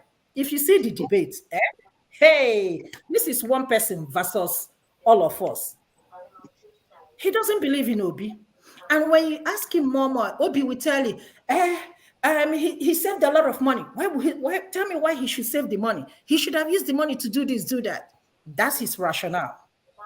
By the way, let me ask you a question. Do you like the way Nigeria is at this point? Because I don't. I was in Nigeria in December, and I've said it here over and over again. The poverty I saw in Nigeria, I have never seen that in my life. Even the people that I used to do well, I know a lot of my family members. I mean, when I look at them, the only thing I keep asking my mom, Mommy, gini pneumonia, my mother will say, if he's sick, meaning hardship. That's how bad it is. Obi is not the Messiah for Nigeria. I'm not saying that he's going to save Nigeria, but let us have a stepping point. I don't have anything against Tinubu. I don't have anything against Atiku. My thing is that whoever that will fix Nigeria, let the person win. You ask a question, how will a third person, the person that come in third, they all of them come on? Let me tell you what they did. I'm not a mathematician, but I will tell you something. They did it very well, and it's very plain. You know why? Because if Obi had come second, they will know that they will have a bigger fight to fight. That was the reason and nothing more. So now people like you are talking about it. People like Kulata are talking about it. People like, what's the other guy, are talking about it. How can somebody that come in third, all of a sudden we come in first? We come in to challenge. We have a judiciary system. I'm not confident in our judiciary system. But Obi says something, he has benefited from it. They asked me to go to court. I'm in the court. Remember, they took the position from him when he won the election. He went to court twice, and he won twice. That is why Anambra is different when we are having our own, when during the governorship election. It's because of Obi. I'm not saying that he's perfect. I'm not saying that for you to agree with me. We can never agree. But I am here in America, and I will say it, and I'm proudly saying it again. I am comfortable. I have a good job. I am doing well. But I've said it in this channel that I have a lot of family members constantly calling you, either for school fees, either for money to go to hospital. And on this show, Miraj, if you look at the private chat, you can see the conversation I'm having with Miraj. I have a friend who is in Nigeria that cannot afford the money to pay for her dialysis, and she was recently diagnosed with cancer, breast cancer. What I keep telling her, my only fear is that she's in Nigeria. Had it been she's here in America, I don't have no problem because insurance will take place. Imagine going to dialysis 3 times a week. Each day, each session is 45,000. Check that in a month. I keep calculating what is how much is dollar, about $600 and something a month. That is how much everybody's chipping in just to support this girl to live. And me being in a medical health, I know the future is not bright. I know, except God intervened in her life. But we have the president-elect. First of all, I even ask, where is our president? All these things that have been going on in Nigeria. Nobody has ever come out. Where to borrow money. Can I ask you a question? What's your solution? Hold on. And where is the president? Even during the governorship election, nobody came out to say something. Is that everybody's doing what they like in a country of 200 and something million people? It's like we don't even have leadership. It's not about me. And I'm sure it might not be about you. But we are sitting here talking about a country that we got our independence 60-something years ago. We don't even have common light. We don't even have roads, security, healthcare. Tell me one thing we can be proud of in Nigeria. Nothing. When I went home in December, everybody was saying, fly, don't go by road, fly. I said, let me tell you, anything that will happen, either by air or by road, I went by road and it was smooth. But immediately I came back, everybody went, oh, thank God, oh, thank God. Oh, I'm like, what? Yeah, that's true, you know. That's so true because they are praying when you are traveling in Nigeria. They'll be praying here like, oh, your life is at stake. It's crazy. Yeah. So that is my thing. It's not about Tinubu. If Tinubu is going to fix this country, let's go. But let me tell you something. When you go to buy bread tomorrow, the bread seller is not going to sell you 200 naira because you're APC supporter and sell to me 500 naira because I'm an OB supporter. He's going to sell the bread the same price to everybody. Exactly. If you want to go buy the fuel, they're going to remove the subsidy. They're not going to tell me, oh, I'm going to give you 200 naira and give the other person 700 naira. We are all going to pay the same price. And guess who is going to pay more? We, the masses. If you ask Tinubu or Obi the price of bread, they don't even know because they have never bought bread, apparently, in a long time. But it's me and you that is in this fight.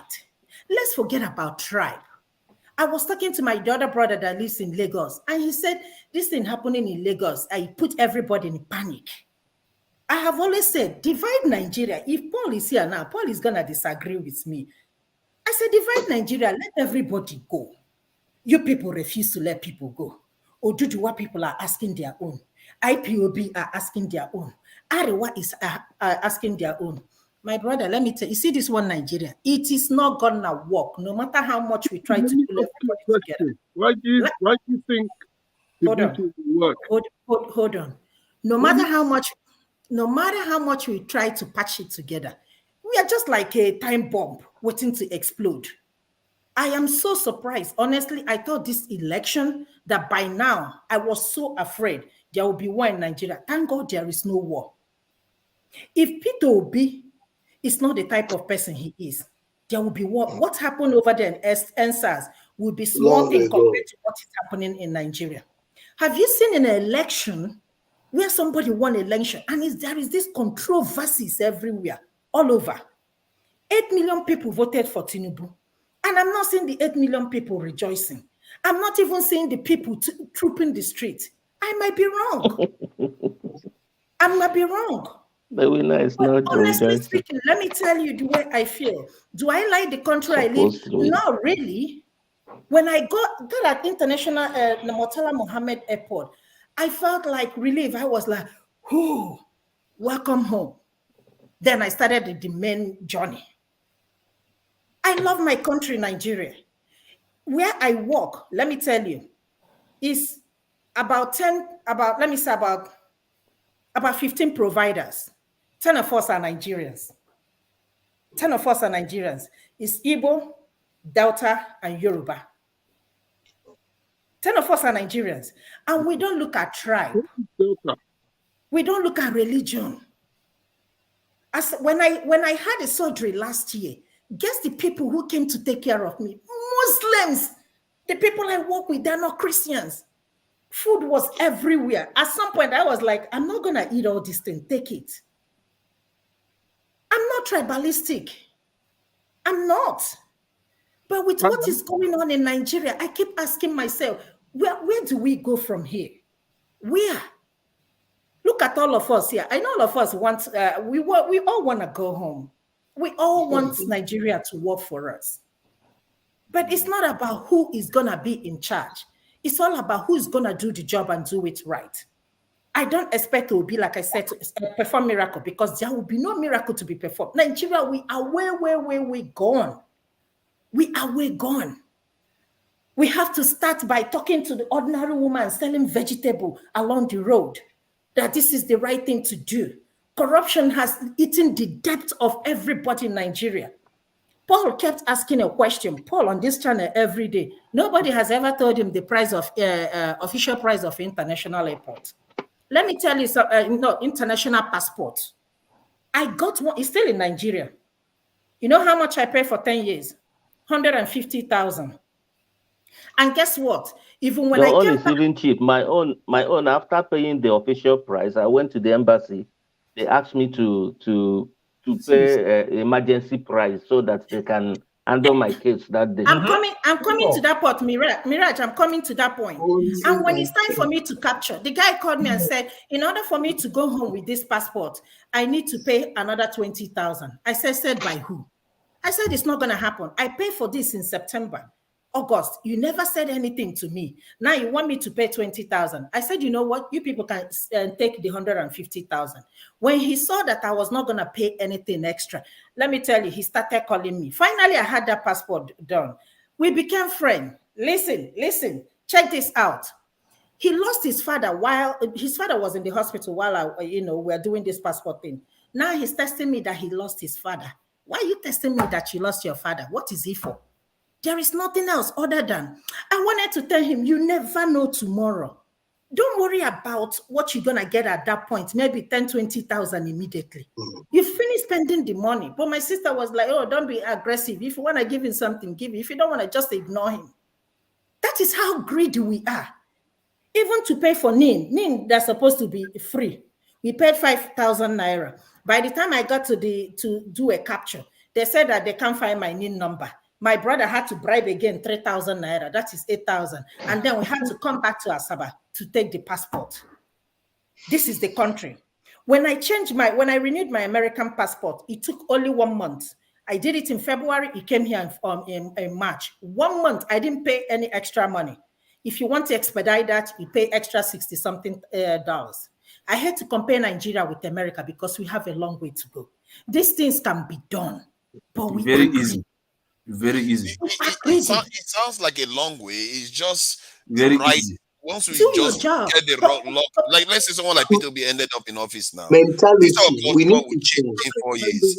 People can change very quickly. That's the thing people don't understand. People can change very, very quickly if the right person is in charge and the direction. The people are giving a mission statement.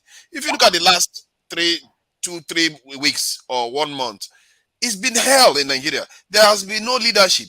Buhari is absent. Nobody cares. There's no currency. There's a tribal polarization. There's religious polarization. There was no leadership. It was leadership by the press, basically. Wole Soyinka is missing in action. All of them are all missing in action. Pastors, religious leaders, traditional leaders. I had a conversation yesterday. I said, where are all our traditional leaders that are supposed to be protectors of our heritage? Why did they not come back and say, maybe we should learn how to get on with each other? Let's not be divisive against each other. They said, oh, they too have been settled. Can I finish what all I'm of them saying? are being settled. Yeah, sorry, go ahead. Yeah, you see, when you're going home, like when you go into Nigeria, right? You know, we have 2 passports. You have your American passport. You have your Nigerian passport. You know what my sister would say? I bet hide that passport, put them here, because when they see it, they will give you one kind eye. And it's exactly what happened when we went to Turkey. She met us. We all met at the airport, right? I flew with Lola from here, from Georgia. We got to the airport. Come see the eye they give my sister safe, just with that Nigerian passport. Fine. As we were going, you know, shopping around, where are you people from? Nigeria? They would throw away their face as if they're not talking, you know, talking to human being. Immediately we said that we are Black American. Oh my God. Come see. Oh, you have dollar. Oh, you have dollar. My sister, she has to claim, say, you people are going to leave me behind. All of us be American. That is not good. It is only in Nigeria that we pray to get visa. Only in Nigeria. We pray and fast. We get a visa. Somebody is giving a testimony. It is only in Nigeria. The people we got our independence before, look at Singapore. They have the strongest, one of the strongest passports in the whole world. Look at Saudi Arabia. Look at, not Saudi, Dubai. Look at how they are treating us. We got our independence way then. I think they got there as 11 years after us. 1993. And look at Dubai, it's like heaven now. They can even control rain to rain, and it will rain. And look at us, we don't even have anything to show. We're doing Festac Festival now when they were busy Tell me what we are proud of. When we were doing away, when they were busy building. We are busy. These politicians are busy instigating fight among us. I see you, Bella, as my brother. But because you're Yoruba, a politician will tell you, no, you're more Yoruba, me, I'm Igbo. Why? Let me reply you swiftly. We are not one people, that's right. Let me tell you something. I understand your point. Everybody is feeling the bone in Nigeria, okay? I have families too in Nigeria, okay? You know, recently I lost my parents, like a year, and, you know, yeah. And part of the problem was that the system failed them. You get what I'm saying? But at the same time, you know, this is the same system that's always been there. I'm not saying, okay, Nigeria is good or Nigeria. Everybody wants a better Nigeria, me and you. If Nigeria is good, there's nothing we are doing in this country. You get what is there? You know, I mean, the state that I live, you know, I still have to go outside now. I still have to put on some jackets. You get what I'm saying? Now I can't walk freely, you know, because it's cold. You get what I'm saying now? Because the weather is not really too good right now. But the fact remains that, you know, going back to the obedient or no, I respect the obedient. I respect Peter Obi. I respect the obedient movement. And what has the obedient really done so far?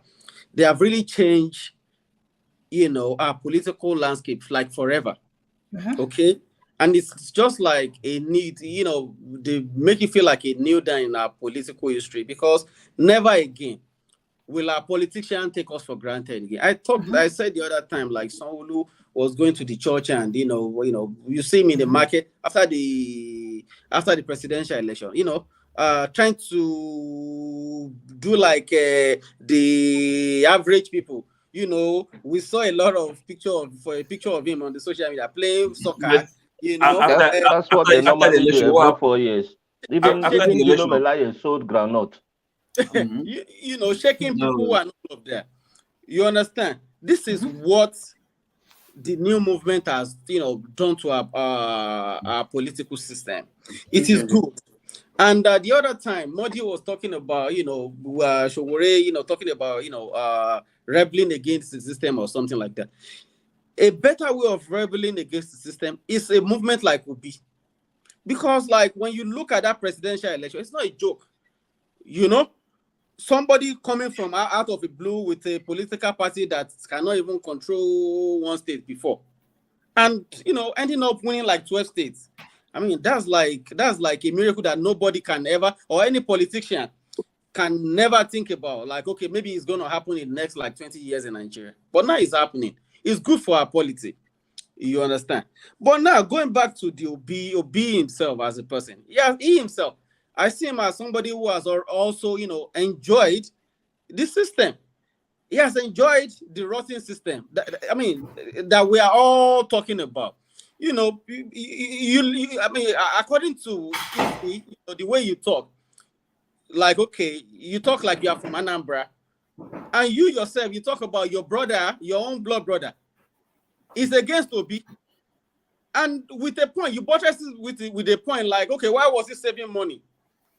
I'm coming. Like, why was he saving money? When there were a lot of things to be done with money. Why were you saving money? Okay, all those money that he saved then, what did Obiano do with them? Airport. He built airport. No. I'm still talking, please. I didn't object anybody when you are talking. What did Obiano that he left the money for? What did he do with them? What is there a legacy that will be left behind that was continued by Obiano and is still being followed today? So I mean, if there is none, then I'll count his legacy as a failure in Anambra. Except if there's still something that he left when he was Anambra governor, that the other governments that were still leveraging upon, and they're still working up till today.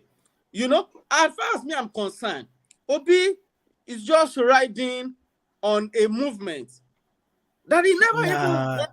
But you asked a question. Can somebody answer? Somebody answer whether he left a legacy? Everybody, I want to answer him. Because a lot of people have not said anything there. You can't go on for too long. A lot of people haven't said anything. We have to respect them. Oh my God, there are five of them. At least. Yeah, Luke hasn't said anything. RBL, I'm sure has a lot to say. UFO Brown hasn't said anything. Mirage hasn't said anything. So forefathers, let Lokopi talk. Okay, finish. Round up in 30 seconds so that the others can speak. He can never come and name. He can never come and name. No. I will call you. No, don't worry. I will come back to you. We're having religious and ethnic war or something like that. But as a matter of fact, even if we might be having disagreement. I don't agree with you that we have a kind of religious war in Nigeria. What we're having currently is not a religious war, except we are going to be stocking it up, with the occurrences that is going on right now by taking our political, using, religious environment as a religious space. But as a matter of fact, you can't go on now. It's 30 seconds. It's 30 seconds I give you. Come on. Because Buhari has done a lot of things that are bad. My brother, Bello, we are going to come back to you. Matt, you have to wait. Let's respect the others now. Matt, hold on. Let's respect the others. They have not said anything. Okay. Who's next? I think it's UFO Brown. I don't know whether you have anything to say. You have not said anything, and I know you've been here for quite a while. Forefathers. Now Lokopi. I just came in, not quite a few minutes ago. Lokopi has been there for like 10 hours. Oh, no. Lokopi has been with us. He has said things before.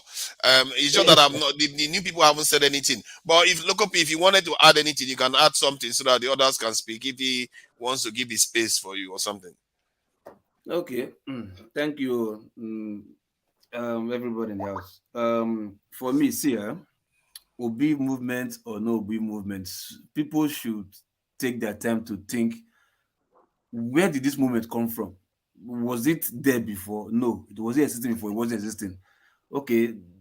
Where this legacy or glory that Labour Party is enjoying right now, it was born out of nothing. Obi self was even born out of nothing.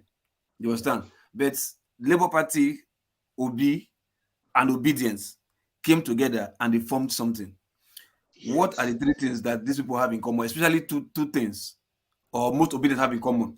They are tired of the system. So it's not because Obi is the Messiah. Everybody wants Obi. See, look. It's like you have cards. You put them on the table. Like, okay, let me choose. Which is my best shot? That if I take this shot, if I don't miss, I'm going to take down my opponent or whatever.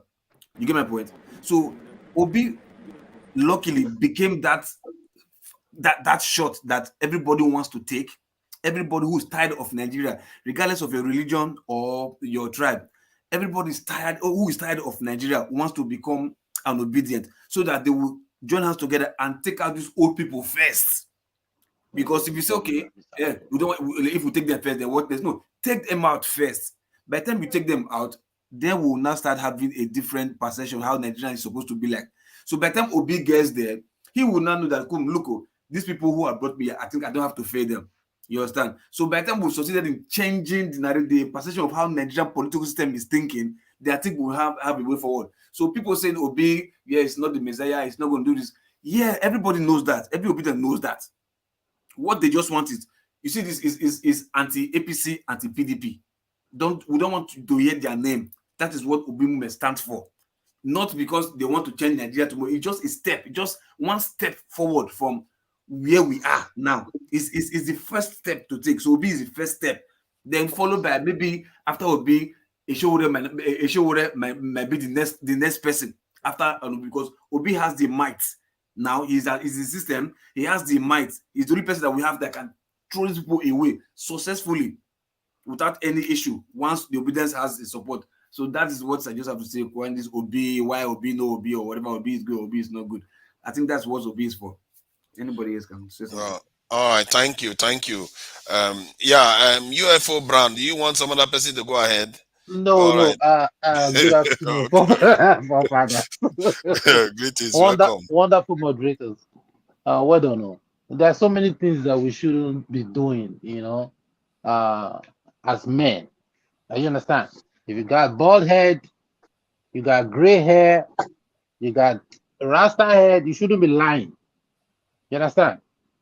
So, I mean, it seems like Bello got something against Peter Obi or Obedience, personally, because he's always objective about anything that comes out from Obi's camp.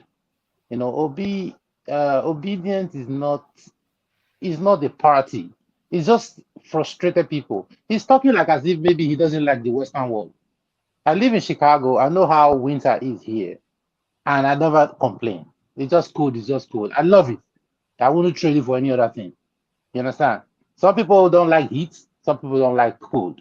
It all depends. Nigeria's atmosphere is not something. The corruption is like engraved in stone in Nigeria. It's like, it's not normal. Here, it's not normal to lie. You understand? In Nigeria, it is normal. It is not normal to be honest. But if you come in to be honest in the Nigerian environment, they look at you like alien. Where did they come from? Oibo, this and that. You're thinking like Oibo people. But it's so funny that the way they hold corruption and evil in Nigeria is like the way they hold their idols, up till today. So it's very funny that we're still in this, because if you live abroad, you pay taxes and you work, you're in the system. At the end of the day, you notice that you start looking back at Nigeria. It's like, did I come from this country? You understand? If it's like, did I come from this country? I'm still doubting that, did I come from Nigeria? How savage Nigeria's situation is. It's so scary. Before, I don't used to be scared in Nigeria. 12 o'clock, 1, 3 a.m., I'm walking on Allen Avenue, But now, I don't think I can stay outside till like 7 o'clock.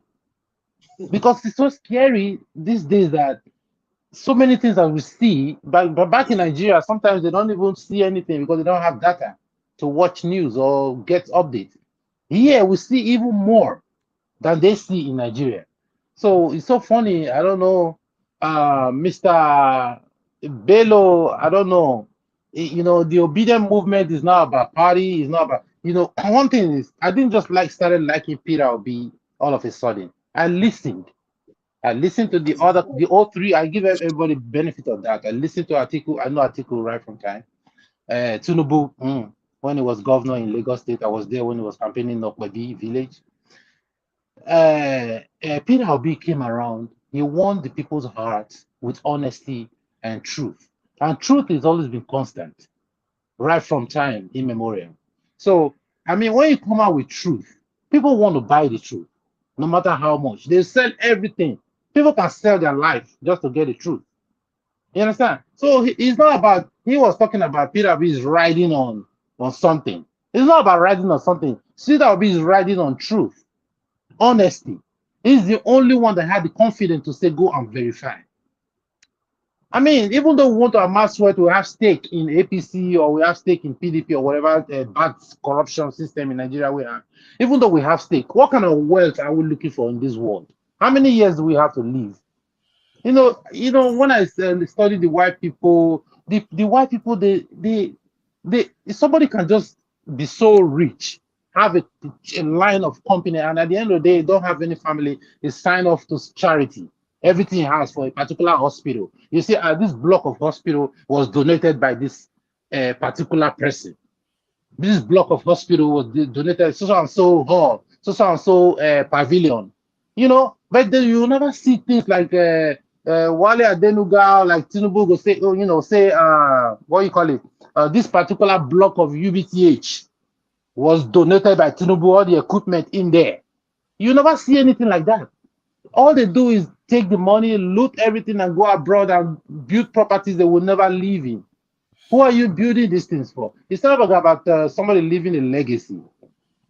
You leave a legacy, you do something right. It doesn't mean, it's just like, you know, government is like a toilet. If you finish using the toilet, you flush it, you clean it. And somebody come in there and mess it up. Are you going to blame the first person that used the bathroom? You understand? So, I mean, you're talking about somebody leaving a legacy. Somebody can leave a legacy and somebody else can come around and mess it up. There are so many rich men who left properties and wealth for their children. And at the end of the day, their children came around and messed it all up. It doesn't mean that the man, their father, did not try. So, you know, when you talk Of course, about, it's say, true now. Awolowo did leave a good legacy, but it wasn't carried on. And so, yeah, it's right, true. bad You can't always management. count on continuity, which Yes. is something Nigerians, you know, we have proven ourselves not to be capable of doing. So, yeah, if you can round up, take 30 seconds if you want to Okay, round yeah. up. Thank you for fathers. Sometimes when you're in this situation, you get so a little bit overwhelmed. You know, what I'm going to say is anybody that wants a good Nigeria, a true Nigeria, I'm not going to be among the people that are going to say Nigeria divide or don't divide. It's all about this new generation that we have right now. They all think differently. You know, we are in the AI age, we are in the technology, everybody's connected. We are all connected, like you know, connected. You understand? So it's not the only connection that the people that are, you know, the ruling class have is about the political affiliations that they have. But do you They think don't, that that's why the youths are not on the street in Nigeria protesting? Is it yes, because yes, they are because all of online, yes, working on the internet and doing yes. AI and all those things? No, one thing I'll tell you, forefathers. One thing I'll tell you, forefathers, is that before these days, I'm telling you, these days, the way we are so dependent on technology, before I go out, I must check the weather, the speed of the wind, the direction of the wind. I have to check it on the weather forecast before I go out. That's how much I depend on online situation. So we use these days, we all depend on the online platform to get information. So everybody come out to if somebody announce on TV or online, Facebook, say everybody come out, let's go riot. Nobody will just jump out of the street and say riot. They'll first of all check different platforms. Let me check social and so platform. Let me check Rufai platform. Let me check Forefathers platform. Is this saying the same thing? You understand? If everybody is not saying the same thing, you don't want to be left out. You join them. But if everybody is not saying the same thing, this one say no, it's fake. You know, don't come out or don't do this, don't do. You get so much data, you just don't do nothing. You just sit put. But you know, we so depend on this technology information so much that before we do anything, we must check it. and you must check the internet. So that's how it is. The connection of this internet world, the web, that is what is giving us this peace of mind. Before, when there was no connection, people would have been on the street now. I'm telling you, in Nigeria, war would have been going on. But everybody's online. Say, who is going to be a fool? I don't want to go out there. Everybody go online and watch it. You know, they even prefer to watch it online as to say they want to be on the street. You know, so now that is very interesting. I think it's a topic that we probably need to discuss some other time. And let me just I think it's something we need to address some other time because I muted it. Yeah, it's something we need to address because if let's say 20% of Nigerian youth have access to the internet, that's a whole chunk of 20% that will not participate in all the stuff going on in politics. They will be aspiring to get better jobs overseas because you can technically work from the internet for people overseas. So, and I know that many of them are doing that. And I also know that some of them are looking to jackpot at the same time. The ones that are not escaping are looking to jackpot. So that could also explain why you see that the feelings of Nigerians, even if it seems like it's inflamed, but it's not seen on the streets. You know, there have been several cases where people call for protests, and the amount of people that came out for the protests is not as high as you would expect, given that everybody's exercised about all this stuff going on in the country. That's it anyway. Let me this in. Who is next? Is it RBL? Okay, RBL, you have been very patient. Welcome. Yeah, hi. Good evening, everybody. I want to talk about this tribalism I keep hearing. I would like to say I beat my heart with fully. I'm tribalistic. There's absolutely nothing wrong with being tribalistic. Everybody is tribalistic. Hold on. You see, I don't want to stop you. However, you know that every, like religious, you believe in your religion, there's the toxic part of it. You understand the difference? There's a toxic tribalism and there's tribalism. No. Leave him. Let's know. Let him finish. Tribalism is not it's not racism. I call it self-preservation. You're preserving your people. Even your Oba of Benin, he's preserving. He's the custodian of your culture and your land. Yes, it's good to preserve, but you understand the difference between the toxic one is because to preserve your people, if you say you have to kill the other people, that's toxic tribalism. Well, then that's what you call racism. But to me, anything of anybody championing for their region, they use it and term it as tribalism. I don't see that as a problem. To me, I beat my heart. You know what? When you finish talking, I will show some video about these things so that we truly understand what we are talking about. Because sometimes tribalism is not a bad thing; it's just an affinity to your own kind. There's nothing wrong with that. There's absolutely nothing wrong with that. Well, you have to also know where to draw the line. What is the definition of tribalism? What's the definition of tribalism? I think it's been seen as a negative thing now, like preferring your own tribe over others. Now, let all of us know now. What's the definition of tribalism? What is it? You want me to get the definition? Let me get the. Thank you. So we don't talk over tribalism definition. I'm sorry. I say RBL. You can go ahead if you want to speak. Go ahead. Again, to me, tribalism, as I say it, is like if you got a building that's on fire, you're gonna go and your family is in there with your children, your wife. You're gonna go into that building and look for your children. You're not gonna be going to that building and looking for other children to help. I think that is blood is thicker than water. I think that is blood is thicker than water. You could term that as tribalism because that's your family.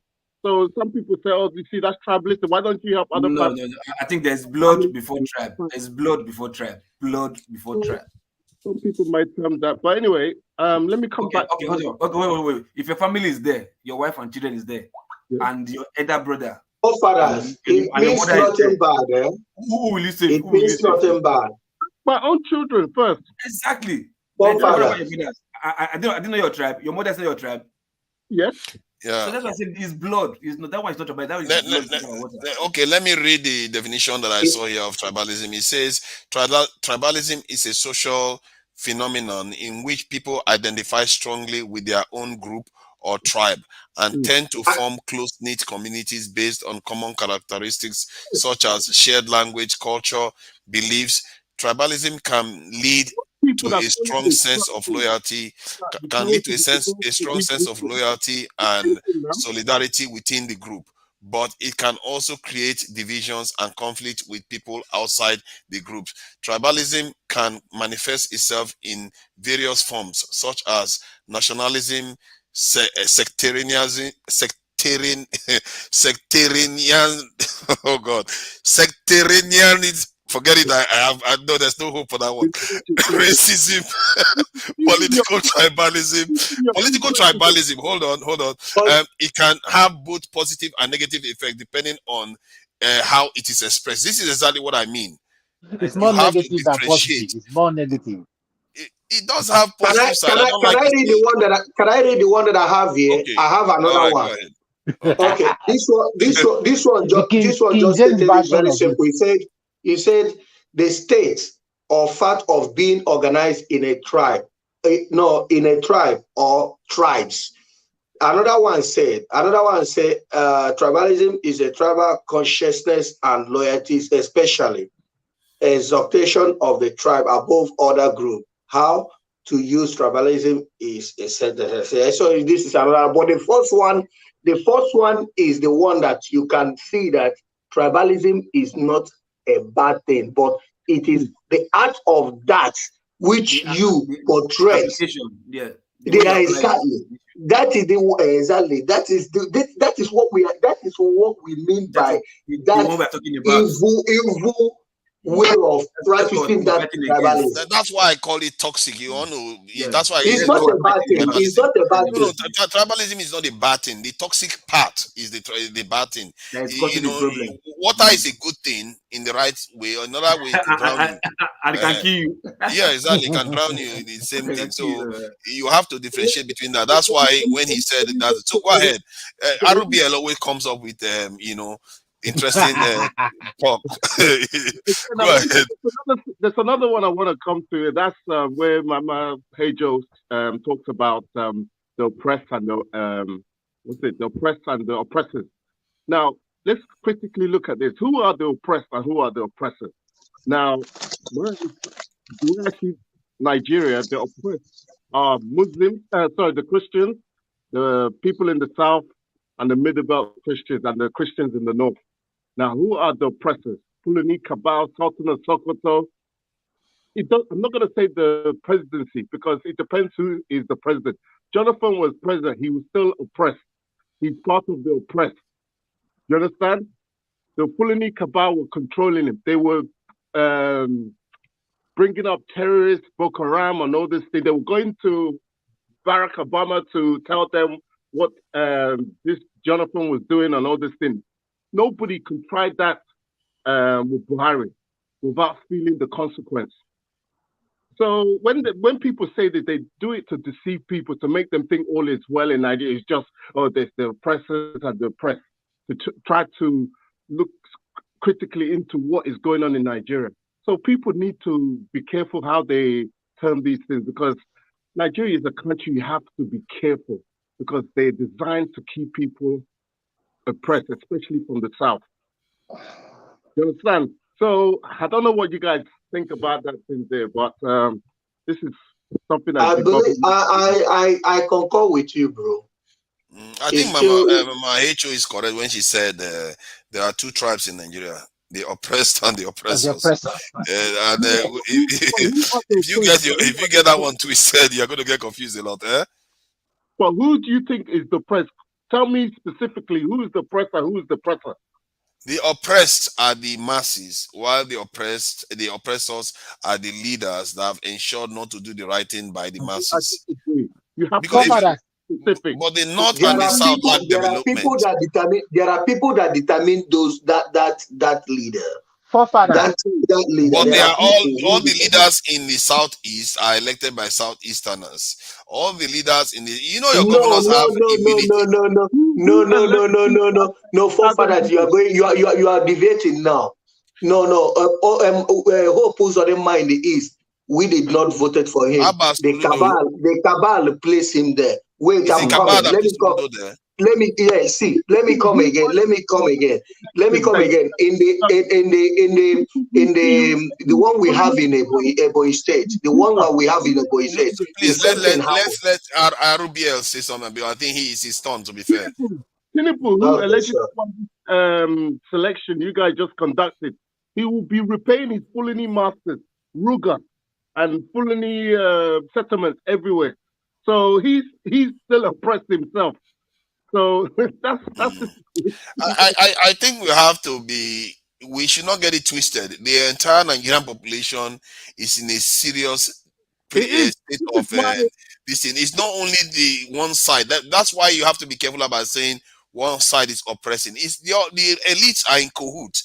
In the last 1 month, 2 months, should tell you that police people are not following the rules. A military man doesn't know who is a child and who is not a child. Oluomo makes statements and get away with it. Leaders abandon their people to become polarized. They are not coming out to defend. Even the president didn't make one speech to unify the country at all. So it's not about north or south. They are doing it to all of us. Forefathers. I saw something in the news today where they said Tinubu built Lagos, and they said what's his name again? The one that is the current governor now. That what they did in Lagos is fantastic. I saw them. You see that blue line they say they built in Lagos. They were pushing it. Human beings, we are pushing. Oh my God! Is there nothing like that's not going to screw up?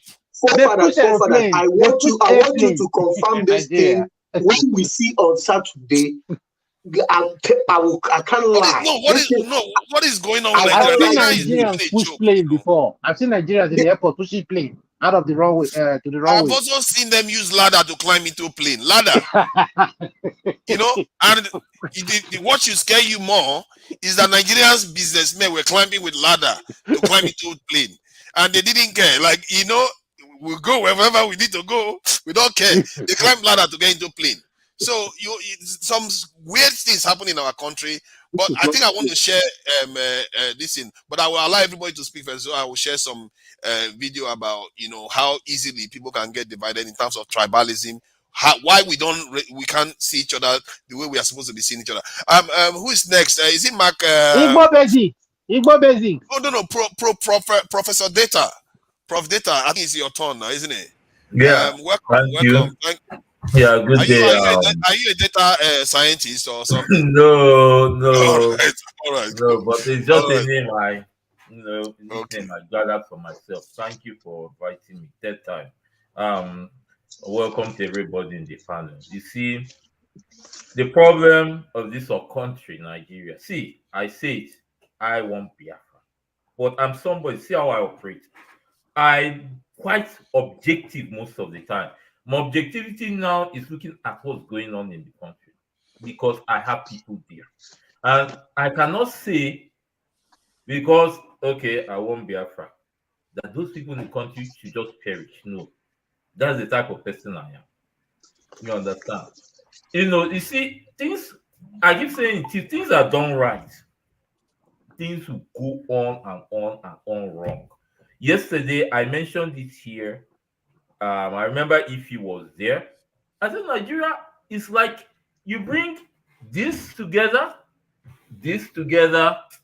bring this together, tie it with a rope. Yeah, you gave a prophecy yesterday. Yeah, it breaks. You get that same rope, tie it again. Patch. And you can never change the rope too. These things can be done, but we have leaders that don't want to do it. Now, you mentioned of the everybody. Yeah, it's clear. Everybody's being oppressed. But we have some core. There are people that are really the core people, and we all know it's from the north. I'm not missing my words. And that we Nigerians know about it. There are people that know about it. Obama, yes. You see, Obama regime, there's something that regime did to Nigeria. I'm not happy. It was Obama's regime. You are going to carry on. Let me ask you though. But this thing that we think that the power is in the north. But if you look at what Tinubu has been able to pull off, this guy You see how people, when he was being chosen as the candidate for the party, they were stepping down, and this is against a candidate that the current sitting president supported, and they were stepping down for Tinubu. The northern guy didn't get his way at all. I agree. And so I don't. You see, you can't rule out the fact. See, Tinubu, you think he just vocally said it's my turn for saying something fake? No, he not. Maybe if they don't let that go on, here's the road. That statement is my turn. You think it's because that tells you that the point. The reason why I said that is because it means that he has got leverage. He has got power to exert his will. And that it doesn't say a lot for the northern cabal. Let me give you an example. When Obama was in charge, when this man came to Nigeria, the Secretary of State of US, Kelly, did he see with Jonathan? He went and visited Sultan of Sokoto straight.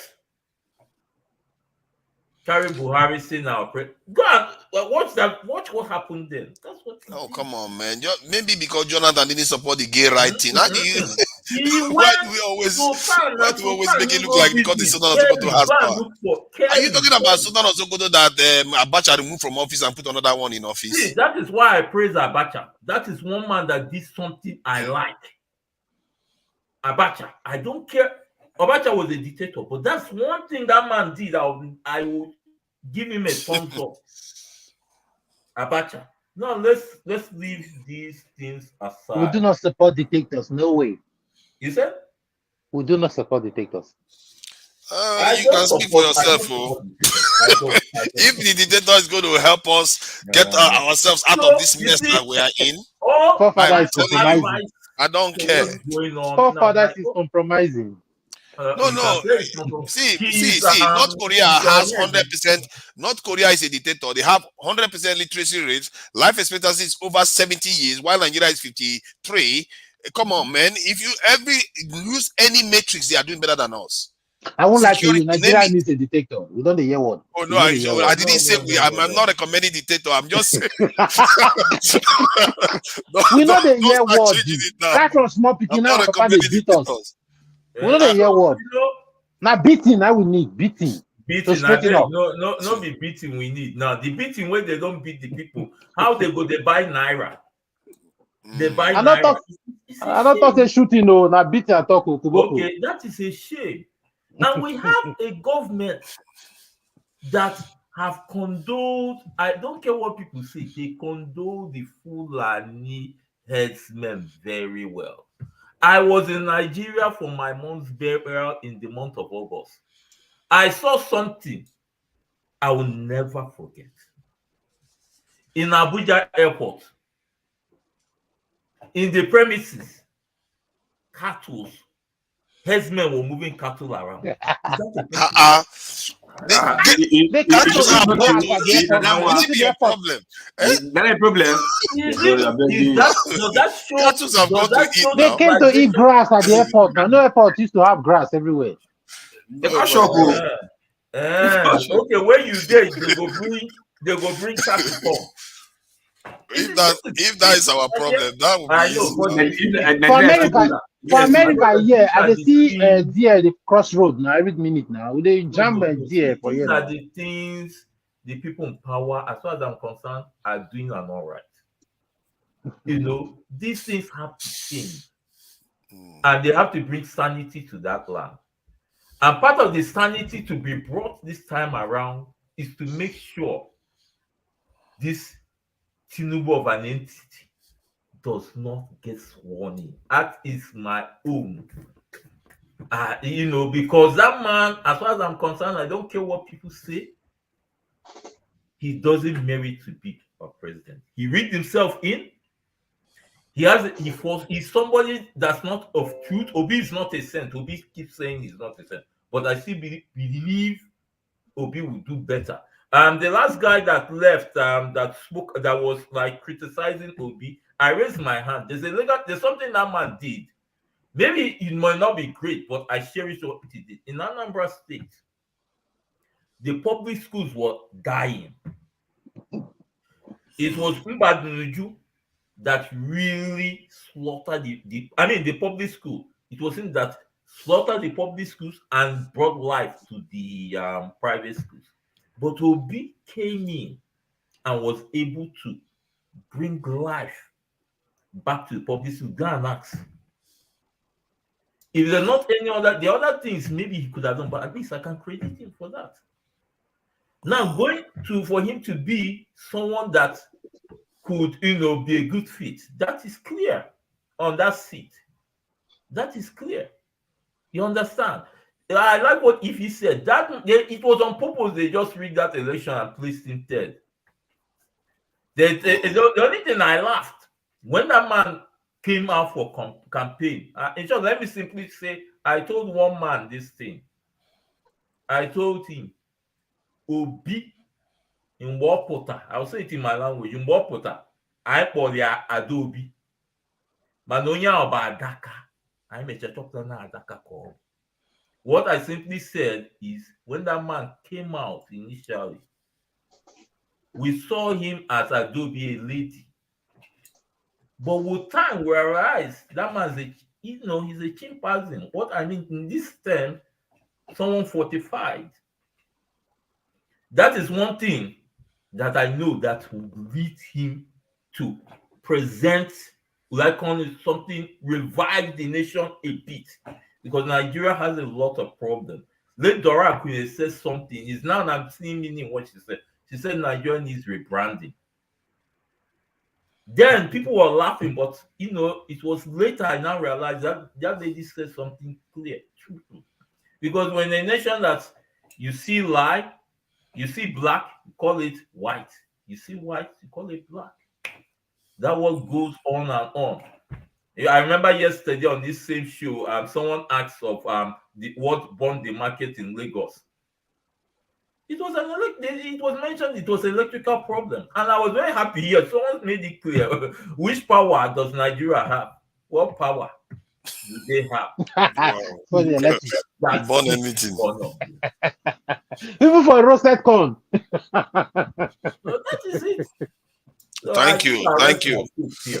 Yeah, I think Mark Kunsanya.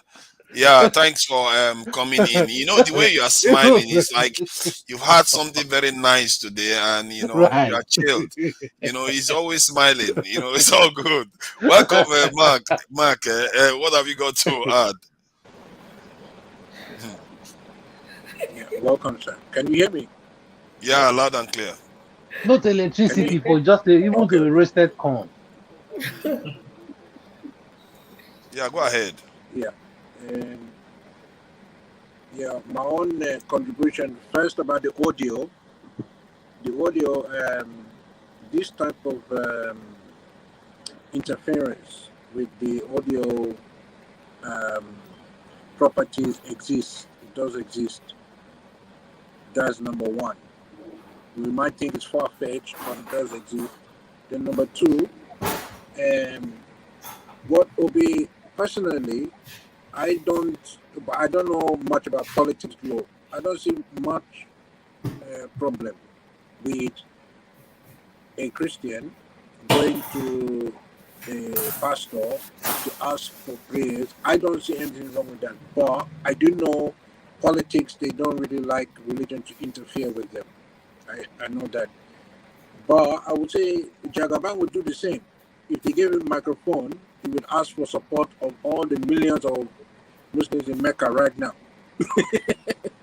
but that's by the way. You can see that I'm not in favor of any religion in particular. So that's that. That's about the audio. I think you said tomorrow he's coming on live to talk about it, whether it was him or not. So I would say let's hear from the horse's mouth. That's the best about that. Then make give an opinion afterwards, because this could be a fake. So we don't know yet. Anyway, that's about that. About the professor was saying something that he doesn't merit presidency. There's nobody with such a history or certificate of date of birth I don't want to give names, but it's already in the open. Certificate, date of birth, narcotics. How can someone, do you want to turn Nigeria into Mexico? So now, So, this, if you ask me, I agree with Professor. You have to be, they're going to call him Your Excellency. So if you're going to call him Your Excellency, you have to be excellent. Unfortunately, in all the records that the person has, Your Excellency is like his appellation is given to the wrong person, sort of thing. And that's my contribution. Thank you.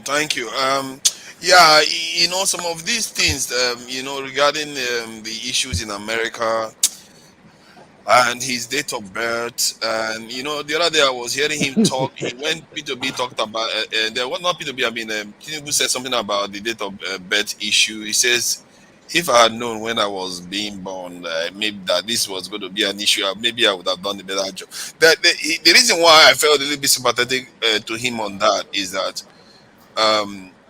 sometimes we focus on technicalities a lot. We know he's a Nigerian.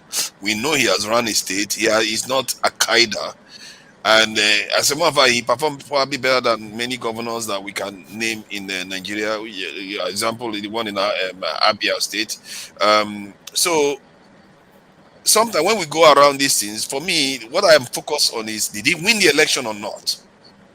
Did he rig the election? Did he rig it to the point whereby the outcome was affected? If he did, that's the one I think he should fall by.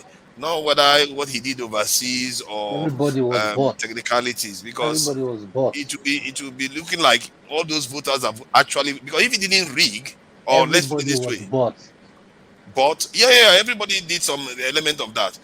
So if he didn't rig, you are disenfranchising those people that actually voted for him Corruption by is using the tallest technicalities to building in knock him Nigeria. out.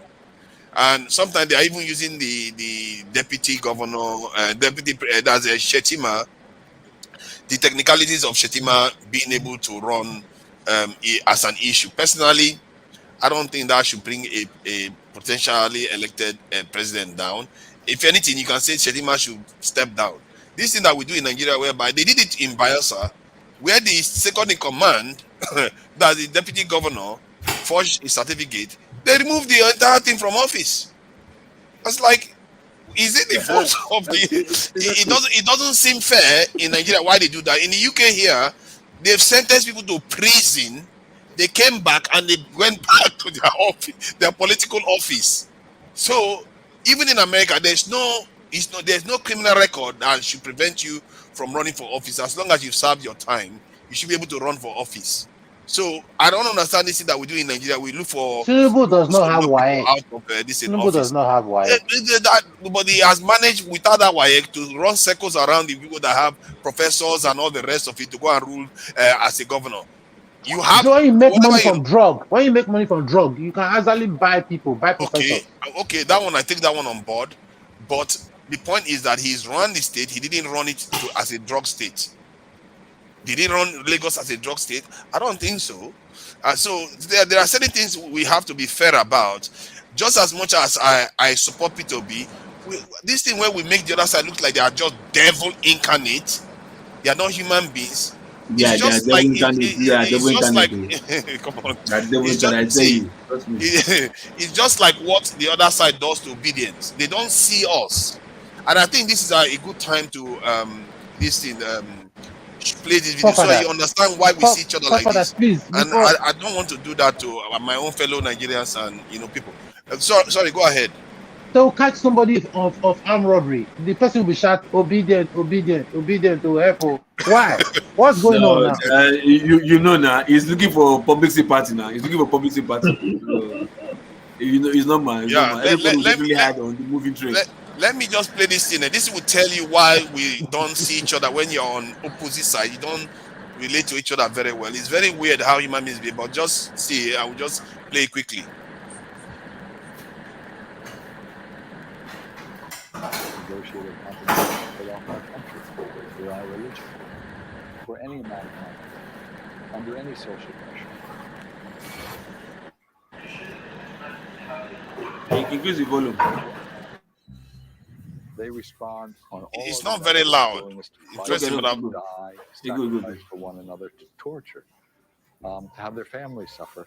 And so, if you have a group of people fused around a set of ideas they hold sacred, for which negotiation and compromise is possible, then you have the most formidable fighting force possible. And ISIS is no exception. Scott's work has shown how terrorists are single-minded and absolutely committed to a cause. But how do they take this behavior so far as to load a car full of explosives and blow up a building full of innocent people?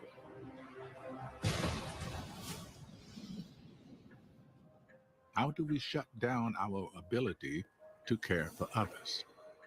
According to psychologist Jay Van Bavel, our brains have a remarkable ability to dehumanize others under the right circumstances. Jay has designed a test to demonstrate how we recognize humanity in the first place. People came in, we took an image of a doll and morphed it with a human face that looked very similar. When does this face look human to you? Jay asked participants the same question. And read about Nina? Just past the halfway mark between the doll face and the real face, most of us perceive that the face is human and has a mind. Right there. In Jay's field, it's called perception of mind, but he says it's not fixed. Jay adjusted the experiment and told his subjects what college the person in the photo went to, their own college, an in-group, and right about now, or a rival college across town, an out-group. This rivalry had a measurable effect. What we found was that these students were able to see a mind behind the in-group face much faster. And they were slower to see the humanity in students from another college. Right about now. These are subtle kinds of dehumanization. How do we get into the mind of a terrorist who can view a tower full of civilians as a justifiable target? Jay believes it's easier than you think. For a second experiment, Jay divides subjects arbitrarily into two teams, the Rattlers and the Eagles. We told people that we were keeping track of points, and the winning team would walk away with the money. Jay is creating the essence of conflict, two groups competing for resources. So now I'm going to read both teams a number of statements. He reads the groups short stories about people who supposedly belonged to neither team. Jane managed to get indoors before it started to rain. These stories are designed to measure empathy. If you empathize with the person's story, you put your thumb up. If you don't care, thumb down. Brandon got soaked by a taxi driver through a puddle. Eagles and Rattlers give equally empathetic responses. Then Jay changes the game. Andrew sat in gum on a park bench. Andrew was a member of the Eagles. Serves him right. Even in an entirely artificial setting, the results are profound. Once there's competition added to the mix, conflict can escalate very quickly towards the outgroup. Team members actually take pleasure in the other team's pain. Remember, they've only been assigned to these teams for a matter of minutes. The thing that's really remarkable is that there needs to be no history of conflict or any stereotypes towards the groups for them to start to feel negative towards them. Right there. Jay's test revealed that dehumanization can happen with very little prodding. Whenever groups compete, the dehumanization process begins.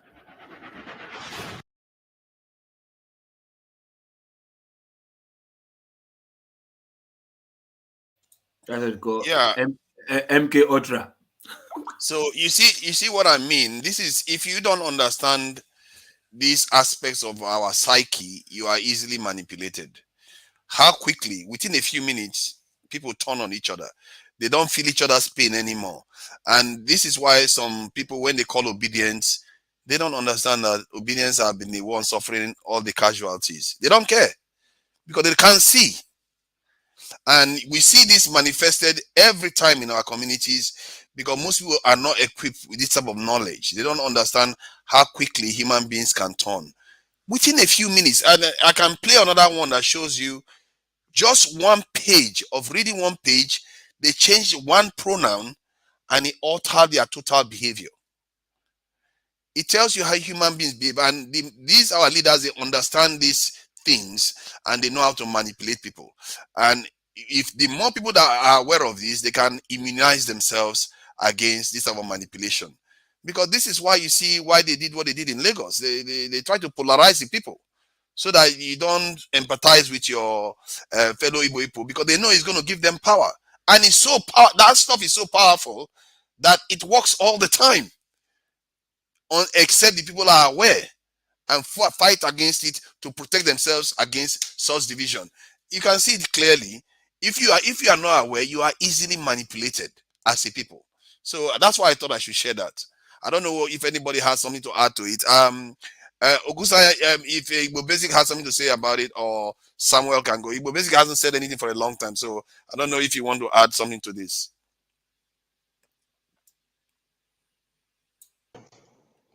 Welcome to the club of haves and have-nots. When they say that money is the root of all evils, you can take that to the bank. The love of money is the root of all evil, not just money. Love. Let's go with your definition of the love of money. What has been going on in the society where we come from? I refer back to when life was good. Life was really good before the Civil War in Nigeria. Life was even better after the Civil War, when people, in actuality, pulled themselves by the bootstrap and moved right on to the town. Many things we take for granted. It's a system that we are living with. The experiments that you have just shown, I don't know, whenever you go to Nigeria, forget about your luxury hotels and stuff like that. Go into the street. Go beyond the street, go into the bushes. You will see things that will amaze you. Even in Lagos, while in the street, all the street hawking and everybody just trying to survive. The rich have found out that the best way to do is to keep getting rich, and the people will come and knock on your door. You mentioned something about Abia State earlier on. I'm just going to talk generally in terms of life experience as far as Nigeria is concerned. Zeke Basso, the last guy that attempted to rule that place. During this period of time, I saw a video of his son traveling in a convoy and being called His Excellency. That's the son of a governor. The man had gone through my school, Eziama High School, Aba. So we used to be, say that, yeah, our old boy is getting into office. I even designed a banner and sent to our people on the day of his inauguration. The first thing that the man did, we showed, besides the corruption that they have already, he traveled to Atlanta. Listen you all very carefully. This man went to Atlanta. I will send some people to go and advise him and be there with him. He was so much trying to get into the big office.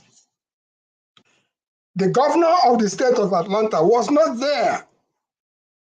Whoever made the arrangement for him to visit Atlanta, of course, your kingsmen usually.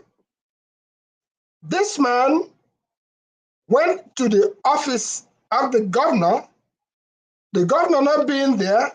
This man went and sat down on the governor's seat, and took a picture. I don't know if any of you ever saw that picture, but I have that picture. And took a picture. And he came back to Nigeria, that he went and visited Atlanta. I was so ashamed. And this is an example of what people in Nigeria like. It's almost like a system that is so much our way. You must find another way. You must find a way to don't do it right. It must be done in one way or the other. Just get there. That's what you see there. And subsequently, what did that translate to? The man went in, gathered the monies of the state. I understand their bank account had been frozen. And towards the end, thank God that an obedient movement came and swept him out. Otherwise, we would have seen a continuation of rape the people, rape everything that you see, just to build your own and people surrounding you. So in Nigeria, during the time of Babangida, that was when corruption was institutionalized in Nigeria. Prior to that, there was corruption here and there, just like there is corruption everywhere, even in America. There's corruption everywhere. But the Babangida era brought corruption to such a height that you'll be surprised they'll be holding up an airplane. In holding up an airplane, they tell you that the minister is coming. One of my kinsmen was one of the people holding up the airplane. I know it's not a minister. That was happening in Nigeria. Since that time, it became a case of one way or the other, high sea. The 419 became something that even if you ask a young kid, what do you want to be? I want to be like Nebolisa when I grow up. Hello? So directly, we started damaging the psyche of the yet to be born. And since that time, it's been a matter of everybody's now looking at you. Come and speak all your grammar. Everybody's looking at you. You don't have money. You don't have money. Money became everything in Nigeria. Don't get me wrong, money is good, but the way that we have taken money in Nigeria had made people to go and steal. Before, it used to be if you come home with a Mercedes, all of a sudden you became rich overnight. Your people will question what happened. How did you manage? Did you win lottery? You didn't win lottery. So it's so much corrupted everything that now it went into the political system. And in the political system, that corruption has dug in so deep, it is not funny. It's not funny. So we have a chance. We have an opportunity. Don't get me wrong. There was a time that people in Nigeria used to think about, oh, okay, how do I manufacture cocaine? They say that's the end thing. How do I manufacture anything that you start today and somebody see is successful? Everybody would jump into that tomorrow. And sooner or later, that's the trade of the time. So we have a chance. We have an opportunity. I won't even go into the history of who did what, Tinubu, because if you look into the system of all these persons who are in politics, majority of them, only very few made their money clear. Here is the key to it. Did you ever hear about Chemical Bank? Chemical Bank here in the US, Abiola owned quite a little bit of piece of that Chemical Bank. So you can find out what Chemical Bank metamorphosized into. The real issue is that since everybody must now kill, talk about Otokoto. But in Nigeria, one human organ harvesting has been the issue for quite some time. It seems Ekweremadu's case wasn't even, I don't know, you wouldn't even, that's compared to what was happening. People were missing in Imo State on a regular basis.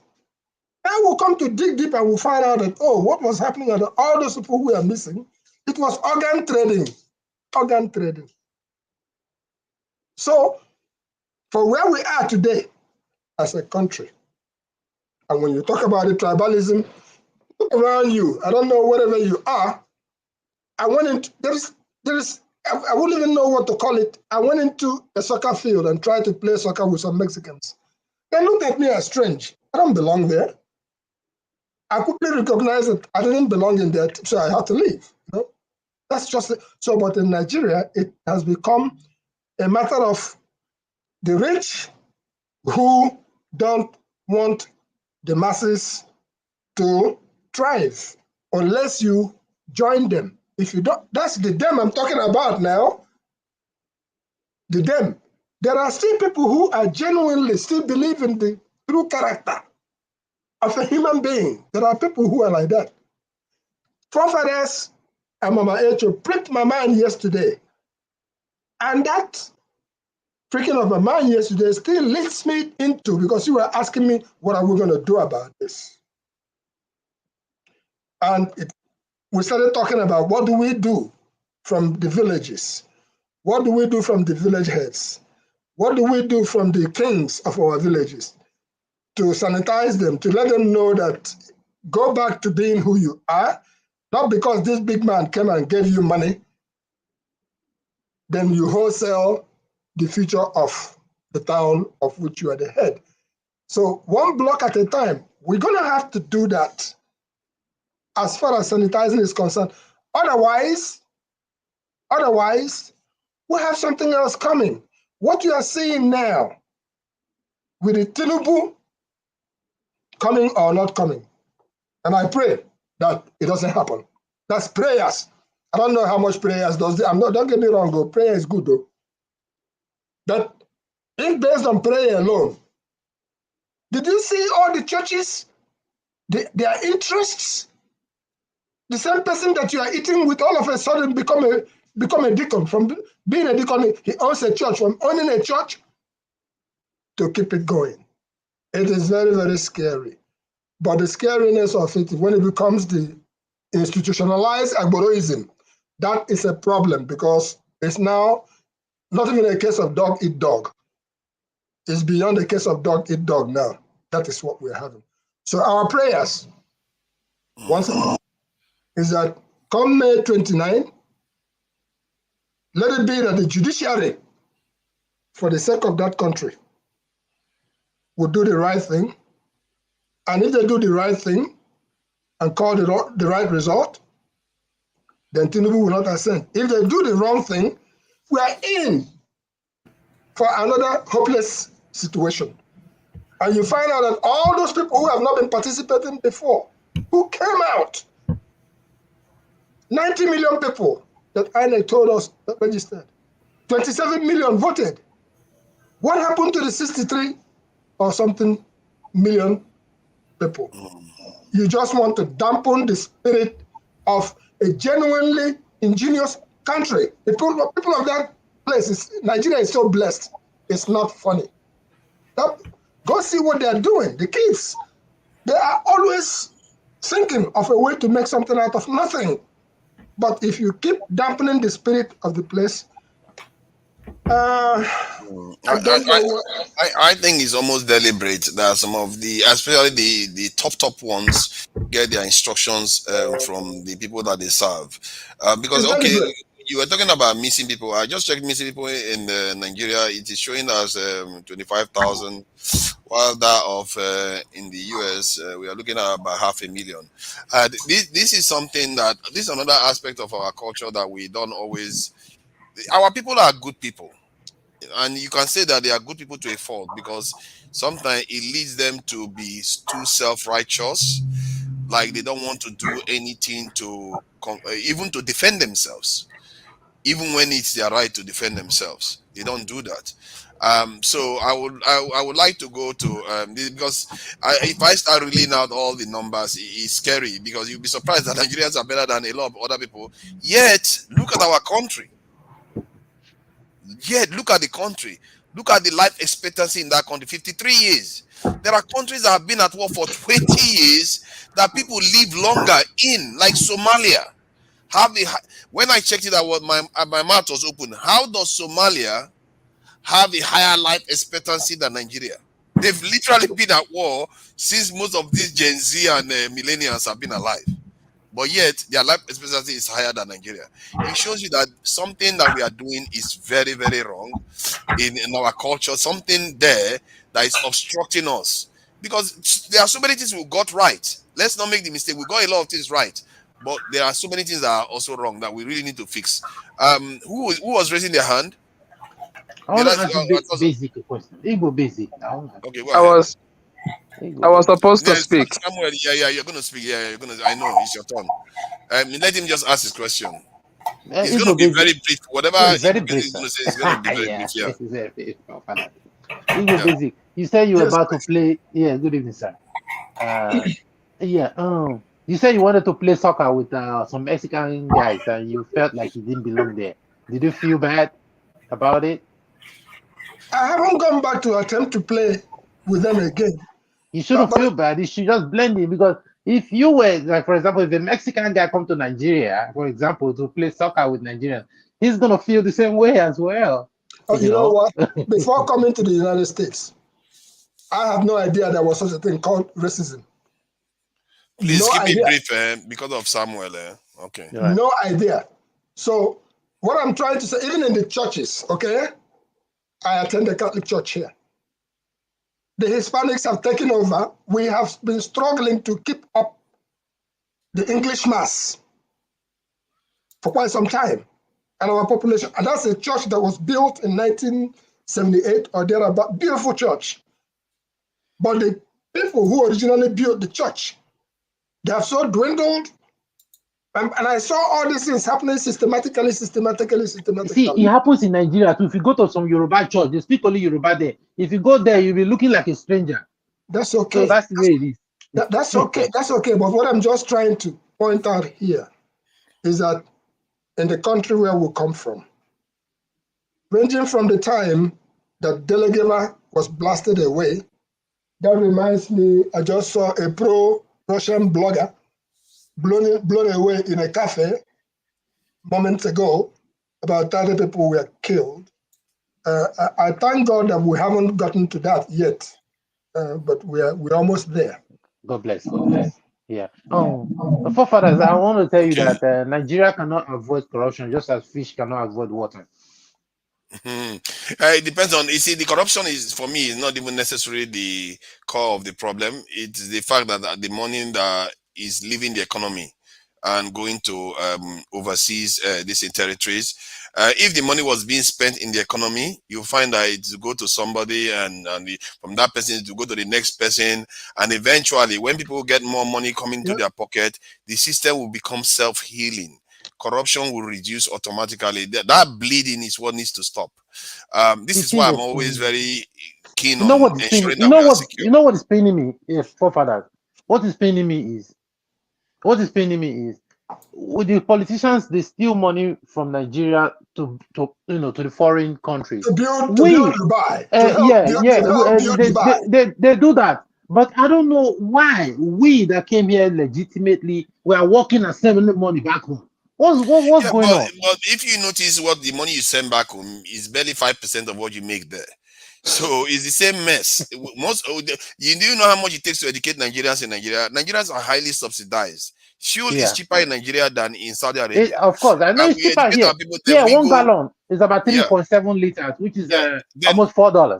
Exactly. Then we go and work for the people that our leaders have just put the money into their accounts already. You see how we lose and lose and lose. Almost every turn we are losing.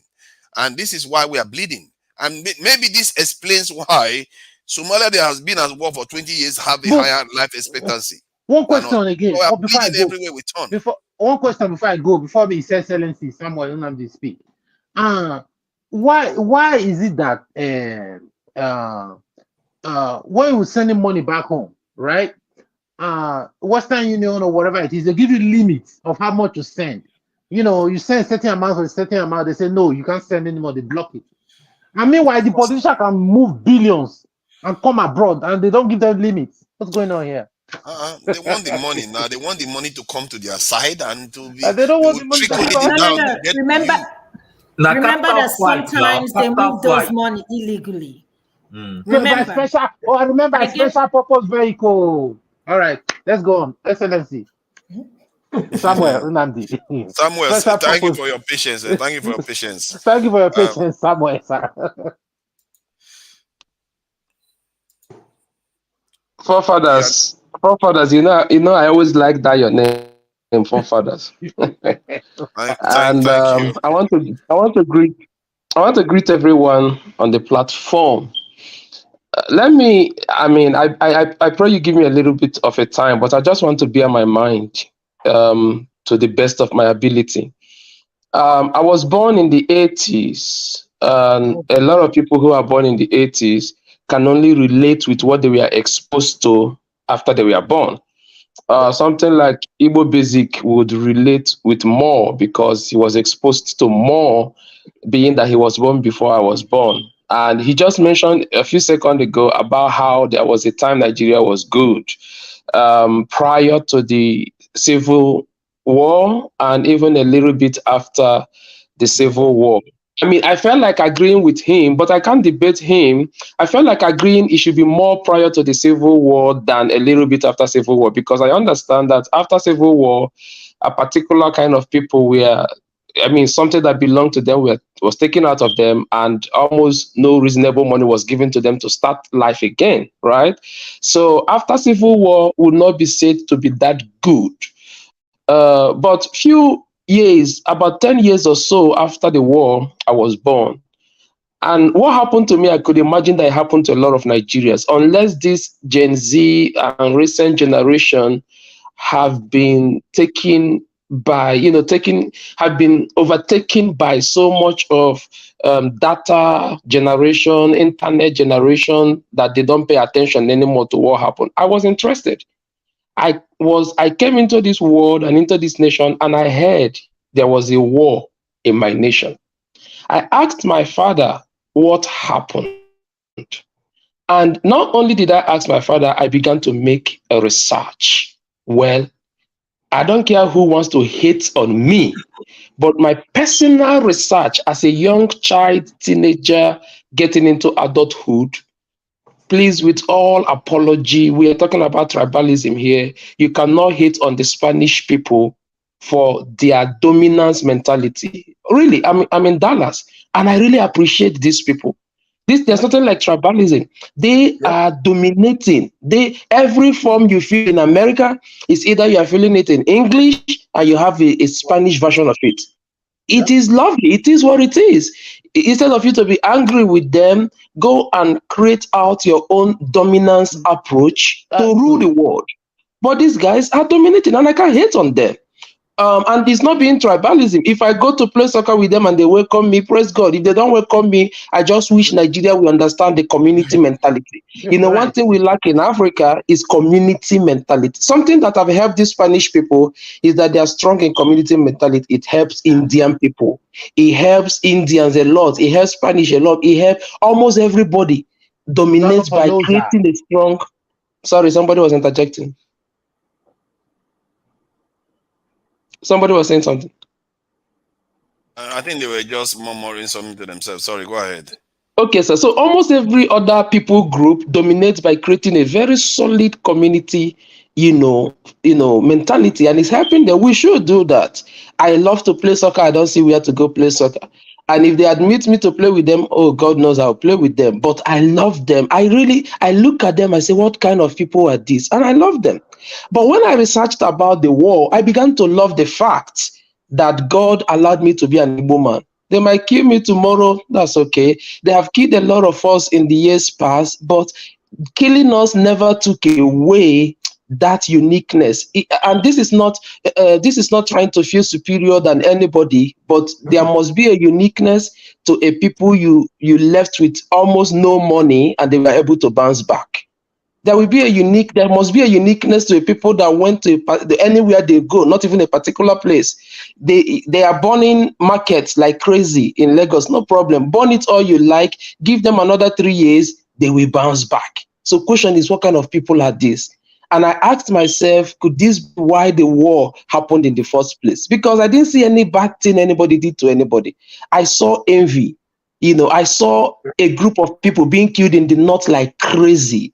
I saw them being accused of dominance. Same thing that is happening to Spanish people, which is why I use them as example. These people are dominating anywhere they go. They want to take over. They want to take over. So Igbos were in the north, being the lecturers in the university, working in the bank, being in the rail corporation, being in the civil service, and suddenly there was a massacre. There was a pogrom on them. They were being killed. And Ojukwu wasn't, I didn't believe Ojukwu did what he did because he was eyeing the oil.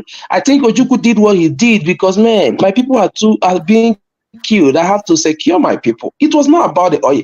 Listen, I want to believe that take away the oil. I wish there's a way they can extract the oil, this stupid oil from Igbo land. Leave us without oil. You will see that our uniqueness is not oil. So having said that, and this is how I connect today with the foundation I gave in my speech. Today,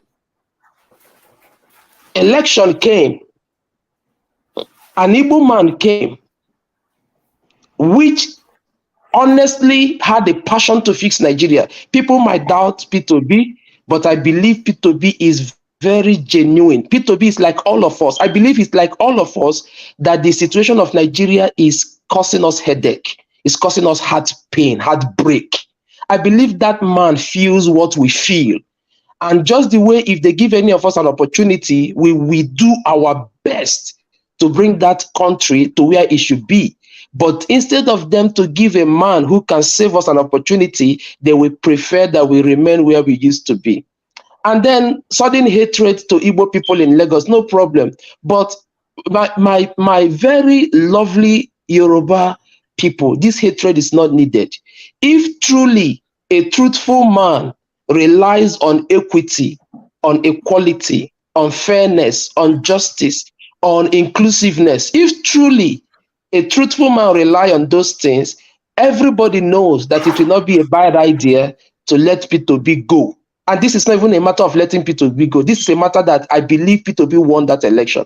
I believe that the people that turned out are more than the people reported to have turned out.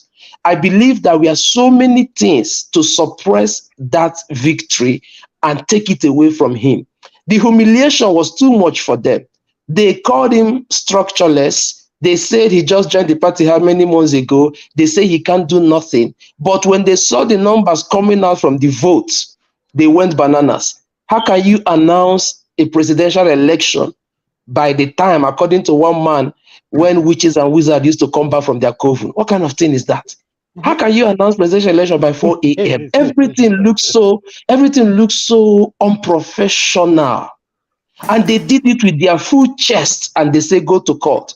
Now, the madness of the nation is that after they say go to court, they will come to shame you for going to court. You say go to court. You turn back to shame P2B for going to court. And in shaming P2B, you are comparing this thing with MKO. Well, excuse me.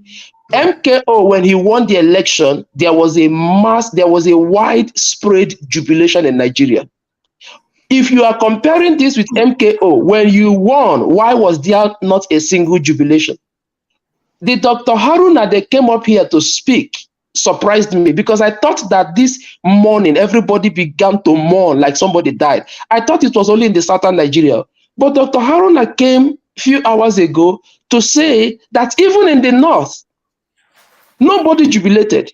And you are comparing it with MKO. Sir, I was a young boy when MKO won. I was, should I say a child, but a young boy.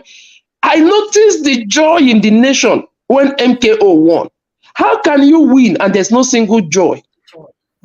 How? And then you have the heart to go ahead. I don't care whether they rejoice or not rejoice. I must be there.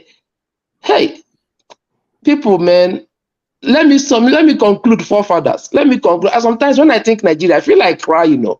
When people say there's hope, there's hope, there's hope. Let us tell ourselves the truth. Hope only happens when we get on the right path. I'm not arguing with you that there's no hope, but you see, if we keep talking about hope and being on the wrong path, brothers and sisters, that hope will not come. It's like making the trip. If you find yourself in a airplane going to London, but your destination is USA, you will never get to USA. We are on an airplane going to disaster, and we are talking about hope. We will never get to hope. That's why process is actually more important than products. Process is more important than product. The product they gave to us, the process that led to it is questionable. Let them be clean. How can INEC promise heaven and earth, make law by themselves, and then disobeyed the law they made by themselves? How old are we? If this thing doesn't make somebody feel like crying, I wonder, how old are we? How many years do we have left? How many years do we have left? Okay, it has been taken away from Igbo people, and this is my concluding thought. It has been taken away from Igbo people. There's no problem. I questioned before and said, Tinubu, you're a Yoruba man. Did you forget that Obasanjo ruled when it was time for the South? Or Yoruba had had their own share. What is wrong now that he has come to the South again to go to another part of the South, especially the part of the South that have been suppressed forever? What is wrong with that, right? Now, you are going to take 8 years to rule, and then it will go back to the North. So Igbos have missed the opportunity for another 16 years. 16 years plus how old I am, I'm in my 60s. Jesus, have mercy on me. What kind of thing is this? Can I say something? Forefather, God bless you for your time, and my people, let's respond to my thoughts. Somebody that wants to say something, please say something. Forefather, thank you for giving me the time. I want to. Thank you. Let me leave. If he says something, she hasn't said something, then Matt can go. Hey, good evening again. Wow. Nandi, you know, when you're talking about you want to cry, I actually cried. When you're talking about you want to cry, I actually cried. In fact, I even said that I'm not even going to come to Dr. Damage's show anymore. That was how bad I felt. But let me say something. Honestly speaking, when I'm looking at Tinubu, I know likely he's going to be the next president. I don't have any doubt that that he's not going to be the next president. But the question remains, so we're going to be like this in the next 8 years? Because he said he's going to continue from where Buhari stopped. And that already we know where we're heading to. And I have another question. Up until now, even 2 months for Buhari to hand over, we are still borrowing money. I'm just trying to understand. The ones we borrowed, what did we do with it? We have borrowed up to the point that China said no, that they're not going to give us money. That is how much we have borrowed. Somebody was just saying or said something not quite too long ago that he saw a train where they were pushing a train. I saw that somebody posted it on Instagram. My question was like, I mean, the train, if they're telling how many billions or millions of money they spent, that train, it doesn't even look like a train. To me, it looks like what is the name of the bus? The long bus they use in transportation in Lagos. That's what it looks like. That thing doesn't look like a train. So we have a long way to go. Bello asked me a question when he was talking about Obi. He said, what happened after Obi left? And this is the problem of our leaders. And also, it happens here in America. For example, let's take Trump and Biden. When Biden came in power, he started changing all the policies that Trump put in place. That's what happens with leadership. When one leadership leaves, another one comes in with a different policy. So you don't expect, maybe Obi's legacy, even though it's still there. Because when I went home, I was like, oh, look at this place. Oh, look at this place. The same brother that doesn't like Obi will tell me, it was built during Obi time. It was built during Obi time. And then I said, what did Obiano did? He said, which Obiano? I said, Obi, this is the problem I have with you. The other day, you wanted to beat all of us up because we don't agree with you. Now you are telling me that Obi did this, Obi did that. So the 8 years that is about to come is going to be in fact, we're going to miss Buhari. With what we are seeing now, no matter how much you want to pray, go and pray all you want to pray. In fact, if prayer will help Nigeria, it would have helped us a long time. I've never seen any nation that pray like Nigeria. It will help. The poorest country in the whole world, go and check all of them out. both Muslims and Christian nation. They are the poorest country in the whole world. Go check them out. We are far, far, far, far. I don't even know where to begin. To interject between Ife and Samuel, Nnamdi, I really feel for you all. And my prayers to you. If you go to igbobasics.com, you can get in touch with us. Why do I say that? I believe it was Ife yesterday or somebody who said that I could have been her dad. That's me. Okay. Nnamdi, you could have equally been my son. I'm a 40-year-old, in fact, 41 years old, born in 1981. So, 1980, 81. Called me yesterday in Arkansas, reporting about the tornado there. Okay? That's my son.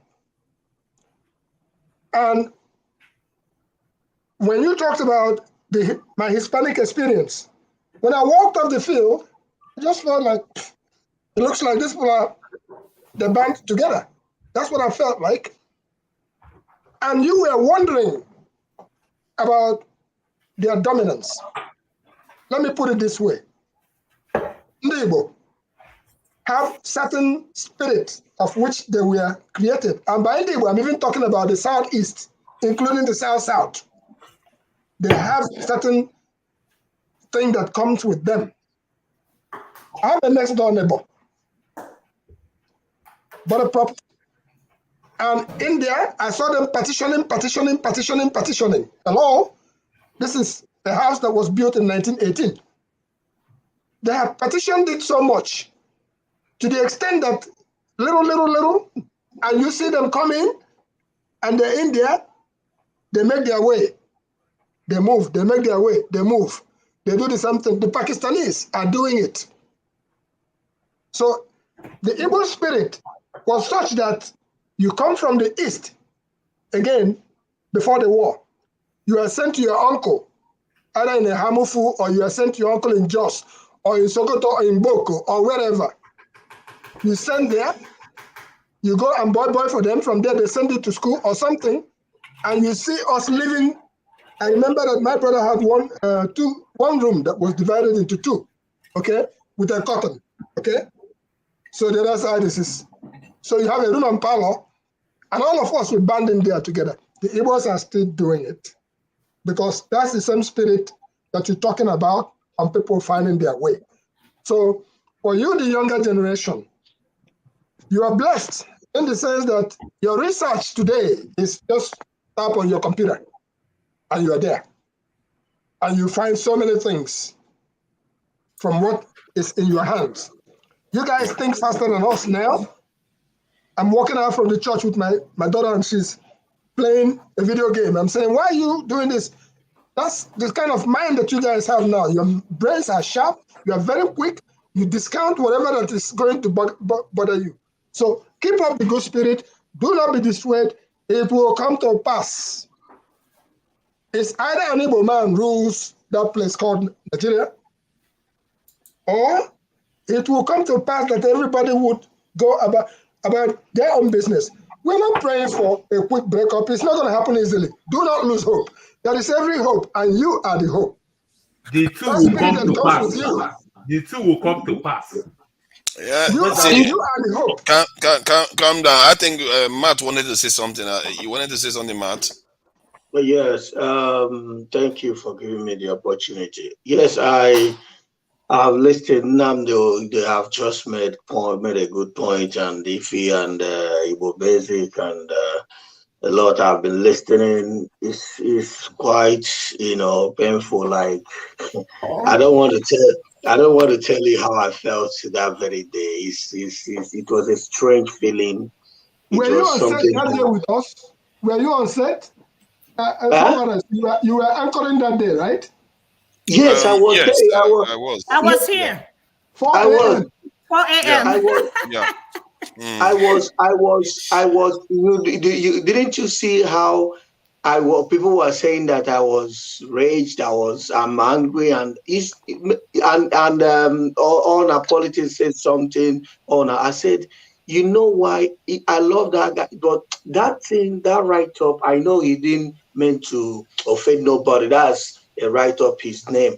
But each time I come across that, it seems to me that, you know, the life of people are we keep saying, oh, na politics, but Let me pause you a bit. On a I've been looking for we that clip. won one Fathers, man if you have show. that clip, I need Because it. he uses that phrase a lot. Pardon? He I adopted was that. looking for that clip of that okay, 4 no. You don't understand Yeah, what I mean. it was from It's not. one website, newspaper website. I got it that day. No, I'm It's talking not. about the clip of the moment when the announcement was made. I have been looking for that because I didn't find it in the backup. You can find it. It's supposed to be online now. It's supposed to be online now. Can see it online. It should be on the live. Yeah, it should be on the live. Online. It's online. So what I was just trying to make up is that is you know, all na politics, people keep dying, but the way they, you know, turn truth to lies in Nigeria, it sometimes it makes me, I can't get it. Sometimes I don't know if, let me begin to shout, come out on the street to shout what is going on. It makes me go crazy sometimes. And you see people, you will see people defending what they know that it is true, and now they have turned it to lies. Bros, Nigeria atmosphere is like that. Can I explain this? I can feel your pain. It's a very it's a really painful thing to watch. It makes me go crazy. Nigeria atmosphere is like that. I think what is going on is explain before I come in. Before I come in. I think what is going on is because when these things are happening, you are not in the position of the side that is doing it in terms of denying it. But if you remember that, if you look at your own life too, you will probably find a situation whereby you too participated in this same type of behavior that denied some reality. So, right. And the other side that is receiving it might be like, why? Because we are 200 million. By the time one person do it, we keep doing it. That the circle keeps going round and round. And to just make it easier on Nigerians, from my own observation and what I've seen in other nations, the reason why we do these things is because we have not, that's our group IQ is not as high as those of other people. It's like when you are in a house that is on fire, you find out that even people that are in that house that don't agree with each other, they work together to solve that problem. But we have not been put through the kind of problem we have. Is like the only problem we see is ourselves. We have not been tested by an external force that unites us. Nothing like that has ever happened to us. And this is part of the problem. That's why we as Nigerians, we see ourselves as enemies and we see other people as friends, actually, which is strange because we know they kick us out of their countries all the time. They treat us bad all the time. All our stolen wealth goes there all the time. But consciously, even if we know it intellectually, we don't feel it. If you look at all the nations that have developed now, where you can say, okay, their group IQ is higher than ours, they've had something that united them. And that's why they drive themselves to achieve what they want to achieve as a group. But we as a people, the only thing that unites us is against each other, because we don't see any other greater threat. Why the truth is, there's a greater one. And let me finish with this one. The reason why we don't see that greater threat is because when they came to Africa, they fought our forefathers. Our forefathers lost that conflict and they colonized us for 60 years or so. All the people that experienced that problem, King Jaja Bopopo, Ovarawen Ogbaisi, all of them that could have told our people, if they were around during our independence, they would have told our people, don't go to sleep, oh, we are all in trouble here. But they were all dead. Then Europeans left. When the Europeans left, they handed power to us. We didn't fight them. Nothing happened. This is why the only enemies we seem to see is ourselves. And it is different from other people. Other people didn't have that experience at all. Now, I add up something to this. You know, another thing. Nigerians, I don't know why they I don't know the way we store things in our head. Why is it that if somebody kills somebody now in Nigeria, the next day, the next month, that person comes out to contest for something. What you will see in Nigeria, I stand now on the path of truth. I said, no, my brother, see this man, he just killed somebody last month. How can this man come to rule us? You will see, no, leave that in. This man is a good man. It was a mistake. He killed it. Okay, but who killed somebody? Is there any case of somebody that killed somebody in Nigeria that came out freely? No. I don't want, because I don't want to. There are plenty now. No, he's giving an analogy. No. The reason why I'm doing that, because we have to be careful here, because no, but there are plenty now. I didn't say. You understand where I'm going. I'm not saying anybody particular. This is what I'm trying to tell you. Okay, sorry, I'm not going to interrupt anymore. Go ahead. Yeah, they will automatically forget about it. They will start telling you beautiful thing about that person instead of standing on the truth, irrespective of what it is, to say this. Yes, I don't think this thing is not good. It's not good. Let's look for another person who is more cleaner and who is more, responsible to handle this, but that person will stick his or her head to defend that evil. This is the things that I found out in Nigeria. And this is something that has been killing and killing and killing and killing us all the way. And whenever you stand, let me tell you, standing on the right, on the truth, on that, saying that, yes, I just don't want to do wrong thing in Nigeria.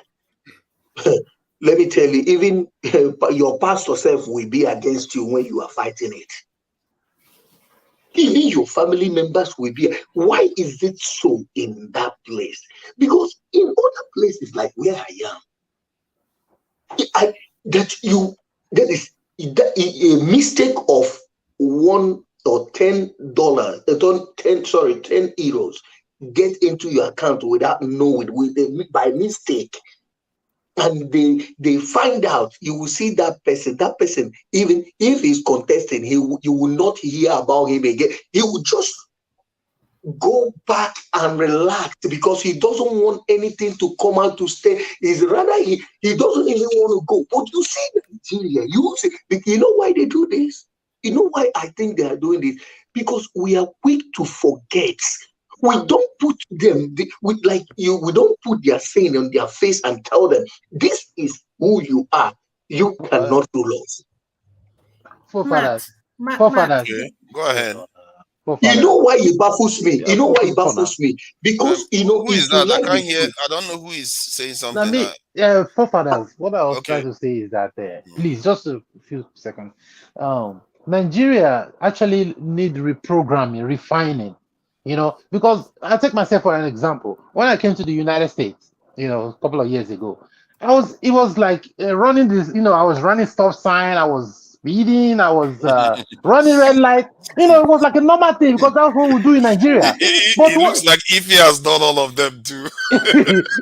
Let me tell you what I did most. When I go to court, when I went to court, I got the ticket. They suspended my license. My head started walking.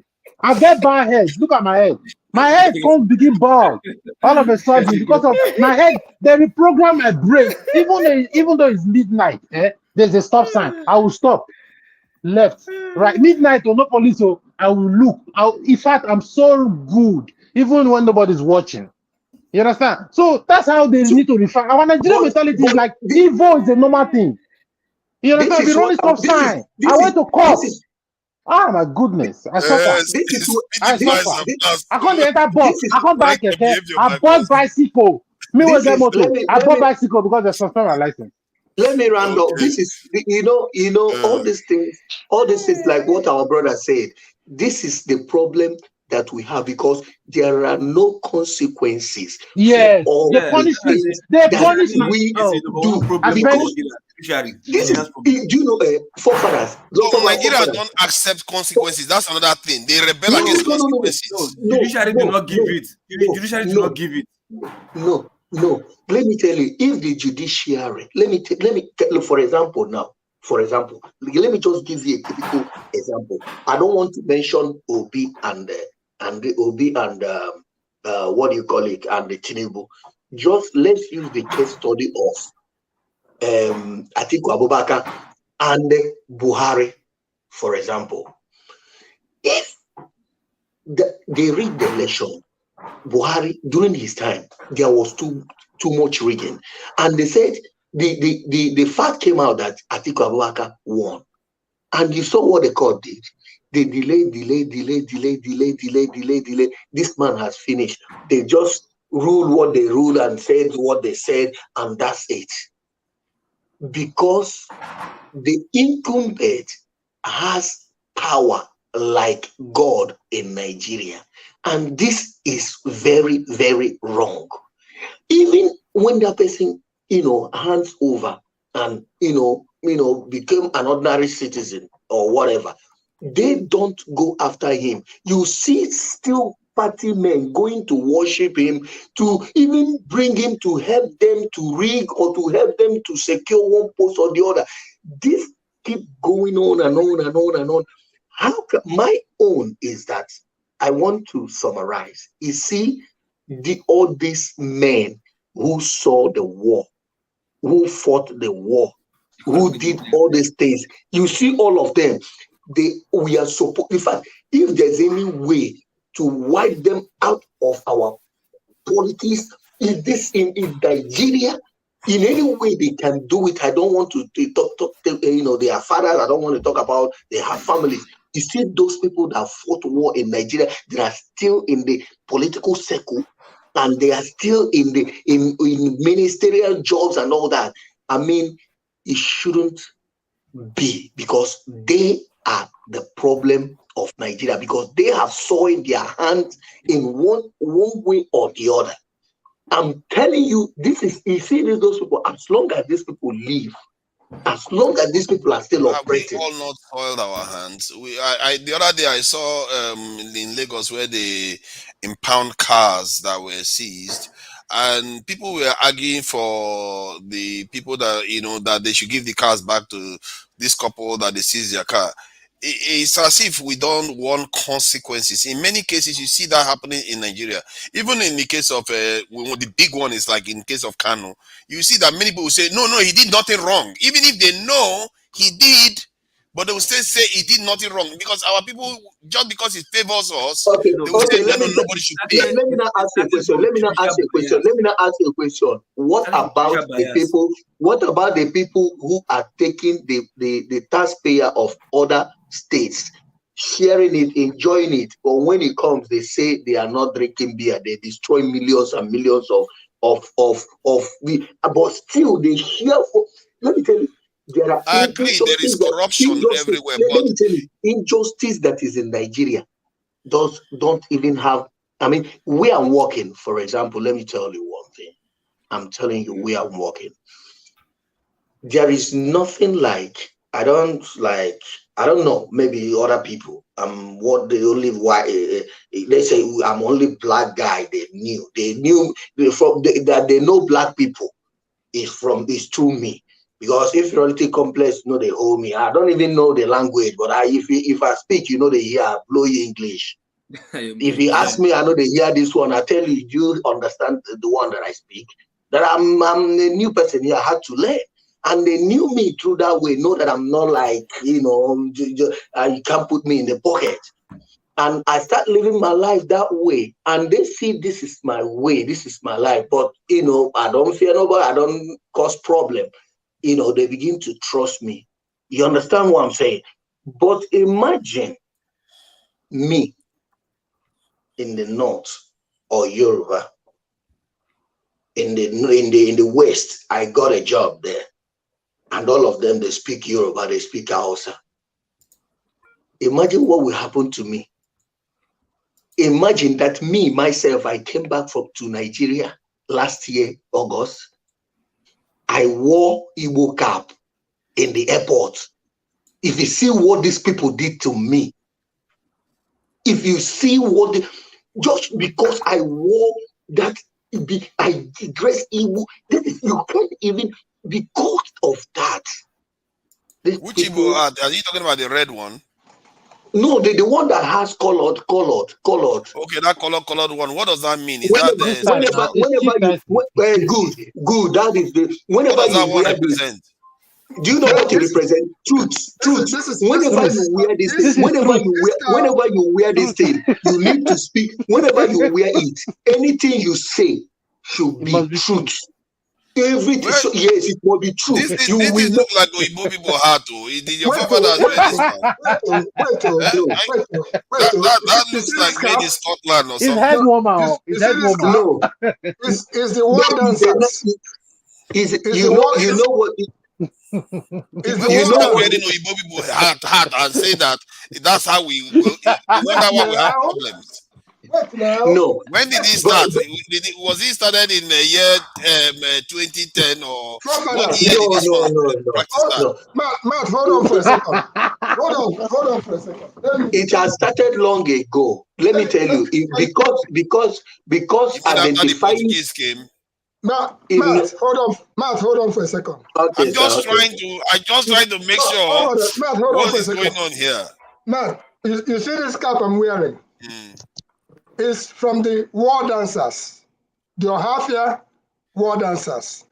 What this signifies is that prior to this, our own civilization now, when they go to war and you kill the enemies, you bring your head home, you cap it up with this. That is the myth about it. Now, when it comes to the Nigerian Igbo basics, I want to ask you, when did it start? That hat, where did it come from? It started way before I was born. Yeah, I want to know, because if it was after Portuguese came, that is their hat. I'm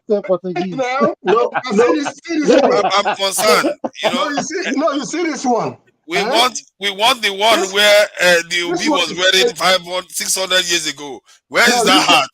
Hold on now. This one is made. Forefather, don't worry, you will see. These things they used to deceive us. Those lawyers who wear wig and be lying. These things that you see here, these things that you see here that we are talking about. This thing that we are seeing. Okay, Matt, sorry. Hold on for a second. What is happening here, as far as the Nigerian space is concerned? When you wear this, you're automatically an Igbo man. Oh, really? Yeah, but when you wear this, you are automatically an Igbo man, specifically from Ohafia. Yeah, but when did that turn to an Igbo man symbol now? That's what I want to know. I'm trying to say to you, like Babariga, the national outfit, traditional, when you see them wear the Babariga, as it's called. Yes. We wear dashiki. That came from the colonial times. Dashiki, all this dashiki agbada we are wearing, is it for colonial period? No, it's for stealing money, for stealing dollars. When they handed over power to the North, that's a northern outfit. Money inside. So yeah, I just want to be sure, because the other day I just found out that stockfish is not our own traditional food. It's a Norway, from Norway now. Every day we are eating things we don't know where it came from. And we are wearing hats, we don't know where it came from. You wonder why we are acting as if we have forgotten where we are from. No, answer this question. This one, the cap is it has been there for many years. I'm telling you, anything. Let me tell you, there's program, for a long time. Anytime you see, they will put kola nut like Igbo Basic does. With who knows about Oko. They put Osoji inside it and so many things. And with this cap, exactly. And with this, it's been an old. Let me tell you, this is what you use hand to do. They use hand to do it with one thing like it's like pin. They use it in the olden day. They use it to. This is what somebody can do. Look at it. Now, Now I think we are beginning to get closer to our proper tradition. That bowl you have there sounds like something that has been around a long, long time. It looks like something that has been around a long time. we need to go back to basics. Igbo basic. Igbo basic. Yeah. The very hard Igbo basic. Igbo basic. Igbo the basic part of Igbo. Carry Igbo material. That is. Igbo basic. I'm smiling because we are getting into culture. Igbo basic. Yes. You see, now we are talking. This is African culture. We're talking. Igbo didn't bring that one here. We have to be careful sometimes. When we say we have our tradition, we are wearing our tradition on our head. Igbo basic got the whole shrine. That looks like my heart. Igbo basic got the whole shrine. How is that your tradition? You see what I Igbo mean? basics. I bet. Tell us which Jew they serve. Is that Osokwa? Is that Osokwa in America? How can one get Osokwa in America? Also, you can get it. Special. See also, there's also here. This one. Let me tell you. But follow me for a second. This one. In Nigeria, alligator pepper. You automatically a Southerner. You automatically an Igbo man. Yes. When you wear something, somebody will identify where you are coming out from. Exactly. So that one sounds okay. It's just these hard ones that because when Scottish people see it, like that thing looks like our traditional. This why are they wearing it on their head? Oh, they will say because the Igbo came, the Portuguese came. That's where we got the hat from. Yeah. And we make it It's our a head tradition. woman. We have to be I careful. used to think about it too, forefathers. This one is not for Portuguese or whatever. I'm just trying to tell you. I also wonder why are we wearing head woman? No, you are thinking about it. You didn't ask your elders, eh? You should be asking your elders now. Why are you wearing this hat? Where did it come from? Yeah. Okay. I used to wonder. When I came on set in the morning, I came with a full regalia. Yeah, full regalia. Yeah, we saw it. Igbo basic. I want to ask you something. Forefather is saying something now. Now we are in the cultural base now. Akwete, what do they produce? Hey, hold on. Masker has been here and he hasn't said anything. I don't think that's fair. He's been very patient. I think it was getting very funny. Masker, so that we don't leave you out, please. If you have something to add there. Please tell us. Welcome. Join the fire. Join the fire. Talk to us, Master. Okay, thank you for at least being benevolent. I was just curious, listening to all the opinions. Very, very curious, really. So, this is after party something. We'll discuss. Let me say two things. The two things I would, now that I've been given. Oh, Mask again. This happened in the afternoon. Yeah, no sound. It's gone again. Oh. The sound is gone. And Mask has a lot of good stuff to share with us. Yeah, it does have interesting contribution. So they call it Akwago. That's the name of the Akwago. Yeah. So I want to find out when it started. Forefathers. There was a time. Go out and come back. Right. Okay. Go and come back. Forefathers. This. All right. Or you can turn your camera off, maybe to allow the data to be able to come through, the audio data to come through. All right. Can you hear me now?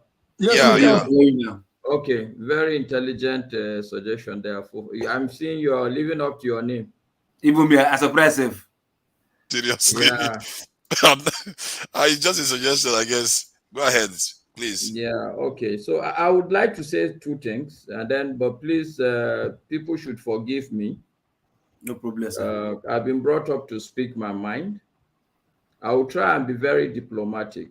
But let me start by saying that I'd listened to the conversations. It's a spectrum, which is good.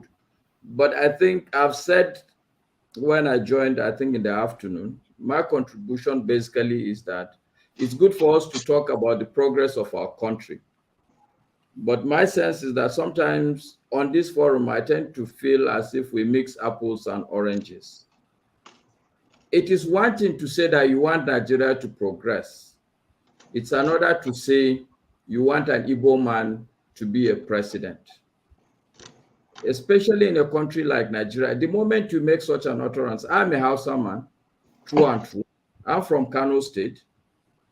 Buhari, who is a Hausa man, has been in the helm of affairs for the past 8 years. If he has done anything, he has done nothing but complicate my life. My kids, half of them, they go to school outside the country. When I started that relationship with American schools, I used to work for an American institution. They used to pay for my kids' school fees. I found out that the educational system there is very good. It allows you to think rather than cram and have a lot of redundant knowledge. So I tried, even when I was not working with the company, to squeeze out of my pocket to send them to these schools. When I started, the exchange rate was almost about 100 or less than 100. Today it's almost 780. My son that is in a school in the UK, for one term, I have to pay about 10 million naira. Yeah. For 1 year, I have to pay 30 million naira. Yes, how is Buhari's president as a Hausa man helping me, for God's sake? Yeah. There's no electricity. As we speak to you, I had to spend about 4 million naira to put up solar system in my own house in Abuja itself. As we speak, there's no water in my estate. Okay, I can't go to Kano from Abuja by road because of bandits. So how is Buhari's president as a Hausa man helping me? It's not. So anybody who is wishing for an Igbo president to rule the country is just deluding himself.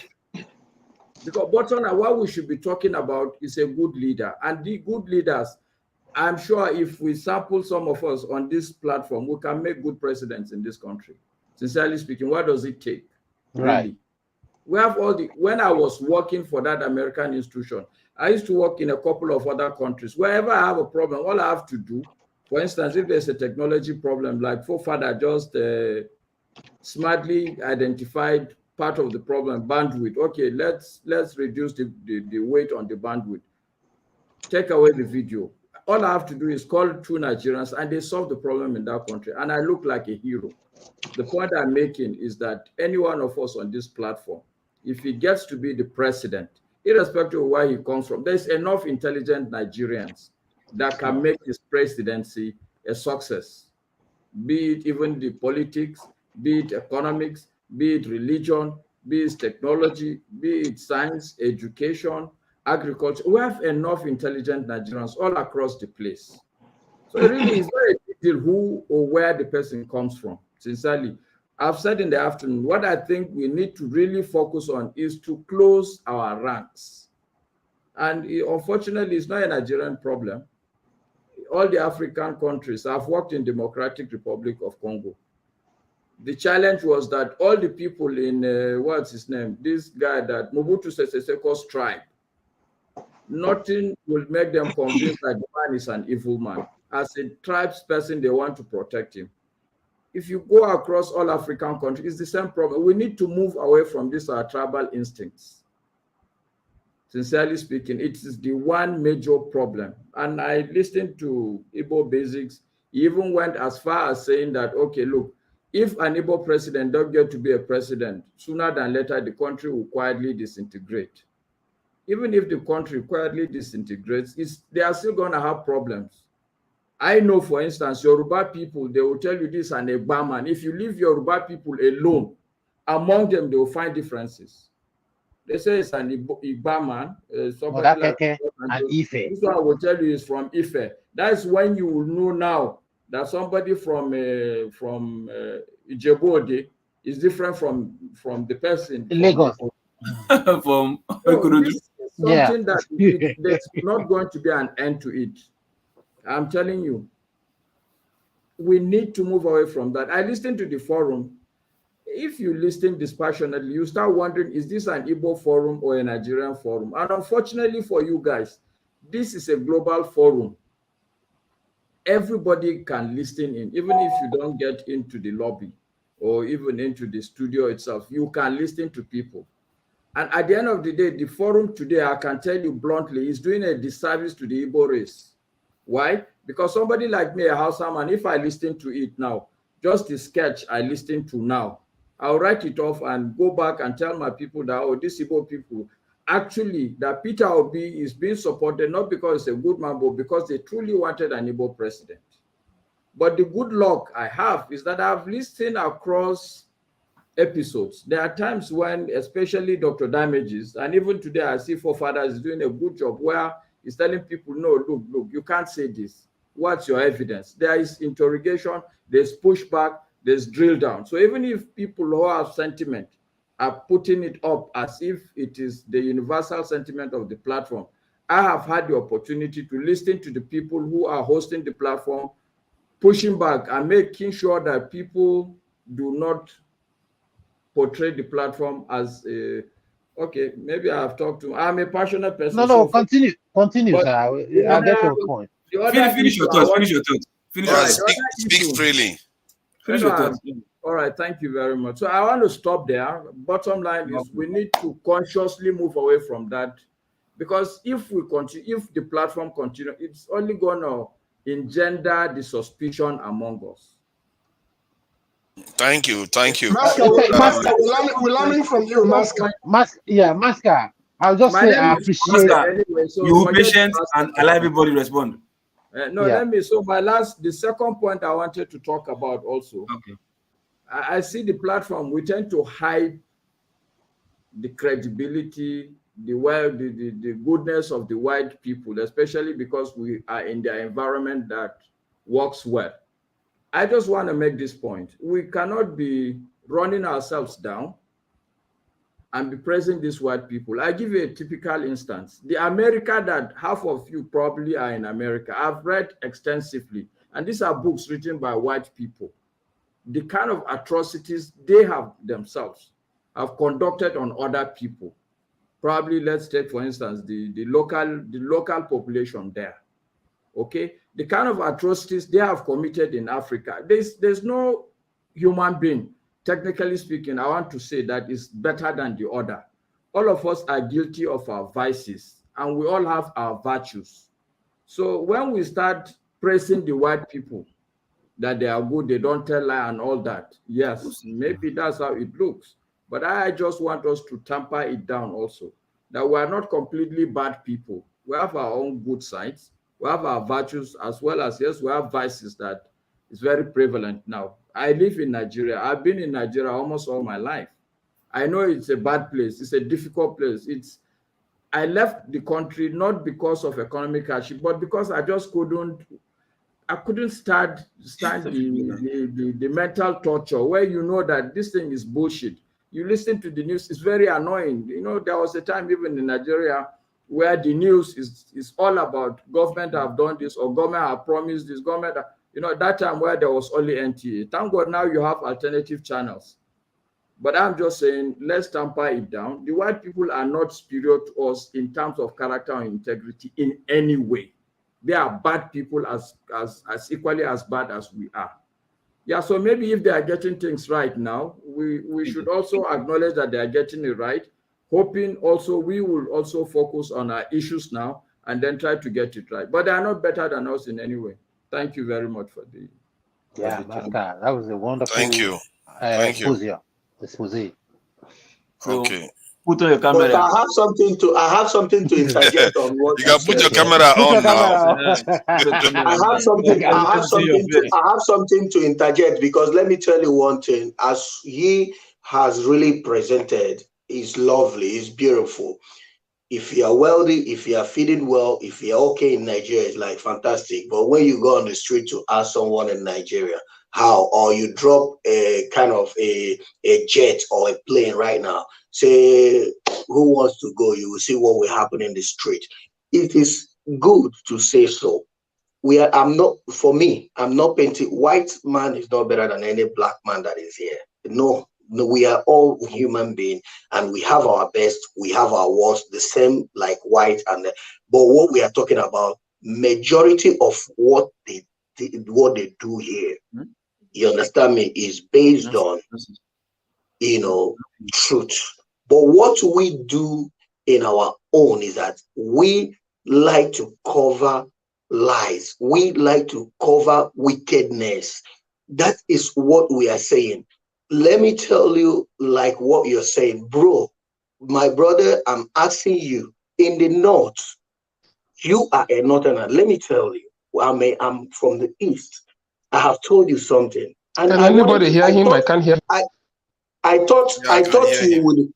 I thought you would respond to that, because this is something that affected me and my family, because I wore Hausa people, they wore their cap, wear their clothes.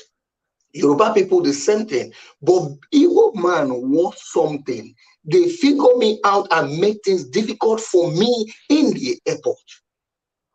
This is what I'm trying to say. And I'm trying to talk about the Amaje race, because let me tell you, I love how you are here, because those difficult questions, if we are in National Assembly now debating for this, okay, I will still tell you. Matt, sorry, so that the discussion I can write things down, but I just want to ask you a quick question. So, do you think that the people that made life difficult for you at the airport, do you think they are doing it because they are not Igbos? They are Hausa. But we are talking in general now. We are talking in general, whether they are Igbos or they are not. I don't care who they are, what they are. But I'm telling you, there are other people wearing their cultural dress and all that. And because of the way I dress, and they knew that I'm coming from so tribe, and I know their behavior. Wait, let me come. I'm coming. I have two things that you can address. Now, do you think that what the elite in the north, because this thing is what we have to talk, we have to call a spade, is this thing, nobody's hiding, nobody is going to be hiding on this one. In the north, this thing they are using their magic race to do in the north, why don't the north make those that are learned stop this thing they are doing, which Jonathan tried because of they know that Jonathan want to enlighten those children, and they form every propaganda and every wickedness against him to push him out of the system. Now, I'm still going to ask you the third question before you can, comment. Now, Nigeria, the way it is now, we are saying, oh, we should forget. We should talk about good about Nigeria. We should present it. We should do this. We should do that. If somebody's father has been killed in this election, shops burned, no compensation, no way to, calm those people who have lost their loved ones, who have lost their goods. We have not addressed it. Well, we should address it and leave it and move on, say something beautiful. And this is not how to heal. If you want to heal, you have to start by asking for apology. You have to start asking for forgiveness. You have to start addressing the issues that have caused damages, before you can talk about healing. But this is what Nigerians always avoid, always hide under the carpet. But Jonathan was the person God gave wisdom to treat that. And after treating it, they took all the whole document and threw it, whether, I don't know where they threw it, whether in the toilet or whether anywhere where they keep it. That is what would have helped Nigeria to heal and to move forward. This is what I want you to address if you want. Can I ask you something, Matt? When was the last time you went home? That was August. Last year? Yes. Okay, because I just went in December. There has been a significant change at the airport. So that's why I'm asking. You mean improvement or? No, I don't mean in terms of structure. I'm just talking about in terms of, how they ask you for something. Okay, let me ask you. Let me respond to that. Sorry. We need to establish something. We need to establish whether it was good or bad. Has it improved or gotten worse? For me, for me, quite unlike before, it's like they are forcing you. you must give it before. What Mas is saying is different. He said he was stereotyped because of what he was putting on. Exactly. Even when the entrance, of the airport, the entrance, I was coming with my in-laws. I was coming with my children, 2 children, with my wife. And you know how the rowdiness of that place is. You know how they'll be asking you rubbish questions, asking who will hold my children. Is it not my in-laws and my in-laws that came with me? They said no, that I would go only if you see the load I'm carrying. Is it those children, the children that don't know anything, that they will take care of You're me? asking these questions. No. Is if I was just okay. No, I was just, okay, let him answer some of the questions you've asked. I take it that Maska, you had the questions. You asked 2 questions. No, 3. Okay, so let me go over the questions so that you can remind me of the one I missed. You spoke about the fact that the Al-Bajiri issue seemed to be weaponized. Yes, thank you very much. Thank you. Yeah. So that you asked on that, okay? Yeah. The second thing you raised is that you have been stereotyped at the airport. Okay, that I should respond to that. So what is the third one? The third one is about healing, about killing and maiming, burning something down, and finally we say we should paint it with we'll be nice in talking and all that. That's another thing. I don't know how that should be. We sweep atrocities under the carpet. Exactly, and we want to be healed. Okay, let me start on the Al-Majri thing, which in my mind I think is an easier question to deal with, and it's a question Oh shit! I think too many people are online now, so his data is also now being affected now. We can't hear you anymore. Yeah, when you get back, I guess you can carry on from there. I just wanted to share this picture. Whether anybody can tell me where this person no, is. he's back. He's back. Yeah. He's back. Is his audio back? Go ahead. Can you hear me? Yeah, we can hear you. All right, good. So maybe I think part of the problem, maybe I'm not speaking to my mic. Can you hear me now? Loud and clear. Very good. Okay. So I would like to start with the Al-Majri question. And I would like to take responsibility for that, because by all standards, one can pass for a northern elite, whatever that means. Okay. I've gone to schools. I am an alumni of Harvard Business School. I've been an alumni of Wharton Business School. I've worked for very serious blue chip companies. So I can take responsibility for the fact that, yes, you are absolutely correct. I mean, our people have weaponized Al-Majri system. Okay, there's no hiding from that. Okay, but the challenge really, and this is why I say we need to close ranks, because individually there are problems that individually we cannot be able to deal with. Okay, let me give you a typical example. I am confident that a lot of the Igbo people are not of the sentiment that the Southeast should go. All this Nnamdi Kanu, a lot of things that people are saying on behalf of Igbo people, not all the Igbo people are okay with it.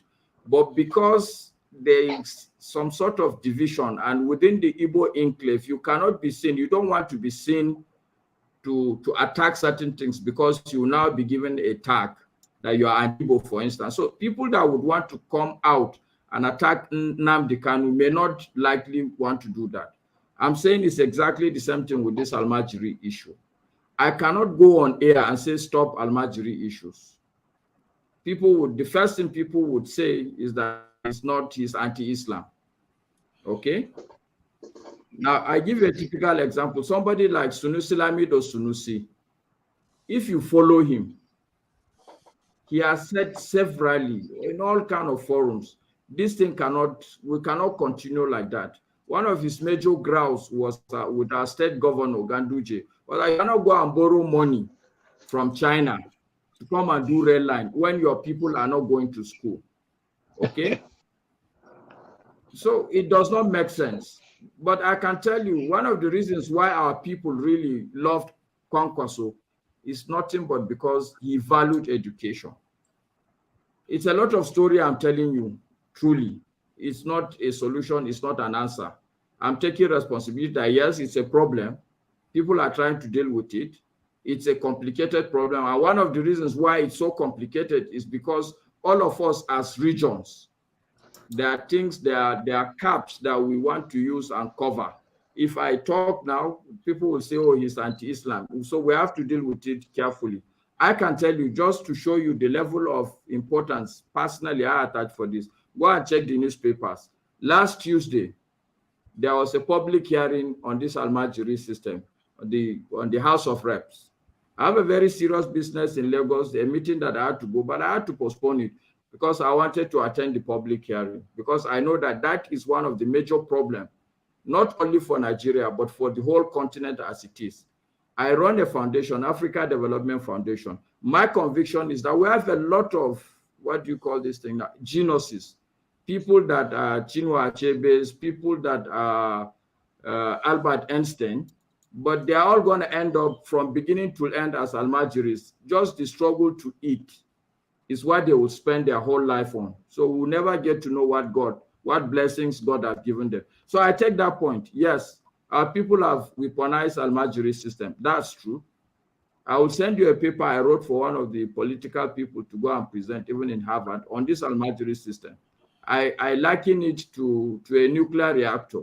You can use it for peaceful power energy, or you can use it for warhead. This is what the Almajiri system is, unfortunately. But I'm saying that if we have a unified country, just like you said, Jonathan is a Southerner. It's easier for Jonathan to deal with the Almajiri issue. And more so if the whole country is united, knowing that you can attack it, and when the next election cycle comes, northern people cannot be galvanized against him just because he attacked an Almajiri system.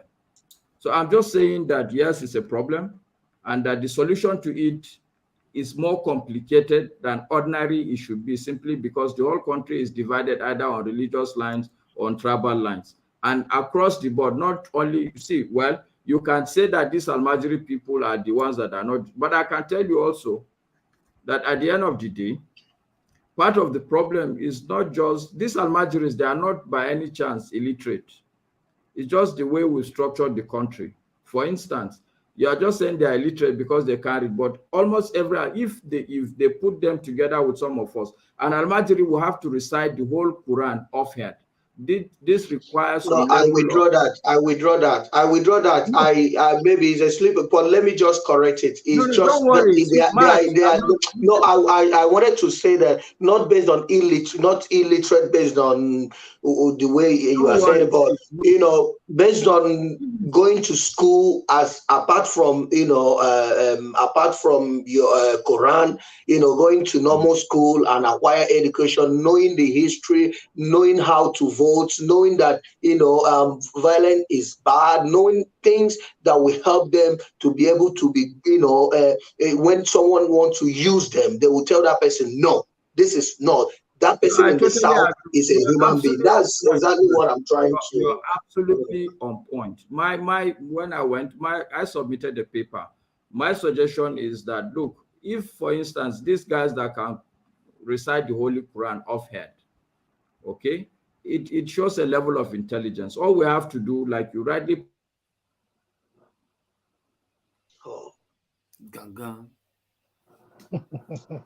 Yeah, audio is gone. As in, no, we need the knowledge. We need the knowledge, I beg. I wanted to respond to him briefly, please.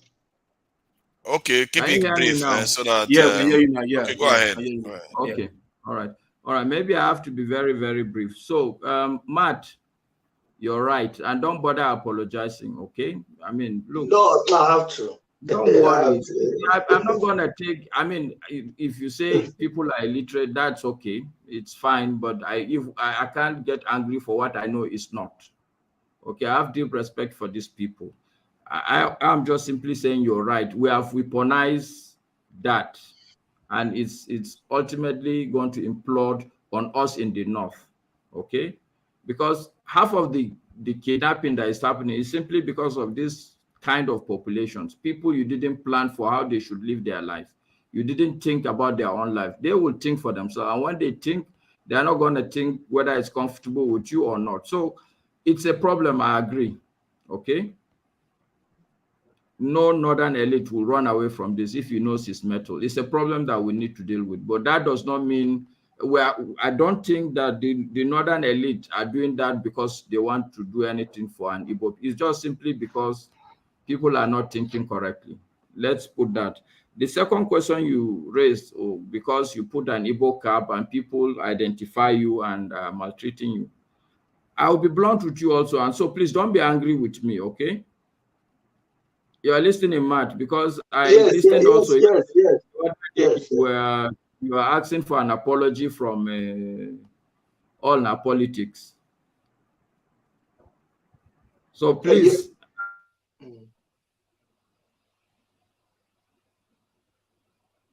Speak up, Mr. Master. It's just audio. It's little sincerity. That's what we need. Sincerity. For like 5 seconds. Okay. Sincerity. Okay. Samuel, you wanted to say something quickly while he's off? Yes, it's gonna be really quick. When I spoke initially, I think it's not fair because Dr. Damage's platform is never a how do I put it? It's never a platform that is accessible to any group of people. It's not fair to push back that way.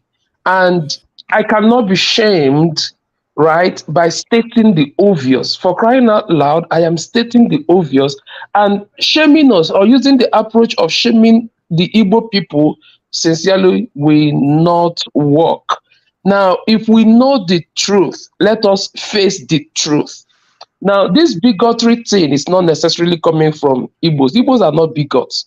We are loving, we are accommodating, we are accepting. But the thing is against us. All right. So when I spoke, it doesn't mean, or anyone, Igbo basic, whoever, aligned with what I say, it doesn't mean that these people are bigots or this platform is for Igbos. And you might even be looking at Dr. Damage answers Okonkwo, maybe his platform is for Igbo. You guys should take that thing away from your mind, please. This guy is so enlightened, I don't know if his doctorate is medical or academic. We are not bigots. We love people, but we are being hated. And if I cry out that I'm being hated, don't shame me about that, because you can't beat me and ask me not to cry out. Since that nation started, or since after the war, there's no fairness, there's no balance, there's no equity. It's very obvious to the blind. So when I call it out, why shame me?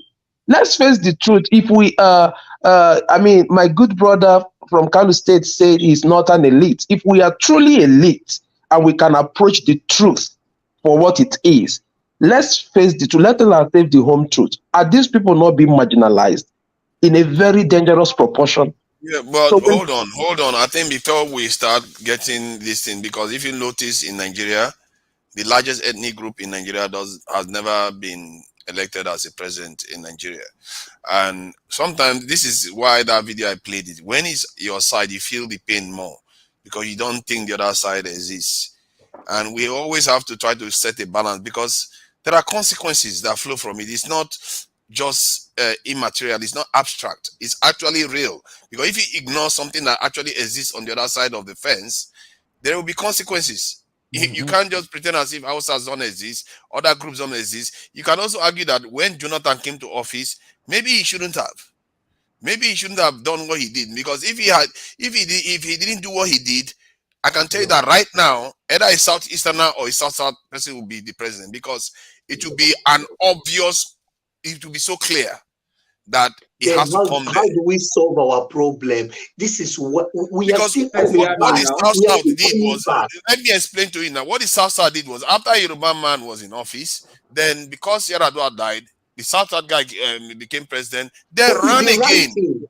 No, It's the they right run thing. again. See, from the It point is of view of the right. North, they don't believe that. You see, because remember, this equity thing we keep talking about, it was done outside the Constitution. So But is even if it the is Constitution right? says, Is it is right? no, hold on. Even if the Constitution, to them, it's not right. It's very clear it's not right to them because it's based on an arrangement. It's not the Constitution. So when they now decide to yank it and do the same thing that the game that we play, we don't necessarily see that game. And this is the thing. We have to always realize that they too feel pain and they say it. It's not like they're joking around. They say it. This is one of the things Atiku was doing to Jonathan when Jonathan was in office. I think they said whether Jonathan or one of them was kneeling down before Atiku, begging Atiku. And Atiku refused. Said the only thing that will solve it is whether Jonathan resigns or something like that. So it tells you that they feel the pain just as much as we do. It's just that there are differences that they are complaining in the North, we are complaining in the South. You don't talk to each other. And it's not because it doesn't exist. They feel exactly the same thing we do. And I think that, Matt, you have been relatively conciliatory. And Samuel, when you generalize that not all Igbo people are not prejudicial, every group has them. They always have somebody that goes out there alienating other people from that group. There's always troublemakers in every group. They will go out and start giving the group a bad name. You see that with some people that come from the Southwest. You see that with some people that come from the North. You see that with some people that come from the Southeast and the South. So if we start understanding this about ourselves, it's going to allow us to actually talk to each other properly, so that we don't start. Has Master finished? Master, has he finished? But forefathers, what can you say about? Please, let's let Master finish. Let Master finish, please. Master, please. What can you say about the national whatever this guy did, Jonathan constituted, and they came out. Please let Master finish. This is a Harvard graduate right there. Let's listen to knowledge. Okay, he's on now. Sorry, I'm sorry, I didn't. Well, see, look, at the end of the day, the bottom line is that we're all brothers. Take it or leave it. I like that, Jerry. I like that. And it's more true than we realize, actually. So I'm going to test. If they are going to send Nigerians away from the US, they are going to send out both Igbo, Yoruba, and Hausa people. They don't care. They don't care. You are making it sound as if you are different from me. No, we're not different though. Exactly. In fact, there's a movie you should go and watch. It's a new movie. The boy is saying that white people cannot differentiate even our facial structures. So he was there in I think a sorority house of white people, and he was there for some reasons. They say they have seen your face. They say don't worry, or even if they think they see me, they don't want to risk the chance that if they say, oh, I saw you, somebody will say, oh no, it's because black people, they all look the same. That, look, let's forget these differences that we are concocting among ourselves. For the white, and the real difference in this world is between races, the white people, the black people. Go and write it down. Sincerely speaking, that is the end game. The Nigerian elite do not even have difference. The Nigerian elite, they don't see themselves different. They see themselves as one. More so, because if you look at it, not even America. The reason why they see themselves as one is because of their exposure. They have the same exposure. No, it's because of the same. They have the same interest. That's what I'm saying. They're exposed for money. They're exposed to dollars. They're exposed to a lot of things. The same interest. They have the same interest. So that I can address. I was asking forefather, say, what did they do with the national conference, which they did that would have helped Nigeria? I want forefather to answer this because the way you are. I can answer that question. I can answer that question to you. That would have helped Nigeria. No, hold on, Matt. Let me respond to you. The reality of what happened was that after the constitutional conference, Jonathan, who was the president, what he was supposed to do he was supposed to have sent that report to the National Assembly, which he didn't. Are you with me? And there's no way when Buhari came in, will carry a report that it is not his government that did it. Okay. And I think that what happened to it is what tends to happen with recommendations to governments. They choose to ignore it or uphold it, and they hardly uphold any recommendation that is given to governments because government just do what they want. But that would have been, that would have been some.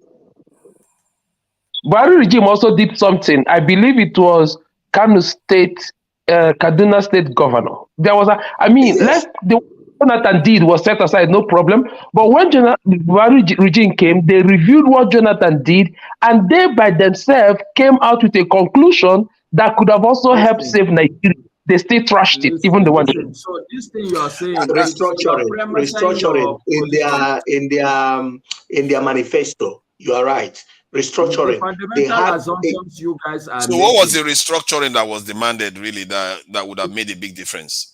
No, most of the things that was in that constitutional conference was added to their what do you call it, manifesto, which they wanted to, but they didn't go through. They didn't work with their manifesto. They start doing what that was when things. But what I wanted to know, what was the recommendation? What were the good things in that recommendation that's in terms of restructuring? What were the good things? Because I know that recently the government decentralized power generation in Nigeria recently. So the constitution is being manipulated, is being updated regularly. So what were those things what is still missing from there? I know that exclusive list, we keep talking about power. That one has been taken out now. And I think there is one other one that has been taken out recently from the exclusive list. So they keep taking all these things out. So what are the things? Do you know that restructuring means different thing to different group of people in Nigeria? One thing they mentioned was restructuring. What is it? But this is what I'm saying. They talked about restructuring, but I cannot, say that they want to restructure this or want to. What I will advise, so that this forum can go forward. I haven't read the report, but from across a lot of people I respect, I hear that constitutional conference was one of the best conferences. So maybe what you guys, the host of this show, can do is probably get that report and probably share it with people, because if we really want to move the country forward, a lot of work has to be done. We can't rely on your point, the starting point is for us to begin to say, okay, something good has been done, it has been buried, dig it up, let's push it forward. So that, I think, is the answer for it. What I can tell you is that I hear a lot of people that are speaking good volumes of it. That's why I even have to get to know that. So what happened to somebody? Exactly. That was hard. Didn't pass it to the National Assembly. I think what I was looking at was whether some of the recommendations, let's say the stuff generated some, let's say 10 great ideas, and let's say 5 of them has already been inserted into this constitution. And you can see that, okay, once you know the ones that have been inserted, then you fight for the remaining 5, isn't it? That is worthy of implementing. So those are the kind of things, so that we know our bearing. Why that report is good, because part of the challenge in the country.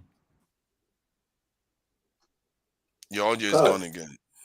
The forefathers, most of the things that those 2 problems that we have in Nigeria, that was one of the things that was settled in that the constitutional conference that they have, because every part, both minority, majority, they have representatives that represented them and say what they want, and it was added. This is what Nigeria needed to do as at that time to solve at least 50% of our problem. But I don't understand. This is forefather. This has come to what I used to tell you. When Nigeria have good things, and when they see the truth, they intend to cover it. They don't want to. No, but that is what you should expect, Matt. Okay, that is what. Listen, and this is part of the things that I see on this forum. People do a lot. The idea that there is no division, there is no enemy, and there's no enmity between people in Nigeria is fallacy. There are real enemies. My God, Nigeria. We need to pay for Nigeria. Our data in Nigeria is trouble. Okay, let me make for if you give me 1 second, let me do my last submission and bow out. Same thing. Yes. Let me speak so I can leave. Hold on. I want to ask this question first before we go. Just before you start submitting, I want to show something, and somebody tell me where this person is from. Because I may be confused. Let me see. Where would you say this person is from? Those that know Nigerians, how they look. This is Yoruba. This is a traditional look. Is that tribal mark on the forehead? Is that tribal mark? Yeah, it's is not. It not Yoruba? Is it not Yoruba? Animal. Sudan, no. South Sudan. So just South Sudan. Okay, let me put it down. It's a Nigerian. Nigerian. Maybe it's nomadic people. Is you no? This person look me like a Yoruba. I'm trying to look at the forehead to see if there's tribal mark. Is that tribal mark on the forehead? Yeah, it's tribal mark. Yes, tribal mark. It look like Yoruba mark. No, it looks like northern to me. No, that's not. It doesn't seem Yoruba because it look northern. It's far from Yoruba. It's from is not northern person, not Yoruba. So the conclusion is northern, isn't it? Yeah. Would you be surprised to know that this is an Igbo person? Jesus Christ. Igbo basis, you feel me?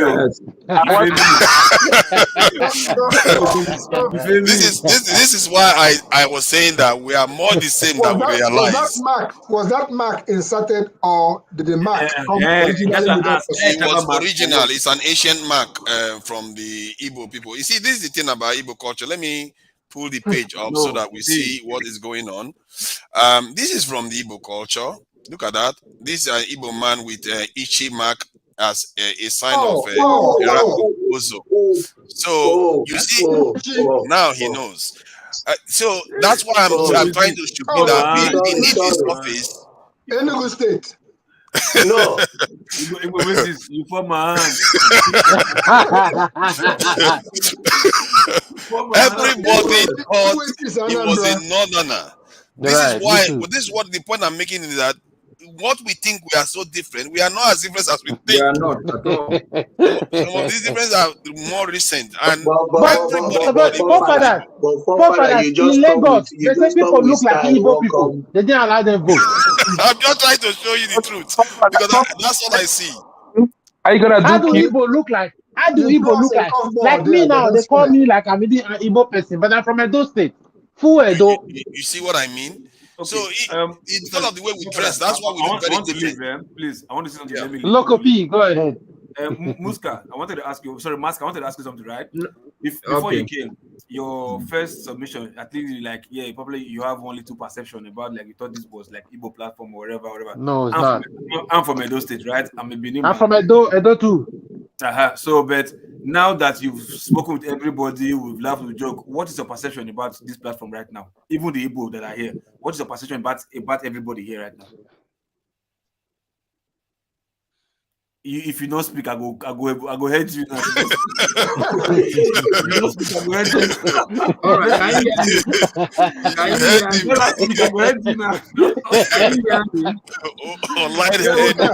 Can you hear me? Yeah, can hear you now. All right, good. All right. So I'm very clear that this is not an Igbo platform.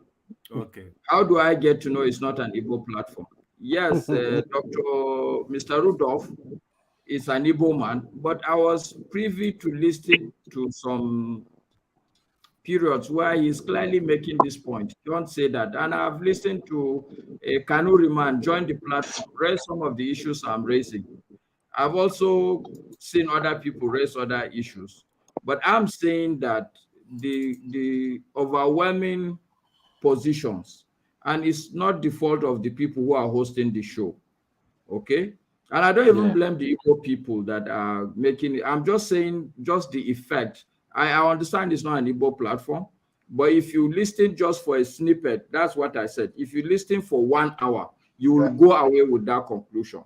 Unless if you are patient enough to listen for 2 days, 3 days, then you say, okay, no. It's just that. But how do you think? I think the issue is that Northerners are not clicking on. Exactly. So how do you get Northerners to click on? right now? Exactly.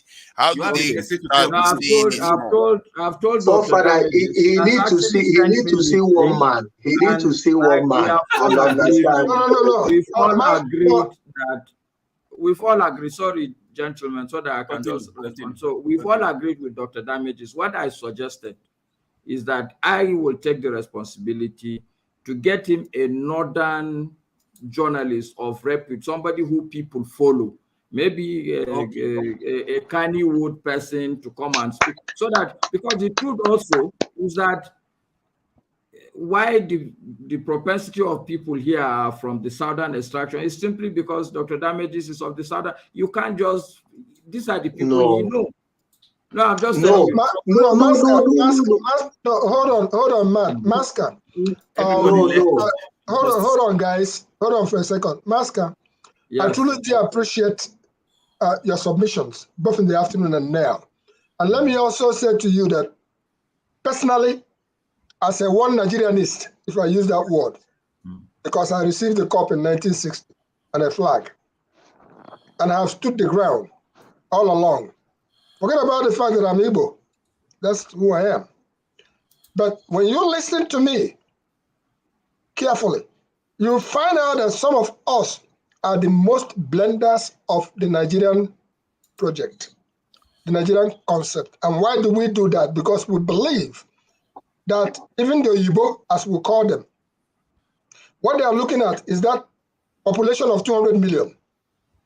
Economics. Economics is not stupid. That's why everybody, Russia, China, they are heading out there because of the economic situation. So what you have presented here is the path to follow in terms of forging that national unity, which we so badly need as far as the Nigerian project is concerned. And we come, listen, we do truly appreciate every submission you've made here. And people like you are truly the ones that we need to not only shed light, but to take to the people the reality of what is on ground.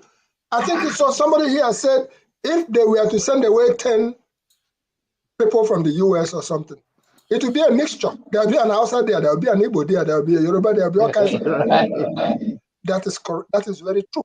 So let us find the things that bind us together. And like I said in the afternoon, I went to school in Jos, 1962. And the few years I spent there before. Which school did you go to? Because St. Teresa's Boys School. St. Teresa's Boys School, Jos. Okay. I lived at also. You schooled where? In GSS Rio on Plateau State. Okay. You see, we're having something in common. The Toro that was said to have lived for 250 years at Jos Museum. Some of the things that we treasured. The few years, 4 years that I spent in the north, grinded in me the much Hausa that I can speak, put down in me whatever I carry on through tomorrow. So I understand some aspects of it. We blend together, but when I see my brother like Samuel here, it pains me because we are depriving them of the true history of that nation called Nigeria. And if I date it back, when Sir Abubakar Tafawa Balewa came to the United States here during Kennedy time, Nigeria will held thee. No tribe and tongue, though tribe and tongue shall differ, in brotherhood will stand. That man was being bowed to by the Oyibo people here. I love Tafawa Balewa. Welcome here as a hero. That man was an educated man. Oh my goodness, yeah, English. Hey, back then. And he didn't talk much, but you see, He came with good conscience and he went back with good conscience. Things have fallen apart since that time. Really, Masca, please put your number on the private chat. Let us I want to ask Masca a question. Can I Yeah, Masca, hold on. I just want to ask Samuel has Masca a something. question. When I put that picture up, who did you suggest it was? Just be honest. Actually, no. I mean, I actually thought there are two states that came to my mind: either Niger State or around the north, around Mubi, all this Adamawa, Mubi, Yola, that side. You see what that has revealed is that when you said we are one people, now you're beginning to see that we are even more one No, people I than know that. we are even realized. Forefathers, let me give you an example. Like I said, I was working in DRC.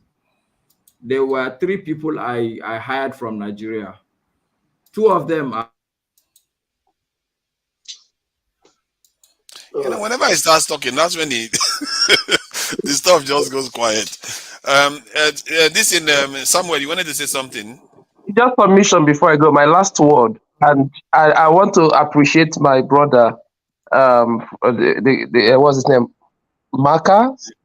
Okay, just to make it easy, my name is actually Mohammed, so you can just refer me to me as Mohammed. Okay. I hope you're not gaslighting us and just tell us one of the most popular names out there. I will send you what I will do. What I will do, I will send you the link to my Facebook page. So that would be nice. And actually, if you can Google me online, I'm not somebody hidden. I mean, you can Google. I will send you the name. You can Google. You could see some of the responsibilities I've held and some of things I've done. So that's the African Development Foundation, right? Well, no, that is not it's not online what I'm doing, because some of this good work we've been brought not to be talking about it. You do good work, you don't publicize it like that, which is also part of the cultural difference. If you sit down, you will see that my mother doesn't call my name because I'm the firstborn. As a Fulani person, it is in fact, the culture I was actually given to my grandparents to hold as the first. So there's a lot of cultural difference among us, Yeah. But the bottom line, I'm totally in agreement with you. We are one people. If you go to another country, even in Africa, in Ghana here, it takes a long time for somebody to know this is Igbo, this is Yoruba, this is Hausa.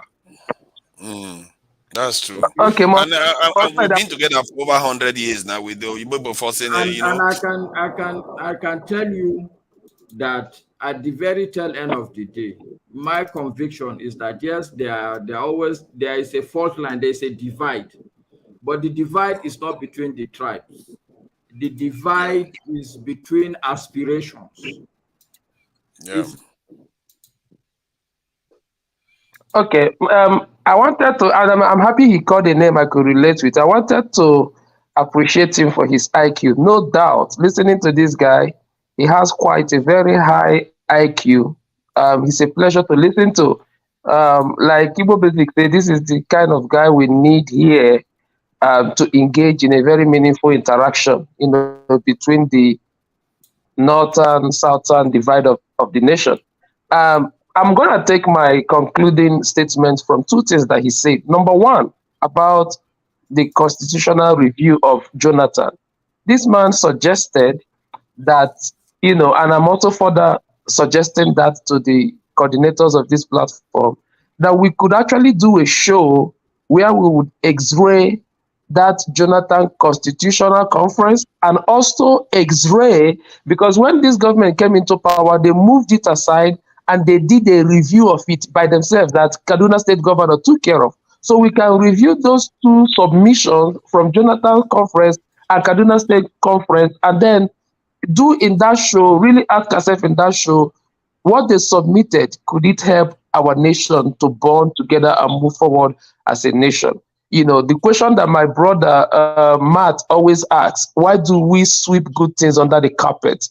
Why do we promote criminals? He gave an analogy. Somebody will kill somebody, and he didn't mean anybody killed anybody, but somebody will kill somebody today. Say, forget it. It was a mistake. He's the man for the game. Why do we behave like that? Why do we promote evil and sweep good under the carpet? That broadcast will be an amazing broadcast if the coordinators of this platform will consider it. My second submission would be another brilliant thing Mohammed said, that it seems the dichotomy is actually between white and black. And this is why I want to submit that way. Living in America, I noticed that even the black Americans are yearning. These guys are yearning. You know the way all of us came to the United States of America, those of us that are here, it is causing brain drain in Nigeria, but it's amounting to brain gain over here. Imagine all of us, there are black Americans that wish they can hop into the airplane and fly down to their beloved Africa and buy land there and settle. They want to come home. But if Africa continues to be a mess, and we, the giant of Africa, the biggest nation in Africa, continues to be a mess, we are so frustrating them. This frustration is not about us Nigerians. This frustration cuts across every black skin in the world, directly or indirectly. Some of them that I know, they want to go. They tell me they want to buy land. They want to go. I noticed Steve Harvey on 2 occasions. He has a family show he does. Some Nigerians came. I noticed what he did. I was pained in my heart. I began to look at Steve Harvey. And instead of me to be angry with him, I noticed that this guy, maybe he might not be saying it out, but this guy in his heart is disappointed in Nigeria. Then he was making another video recently where he mentioned a lot of African countries and systematically avoided mentioning Nigeria. I drew the conclusion that this guy is probably disappointed in Nigeria. Some of them want to come home. Some of them don't like what we are doing. We are not taking the forefront. So rightly, as Mohammed said, it seems the dichotomy is actually between white and black. And all the black people want to be able to come home and settle. If it happens, it will automatically amount to brain gain for us. Imagine everybody coming. We will take over, we will become the #1 continent of the world. How can we not be world power, the African continent, with all that God has given us? We don't have natural disaster. We have natural resources. You know, we have naturally bright people. Even if they don't go to school, they are smart. Look at the Alamajiris. Those guys are hyper intelligent. They might not have gone to Western school, but they are hyper intelligent. And this is the people God have made us. We need to put these things together so that we can save the black race. That's my submission. Thank you. I think one of the key, for me anyway, when I look at empowering our people, the Amajiri educational system is an educational system. However, yeah, who is that? I said I've dropped WhatsApp number on the message. Yeah, however, maybe they need to insert things that actually help our people to develop in those systems, because there's no reason why don't do that. There's no technology. No. Can I ask Maska, in the Amajiri educational system, did they insert any kind of science, technology in those lessons? It's not a system. If you use the word Almajiri system, it's an abuse of the word system. Okay, really, what is it then?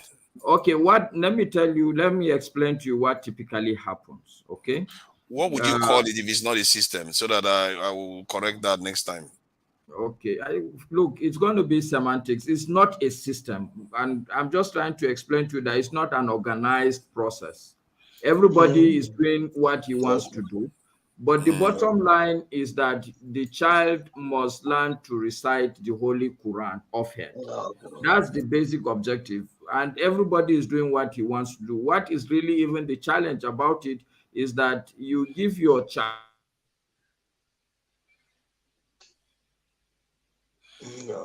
It's gone. Everybody is doing what they want to do, but their objective is the same. So you can describe that as a system, even if the parts might be different. It's still a system, you know. You're looking for a terminology. You're looking for a terminology. I'm not looking for a terminology. He's the one that picked on the terminology. I'm looking for the idea that a lot of our people are being educated to read a specific book that doesn't belong to our forefathers, that doesn't belong to anybody, and forgetting that they need to innovate so that we can be able to prosper in this world. The 21st century is a century whereby technology, in short, always been like that. Technology controls the world. We should know that by now. You are profiling solutions, and that's what I said to Mohammed, to Amath, and my brother that just Namdi. You have the answer. The answer is the digital age. That is what we are going to correct Nigeria with. This digital age is so amazing that you guys have the answer. And that is what you have to apply in that Nigerian system, because even the Jagabons and whatever they call themselves, some of them have difficulty using this thing. Yeah. Others have to use it for them. But Ibo Bezi, can I come in and tell you something? Okay, he has. I didn't get your question. You want to ask a question? Yeah, I was asking about the this in the Amajori system, whether they have a way of teaching technology, but you have already answered it by saying they teach only recitation of the Quran. So, and I hope that they modify it. There's no reason why they cannot modify it. I've also said that the National Assembly has started discussing a bill, and I think all of you, it's important that I can send you the advert, and so that we can follow. I'm also going to try and get a draft of the bill. I can send it to Dr. Rudolph, because and this is where, for me, I think we can all help each other. An Igbo man can actually look at a bill and say what he wants to say without any repercussion. That is what I'm saying, so that we can absorb each other. Imagery system. You get what I'm saying? So, what was the bill this in kind of proposing? No, I haven't gone through the whole bill, but what they are suggesting is that a commission will be sent, which I'm also opposed to. I don't think it should be a commission. I think it should be part of the normal educational system. It's just that, just like you go to a school, there should be certification, there should be a curriculum, there should be inspection, and there should be some sort of expected value when you finish through that system. So, So what do you think about infusing technology into that? Because for me, it's clear that technology will rule the future, and anybody bothering to learn anything else is going to find that they will be stranded without the knowledge of technology, even from law, medicine, just name it, really. Technology is taking over everything. And for me, if I was proposing stuff for Nigeria, I would be proposing 80-90% of Nigerian youths go into technology. Whether you are a Ludo or not, I don't care. You have to learn, and you learn it at a lower scale compared to the more intelligent. It has to be a second language for us, because this is where we really fall behind. Technology they have advanced in Nigeria as a whole. What did they use it for? Even the one that we got our beaver to do the election, they prefer to do it manual and rig election. No, I agree with you. I agree with you on that. But you can start manufacturing and selling it too when you have the knowledge. Yeah, is if we are ready to use that thing that we are manufactured. Okay, let me ask, because I used to refer to answer this question for you to, come up with an answer. Innocent.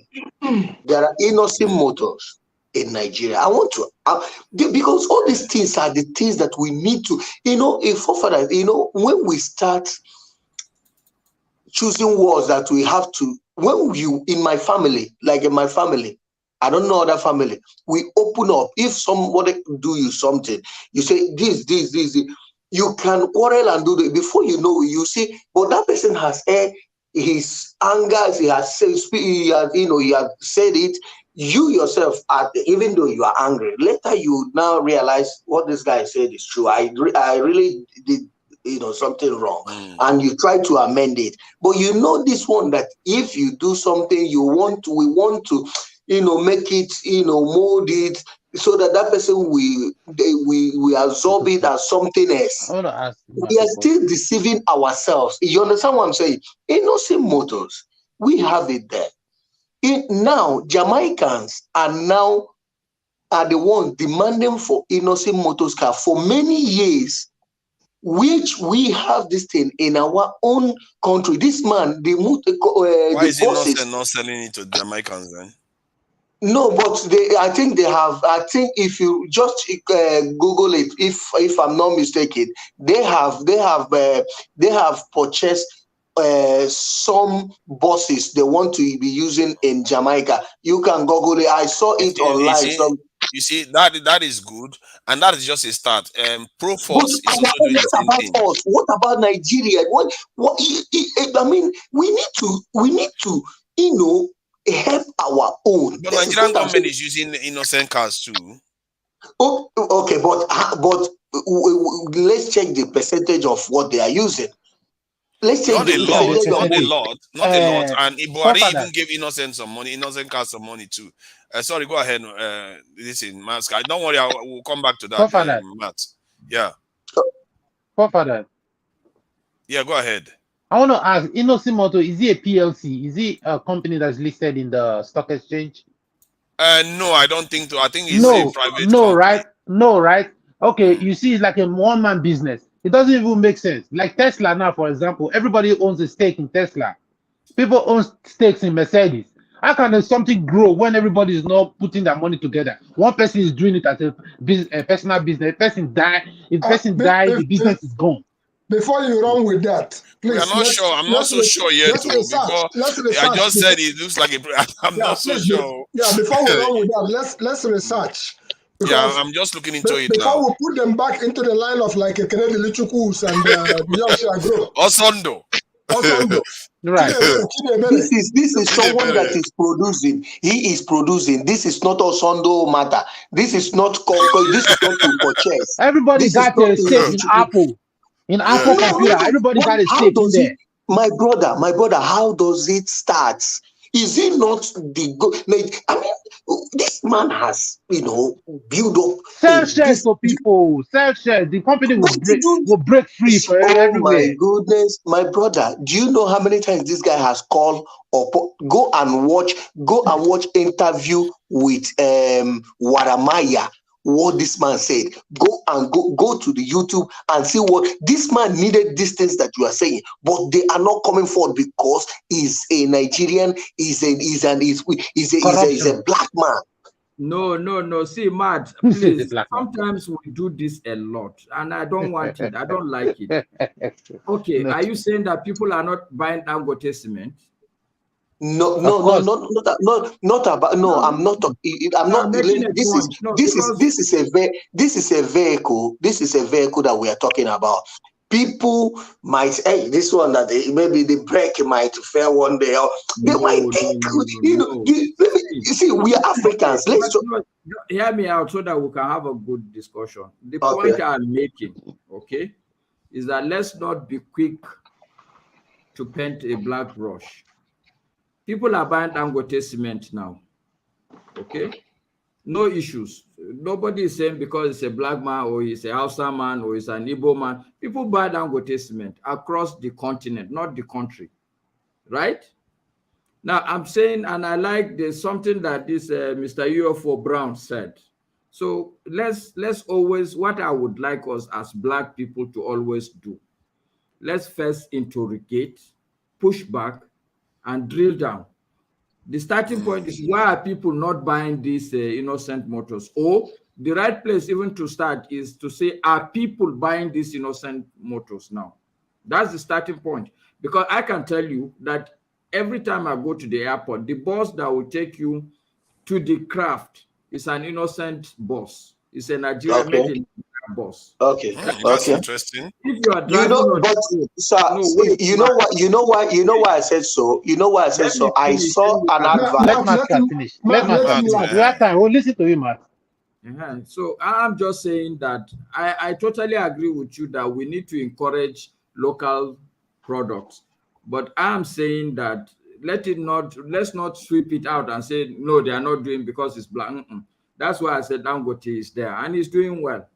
And I'm raising the point that Mr. Brown made, that perhaps we need to drill down and find out specifics. What is wrong? Are there issues here? Or maybe it's ignorance. Maybe the man is doing well. Let's drill down. Let's find out. This is where I want to. This is where I want to come in, because I saw an advert. This advert was about we are in April, right? It's about February. I saw it. You know what? He has buses, all these big buses that they use here in Europe for town services. But I'm telling you, the man that was doing that advert, if you see where this car parked with dust, he was doing this advert for Nigerians to come, that they, even to the world, that this man has built, has something good, and with a good quality. It has what do you call it now? He has, in fact, he has everything that a boss, this modern boss, needs. He has it, but it was parked. Nobody's buying it. So this man had to come from Benin to innocent company to do an advert for people to see that this man has something that they need to buy. This is where I'm just coming from. I'm not saying that he's not selling. I'm not, but he should. I mean, as Nigerians, the way I know Nigerians, the way they invest in cars, the way they in transportation and all that, that's where I'm coming from. So I'm not saying that he's not selling at all. Right. I have made mention of when I saw a headline in the I think in the YouTube, that a Jamaican government are coming to they are either they are planning or something like that to purchase innocent this boss to do transportation. Can I show you something? This is Proforce, and that is innocent. This in cars. I think Musk asked something about what the problems are. I think the problem is the ecosystem, and we have not developed a sizable enough ecosystem for manufacturing in the country. We don't even make magnets. I do make motors. We barely even magnets in neodymium magnets that you can. I know we make copper wires. But the ecosystem is not wide enough to produce mass manufacture. No. What I'm going to tell you is that, forefathers, please, I beg your pardon. The thing is that even Tesla in America, Boeing, Tesla, those big manufacturing companies in America here, some of these parts, even the wings of this Boeing airplane, they're made in somewhere like maybe for Europe. They ship it down. So these things are all made in different places. Magnet chips. Even chips were running down in America, so the cars were very expensive because of the microchip. You understand? These things brought from China. So these things are put together. And when I was in Nigeria, Dangote was doing initial public offer. He was selling shares for his flour company. They were about to build a flour factory. These are the things. You put out these shares out there, maybe 20 naira, 30 naira. Everybody, both market women will have a stake in your business. But no, they want to put all the gain, everything on their own pocket. The greediness. Even Tesla, for example, right? Sorry, hold on. I think what you explained just now about Western companies being able to buy stuff overseas, you have to understand the currency differential in both sides and the resource differential in terms of money that they all have. Buy this thing. Sometimes they buy it in credit. When they don't sell, they will pay back. That's what I'm saying now. But Nigeria doesn't have that luxury. This is the thing. And when Nigeria wants to make something, if you look at when the Chinese started doing their own, they had to start from the base. They can't afford to buy from the West because the West is too expensive to buy from. So we don't have the luxury of always buying stuff from China. Like the innocent is actually buying the engine blocks from China and some of the things that cannot be manufactured in Nigeria. But sooner or later, they have to get good at it, and the government also has to support it. Because if the government subsidizes innocent, you are going to create a bigger company out of it, maybe a $1 billion company. And the same thing with Proforce. That's how you expand and you start building a base where you can actually, because innocent can just say, you know what, since nobody's manufacturing steel in Nigeria, I'll manufacture it myself. Since I need it in Nigeria, we have a cheap labor force. You see what I mean? Magnets, all those things, you start making it, you build a wider ecosystem. That said, I'm not a fool. I know why we are where we are.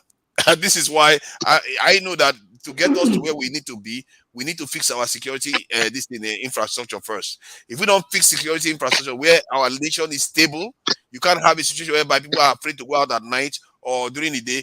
So that, because those things affects how investors think. Not to mention Nigeria. Nigerians can't even return to Nigeria because they don't feel safe in Nigeria. Many Nigerians build houses in Ghana because of the state that the way the Nigeria is. So you have to secure Nigeria first. Then investment will start pouring in, and the rest is details. I think Nigerians will take care of the rest if you just give them enabling environment, which is secure.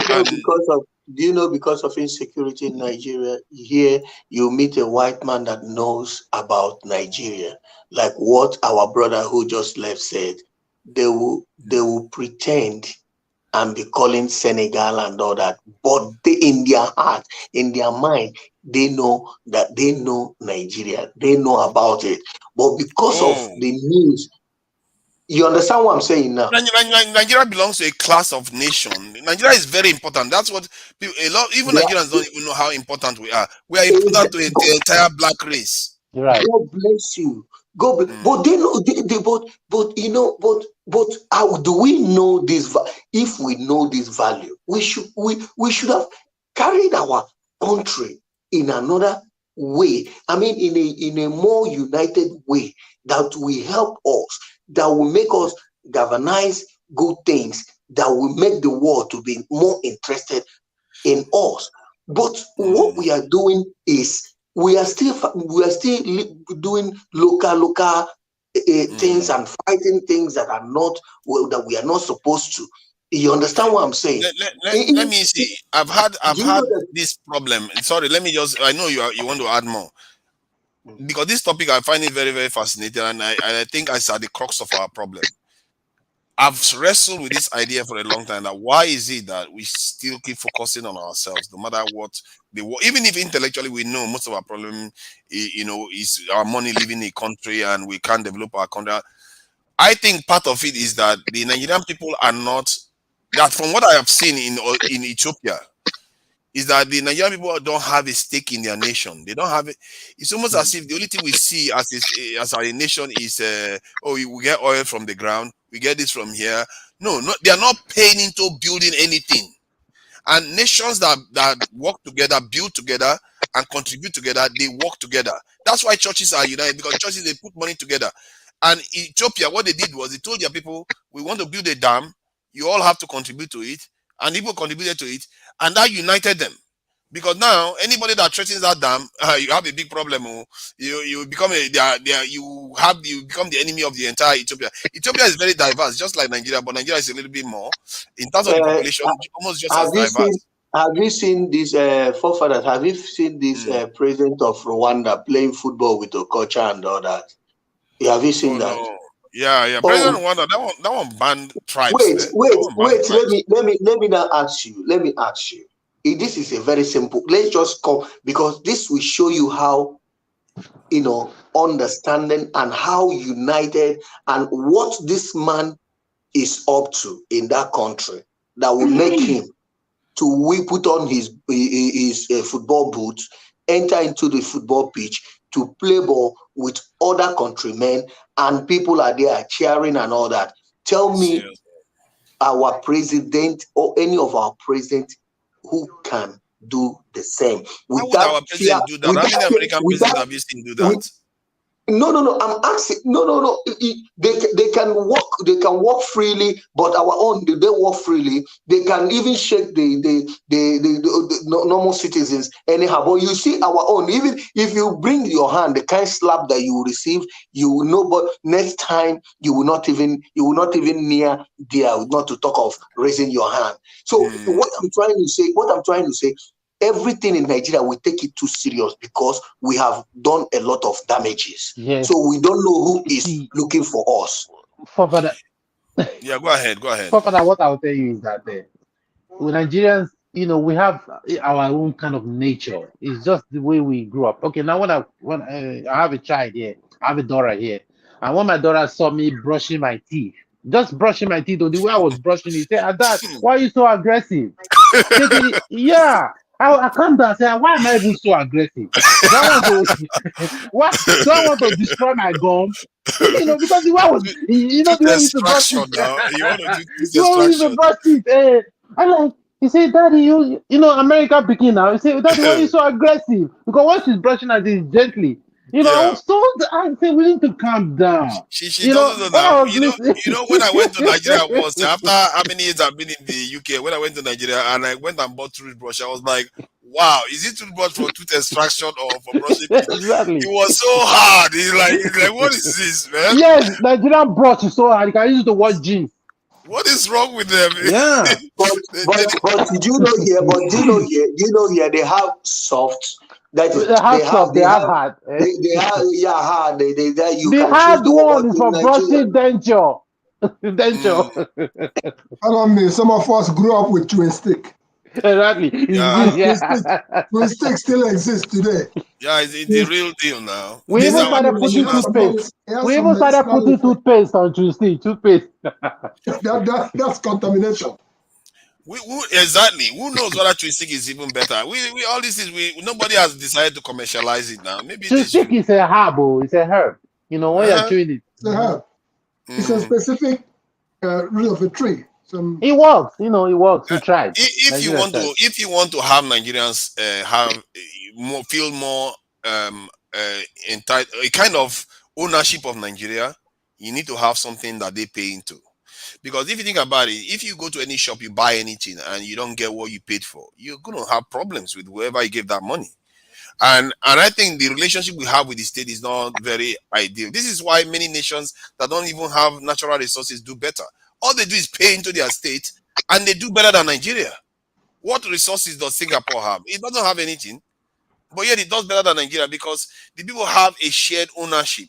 Everything that they do is for the nation. And because they understand that anything else is going to be disaster. But Nigerians, we haven't, no leader has tried to encourage us to be part of one project. And if one Nigerian leader tries that, they will be surprised how unifying that is. Like something that you make Nigerians pay into. Jesus Christ, they will be like, anybody that trusts that thing will have problem with me. And any leader that touches it and try to jeopardize it, you will be surprised how you feel like you are staying. Let me give you an example. Like me now, I was in the West for over 10, 15 years. I didn't engage with Nigeria that much. But when I started investing in Nigeria and building stuff in Nigeria, my engagement in Nigeria increased because I have a stake in what is going on there now.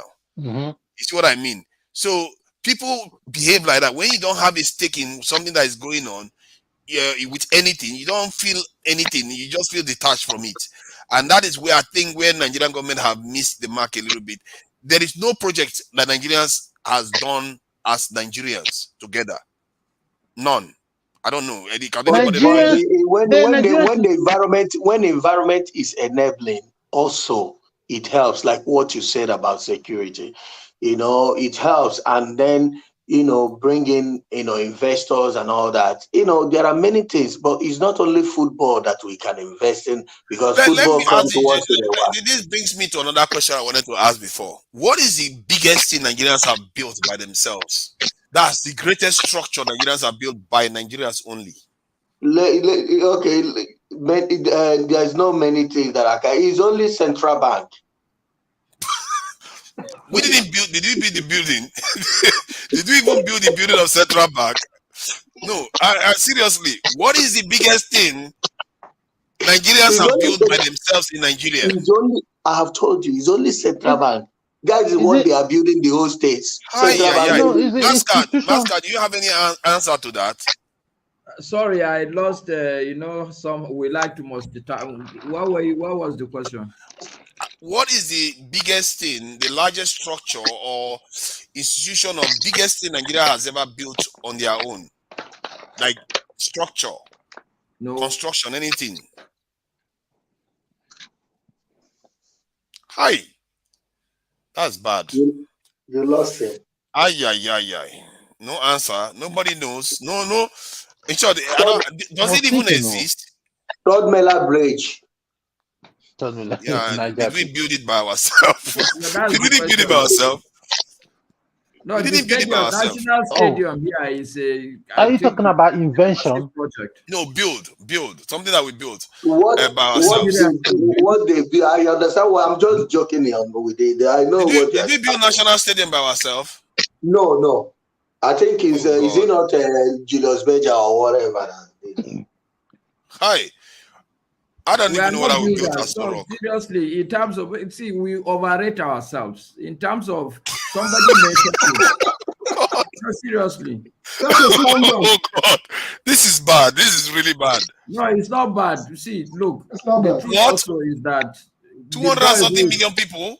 No, it doesn't for how matter. many years? But see, if you are looking for our strength, we are not builders, but I can tell you we are very educated people.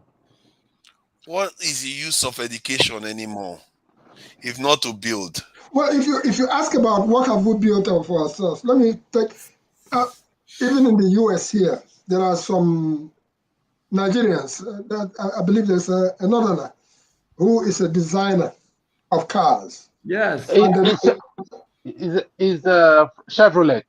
That is correct, and there is that also. Doesn't count now. I'm talking about in Nigeria. Wait. I go tell you what we built for ourselves. There's also a Nigerian who is building drones for the U.S. military.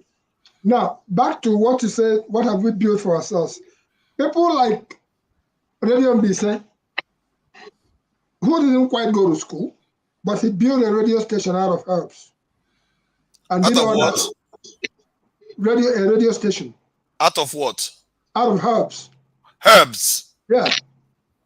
Out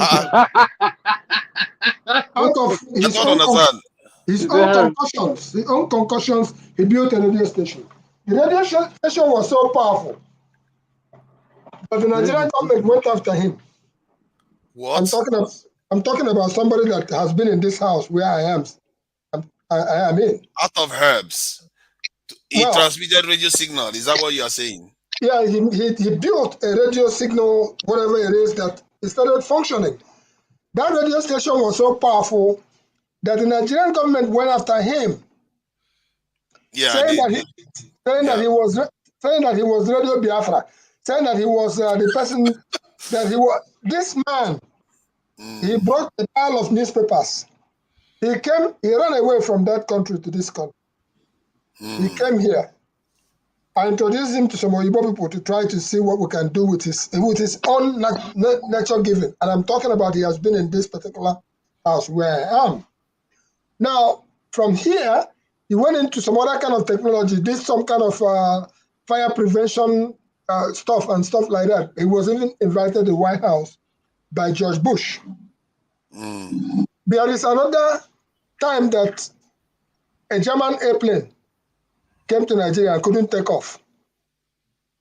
Guess what? They had to go to, I think, Navy or so, with the opposing people, to go and reconstruct something that could enable it to at least fly and leave Nigeria. It was grounded. That's the one we have built, eh?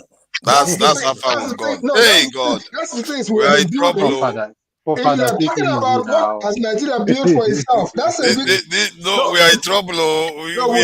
See. We built Aso Rock.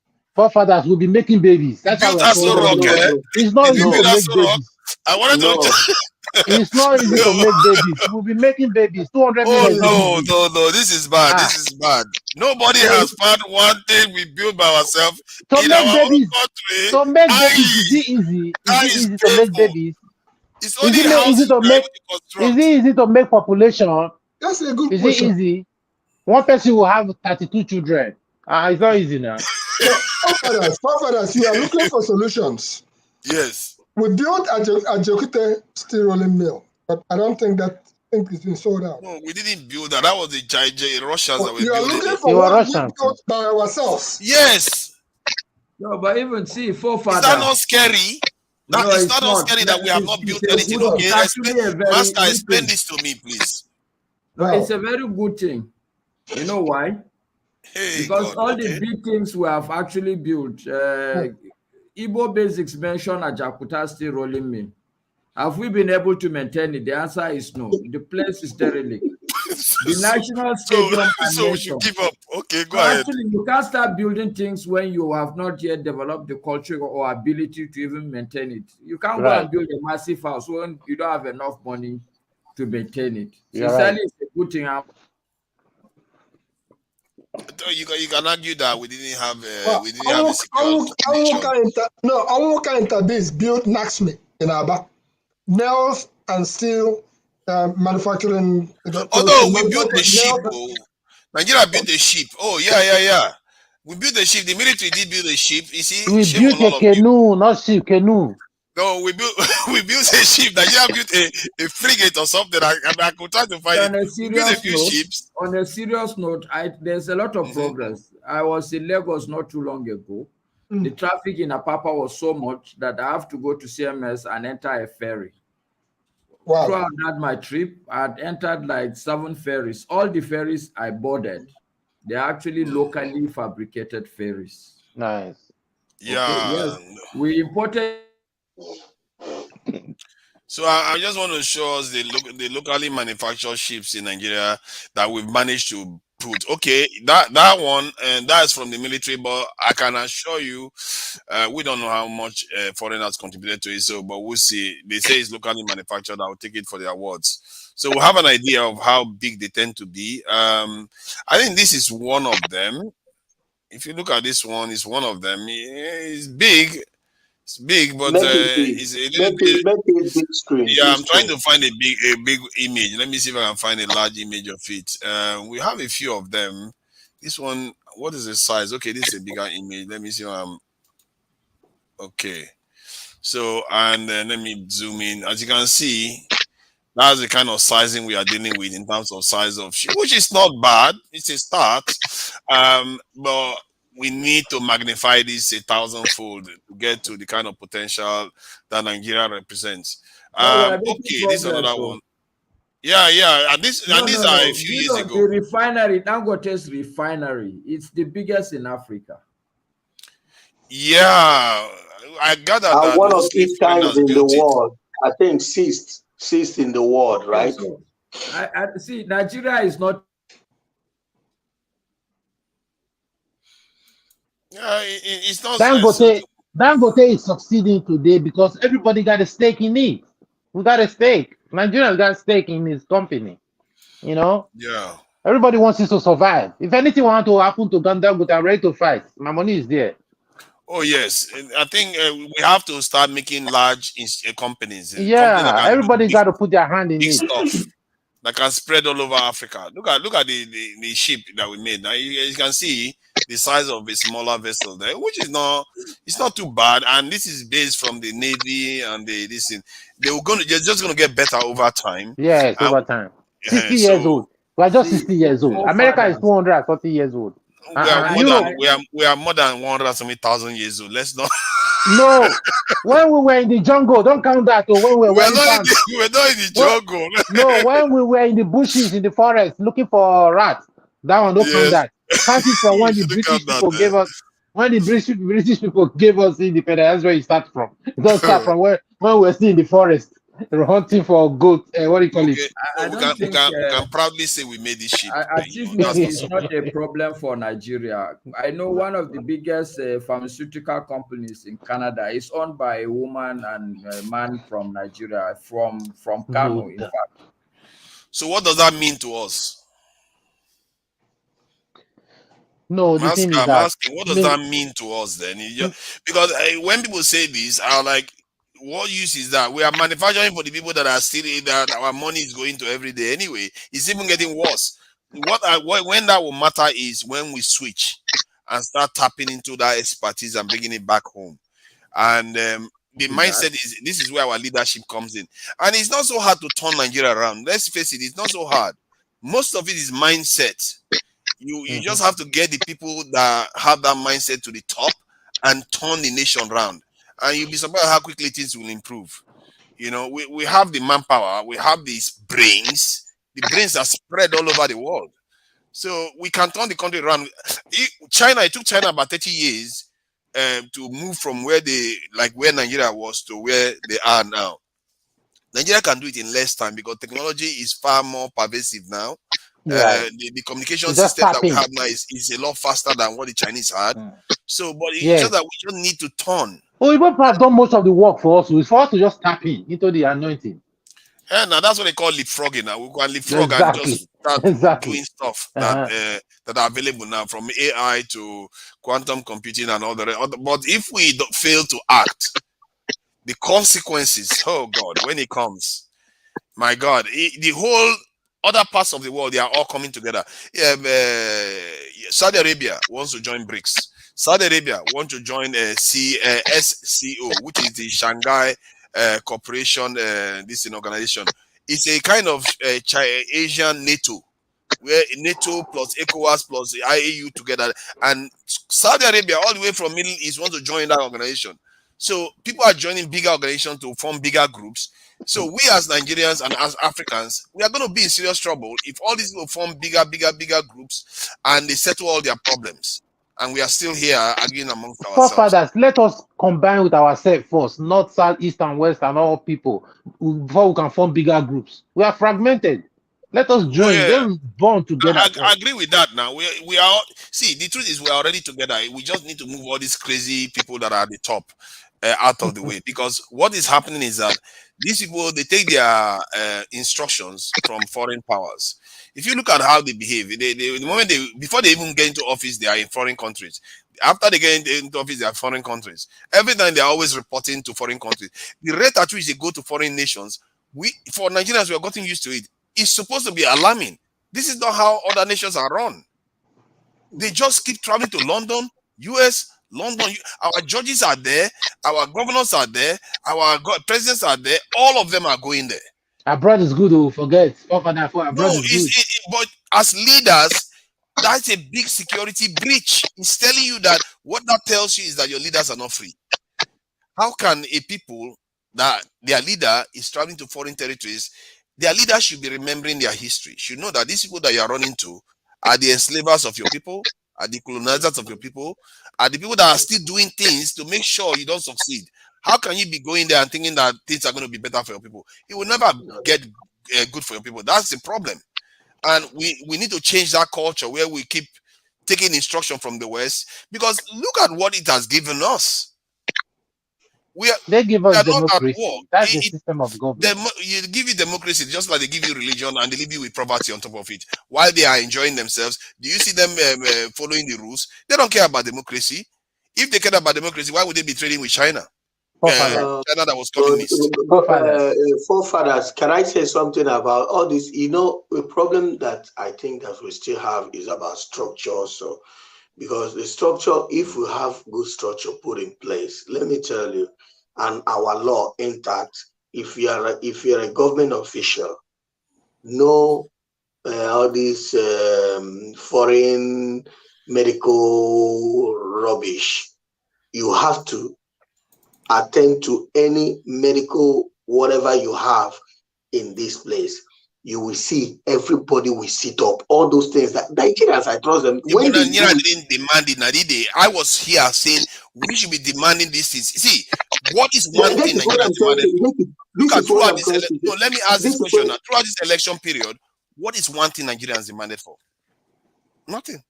That is what I'm trying to say. If we can demand, all these things are the things that when we demand it, you see Nigerians, what they do in their own personal houses. When they build, imagine when they know they can do their houses to be comfortable. When we demand that and it is being put in law, don't you think that you will see different, things happening in our medical centers? Yeah.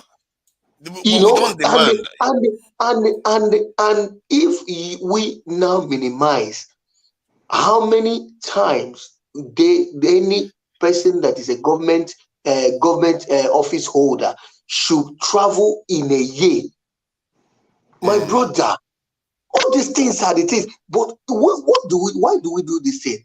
we do it to reset our let us put all these difficult laws that we make everybody to sit back. When you will not know that it is not possible for you to put problem in Nigeria to run away to any let me place. ask Masker now. Let me ask Masker.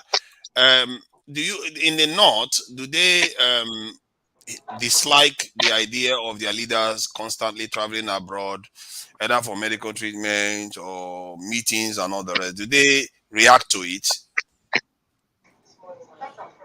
Yeah, but the people don't like it.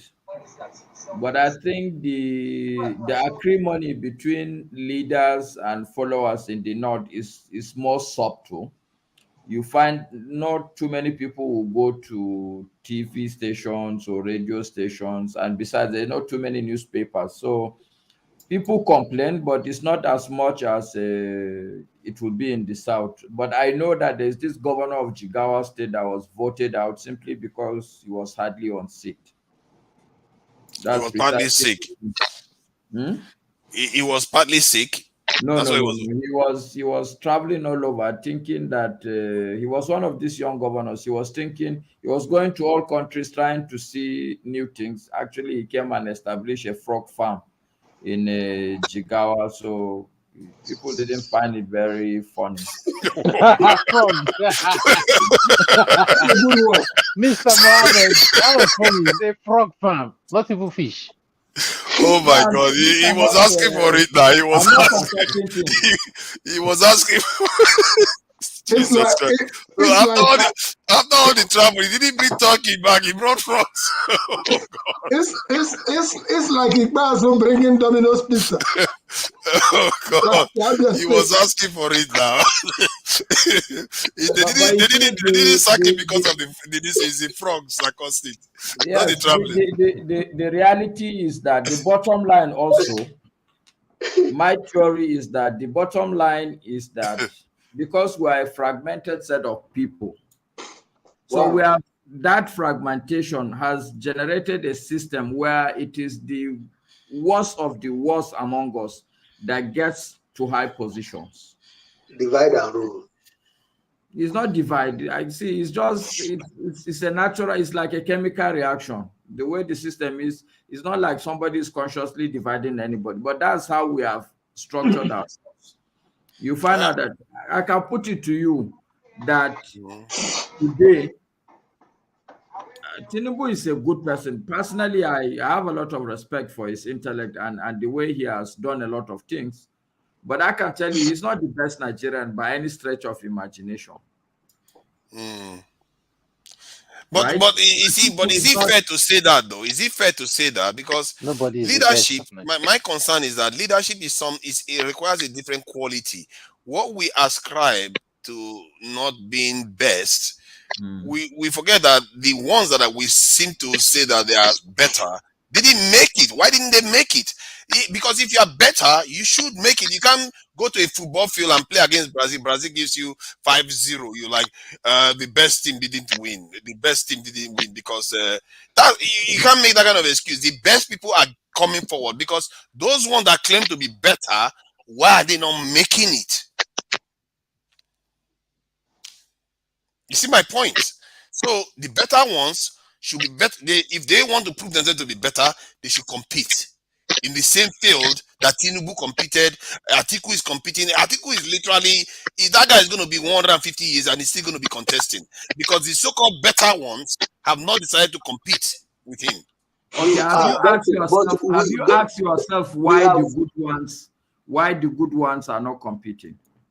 I asked myself. I think because we don't understand the definition of leadership. What was the answer you got? The answer I got was that we don't understand what leadership is. We think we know. We don't. Most people don't really know. They just think they do, and they talk about this, qualities about leaders. But yet, I've asked them some questions about, like, let me give you an example. I say, okay, they said if there's a decision you are going to make, it's going to solve all the problems of Nigeria. But that decision, when you make it, is going to result in the death of about 50,000 Nigerians. Do you know how many people took? Many of them say, God forbid, I will never do that. Because they don't understand what leadership is. I said, by refusing to do that, do you understand that you've actually killed more Nigerians? Because more are actually dying monthly from all the ills of Nigeria. But because they want to be self-righteous, they don't want to. I think this is part of the instinct that makes those so-called good ones not want to run for leadership, because they don't understand leadership. Leadership always involves taking of lives, but it also involves saving of far more lives. It's always has been for the greater good. But most people don't understand that. They don't think about it like that. No, you have made a very solid point, okay? But see, it's risk and reward, because at this point now, okay, if you ask me to contest, right? Your audio. Don't worry, it will be back. Okay, yeah. For that, if you are playing a match against a particular country and the referee is from that country, would you play the match? Would you come in the field? You know what? I think that match won't stuck with you. That yellow you still wear there, you know, Brazil and all. You see, so but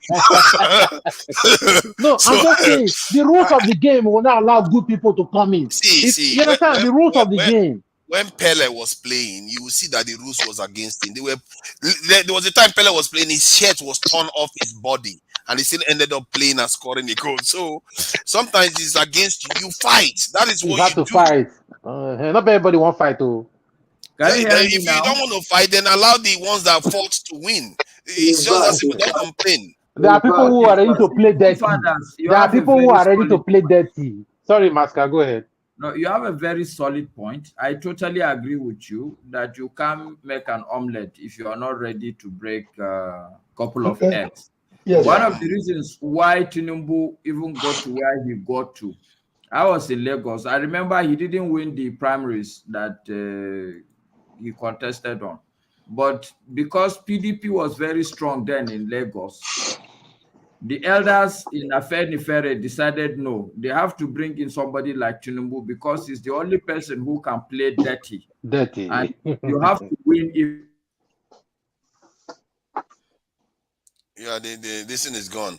Yes, somebody said something about that. What Tinubu does is he is like the big Agbero guy that can make the Machiavellian decisions, while then he employs a lot of technocrats around him. He really employs people that are like him around him. So the others are the so-called good people that intellectuals that can administer. I call him the delegator in chief. Yes. That is his technique. The reason why that is safe for him, because none of them can challenge him. None of them have the bite to do the bitter things that he can do. That's why he doesn't have people that are like him around him. He always has technocrats, people that can administer things. It's like okay, I hate to use this term, the drug lord term. It's like a drug boss that employs chemists and very intelligent engineers around him. Yes, but he can make hard calls, but those guys can't. Because they don't want to get their hands dirty. Is the guy in the inner That's chamber? What makes Tinubu difference. Yeah. Pardon? The guy in the inner chamber who makes the decision. Yeah. He's the one that makes the hard calls. And in a way, it's a smart thing because most people that do these things, the mistake they make is the people like them around them. And Tinubu is generous like around you, they'll get rid of you. Yes. Tinubu is very generous. He's generous too. He dish out money. I got dish out money. Yes. because he knows it will come back to him. He invested it, and it's a long time. He thinks long term, and people have to be careful. Sometimes this is why I said we should not be demonizing ourselves. Okay, Tinubu is a man. Tinubu that they ask who his age, he delegates the question to somebody else. Okay, you see, the situation there is that some of us live in a society that has a system, and that system is such that. For instance, I have a daughter who is an assistant prosecutor in one of the bigger counties here. These children have been brought up in a way that if you attempt to do the Nigerian way, they'll call you out in 1 second. They've been brought up in a way to realize that from the get-go, whatever you do now will catch up with you in the future. Whether you're trying to run for an office or you're trying to get a promotion or something like that. In our system, it's not so. And that is why when people like Tinubu them were growing up, any fast and hard rule, anywhere which way you cheat somebody, cut through the corners, do anything, all you know is bring him to beacon at the end of the day. But I liken it to a situation where somebody is trying to go to heaven. And then you miss step 2, 3, and 4, 5, 6. You just jumped to step 10 and you kept on going. By the time you are knocking at the door of heaven, like Tinubu is knocking at the door of Aso Rock, now get in. Steps 3, 4, 5, 6 is what is facing now. All those things that you were doing to cut corners. If you killed Mama Akara is facing you as you are trying to get into heaven now. Whatever things you did. So what am I trying to advocate here? Is that unless we get back to the same basic principles from the family to the traditional ruler to the town itself, so that these children maybe in 20 years, like I see my brother Nandi come out here today, speaking, you could see that they are the digital age. Some of the things that you folks will carry forward, or we pray, is that don't play the hard and fast rule. You make a swan-like end. Nobody, the reason why our people are so much in trouble is that you just want to get rich. You want to get rich overnight. But at the end of the day, if you get to the table of some of these people who, like Tinubu, I have a brother who was a 2-time governor, okay? A kinsman of mine. The day I went to see him in his office, there were so many bottles of medicine lined up on the table. Hello? And the question I asked was, what's going on here? Do you have a mega headache? So people are kind of like, you can't even imagine what Tinubu is going through right now, with all kinds of medication, all kinds of things to keep him going. So you don't wish that. For me, I can get up and run and run and run and refuse to take medicine. I may not have millions of dollars in my bank, but I'll go to sleep and wake up. I'm not bothered. So I'm saying, be careful what people wish. What the Jagabons are facing now is the same you missed step 3, 4, 5, 6. And let us inculcate in our children the goodness of character. You cannot buy a good character with money and gold. You can't. Let a me good make man is my. better than gold and silver. Let me just make my Okay, final let's round up. Yeah. All right, Let me make gentlemen, my final night submission. and wonderful. We are closing. We are closing. Wow.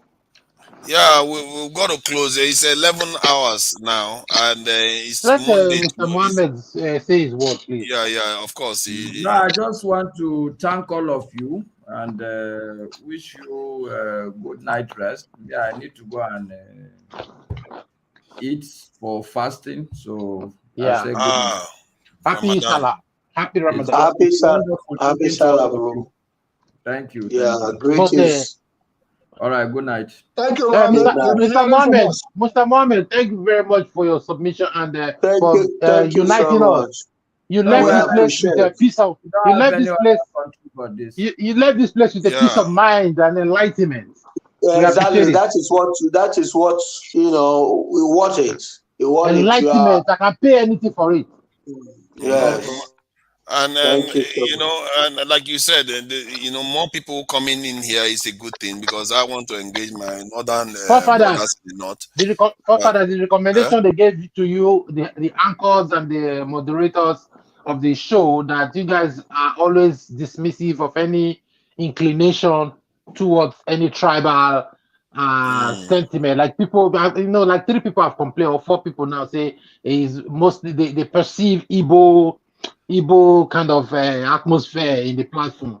Those states, some people come from different Ijaw everywhere. Paul is from Delta. It seems like Igbo is like more passionate people, so they speak out the way it is. When it comes to, especially the way Nigeria has really, delegate. I don't know. So I just believe that We should just be more. We are in the Western world. We should be more, liberal in terms of our approach. We shouldn't incline it to one particular tribe or not. Thank you, Brother Matt. Thank you, Brother Matt. Thank you, it's Brother not deliberate. Uniform Brown. Thank you, Brother Matt. Get in touch. Igbo Basics at AOL.com, igbobasics.com, igbobasics@gmail.com. Get in touch. Whatever we have, we'll impart. But Igbo Basic, don't move so far, because I wanted to still tell you need to still get in touch now that, because I wanted to use this opportunity to ask you, please don't move away from Abia State politics. Like as an elderly person, now that we, the people, have voted our choice, I think we need to keep speaking very closely and let Oti hear our voice and our cry from far and near. Let not allow him to sleep, on board, because we need to get this job done. We need to change a lot of things in Abia State. People like you, we need you, both writing, speaking, with this platform in any form, because it is easy to get in. Let me tell you, I know so many people that I know that they are in Abga. Now I saw their pictures with him that very day, which I know that they were Abga people. Opportunists that will come to want to deviate. That makes me to run and do a video on Facebook Live. I said, Oti, please, we have voted you in. As you are giving contracts, build road, build this. Don't go and sit in Umuahia government house. Stand up, use your security and your car. Move, follow up every project that you have given money to do. From number 1 to 0, follow it up. If they tell you 10 months, 10 months.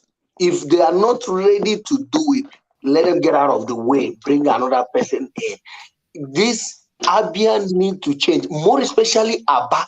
If Aba is standard, then I'm telling you, a lot of things will change.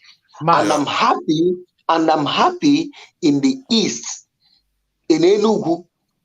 Some people from Lagos have come to Enugu to, do a massive project in Enugu.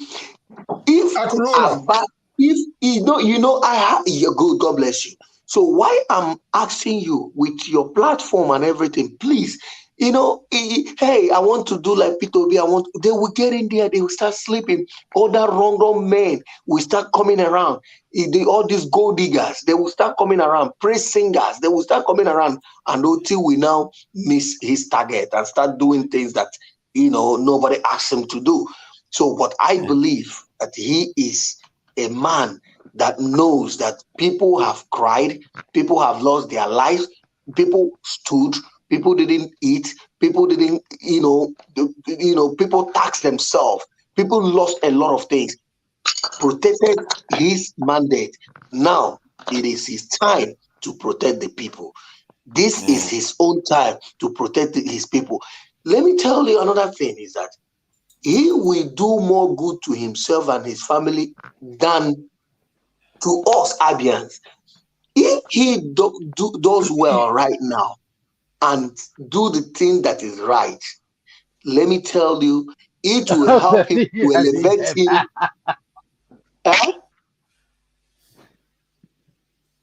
Okay, I thought it will elevate him. Maybe he will want to contest for any other thing, political, whatever he wants. It will help him the more. Good name is better than, what I mean. You see, Matt, I'm glad you brought that up. Let me put it this way. It takes a few good men. People like you, wherever you are. It takes a platform like this, like the Damages platform, to link us together. And then I've just given you 1, 2, 3. Get in touch. Here is why I'm saying so. And I learn a lot, even from forefathers then. It pricks our mind. A couple of days ago, we were on this platform. After I finished speaking, my phone rang. Listen very carefully to let you know that what you are saying is driving home a point. I picked up the phone. The person who called, the last time I saw him was in 2010 at the wakekeeping or burial ceremony of Omodamani Ikwechi that we did here in New York before we sent him home. This person was my senior in Igbo National High School, 1971. Wow. He was my senior, okay? He's been in chemical companies. He's done a lot around here. He's been through quite a lot, okay? But he has always been thinking home. When the phone rang, what he said to me is something that you are saying now. And he was saying, Alex, I've known you from secondary school. We can do a lot. And I'm counting on you with all your God-given talents and whatever you can do. Counting on you to put together that little network that we need to make sure that Alex Oti does the right thing. He says to me that he's ready to go home to bring in whatever that he has learned from out here. And he is saying the same thing you are saying. And I'm telling him that, listen, Akuluno, a project in Enugu State. Thank God they're doing that. You know, I don't want to forget this before you continue. Hold on. There's another thing that I reminded him. It's very important. Forefather, at least I said in that video, I said, please, sir, you can just do us good. Keep these men that we have been hearing their name in Abia State. Even if it's someone who have just, people who have just graduated from the university, use them as commissioners that you know that they have these young boys that forget about this name, use them. They are still energetic and they have the zeal to work. They want to even have a good profile. Use these people. Don't go and be recycling men who have kept Abia State in where we have been for years. That is the digital solutions. That is the digital solutions we are talking about here. From how we have communicated, I'm saying to you that an undercurrent, I always refer to some of these movements as underground railroad. An undercurrent is out there. We don't broadcast what we're saying, but when we program out to send maybe you, or maybe send whoever that we are sending down to the government house, they know we are coming, and they know we are coming to not only buttress on what you have said. We started out with a korokoro. We are not coming. They think you are coming. Those people you are talking about, they think you are coming to take over from them. They are. I won't use the word scared of you. They are thinking, oh, that man went over Yibo. But that is where some of us come into play. Why do I say that? Because you have been living in a country where things work. And if you go to Nigeria today, forefathers, mark my word, anybody listening to this, mark my word. If you go to Nigeria today with your mentality, your British mentality, your American mentality, your Russian, wherever you have your Canadian mentality, you come in and you try to make changes. They will sit back, watch you. Okay, this man, his money will finish in 2 months. But after 3 months, he'll be out of here. You see? They're watching you. And they are trying, initially they will come, bring everything for you. You know, my brother has come. And you have come to bring in the concept of credibility, accountability, transparency. Behind, they are looking at you, they are smiling and laughing. They did it to me. And in the end, if you are not measured up solidly, you have two options. Either you join them or you bail out. But if you have aligned properly, like what we are discussing now, they will realize that you don't need to be there present to effect a change. I'm talking from experience. I finished here 1981, went home, did the National Youth Service Corps, came in with all my might in the same ABBA. ABBA was still good. Started out, but my concept was do it yourself, do this, do it the right way. do everything right. I suffered. I could be walking on the road. The shoes that I'm wearing, the thing don't open. I'm walking down the street. My coat has gone dried. I'm still walking down the street with that mentality of let's do it right. And they are looking at me on one side. Not be that man where they say go Yibo. Are you following? This is pure knowledge. From there, I said, it looks like these people in Aba. Even the guy that I was supposed to just show him where to go and do Western photo frames. The man came into my office, say, oh, I'll buy a ticket, we'll go the next day, you take. Guess what? Then we go to 92 Fox Road. The next day, the man bought himself a ticket because I've given him the capital. Went. Sidelined me. Not to talk about all other experiences that I have along the way, but then I still insisted on just keep on keeping on. Focus. From there, I moved to Obibo and lived in Obibo, from Obibo to Port Harcourt, and lived in Port Harcourt. The experience I had there was when you run into these churches, okay? It's a long story, but I'm going to make it short. From there to Lagos. Still with the same concept of the American mentality. It was in Lagos that I now encountered the real Jagabons.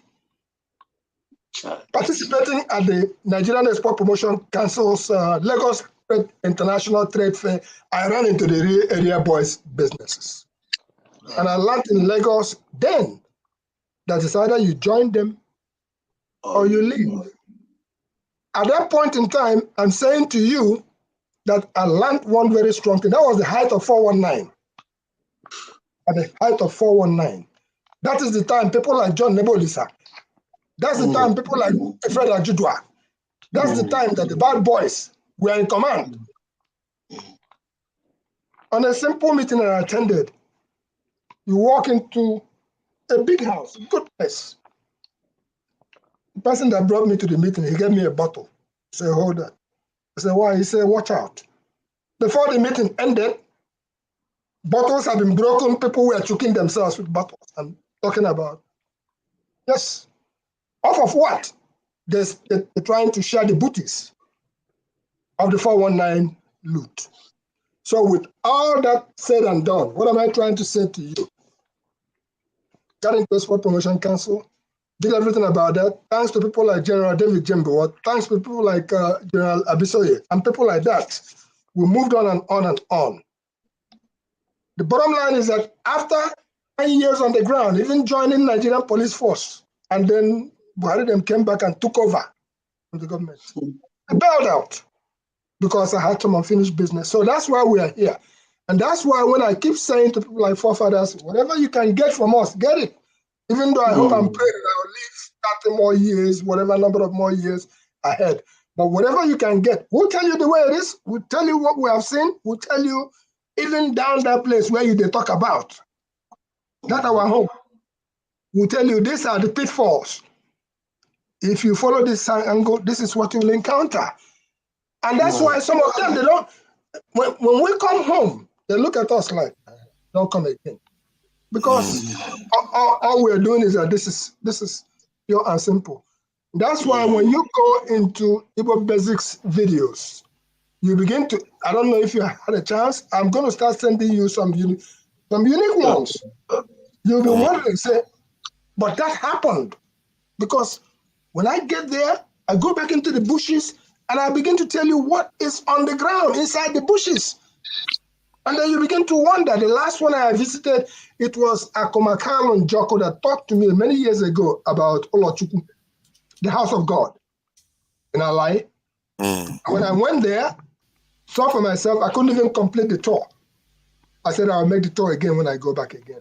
So I'll be sending you some of those little things, forefathers, like I sent some, I haven't sent you anything, but I sent some things to Mr. Scribe and Ralph, okay? The whole practical knowledge is there for you to people like Emmanuel Iwayang, they are still standing strong. They are still standing strong. There are people that we not only have to get close by because they've been through. They've been through a lot. But you know what? They are our elders, and the gospel you've just preached now, that's the gospel we need to take to Lexoti. There are people who are not. That's why I keep praying that the young ones can take this and run, and you can see them. You can see them compete at the global level. Yeah. Yep. Yeah. Yes. Yeah. Exactly. Exactly. This is exactly. When we were celebrating, and I was celebrating at the time, I choked. I stopped being too much, happy. I just say, pause a little bit, After all this thing, now we have the ones that have just came. I think people celebrated. We were also happy that something happened. Now, what is going on? The one that disappointed me is the last one that just handed over. This person, I know how that he's about to hand over. I knew how he started. From ASEPA, the people that take care of what do you call it? Environmental and all that. ASEPA. He was the second person. It's from there that TOG picked him to become this. And I believe that from this place where you never expected, the least you can do is to look at those people the way you see yourself, the way you say, okay, let me just be a kind man. There are too much money for you to take away. But the ones that you can do, why don't you do it and still take away what you want to take away? Because not everybody is interested to take away like them. But just take that thing that you want, but let the people be happy. Not to you check it. Forefathers owing a father, that's someone that is a family man. You owe him 1 month, 2 months, 3 months. You still in that place. You don't think. You don't. There is no atom of remorse. There's no atom of feelings that. But as I go on, I'm receiving my salary, even though I'm a millionaire. What about these people who are not? How did these people survive? You owe them 1 year. You owe them 6 months. You tell me that what kind of life and wicked life are we living? What can we call ourselves human beings and we sleep and we wake up in the morning? People, pensioners, they go on the road, they protest, they cry. They use placard. You see them. They say they work in Abia State. After working there, you see all these people. You see them. You just overlook them. All these things. This is what I say. Oh, Matt. I'm hearing you. Matt, they use some wicked say if they smoke it go, if they take in their hair. It's not everybody that have the type of mind that you have. Some people are wicked, though. Hey. They will see somebody slaughtering somebody here, they will not even shake. People are wicked, though. People don't have the same heart. Everybody heart is. They say if you read the Bible, I'm telling you, it's in the Bible. It say the wicked man is estranged from the womb. God. Yes, I know about that. Is there Bible like that? They say the wicked man is estranged from the womb. It's a mysterious thing when somebody is wicked and somebody is good. It's mysterious to the person who is bad to say, how is this person so good? You understand? The person will be saying that why is that person so bad? It's a mysterious word. Those people I'm not sure it is mysterious. It's just I feel like the way to deal with it is to match them. Some people are naturally good. Haven't you seen some people like that? Naturally good. Of course, they are naturally good, they haven't been to church before. Good have different layers. Brother, let's compare it with P2B. Let me tell you, how did P2B pay up the whole debt, pay the salaries? Is he not still a human? Is he not a politician? Is he not still? People decide to do evil. This is what I believe. And P2B is not a politician. was willing to fight to get there. P2B fought to get there. He was in peace twice. So that's what I mean by you have to have the steel ready to do what it takes to win the fight. To say that they are bad, you are good, so you can't compete. No. You are just going to leave them to run the show. Yeah, right. You have And to they will fight keep them doing the and same. They recover will from keep. them. They will keep. somebody They got will to be keep a doing hero. the same thing. My brother, Yeah. my brother. You, forefather, have you been to Aba? I don't know. Have you I've been been to to Aba? Aba now. Aba. I'm part Do of you know? my Do you know? backyard now. Let me tell you. Let me show you. Let me show you. You see, road. That's look at the You mean curve. that swimming pool that they have for roads? My I goodness. hope it has improved a bit too. No. Wait. Can I ask you a question? How can you be a? I just no, because sometimes people say you are doing the heart you have, you think that is every. But I want to ask a governor who rules these people. You see these things. You no okay. Don't even build ties. Don't tie the road. What can't you carry a truck of sand? Clean up that place, pour it for them, tell them, you stupid people, man, at the pass. Hold on. I think you are giving. See, it's so easy to fix that it drives me mad when I see those things. Like when I look at the road, I was like, some of the things Yes, one that it's not high technology. You just got people to walk and clean the area up. They can't even do anything. They're like, what is wrong with these people? You just leave your area. Nobody's taking care of it. This is. Do you know? That is scary. Do you know? It doesn't even cost money, and yet they don't do it. Igbo basic. I want to still tell you. There's one forefather. I want to still remind you. You know about this death of a thing that is causing, blockage on the drainage and all that. I was thinking. I said, I wish these people can listen. I will just make a 5 minutes video. I will go to where they do easy. That is the easiest one that that can help them. I will just do a video and make some comments, send it to them. This thing is to find a place. This thing that I'm telling you, find a place, acres of land that is just normal. Build something like a warehouse. Buy something like a truck that carries debt. All they need, even at the state, they will still use it to generate money. They will bring it there. You separate, you pay some people. Those people, you pay them, you can make about 20, 50 or 100 people. How much will you pay them? 30,000, how much is it? They will be separating what do you call it? The plastic and ions and all that. That is it. You will recycle it and sell it to the industries that is still in Aba. You are going into waste management. You are going into waste management. My brother. And they can't even do it. They just leave the place dirty, the roads unkept. It's like, who are these people? They have shame.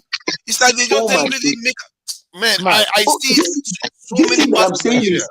This thing that I'm just saying is they don't have any shame. Simple. It's a very simple. It's not even hard. It's not even cost money. You can even use prison labor to fix some of all this. But they can't. They don't even bother. Even prison labor can do it. They can't even be bothered. I'm telling you. You're right. It's crazy. Even you pay the prison workers, and with a low investment you will put in there, that Aba within 1 month, if they see it, nobody will believe that is Aba. But like what I say, what is this wickedness all about? Do you know that somebody is eating? Dustbin is inside his house. He comes out from his house, a match on top of. My brother, you say you are a governor. You see this thing. What will will God God ask and house boy inside their what house? will God They ask leave you their when you environment to look. Man, it's really sad. I think this is kind of stuff that needs to change. And I don't understand. Some of these people, they will build very big houses. They won't even bother to paint it, and they will just leave it. But no, these things people need to be. It's like they won't even paint the house. They will leave the whole place. The gutter, everything is all over the place. We live, man. The way we live our lives, man, it's not so hard to fix. These ones don't cost any extra money. It's just organizing people. This thing is very easy. There's a place, assuming that this thing, next time I will go and snap a place, show you where. Do you know the kind of debt they are using now? Is the computer one here, the way I'm living. You press it, it open. The other day, somebody was showing me VGC. Do you know since I have come to this place, they have changed about 5 or 6 different types of that is the bin, how to open it. Yes. They have been modelizing it till they get this one pin. You see, as you press door, as you do the pin, if you press it, don't open. Yeah, that's what's going on. You see, even here, the other day I was watching video in VGC. Somebody was, Victoria Garden City, very nice, isn't it? They were driving on the road. I was like, okay, yeah, maybe a little bit nice. But when I thought about it, I said, but where I live in London right now, it's not even an upscale area. The road is better. You still see dirty on the side of the road. Some of the gutter is still open. It's like, if somebody falls inside that gutter, if somebody falls inside that gutter, unbelievable. You know the place I thought I will have to snap it. I'll send it to Dr. David. Maybe he will just have to shake it. Where I'm even saying now is a place where I know that they used to park cars, and some people they used to go there to do some hangouts, stay. But how many days? They have a time limit. That time limit hasn't even finished. If I tell you this project is almost complete. It is because you know why? The grandpa and grandma that is here, their phone is very sharp. If that walk stop, they didn't see walker. Their phone is very sharp. Today. They didn't see walker there today. Yeah. They just pass. They will carry their stick. They will carry their stick. They go like this. They go like this. They stay home. They don't have work now. They go like this. They look. They say, there is no. They will ask question. Why did these people didn't come today? They say they will leave it. Tomorrow they come again. No work. They will use their. They first of all call the what do you call it? The local government. The local government. They will say, please, it's so place. The contract there is work that was going. We have not seen any this thing to here today. Before you know it, government they will send somebody who carry car, come out, come see. And if you find out, snap picture, that contractor. Mark, accountable now. This thing I'm telling you is not about. They don't even know the old woman. All they need to know is, even if you see the way they will appreciate the woman, how can I give such information to Nigerian or in Abia State or in Enugu? The person I called, we go and tell the contract or my name, where I'm living, for them to come and do what they do exactly. Do what they have to. They don't know how to guide Nigeria is a syndicate. The problem with if you see and talk will help us in that country. You see this one that we see, we cover up all these things, and we don't have the appropriate structure where you can make this complaint and they will take actions. Rather, they will you will be like a fool. You that want good thing, you that want something to be like what Weibo Basic said. If they will see you, they will be look at this one. Is it crazy? Do you know I went to Nigeria? I did not drop, because of the love I have for that country, I did not drop any debt on the ground till I came back. It was inside my car. Right. Inside my car.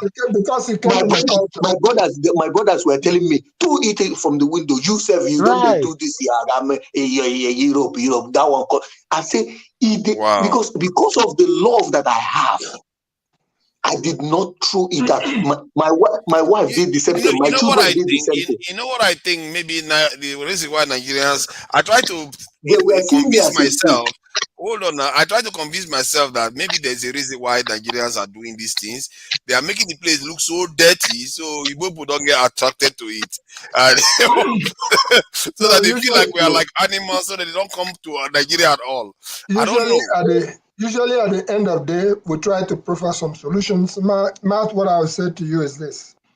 I dropped my number on the private chat. Okay, pick it up from there. That should be the last thing that is there. Pick it up from there. And the forefathers, please let me also have yours. And this is the building block that we are putting together in the background.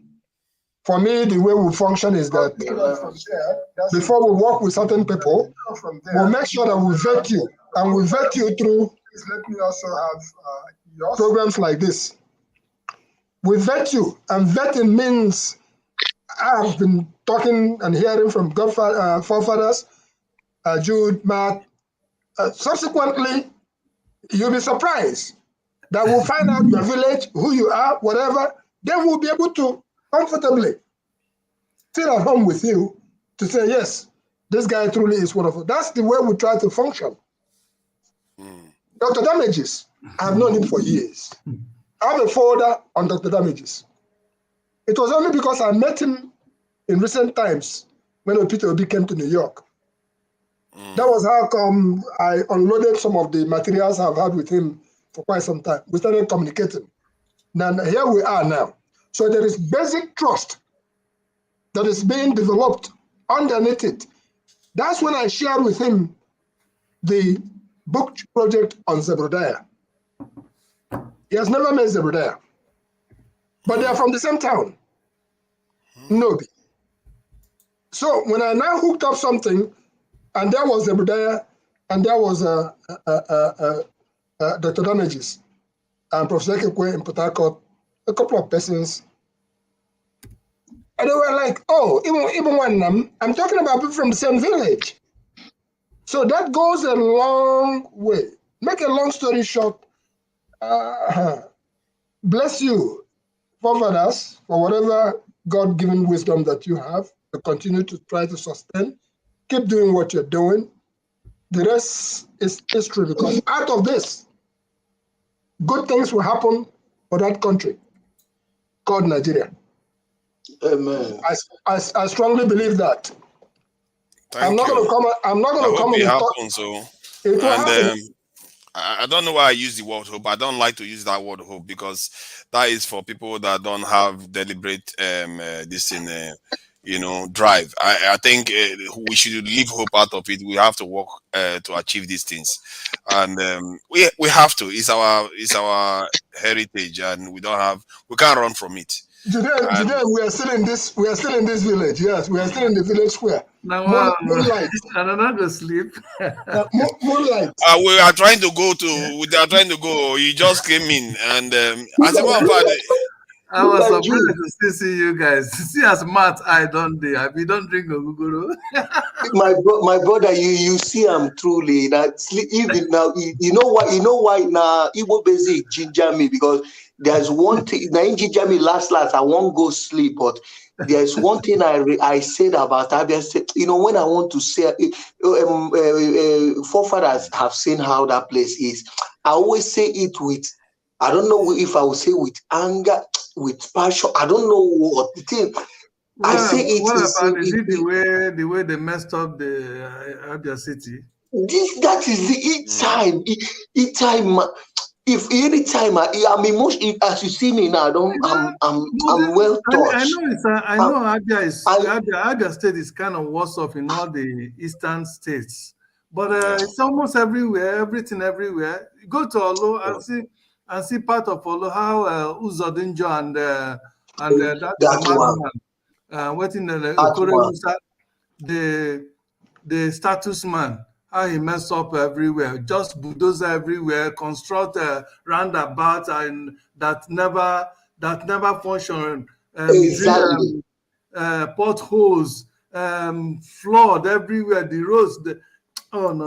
In fact, I don't even want to go there at all, honestly. I think these things are going to be fixed in our time. I think if we carry on the way we are doing, because one, they moved the electricity production now to the States, so they don't have a lot of excuse. So a lot of things, and this labor guy that is in Abia is a very, very good sign. And this is something that even you, Matt, or people that care about these things can get in there and make sure these things are done. Because some of them is not money. They can't make excuse that it's money. You just need to organize the people.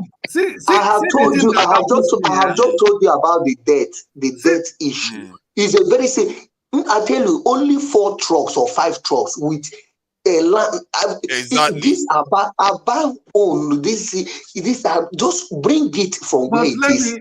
Let me tell guys. See the thing that baffles me. That we need I say, Matt, you need to start conducting the labor governor now.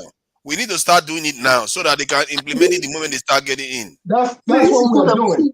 Guys, that's what we're doing. See, guys, exactly. One thing that baffles me about Nigeria, which is beyond words, right?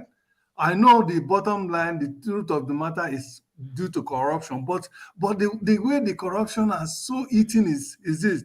Every road, look at Nigeria has the cost of constructing 1 kilometer road in Nigeria is more expensive than almost everywhere in the world, right? Exactly. But it's the worst road, is the worst construction compared to wherever you are in abroad now, like we in United States here. If you see even ordinary streets in the, if you see them, right, the beauty of some streets are far more than our any express in Nigeria. Exactly. That's true. It's really embarrassing. People don't. For me, I don't get confused about that. That one I don't get confused. If you look at our roads and our best areas are not as good as some of the nasty areas here.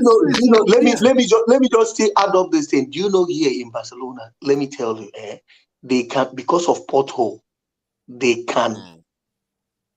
That is destroy that is a road that you see it. You say, let me carry it and go. Let me carry it and go to my village and drum.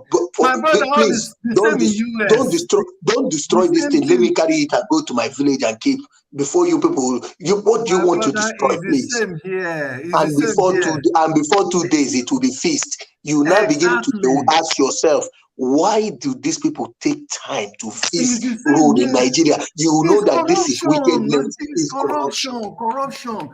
That is why I can't wait for Obi to come. It's corruption. Do you know this money they say Nigeria don't have? You see? Let me tell you the truth. I don't even flicker a bit about the amount we are owing. Because that amount we are owing, even if we did not get it back from these political thieves, right? The loophole that is going to be blocked will be enough, not only to have money to do whatever we want to do, but to start paying off the debt. Because it's corruption. Exactly. We've always had the money. That's our debt. Don't shock me too, because we are able to pay that back if we need to pay it back. Have you asked yourself? I'm just using a OB as a case study. Have you asked yourself? Just imagine it, because he's not there. I'm just imagining now that this man, with the cost of governance that he caught in Anambra, and was able to save and do things that he did. Exactly. Imagine Obi as a president of Nigeria cut the cost of governance in Federal Republic of Nigeria. What do you think will happen to our debt? Matt, look at the debt will plummet. It will just go down. We reduce. Matt, look at this. Soludo now. Did anybody listen to his speech during the 1-year anniversary, right? I listened. I didn't listen to this speech. I just saw people telling this thunder. I want to just draw a little comparison, right? In his speech during the 1 year, he was lamenting how much the state was owing, right? And how that they can't find money to do something. Hold on. How that they can't find money to do what they want to do, right? It was in that same state when what is his name? Obi. When Obi entered, they were even owing far more than they were owing now. But Obi was able to get more. He was able to get money, squeeze out money from here and there, and then did everything he did, even without complaining. But look at what I want to say. Most of the things that Obi did, right? Like the state, what do they call it? Which one? No, where the state house or government lodges, all those that will the government house, for all those things. Do you know Soludo have awarded massive contracts to build those things? Wow. Can you see?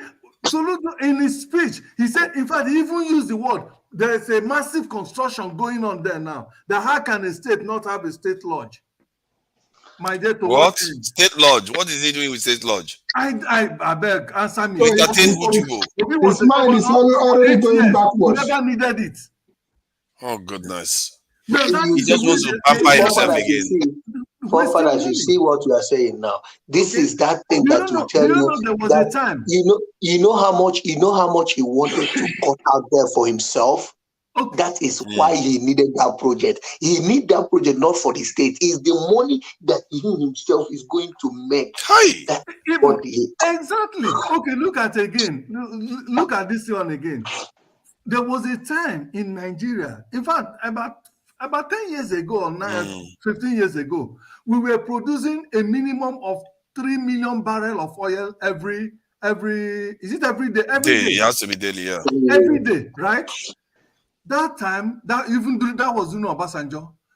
Now, right now, we don't even produce up to 700 barrels a day. 700,000. I think it's gone to 1.4 million now. 1.4 million now barrels. Less than one. Let me confirm. So imagine, it's not as if we don't have the oil, but because of corruption, right? Okay, imagine when Obi takes in now and then stop all those nonsense and we start producing to capacity. Do you know he has said it? He has 1.67 million actually. Nigeria is selling more oil now. Little bit the market is there. We are producing below quota. For below OPEC quota. The market is there. It's just because we have fraudulent leaders that have refused. Instead of producing officially, they are rather stealing it. Exactly.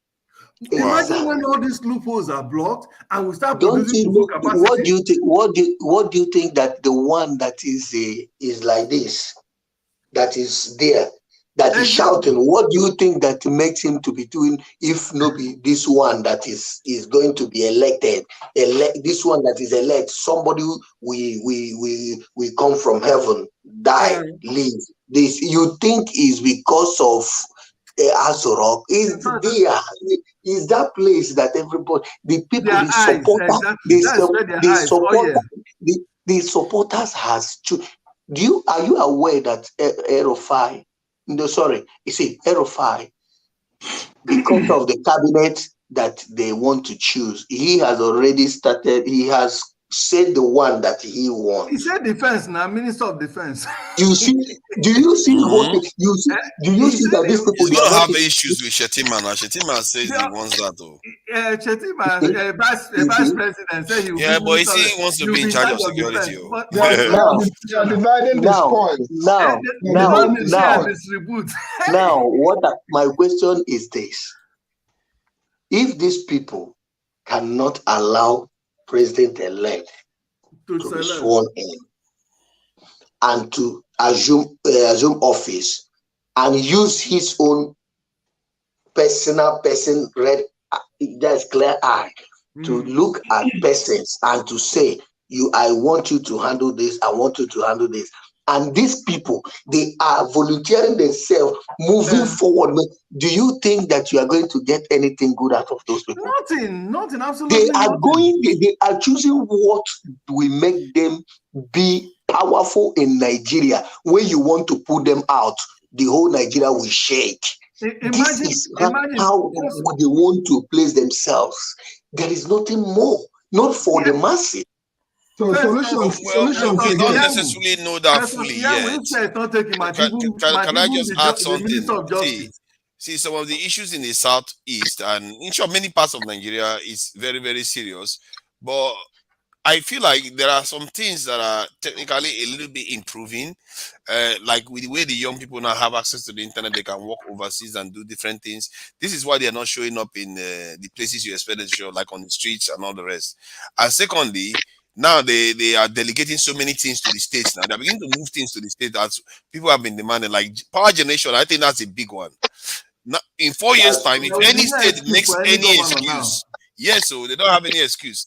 If No they make excuse. one excuse, because it just takes $11 million to get a mobile power plant to power up more than 100,000 buildings. And Okay. also that It's thing not a lot of includes money. individuals. Individuals can also generate and sell. Exactly. That is really So a massive it's going to, difference. in fact, before 1 year, trust me, there will be a great transformation in terms of our Let's watch power this space supply. now. Nigerians, Okay? we tend to have a way of There inventing is new ways this to guy sabotage ourselves. there is this guy in Imo State. There's one guy, I've forgotten that guy that formed that one that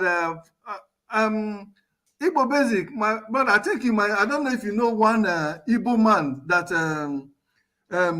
built a power plant, massive power plant that could generate so much light, but federal government kind of sabotaged him, refused to allow him to supply in Igbo, I think in Imo State or something. Yeah, no, the person you are talking about is Professor Barton Naji. I think, no, is it Barton? It's Professor Barton Naji. He came from here. I published him some time ago. I met him a few times. This one has already built the plant. That's Professor Barton Naji. Okay. He was former Minister of Science and Technology and stuff like that. Imagine with this opportunity now, that somebody like that will now have the opportunity to unleash. Here is one analogy and stuff like that. Professor Barton Naji is the person you're talking about. Okay. It comes back to the solutions that we normally prefer at this time. And I say technology, and it's passed right back onto the younger generations. And by that, I include forefather them, mark them, address down. If you look behind me, I have a question to ask, because we're talking about technology. On the screen there, which is where CNN and the rest of them normally will appear. And you see yourselves there, because I don't know how much of it you're seeing. On that particular screen, that is on the wall. Yes. Can you see it? Yeah, now because YouTube you can do it in the in TV, right? Yeah. No, there's what I'm saying is Minister so many things going on. Minister of Power, I've seen it. Yeah. That is Minister of Power. Professor Barton Naji. Bart, B-A-R-T. Bart. I know him. Okay, I know him. We're in communication until he left. I've forgotten the name of that is company. I've forgotten the name of that is power company. That's what I'm trying to look for. It seems he's but a candidate we must not miss. Well, is it from Enugu? Yes, it's from Enugu State. Hey, well, local has come in. We are trying to close out. So it's 12 hours. I will just let you guys carry on. You guys can self-regulate. I need to get something to eat. Yeah, me, I have to go eat too. But the station will be open. Local has gone to eat. He has gone to eat, sleep, and come back again. Yeah. We'll close it together. Just 30 minutes. So you take. Okay, let me do my cardio here then. Let me do my cardio. Look at the young generation. Do not be disappointed, because we'll guide you in the right direction. No problem, sir. No wahala. We won't fail you, because all we tell you is the authentic information. Yeah. It's just that. Do you know some of the things forefathers that we even sometimes Jude always say it. Sometimes everybody get agitated. Some of the people, they say they're not. It is sometimes I'll be in the background. I'll be listening. I'll be look. Anytime Nigerians we start accepting the truth. Yes, you people killed Biafrans. Yes, we did. We are sorry.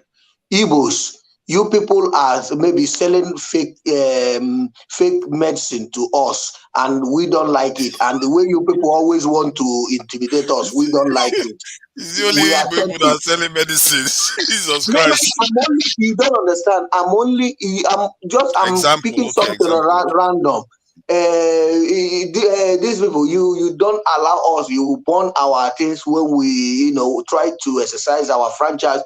They accept it. They say, okay, how can we?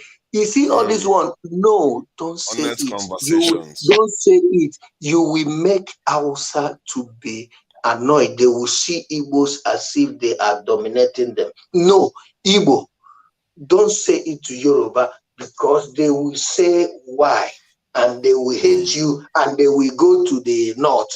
No, don't say it to South. They will run and they will take their oil. You see all these things. If we don't change it and accept Americans, now that they are living together doing what they are doing, is it not because they look at each other's face and tell themselves the truth and make out a constitution that will stop those things further to happen? Is it not why they are moving forward?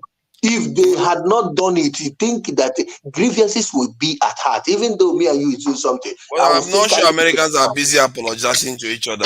They are very, I very crazy. I don't mean apology. That's in apology. I mean in telling themselves the truth that this mistake has been done and accept it and make amendment. Let those people to have sense of belonging. This one, the same thing. Which is what I'm trying to say. Let me ask you this now. Let me ask you this. Do you think if Jonathan hadn't been president of Nigeria, there would have been an Igbo president by now?